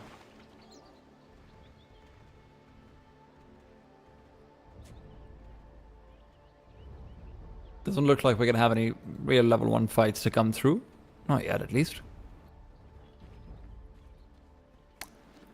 Man, when I saw the new facet for Lycan, I was so excited. I'm like, oh my god, this is amazing. I can't wait to see it in pro play. I guess I'm just not going to see it. Now, it comes with sacrifices and everything, but still. So Wind Ranger has gone for that focus fire, right? That's great. So it's going to be a position where they will have that tower pushing potential. And that's probably going to be Hydra's weak point. And that will also essentially mean that Morphling will be forced, like we saw in the previous series, to be going for that Lincoln Sphere. Particularly because you have a Skyrath Mage. There's just no way around that Lincolns. I mean, the other thing to keep in mind over here... Oh, is this going to be a fight? Malajul? No, not quite. The other thing to also keep in mind, though, obviously, Deltrus, is the fact that we are going to have a Repel Wind Ranger, which means you don't have to go for your BKB for a long time, right? Yeah. And Wind Ranger is so susceptible to just being nuked down, stunned down, especially against a hero like the Earthshaker. That's really, really important. Bounty runes, 3 bounty runes going the way of DMS though, but James was able to kill that Observer Ward at mid. So overall, I suppose it's an even exchange. Oh, the Bane starts for Ethereal. He's been able to do a good job initially of getting a Deny or 2 in, but the problem is getting these last hits out without the Enchant Totem is always going to be hard. I think bot lane's also very interesting when we take a look out towards that as well, right? I mean, you've got yourself the Tinker and the Morphling which have to play up against a very aggressive lane between the Skyrath and Lycan, but it's also a very stick-heavy lane. Right? Both of these players are going to be able to pick up so much extra region with the sticks once the spam's coming through from Dahak and Problems. So Morphling's always going to be okay. It doesn't feel like there should really be any kills coming through here. Particularly with that march of the machines, it'll provide enough sustain. Obviously, the downside of the march of the machines is that you do push out the lane quite a lot. And because you are damaging the creeps, right? And we will see that just now. It also makes it a bit harder for you to last hit. Obviously, it's not going to be that big of a problem, but when you push in these waves, you do allow Dahak and Problems to be gaining up on those levels.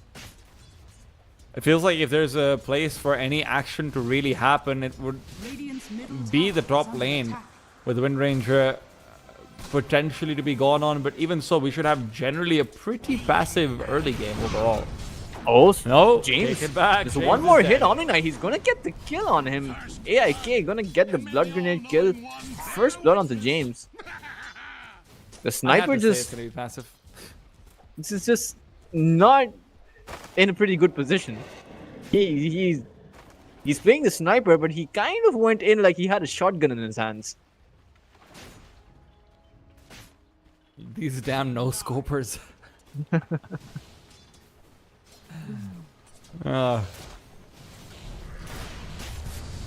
Ren's bottom lane is not going to be getting the extra Wolf Blast hits either. That's another thing to keep in mind. Wolf Blast hits do actually end up racking up quite a bit if you're able to get a few of them. So maybe that could be the difference maker in farm, but Dahak is going to be expected to do a good job. Top lane again. I mean, a 1-for-1 comes through, and this time it's James to come out on top. AIK had tried to move back towards the neutrals, and that's where he's found out and brought down. Yeah, and that's a solo kill for that sniper. He's level 3 already. 2 points up in his shrapnel, 50% slow up and ready for him. That's going to do a lot. And as you stack up on this shrapnel, on the scatter shot, you're only going to be that much more potent on towards that top lane.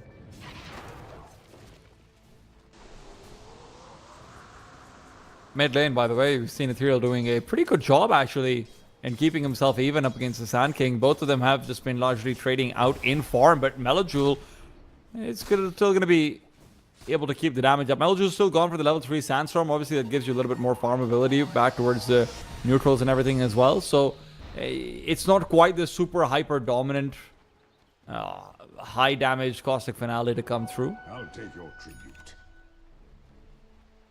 And I mean, the enchant totem should mean that Ethereal is always able to get farm up. The counter is that Melojule should be able to get it farm. So I think for both of these mid laners is going to be getting that Blink Dagger as soon as possible. And so the timings for both of these teams is going to come at around the same time, where Melojule has his Blink and then Ethereal has his Blink, and then we're going to see some good old Blink initiation action coming out. And whoever wins those exchanges will probably be leading. Will probably be in a better position outside of the I'd like laning to phase. take back some of my words because I actually forgot that Caustic Finale scales with Epicenter. It's been a while since I've been doing this, guys, so apologize for that. So it's not as dominant as I thought it would be because of that. Before, obviously, you could just max out the Caustic Finale and just try and level that up before your ultimate and everything came through. So it was a lot more powerful for this Sand King and against a melee top matchup. lane, though. Top lane. Actor What's going? falling pretty low. Underlord has down to bring down to the last 50 HP, but he's just going to be safe thanks to that bit of malice.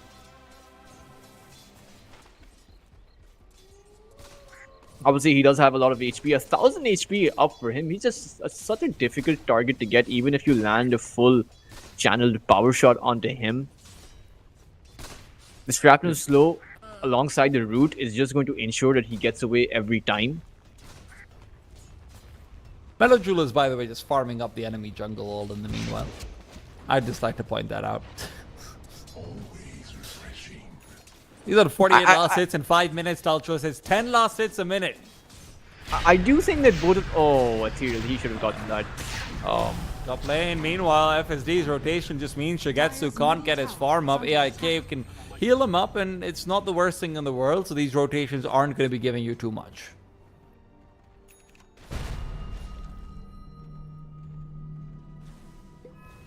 1-1 now. 6-minute rune about to come out. James and FSD rotating. James gonna make his way onto AIK. Not where you want to be, buddy.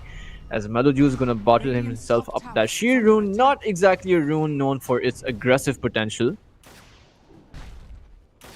I don't think he's known for his aggressive potential either right now. He's just content farming it up.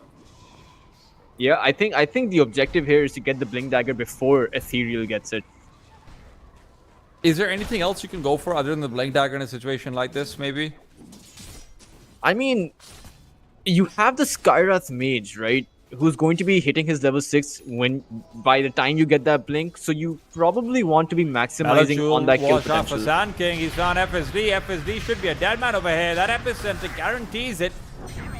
And that'll be a solo kill on top of that farm. So 7 minutes in, he has 70 last hits and a solo kill. Meanwhile, top lane, Shigetsu will at least trade onto James. And this is where DMS could end up running away with things if it continues on like it is. Mid lane, Melojul not done yet. Wants to continue getting that damage out. Look at how annoying this moving sandstorm is as well. Ethereal loses most of his life for that trade. Yeah, and Melojul simply did not have the mana, as I believe he would have simply chased down Ethereal there. Obviously, the TP in bottle refill is going to come out for Ethereal, so he's just going to regen back up. But 2 quick kills for DMS as they've managed to secure themselves a decent enough lead in the laning phase. Dude, I have never seen, and this might just be, listen, this might just be my ignorance. I've never seen such fast farm in like the first 7 minutes. Right? Like, I mean, it is fast, especially when you consider the fact that he's not exactly stacking any camps, right? Yeah. I do believe the Skyrath Mage is going to be the one stacking all of these creeps. So once he takes those stacks, that's really when his when his farm is going to stack up. great rune control as well coming through, as they will be able to guarantee that second one as well. So Arcane Rune goes his way. James with the support sniper trying to rotate back in and just provide a little bit more pressure. Oh, he has a blink already. 8 minutes in, and on Arcane Rune to boot. 15 if he seconds pairs that this epicenter Arcane cooldown, Rune though. with that epicenter, but no, Oh, they're he actually doesn't just need going to it. go in on to the Morphling Ren. Silenced up, nowhere to go, no Morph available for him. That's beautiful. I think he might be FSD here is- for another one. FSD is going to be going down. There is nothing for him to do over here. I don't know where he got the hope and the optimism from, but I appreciate it, you know? Oh man, Arcane Rune still active for the Sand King. He really wants to be using his epicenter, but the fact that he's not needing to use it is just, you know, the cherry on top. Listen, dude, the Arcane Rune gives you cooldown reduction, but what if you just don't get a Radiant's cooldown in the middle first tower place? is under attack. And So you're now the blinking. epicenter being channeled up onto Ethereal. There goes the silence as well as the Earthshaker. Ethereal nowhere to go. And James is going to be caught in the crossfire. I think I've got my answer to who wins that lane, Daltris. I think I might have been right about that one. Ethereal's close enough to his Blink Dagger as well. 1700 gold, so he should be able to get it by that 11-minute Oh, mark. he's got another kill as well. Melojul has just been involved in so much so far. I mean, 10 minutes in, he's got all the last hits, and he's been involved in 6 kills. Yeah, and keeping in mind that all of this time, the Hawk is just mowing down this tower, and it should be falling within a minute. It's already down to like 300 HP. So it's This not wave a should good just time. Finish it right here now. As Hydra's going to be going, Hydra's actually, DMS is actually going in for those stacks. Metaljuice is just going to get, I believe, that's 3 ancient stacks. He farmed up around 3 of those, that hard camp as well. 7,000 net worth up for him. And here's the thing, Daltris. You got a level 6 Omni Knight right now, right? You've got a lot of sustain out from your supports in him. You've got a lot of damage from Skyrath as well. And Melojul is comfortable being active again. I mean, look at mid lane. We have that smoke up from the Dire side, and it's going to be falling back out to the Underlord as well. So you are going to have a very scary Wind Ranger to deal with who has all of the support. You're going to have a very scary Lycan to deal with. And where normally you'd say that, hey, Hydra should be winning out in the late game, I'm not sure that's entirely true until the super late game. Because when you've got that free high-leveled Omni Knight, when you've got that free Repel, Wind Ranger is really powerful.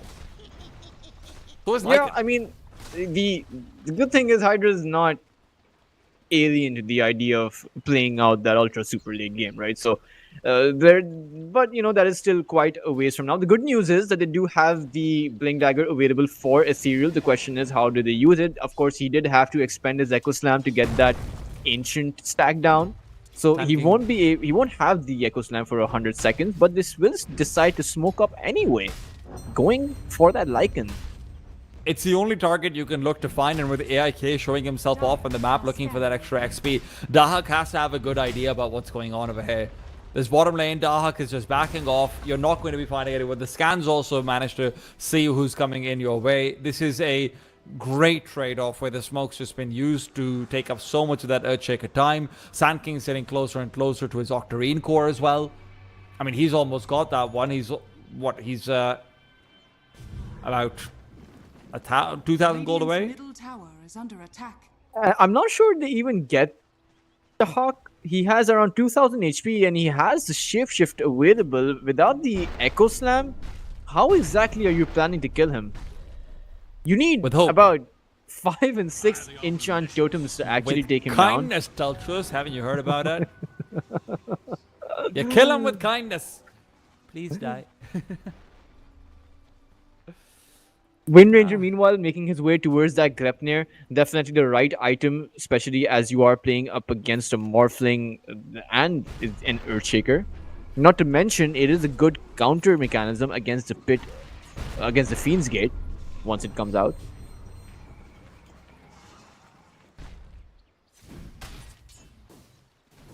And in fact, Morphling's actually not going for that Lincoln Sphere. Ren's actually going for that Manta style. Probably to dismantle the silence first. For sure. Lincoln would also just be way too, not aggro, sorry, way too greedy. Right? You need to be able to have maybe a little bit more of that split push potential, not just in terms of not being caught out, but also just in terms of the extra damage as well. You're not out split pushing a Lycan if you're going for a Lincoln Sphere first. And Melojule in middle lane is looking to engage, perhaps. No, just threatening it. He's just threatening. But we got to get an eye out on mid lane. That's where Sniper's already gone. The Fiend's Gate might be out, but Ethereal's being forced away. That Blink Dagger is going to be useless inside the Sandstorm. Power Shot as well as a Silence. Earthshaker is useless, and so is FSD. They're being overrun, and with a big bad wolf in middle, Actor's got nothing to do but pretend like he doesn't belong here. The Huck's got the double. He'll get the tier 1, and they might just get 2. That top lane's looking mighty juicy. Yeah, and this is what DMS love to do best. I mean, this is what DMS do best, right?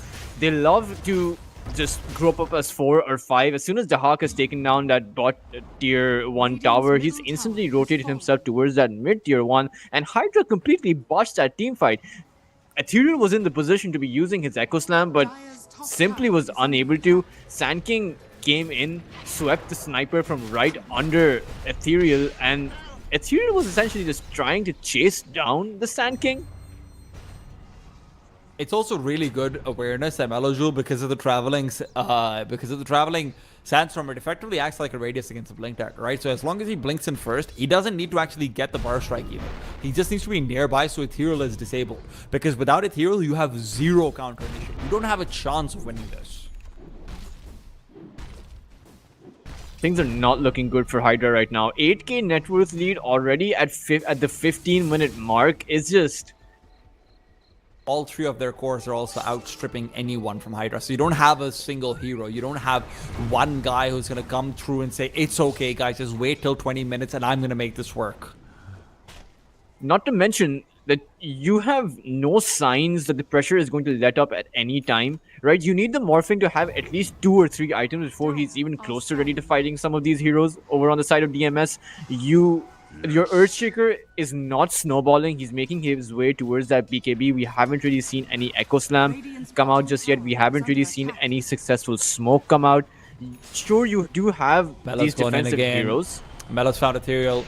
This is going to be another freebie. Ethereal's got no chance of staying alive. You've got the big bad wolf running after you as well. Mellow finishes it off. That completed Bloodstone is just giving him all the extra AoE, everything you really want. This is getting preposterous. Oh, meanwhile, Shigetsu on the top lane, he's in a bit of trouble. Assassinate going to hit on him. He still has 500 HP to boot. Wind Run available, and he's just going to run out another failed rotation by Hydra. And this time, they're actually going to pay for it in the form of the tier 2 tower down towards bot lane. Ren might be forced back to Fountain over here as well. No, he's okay. He's fine. The problem Still just the pressure. though is, yeah, exactly, and this is what we were talking about, right? The fact that you have the Wind Ranger plus the Lycan combination, if you are expending too many resources onto any one of these heroes, the other one is going to be on the opposite side of the map, taking down your objectives. And now the tier 2 tower down bot is gone. Radiant's current Melojuice has just been killed. in total control of your Ancient, and slowly but surely Hydra, they're collapsing. Radiant's bottom tower is under attack. I would love to see a stat about how many enemy jungle camps Melojewel has killed, because it's got to be a lot of them. Radiant's top He has tower is 200 under last attack. hits. He's consistently staying above the 11 last hit per minute mark. Ever since he got the level 3 Sandstorm, he's just been out of lane. He's just been farming everything. He's just been completely uncontested. And this is also where the problem of having these weak supports comes in. Sniper and Tinker feel like they don't exist right now. We're not getting anything from them. All of these rotations aren't working out. The heal isn't really looking effective. The sniper support is not giving you anything either. And now Melojewel just gets to wreak havoc across the map. Oh, did he? Not he spot might- out Actor? Yeah, might have been just out of vision because of the trees. Actor does have that Crimson Guard, so that is a lot of physical damage block that he can provide for his team. Couple that up with the Tinker, but it might not even matter as the FSG is just gonna get blown up. That Crimson Guard is going to buy Actor some time. He should be able to make it out of here. Middle tower is under attack. Only one casualty so far.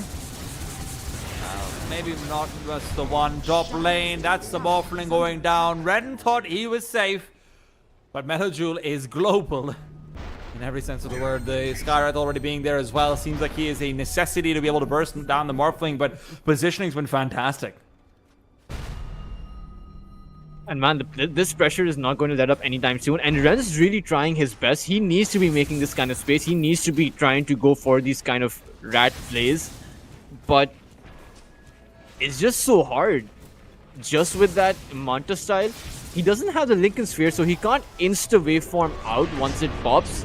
He's very heavily reliant on that Manta style. As top lane, still have not seen an Echo Slam come out.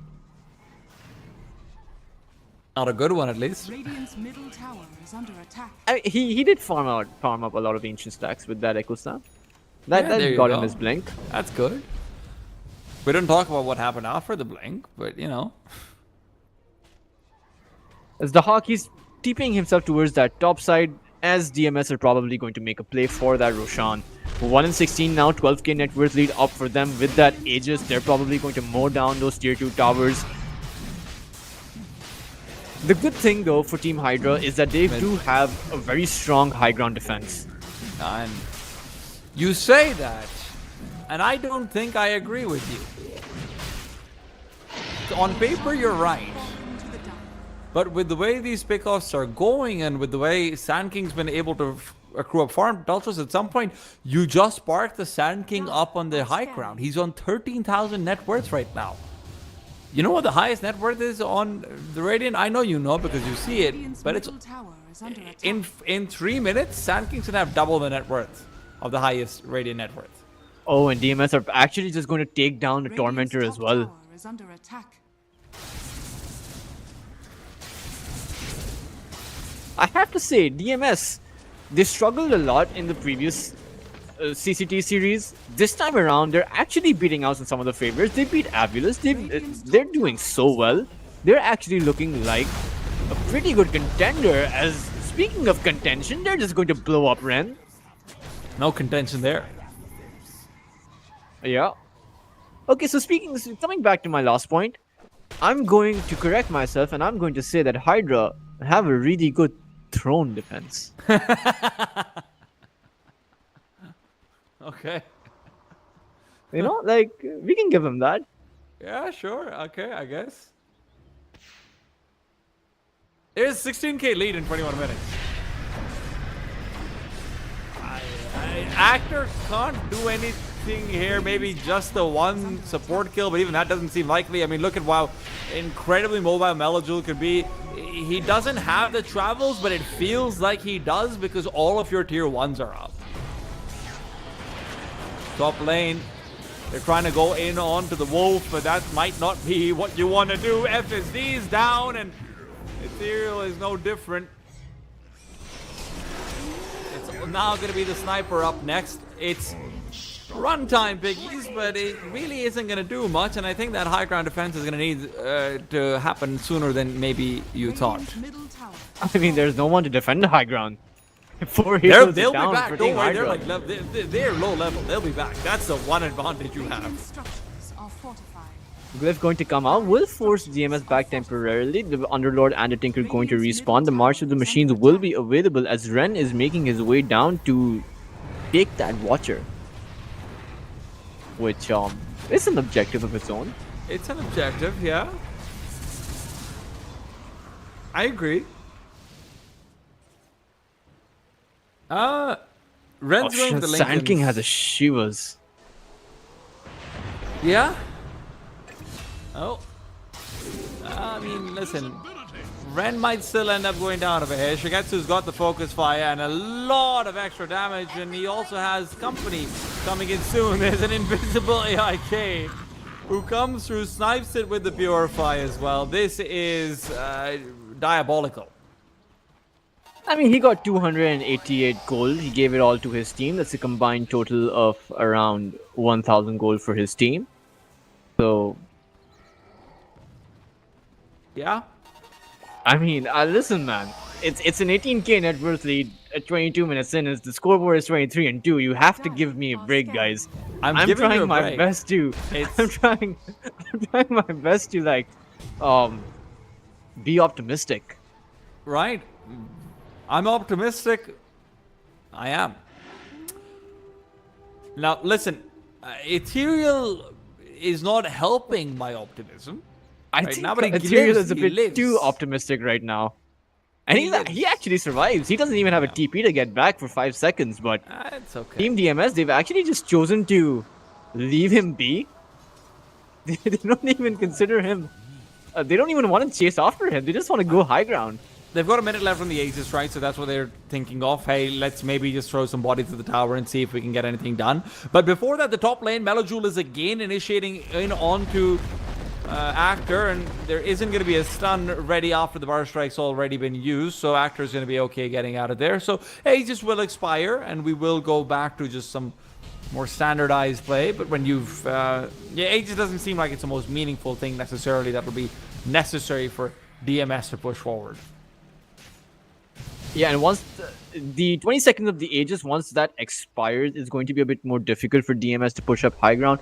Now, in all seriousness though, you do have a lot of abilities for Wave Clear. You have the Fissure, you have the March of Machines, you have the Shrapnel, you have the Firestorm, you have the Waveform. Not to mention you have Ren who can essentially transform into the Wind Ranger and just power shot down the waves. So you have infinite wave clear. So as long as you don't allow DMS to come inside your base, as long as you're not caught out of position, it can potentially work. It does feel like DMS need to go for a fight before they can actually get the push together for sure. But the question is, are they willing to fight in deep?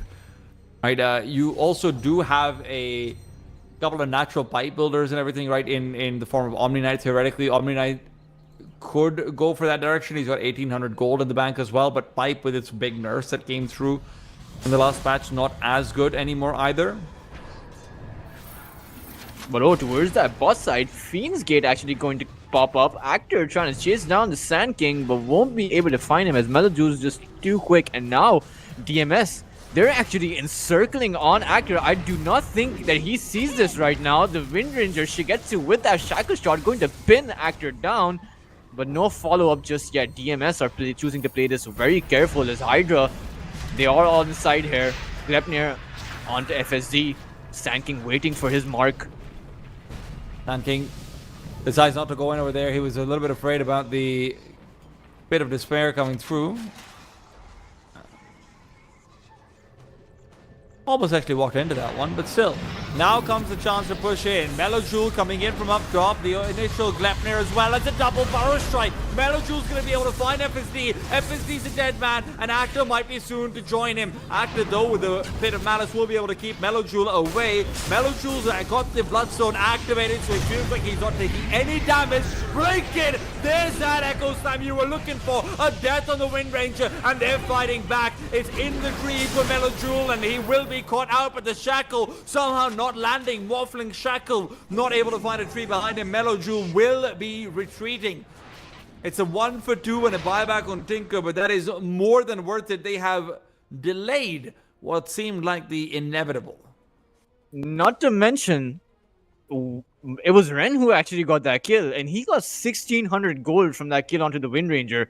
So he should be able to complete his Lincoln Sphere up. And this is exactly the kind of high ground defense that we were talking about. DMS have to be so careful to go up on that high ground, particularly against that looming threat of the Echo Slam, the March of the Machines, which is constantly going to provide the sustain for Hydra to stay in that fight.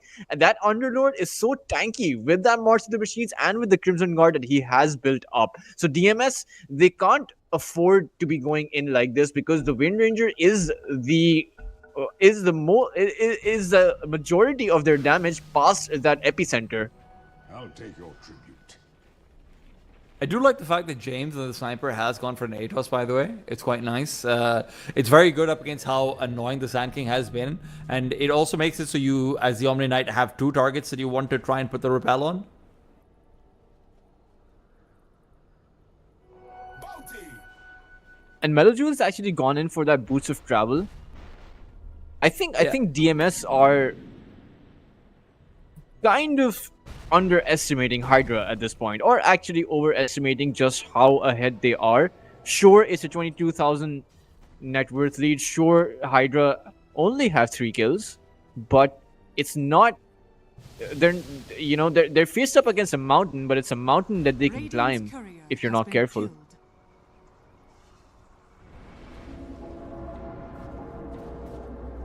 I think the next timing for DMS is going to be that Aegis. I don't think that they're going to be pushing up high ground. I think they're probably going to be waiting it out.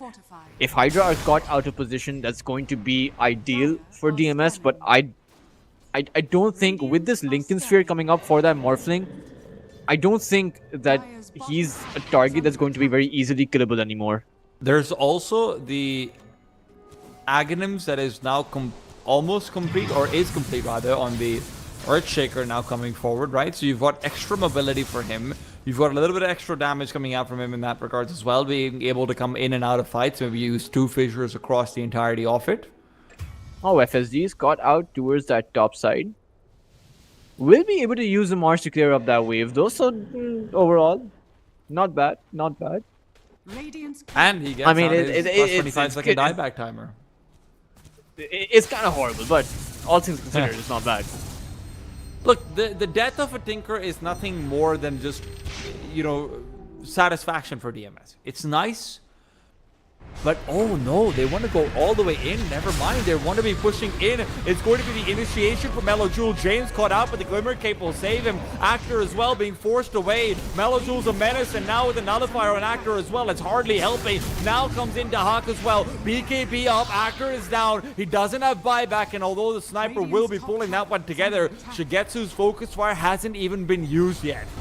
Now again, playing forward. Where's the Earthshaker though? Out. Ethereal's going to be unable to use that Aghanims. There's no buybacks on anyone. This might be it.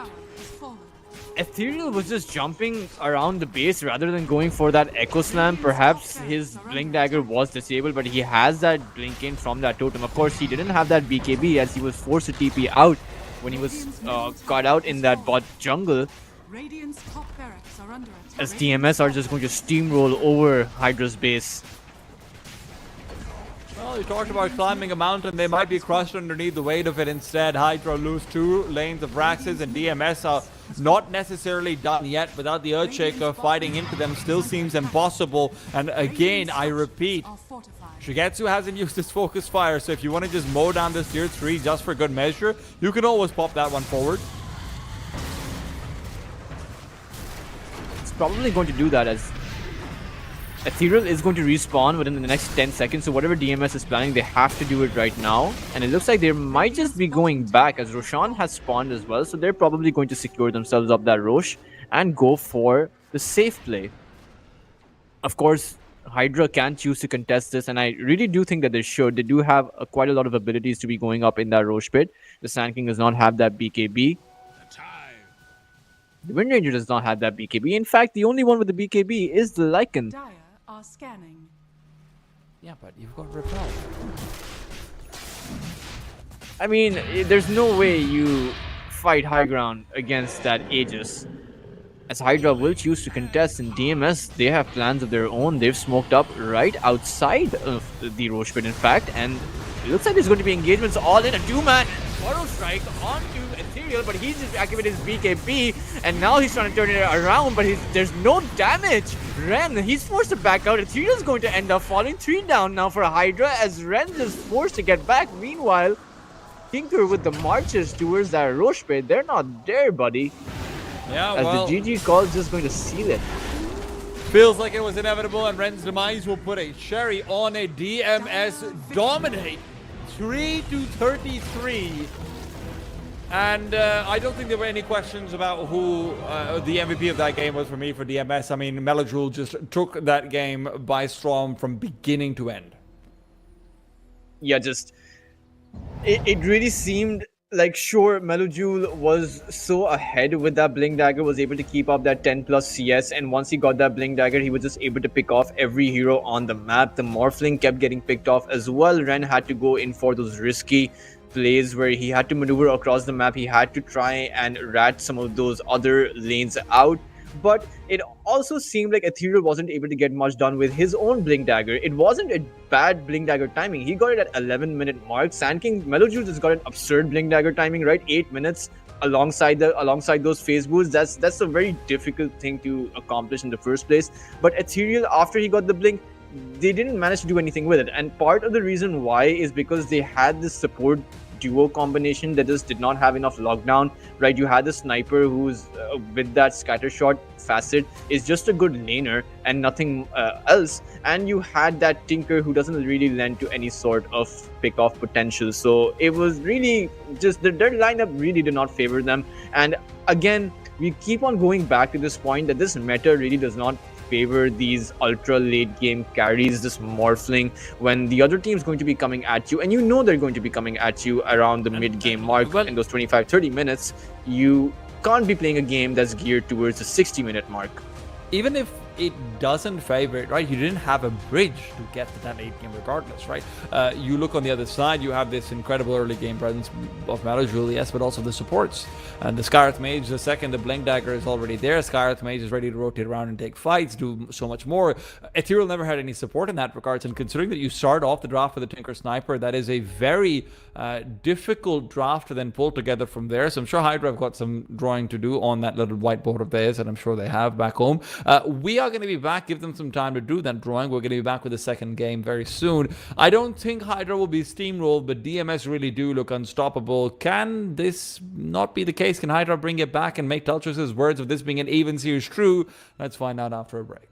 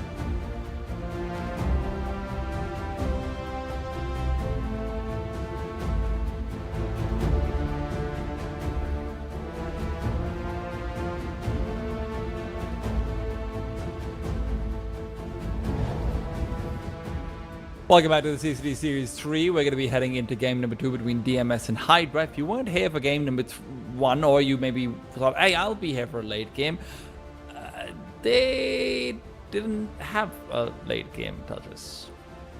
I mean, they didn't have a mid game either. They didn't have much of an early game, to be honest. After laning space, it was kind of Hydra struggle. Right, and I think that the game might have just ended with for them a little bit in the drafting phase. Hopefully, we can start this one off on the right foot.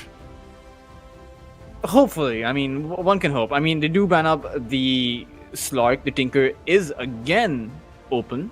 Of course, there is another ban remaining for DMS, but it's going to be interesting though. I hope they don't go for two very highly defensive supports. The sniper position 4, even though it's very good in theory, even though a lot of tier 1 teams do manage to make it work, I do not think that in such a high, fast-paced tournament like this, or fast-paced meta that's like, you know, still evolving, I would say, I don't think that the sniper is doing very well. Let's see what actually comes through over here. They could ban out the Tinker themselves. Now Hydra are in an awkward position in that regards. They take the Nature's Prophet out. Are you going for the Tinker opener? Yes, you are. Okay, so the Tinker is there. And look, I don't necessarily think that the Tinker was ever really the problem. It felt like the Sniper wasn't the problem either. It was both of them together, right? So we're hoping for something maybe a little bit more complementary. Or you could alternatively go into more fighting carries as well, right? There's a lot of ways to make adaptations. But the one thing you don't want to change is the Sand King. And I can see why, Touches. I can see why. Yeah, Maladu's just going to snatch that one up. And for Hydra, I mean, you could potentially go for that Beastmaster. You definitely do not want DMS to be picking up that Beastmaster alongside that Sand King. Is just an absurdly strong combination. For Hydra though, you really do have to be careful. I would suggest that they pick up some sort of ranged hero to match up against Melojule. Ethereal should really be looking towards perhaps the Queen of Pain or Storm Spirit, or just maybe even an Ember Spirit. Really, I think that's one melee hero that can perhaps hold his own against that Sand King. I think this is a really good ban on the Skywrath coming out, though. It felt like Sand King was definitely doing so much before, but the Skywrath was able to help him snowball so much more in that sort of 8 to 13 minute mark. And with this Skywrath having extra levels, that just made it even worse. So I think this is very good. Taking away some of the aggressive possibilities on the support is fantastic. I would even go as far as saying I wouldn't have minded at a second aggressive support ban either. Honestly, I'd love to see a Hoodwink come through from DMS, if not for the Skywrath, but they do go for the Batrider. It's a hero that they've actually picked up quite a few times so far, and I'm interested to see how they try and play it. Yeah, and I mean, with that Batrider pick, you definitely do need perhaps a Vengeful Spirit or a Rubik to be coming out. Rubik, of course, will do very, very well against the Sand King as well.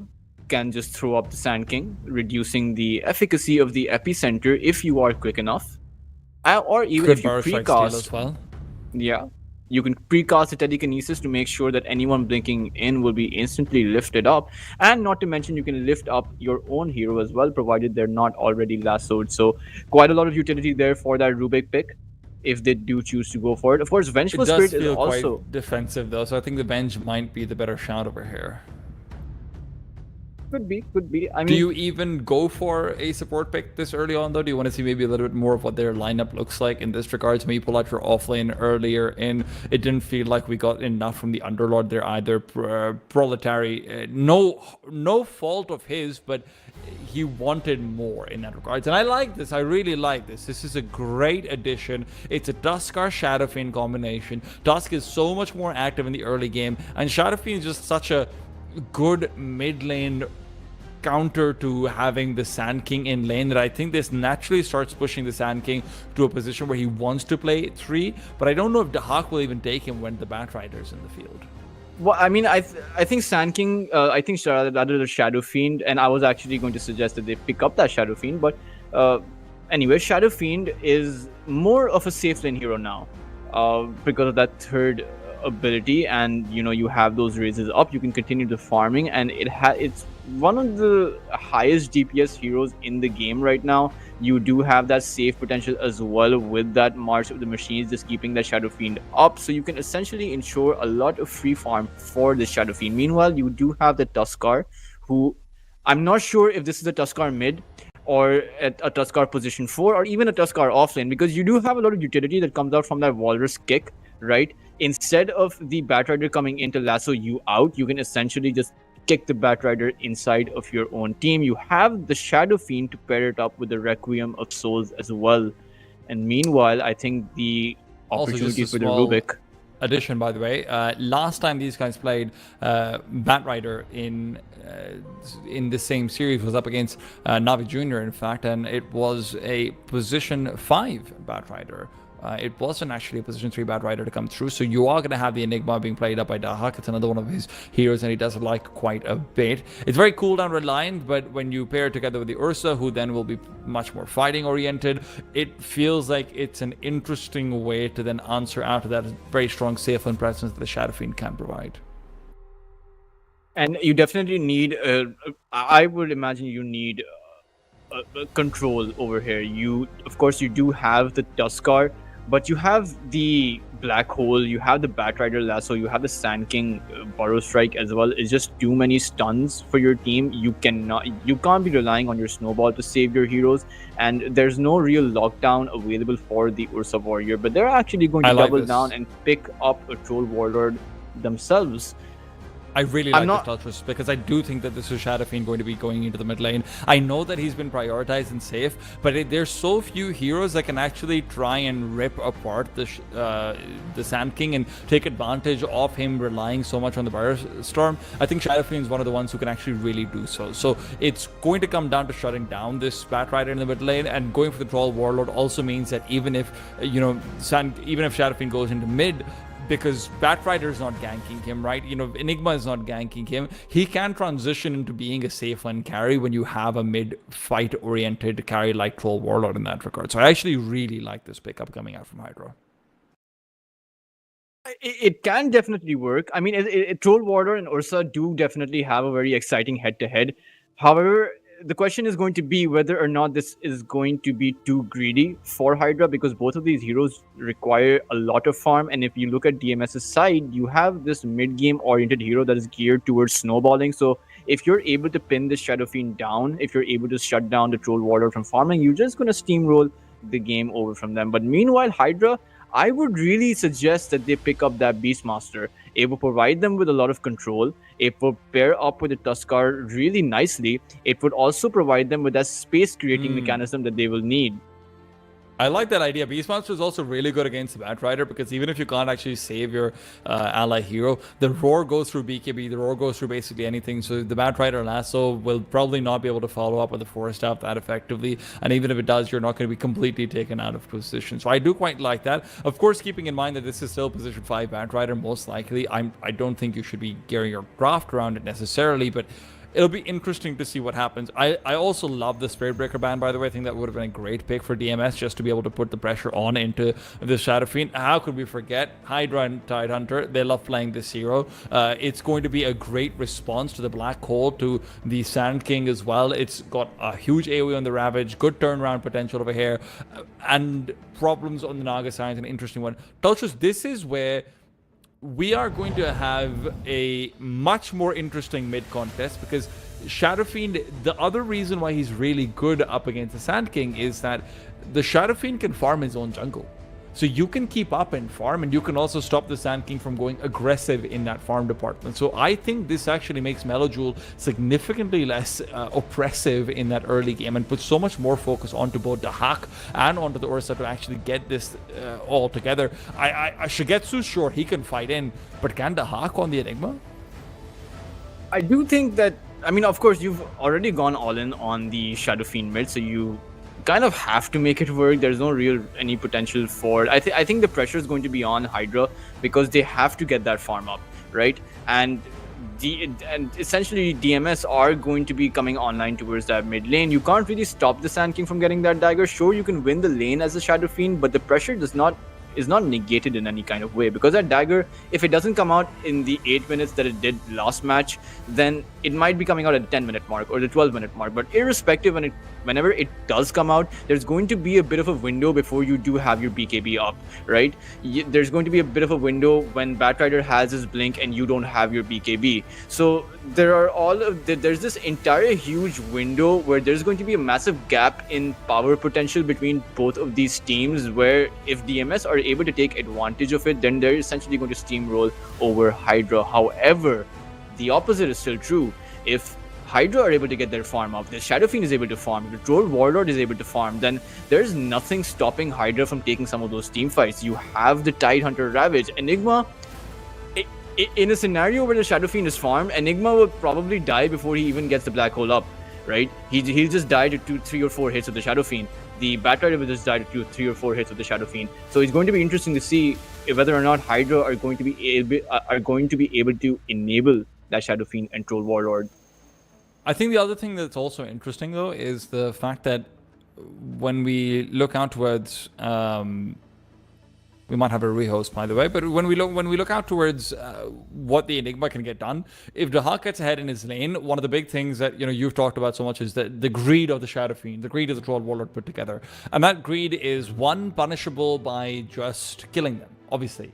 And that's clear cut, that's easy. But what's also punishable is by starving them out, is by taking the early tier 1, is by using the Eidolons to take them down and just get control over the jungle. Enigma's a very quickly jungle farming hero. It can put a lot of pressure on in the jungle in that regards as well. And then when you pair it together with a support like the Batrider, potentially EIK, can also just be providing all of that menacing damage for the Napalms with the Firefly.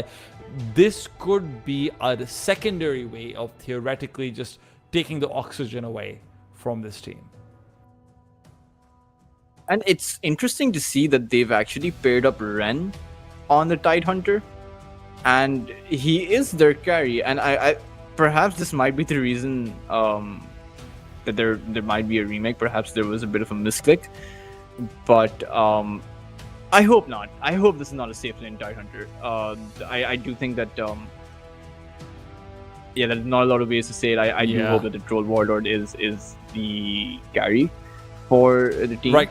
So listen, guys, we have got to figure out exactly what to do with this one. It's going to be a little bit of a technicality, so we're going to figure it out on the back lines.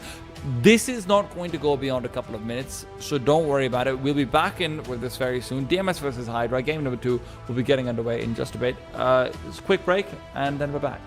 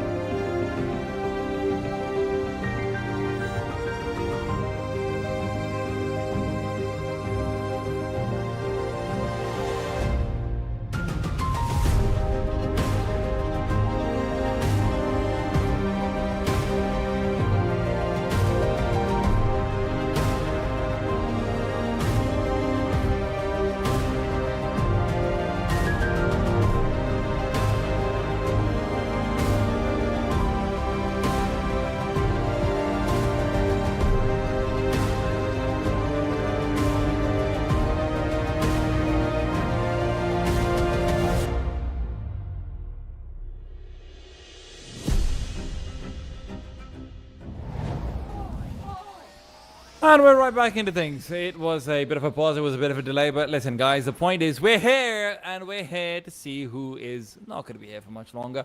Upper bracket quarterfinals, last one of the day and of the tournament. Hydra smoked up early on. They have left their Shadow Fiend on an island.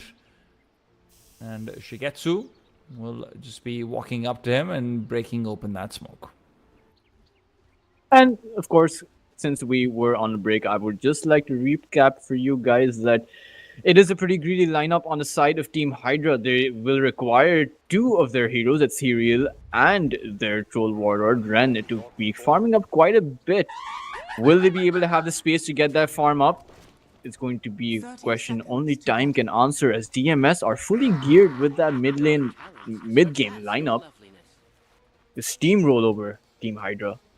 We could end up seeing a little bit of a fight over here. That's an observer ward popped down by James. That'll be giving him an idea of there only being 2 heroes here. James with the drinking buddies would like to try and take a fight in alongside the Tide Hunter. The battle begins. Of course, I But think the it's battle going for to be runes- 2 runes each. Yeah, it's just 2 for 2. Straightforward. Nothing much. Yeah, okay, bot lane. There's the Gush early on, skilled out. There's got the Blood Grenade as well. You have to keep an eye out on this Bat Rider. Might not be riding a bat, might be on an owl, but he's about to be sent home if he isn't careful. Napalm's going to be enough to slow them down, and Actor's just trying to get the body blocks out onto the creeps so that their wave can push into the tower, and they don't have to go up against the Shigetsu Ursa. With melee hero lane that they do have. There is maybe another chance. James is pulling himself closer. Oh, they get EIK him. should be dead here. One more right click will be needed. And James is in pursuit, but with the Tango regeneration coming into play as well, EIK will live to fight another day. He had the blood grenade as well for good measure.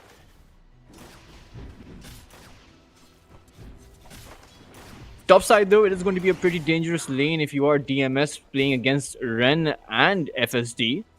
Of course, Ren will have the sustain from that march of the machines, and the Hawk and Problems will need to be careful against that route.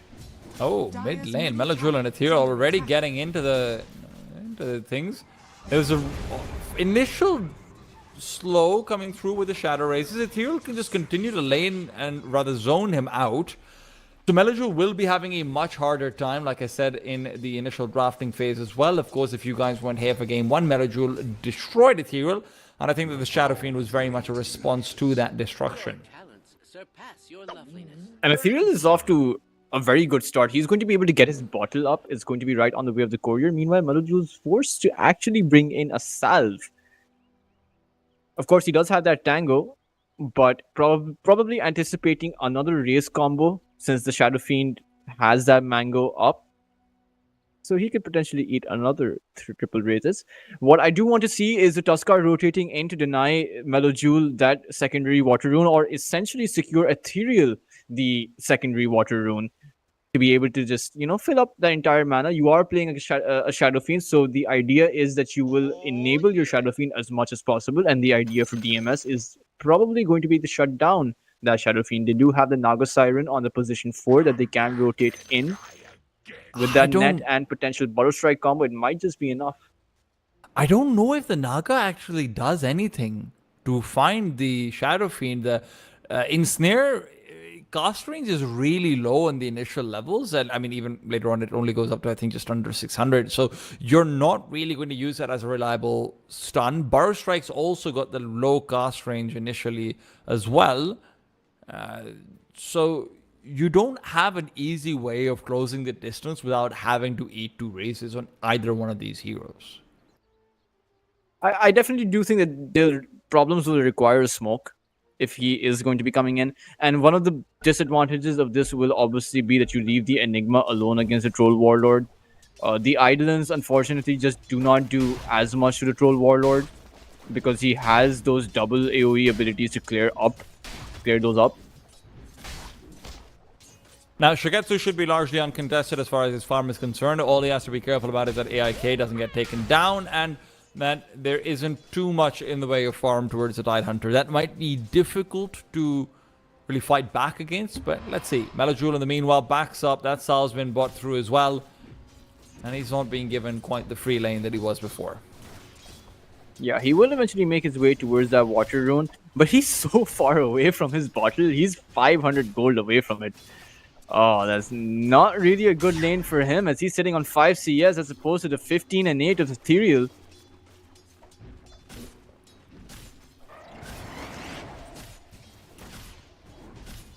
Overall, Dark though, and problems on I'm this glad top that lane. things are shaping up for Team Hydra in a different way, in a much better and more optimistic way. Look, I think this is I'll be honest, I'm not with you on the greedy draft side for Hydra. I actually think this is a very good draft because they've got good fighting heroes in the way of pretty much all of the heroes except for Tinker. I think are good mid-game fighting heroes. Even the Shadow Fiend can come in with some great burst damage. So you give yourself a window to move out of the Ursa warrior domination. Well, And you also are an- forced to go for these early BKBs up against Ravage. Oh, look at Melojule and Ethereal. They're actually having a tussle near the tier 3 tower. As Melojule's just gonna cut the wave to be able to get that bottle up. It's a good adjustment, right? Because he's realized that he can't do anything about the Shadow Fiend's farm. Shadow Fiend is just going to be able to pick that up pretty much uncontested every single day of the week.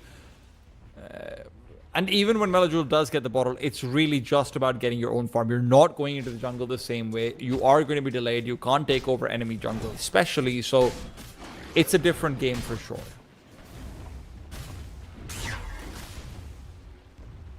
Over on the last hit charts, though, it does seem that Hydra is overall favored here simply because Ethereal is just able to zone Melojule out. And oh, Glyph onto Melojule and a snowball onto him. And might just be able to finish the Sand King out. James very will pick up nice. that kill. The extra glyph to be able to make sure that you continue to have the movement speed uphill as well with the creeps. Otherwise, they would have died, and James might not have been able to get the closer in that regards either. So that's quite nice to see.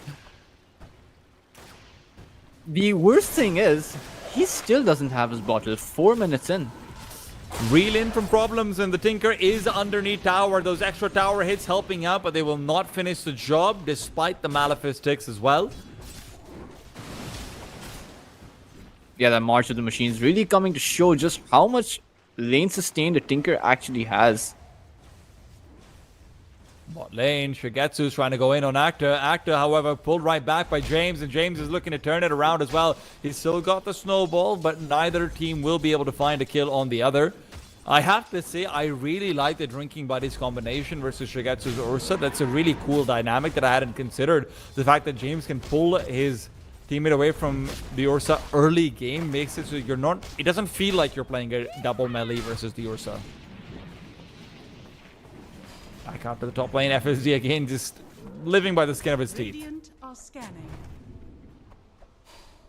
And he's doing an excellent job at securing Ursa this farm. Sure, Ursa doesn't have the highest amount of CS. He's 26 compared to the... the Troll Warlord. Troll Warlord has 26 CS compared to Shigetsu's 35.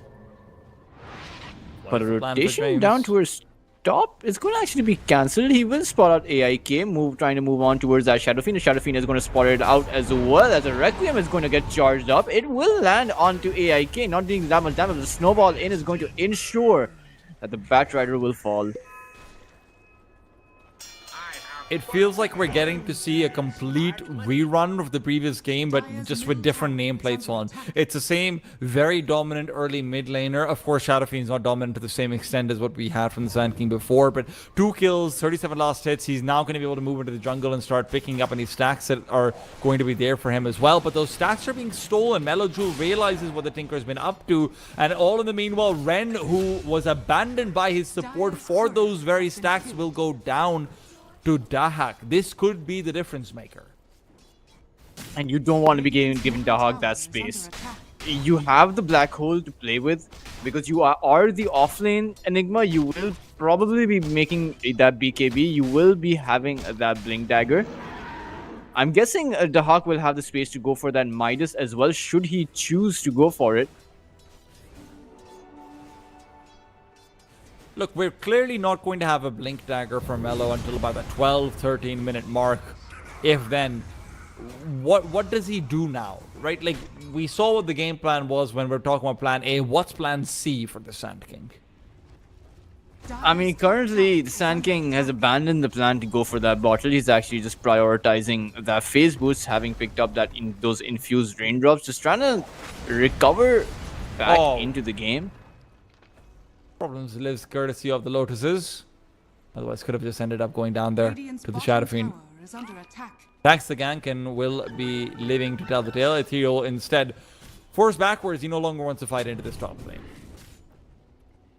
Dire's middle Both tower cores is are under actually attack. going to be going for that Battle Fury. I would have liked to see one of these cores skip that Battle Fury in exchange for that early mid-game potential. Perhaps that Troll Warlord, he would have been better off with something like a Diffusal Blade. But, you know, Battle Fury, that essentially means we are going to see a bit of a static game, right? This game is not going to end as quickly as the previous one. You talked about how Hydra is a bit of an old school team. Shadowfield's gone for the blink. Yeah, I actually blink dagger. Yeah, I actually noticed this. I wanted to talk a bit about it. So this Shadow Fiend is probably going to be going for that magic build. He already has a Shadowmire, Shadow Raise up. So essentially, this takes a bit of greediness away, right? This is not as greedy of a play. You will have the Blink Dagger Shadow Fiend, the use combination, and that essentially means that you can blow the Enigma up, you can blow the Batrider up, and even the Naga Siren. In fact, you can blow any of those heroes up, except for perhaps the Ursa or Sand King. Dire's top tower is under James, though, might be blowing up himself right now. He does manage to try and pull him away. Ethereal, not without the mana to go for the Requiem, but still they've got enough damage and heal to stay A-OK. And Meloju's just powerless to do anything, as most of his teammates are falling. He has recovered on the CS chart, so he's essentially 53 in CS. But Yeah, but I mean, those Shadow are Fiend is- neutral CS, so right? So you're not getting Yeah. as much net worth. You can see that in the graphs. And Shadow Fiend has 27 denies. That's I nice. feel like he's just denying creeps for the novelty aspect, because there's no one to deny the XP from. Listen, just gotta stay in practice, right? Radiant's But that's bottom true. tower It's true. It's like aim Bottom lab lane. for Dota.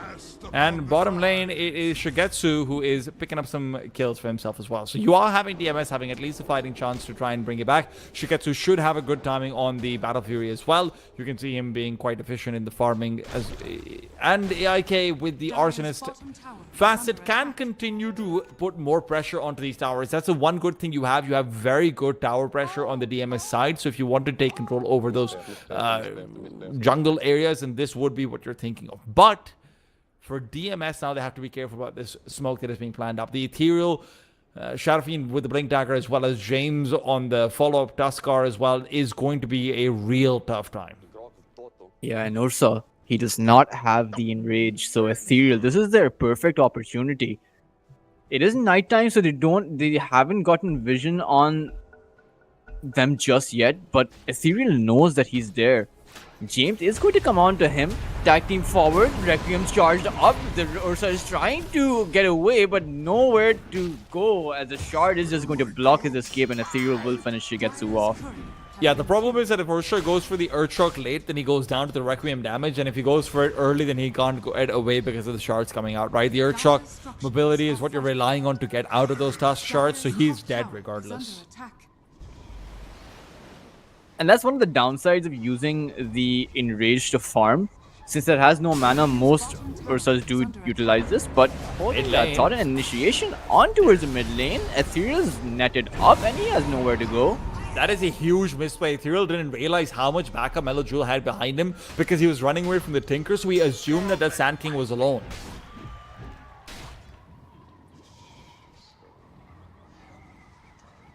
Now you're probably just going to end up losing this mid lane tower as well. Melojul has no reason to stop cutting these creep waves. FSD, a March of the Machines, will try and force them away, but maybe he can stop this push at least, right? But that's still a big loss. Yeah, you don't want to be losing your Shadow Fiend. You want to be protecting your Shadow Fiend at all costs. And that should be the goal of this Tinker. Just make sure that wherever the Shadow Fiend is, you are there to be able to plant up your defensive matrix on towards him. Off goes Shigetsu.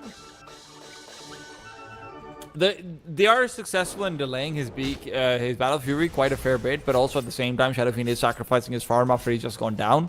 When he doesn't have the Requiem of Souls, the Blink Dagger seems pretty lackluster beyond just getting his farm speed up. So you are looking at a couple of interesting trade-offs that he will be forced to make at this point when he's going for this magic damage build if he doesn't keep the farm up. And it's interesting to see that that the Sand King, as Melojule, is not actually going for that Blink Dagger. Perhaps he will pick it up. Perhaps he might have forgotten to queue it up. But ideally, this is their timing now, right? Assuming he does go for that Blink, 11 minutes in, it's not a bad Blink Dagger timing at all, considering the start that he had. Considering that he did die to that Shadow Fiend very early on, and he had to forgo the bottle as well. The reason why Sand King isn't going for the Blink though is because Enigma's decided not to go BKB and Enigma's going Blink first. So with similar cooldowns and everything, they've decided that Enigma can be the one to initiate and Sand King can then come through with the extra damage and extra AoE courtesy of the Bloodstone. And that's what they're hoping will work out for them. Oh, Hydra. They're encircling down the tier 1 tower towards bot. Shigetsu and Melojule are there. The Batrider is going to TP in as well. Will they be able to get anything done? As Ren's going to be leading the fray, leading forward inside. The Requiem is going to get charged up, but he's out of range. And there goes the Ravage. The Requiem to follow it up as well as Melojule is forced to back away. But meanwhile, problems with the song going to disengage the fight entirely as Tidehunter is going to end up falling. DMS have managed to turn it around on the James. He's going to be the second one to fall. And now Melojule with a Burrow Strike onto FSD. They've managed to take 2 heroes of Hydra out.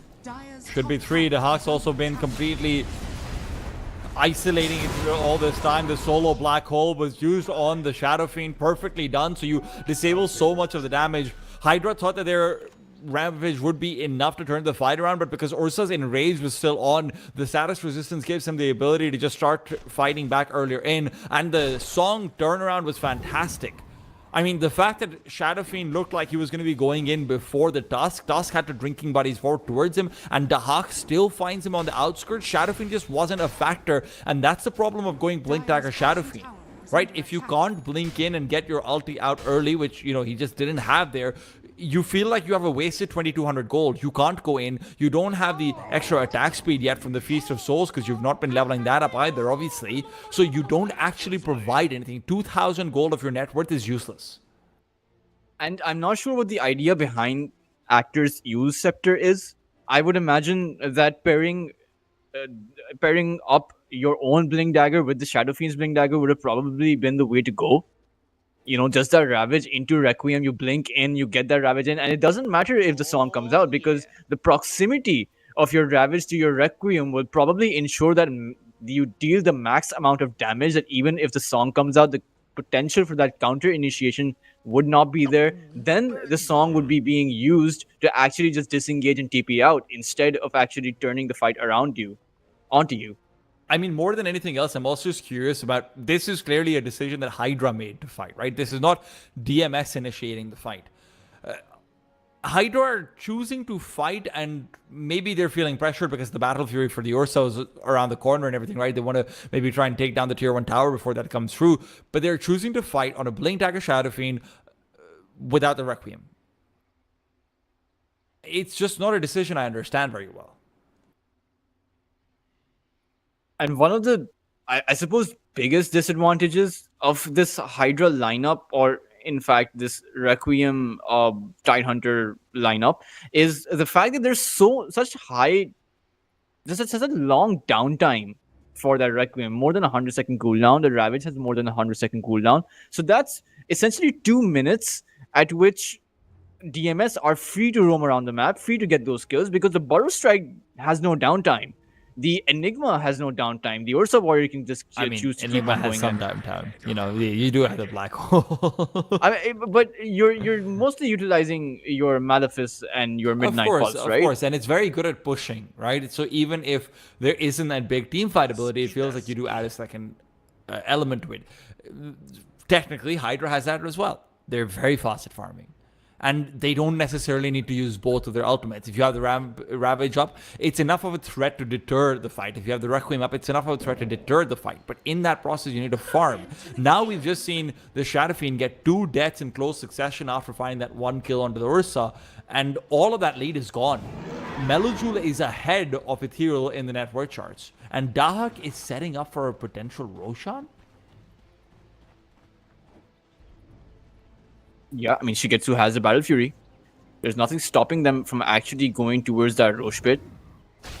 Hydra, even if they realize it, they won't be able to get here in time. And even if they were able to make it there in time, they have no ultimates to play with.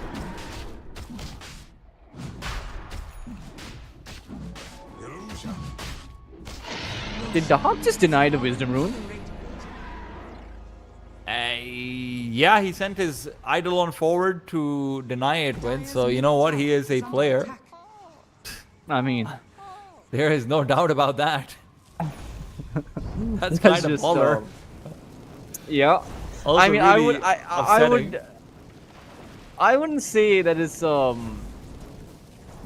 just extremely outclassy play by Dahak more than It's you know underhanded a mistake. and disgusting. Yes. It's more like a blunder by Hydra, right? I mean, you're not expecting a stray Eidolon there. that is I'm true. gonna go at. Oh, I'm gonna take 4 more seconds to go to the Wisdom Rune. Damn it! There's a purple little boy trying to deny my purple little rune. Tower is under attack. Little alien man.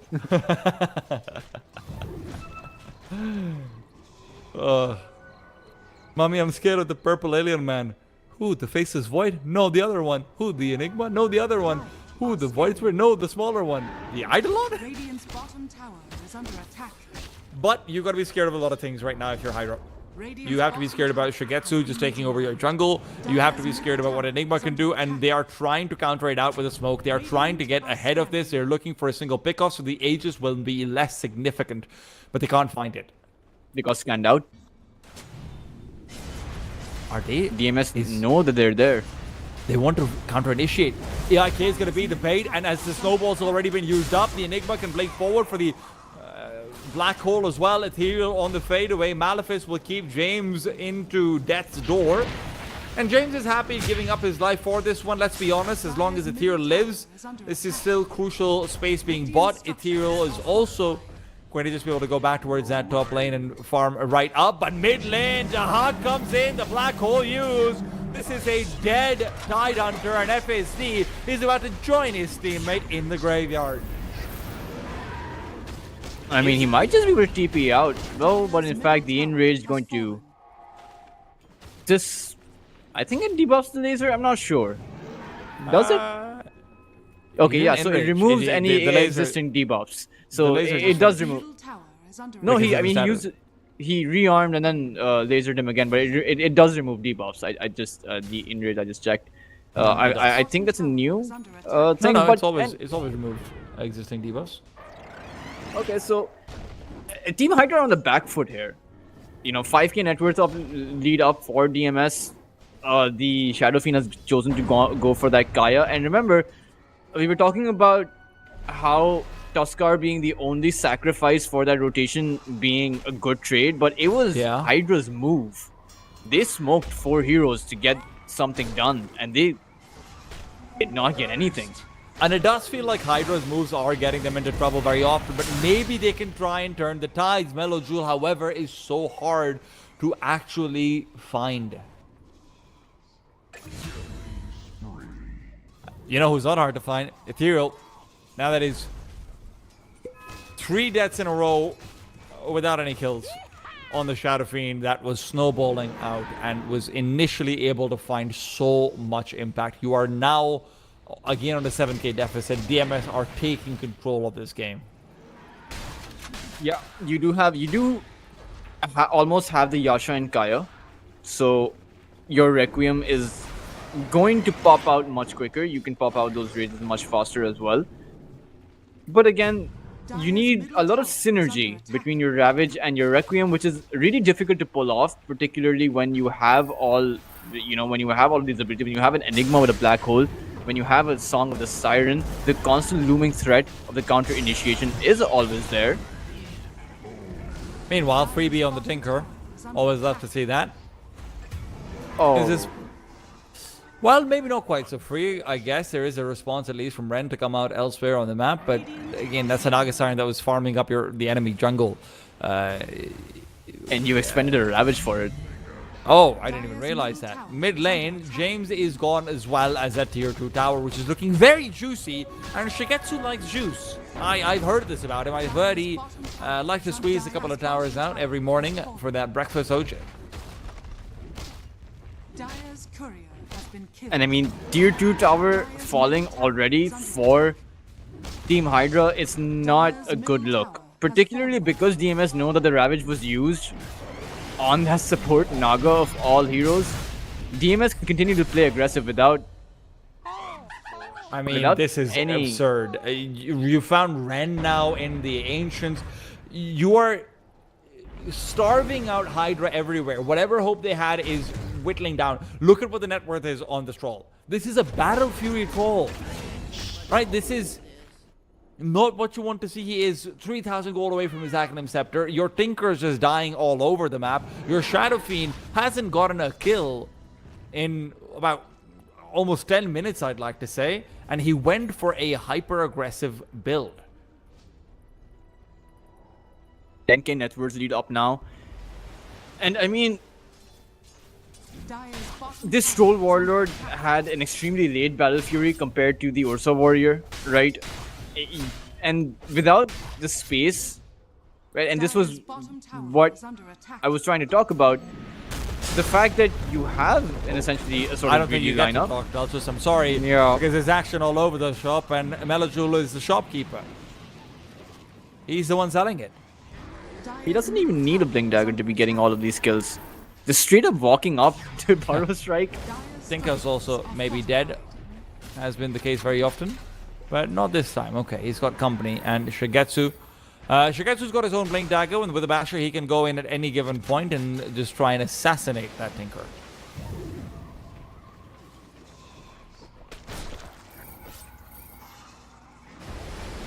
Of course, the Ravage should be coming up any second now.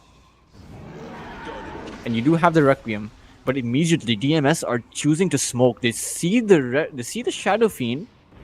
Are they actually going to dive tier 3 tower? If you do, it doesn't feel like Ethereal's got any survivability over here. Melajul is considering about going in, but he decides to just threaten instead. It's going to be a fight that's geared up towards that bot lane if they contest the Tormentor, but with that not being the case, Tinker, did he just get it with the March of the Machines? No, sorry. I am getting mixed up.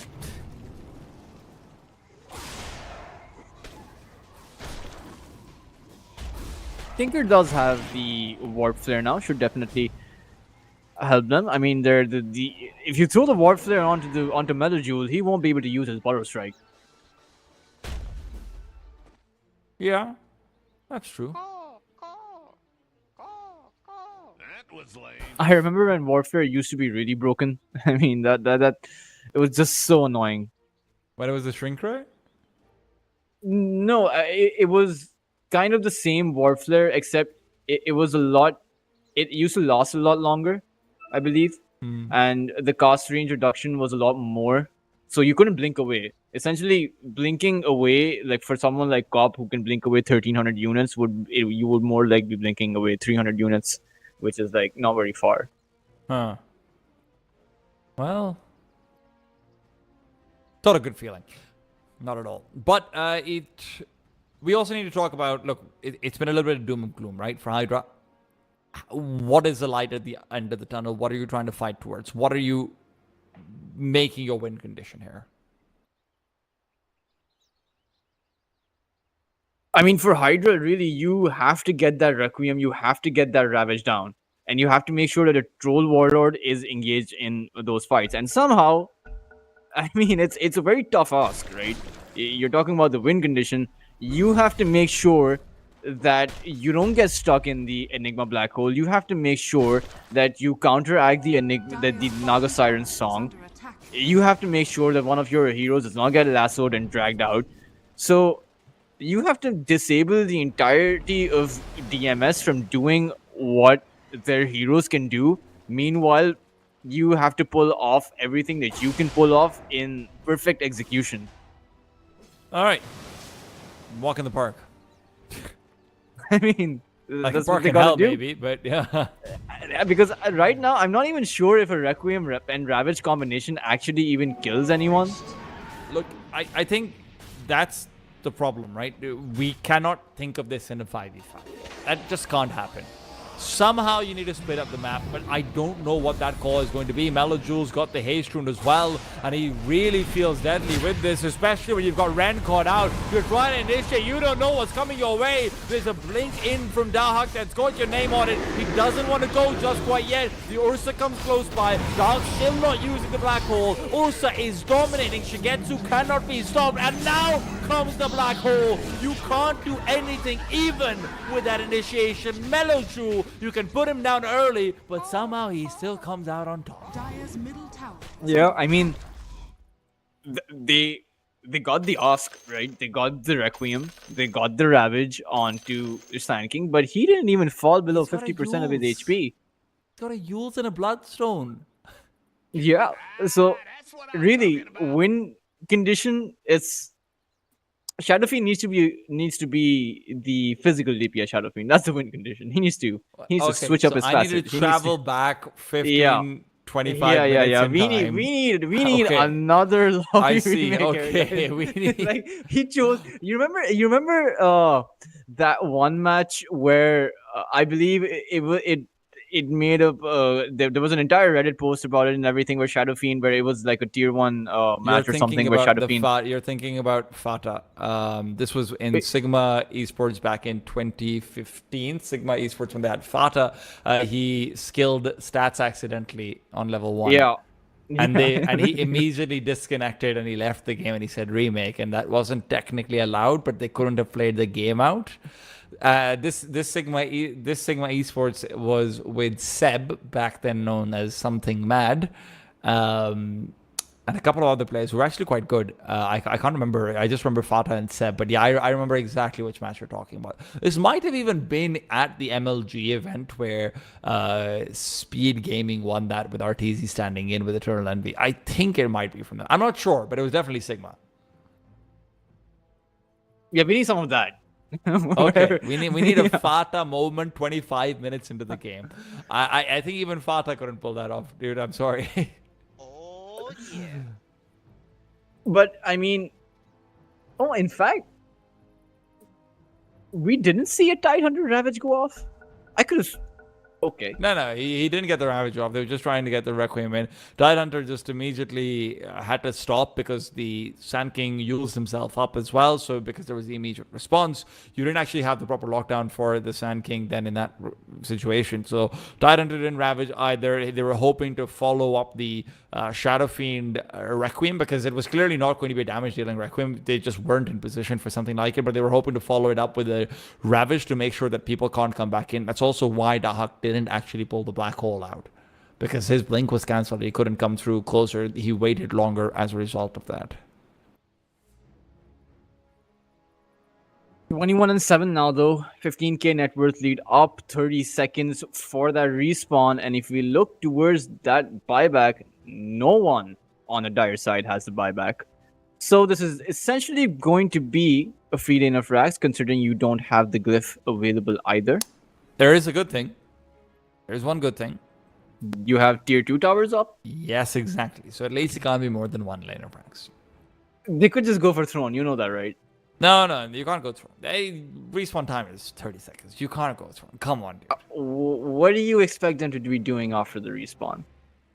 You go, you shadow raise a little bit, and you hope that DMS back off, because DMS, if DMS overcommit for this round, that is the only way you can still lose this game.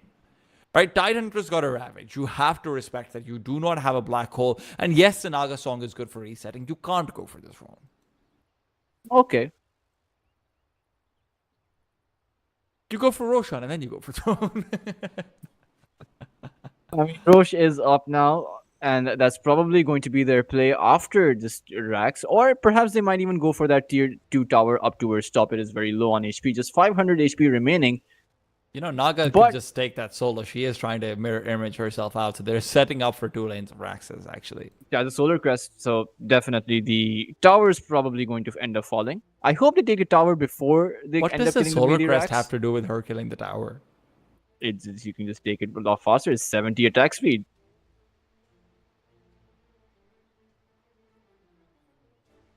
Okay. I mean, I guess. That feels kind of insignificant, but okay. I mean, it's you can make it in time for Roche. You know, you don't want to miss the party. I think your life and FOMO associated with it might be a different story to what's going on within the game. I won't lie to you. But if I was anyone to have FOMO, I think the man to sort of have FOMO right now in this situation would be Ethereal, because Ethereal started off this game so strong. He decides, I'm going to go snowball build, and then unfortunately the way Hydra were playing it out, he just wasn't able to get the snowball done. In the meanwhile though, Sand King, I mean, Melojoul has pulled off the classic move, right? He's pulled out the classic doctor move, which is that he's gone through, he's become a doctor, and now that he's making that bank, now he's got the party going. So in that process of going through med school, it was awful, right? He had to look at these big towering fiends in front of him, just raising him down. Really not a good time. He had like snowballs, he had the elements against him, he had everything. But now that he comes out, he then takes a couple of minutes to just hide away and specialize. Now he's specialized. Now he's making that, $3 million a year or whatever the US doctors get paid. I'm not from the US. I don't know. But he's living life large and in charge right now. Melojoul is feeling good. I mean, tea time. I've been through med school, and let me assure you, there is no there is no bank to be made. And to add the cherry on top, the raising never really stops. So I'm not going to talk about your questionable life decisions, which is why you're not making bank, right? Melojoul, however, is he's an ideal student, right? He finished med school, he specialized immediately, he didn't wait about anything at all. 4 years in, and there you go. He's feeling good about himself. Also, by the way, credit out to the decision making between him and Dahak.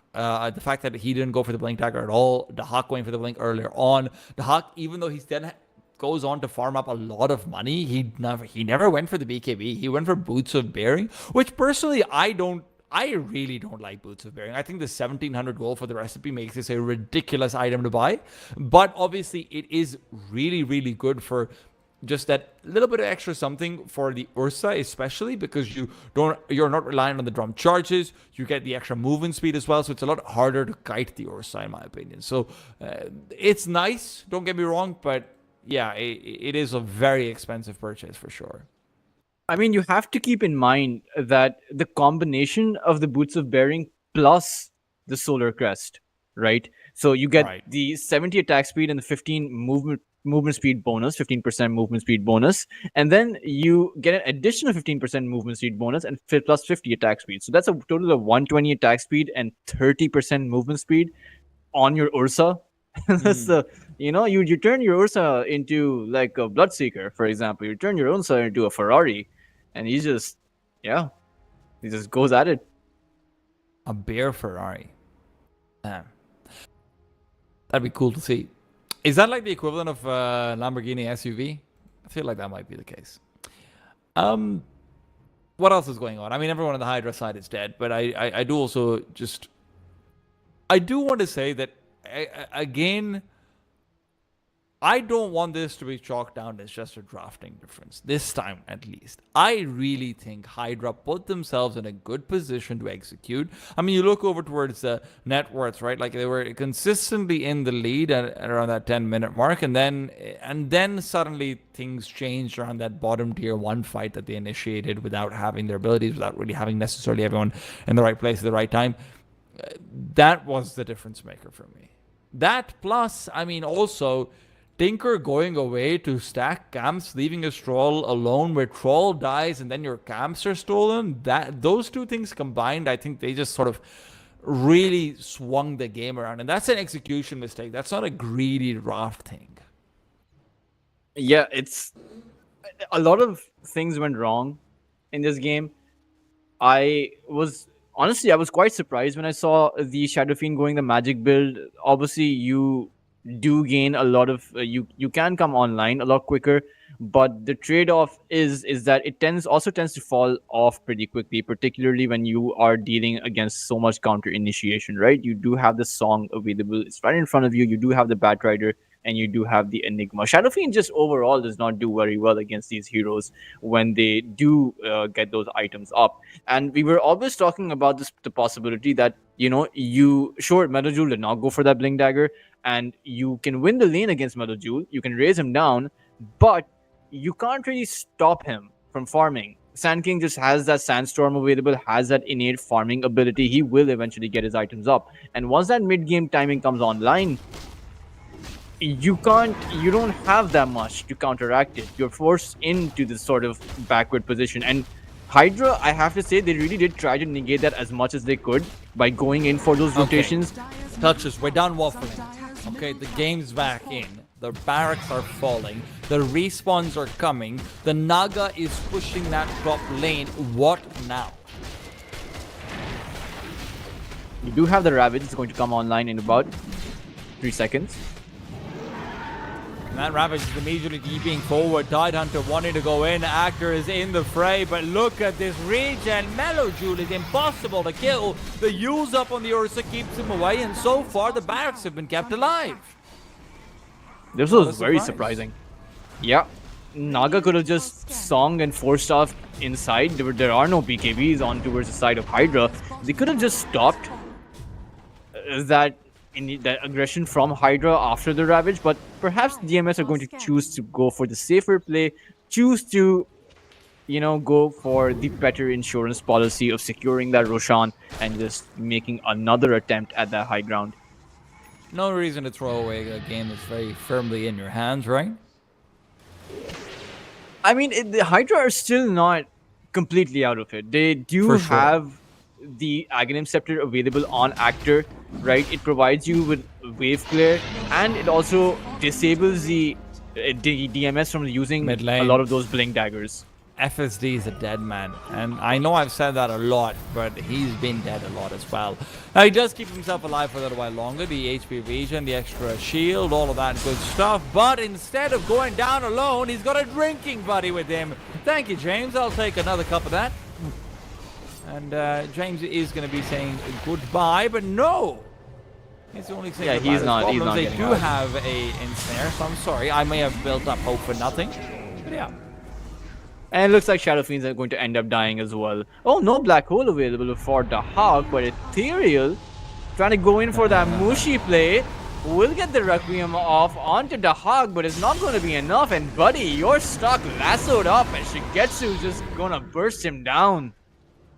Dude, can you stop giving references of players who are all like in their prime 7 years ago? He pioneered. By the way, he pioneered what he was going to do. Mushi's absolutely a god of Dota, right? 100%.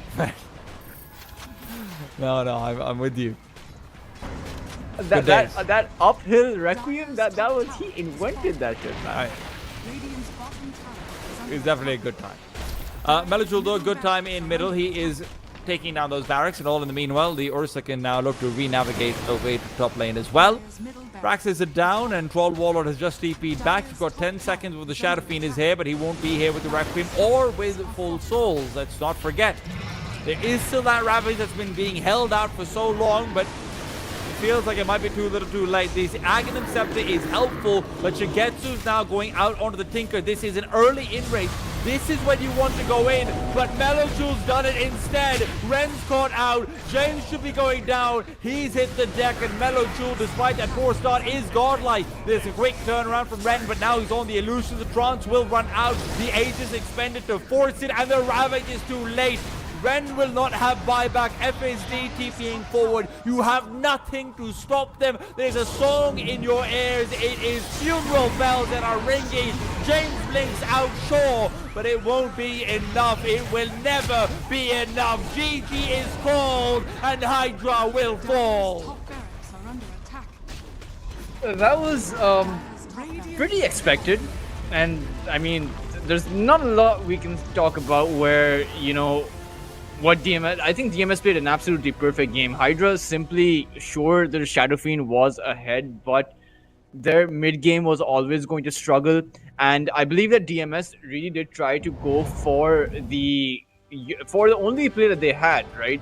Get that Blink Dagger up on the Shadow Fiend, and then eventually you go on towards getting some of those kills. But unfortunately, it did not work out very well for them. Outside of that one kill on that Sand King, outside of being able to zone Metal Jewel out, he really did not find much success. The Troll Warlord was left alone by the Tinker, who went to actually stack up some of those scans, which were eventually stolen. The Troll Warlord ended up dying a few times, and then suddenly there was this huge discrepancy between the timing of the Battle Fury between the Ursa and the Troll Warlord. He then still pursued onto the Battle Fury. I believe he got an 18-minute Battle Fury, which is just simply not enough, right? And then you were dealing with the control discrepancy between both of those teams. The Naga Siren Song, the Batrider Lasso, the Enigma Black Hole, and it just was overall a recipe for disaster.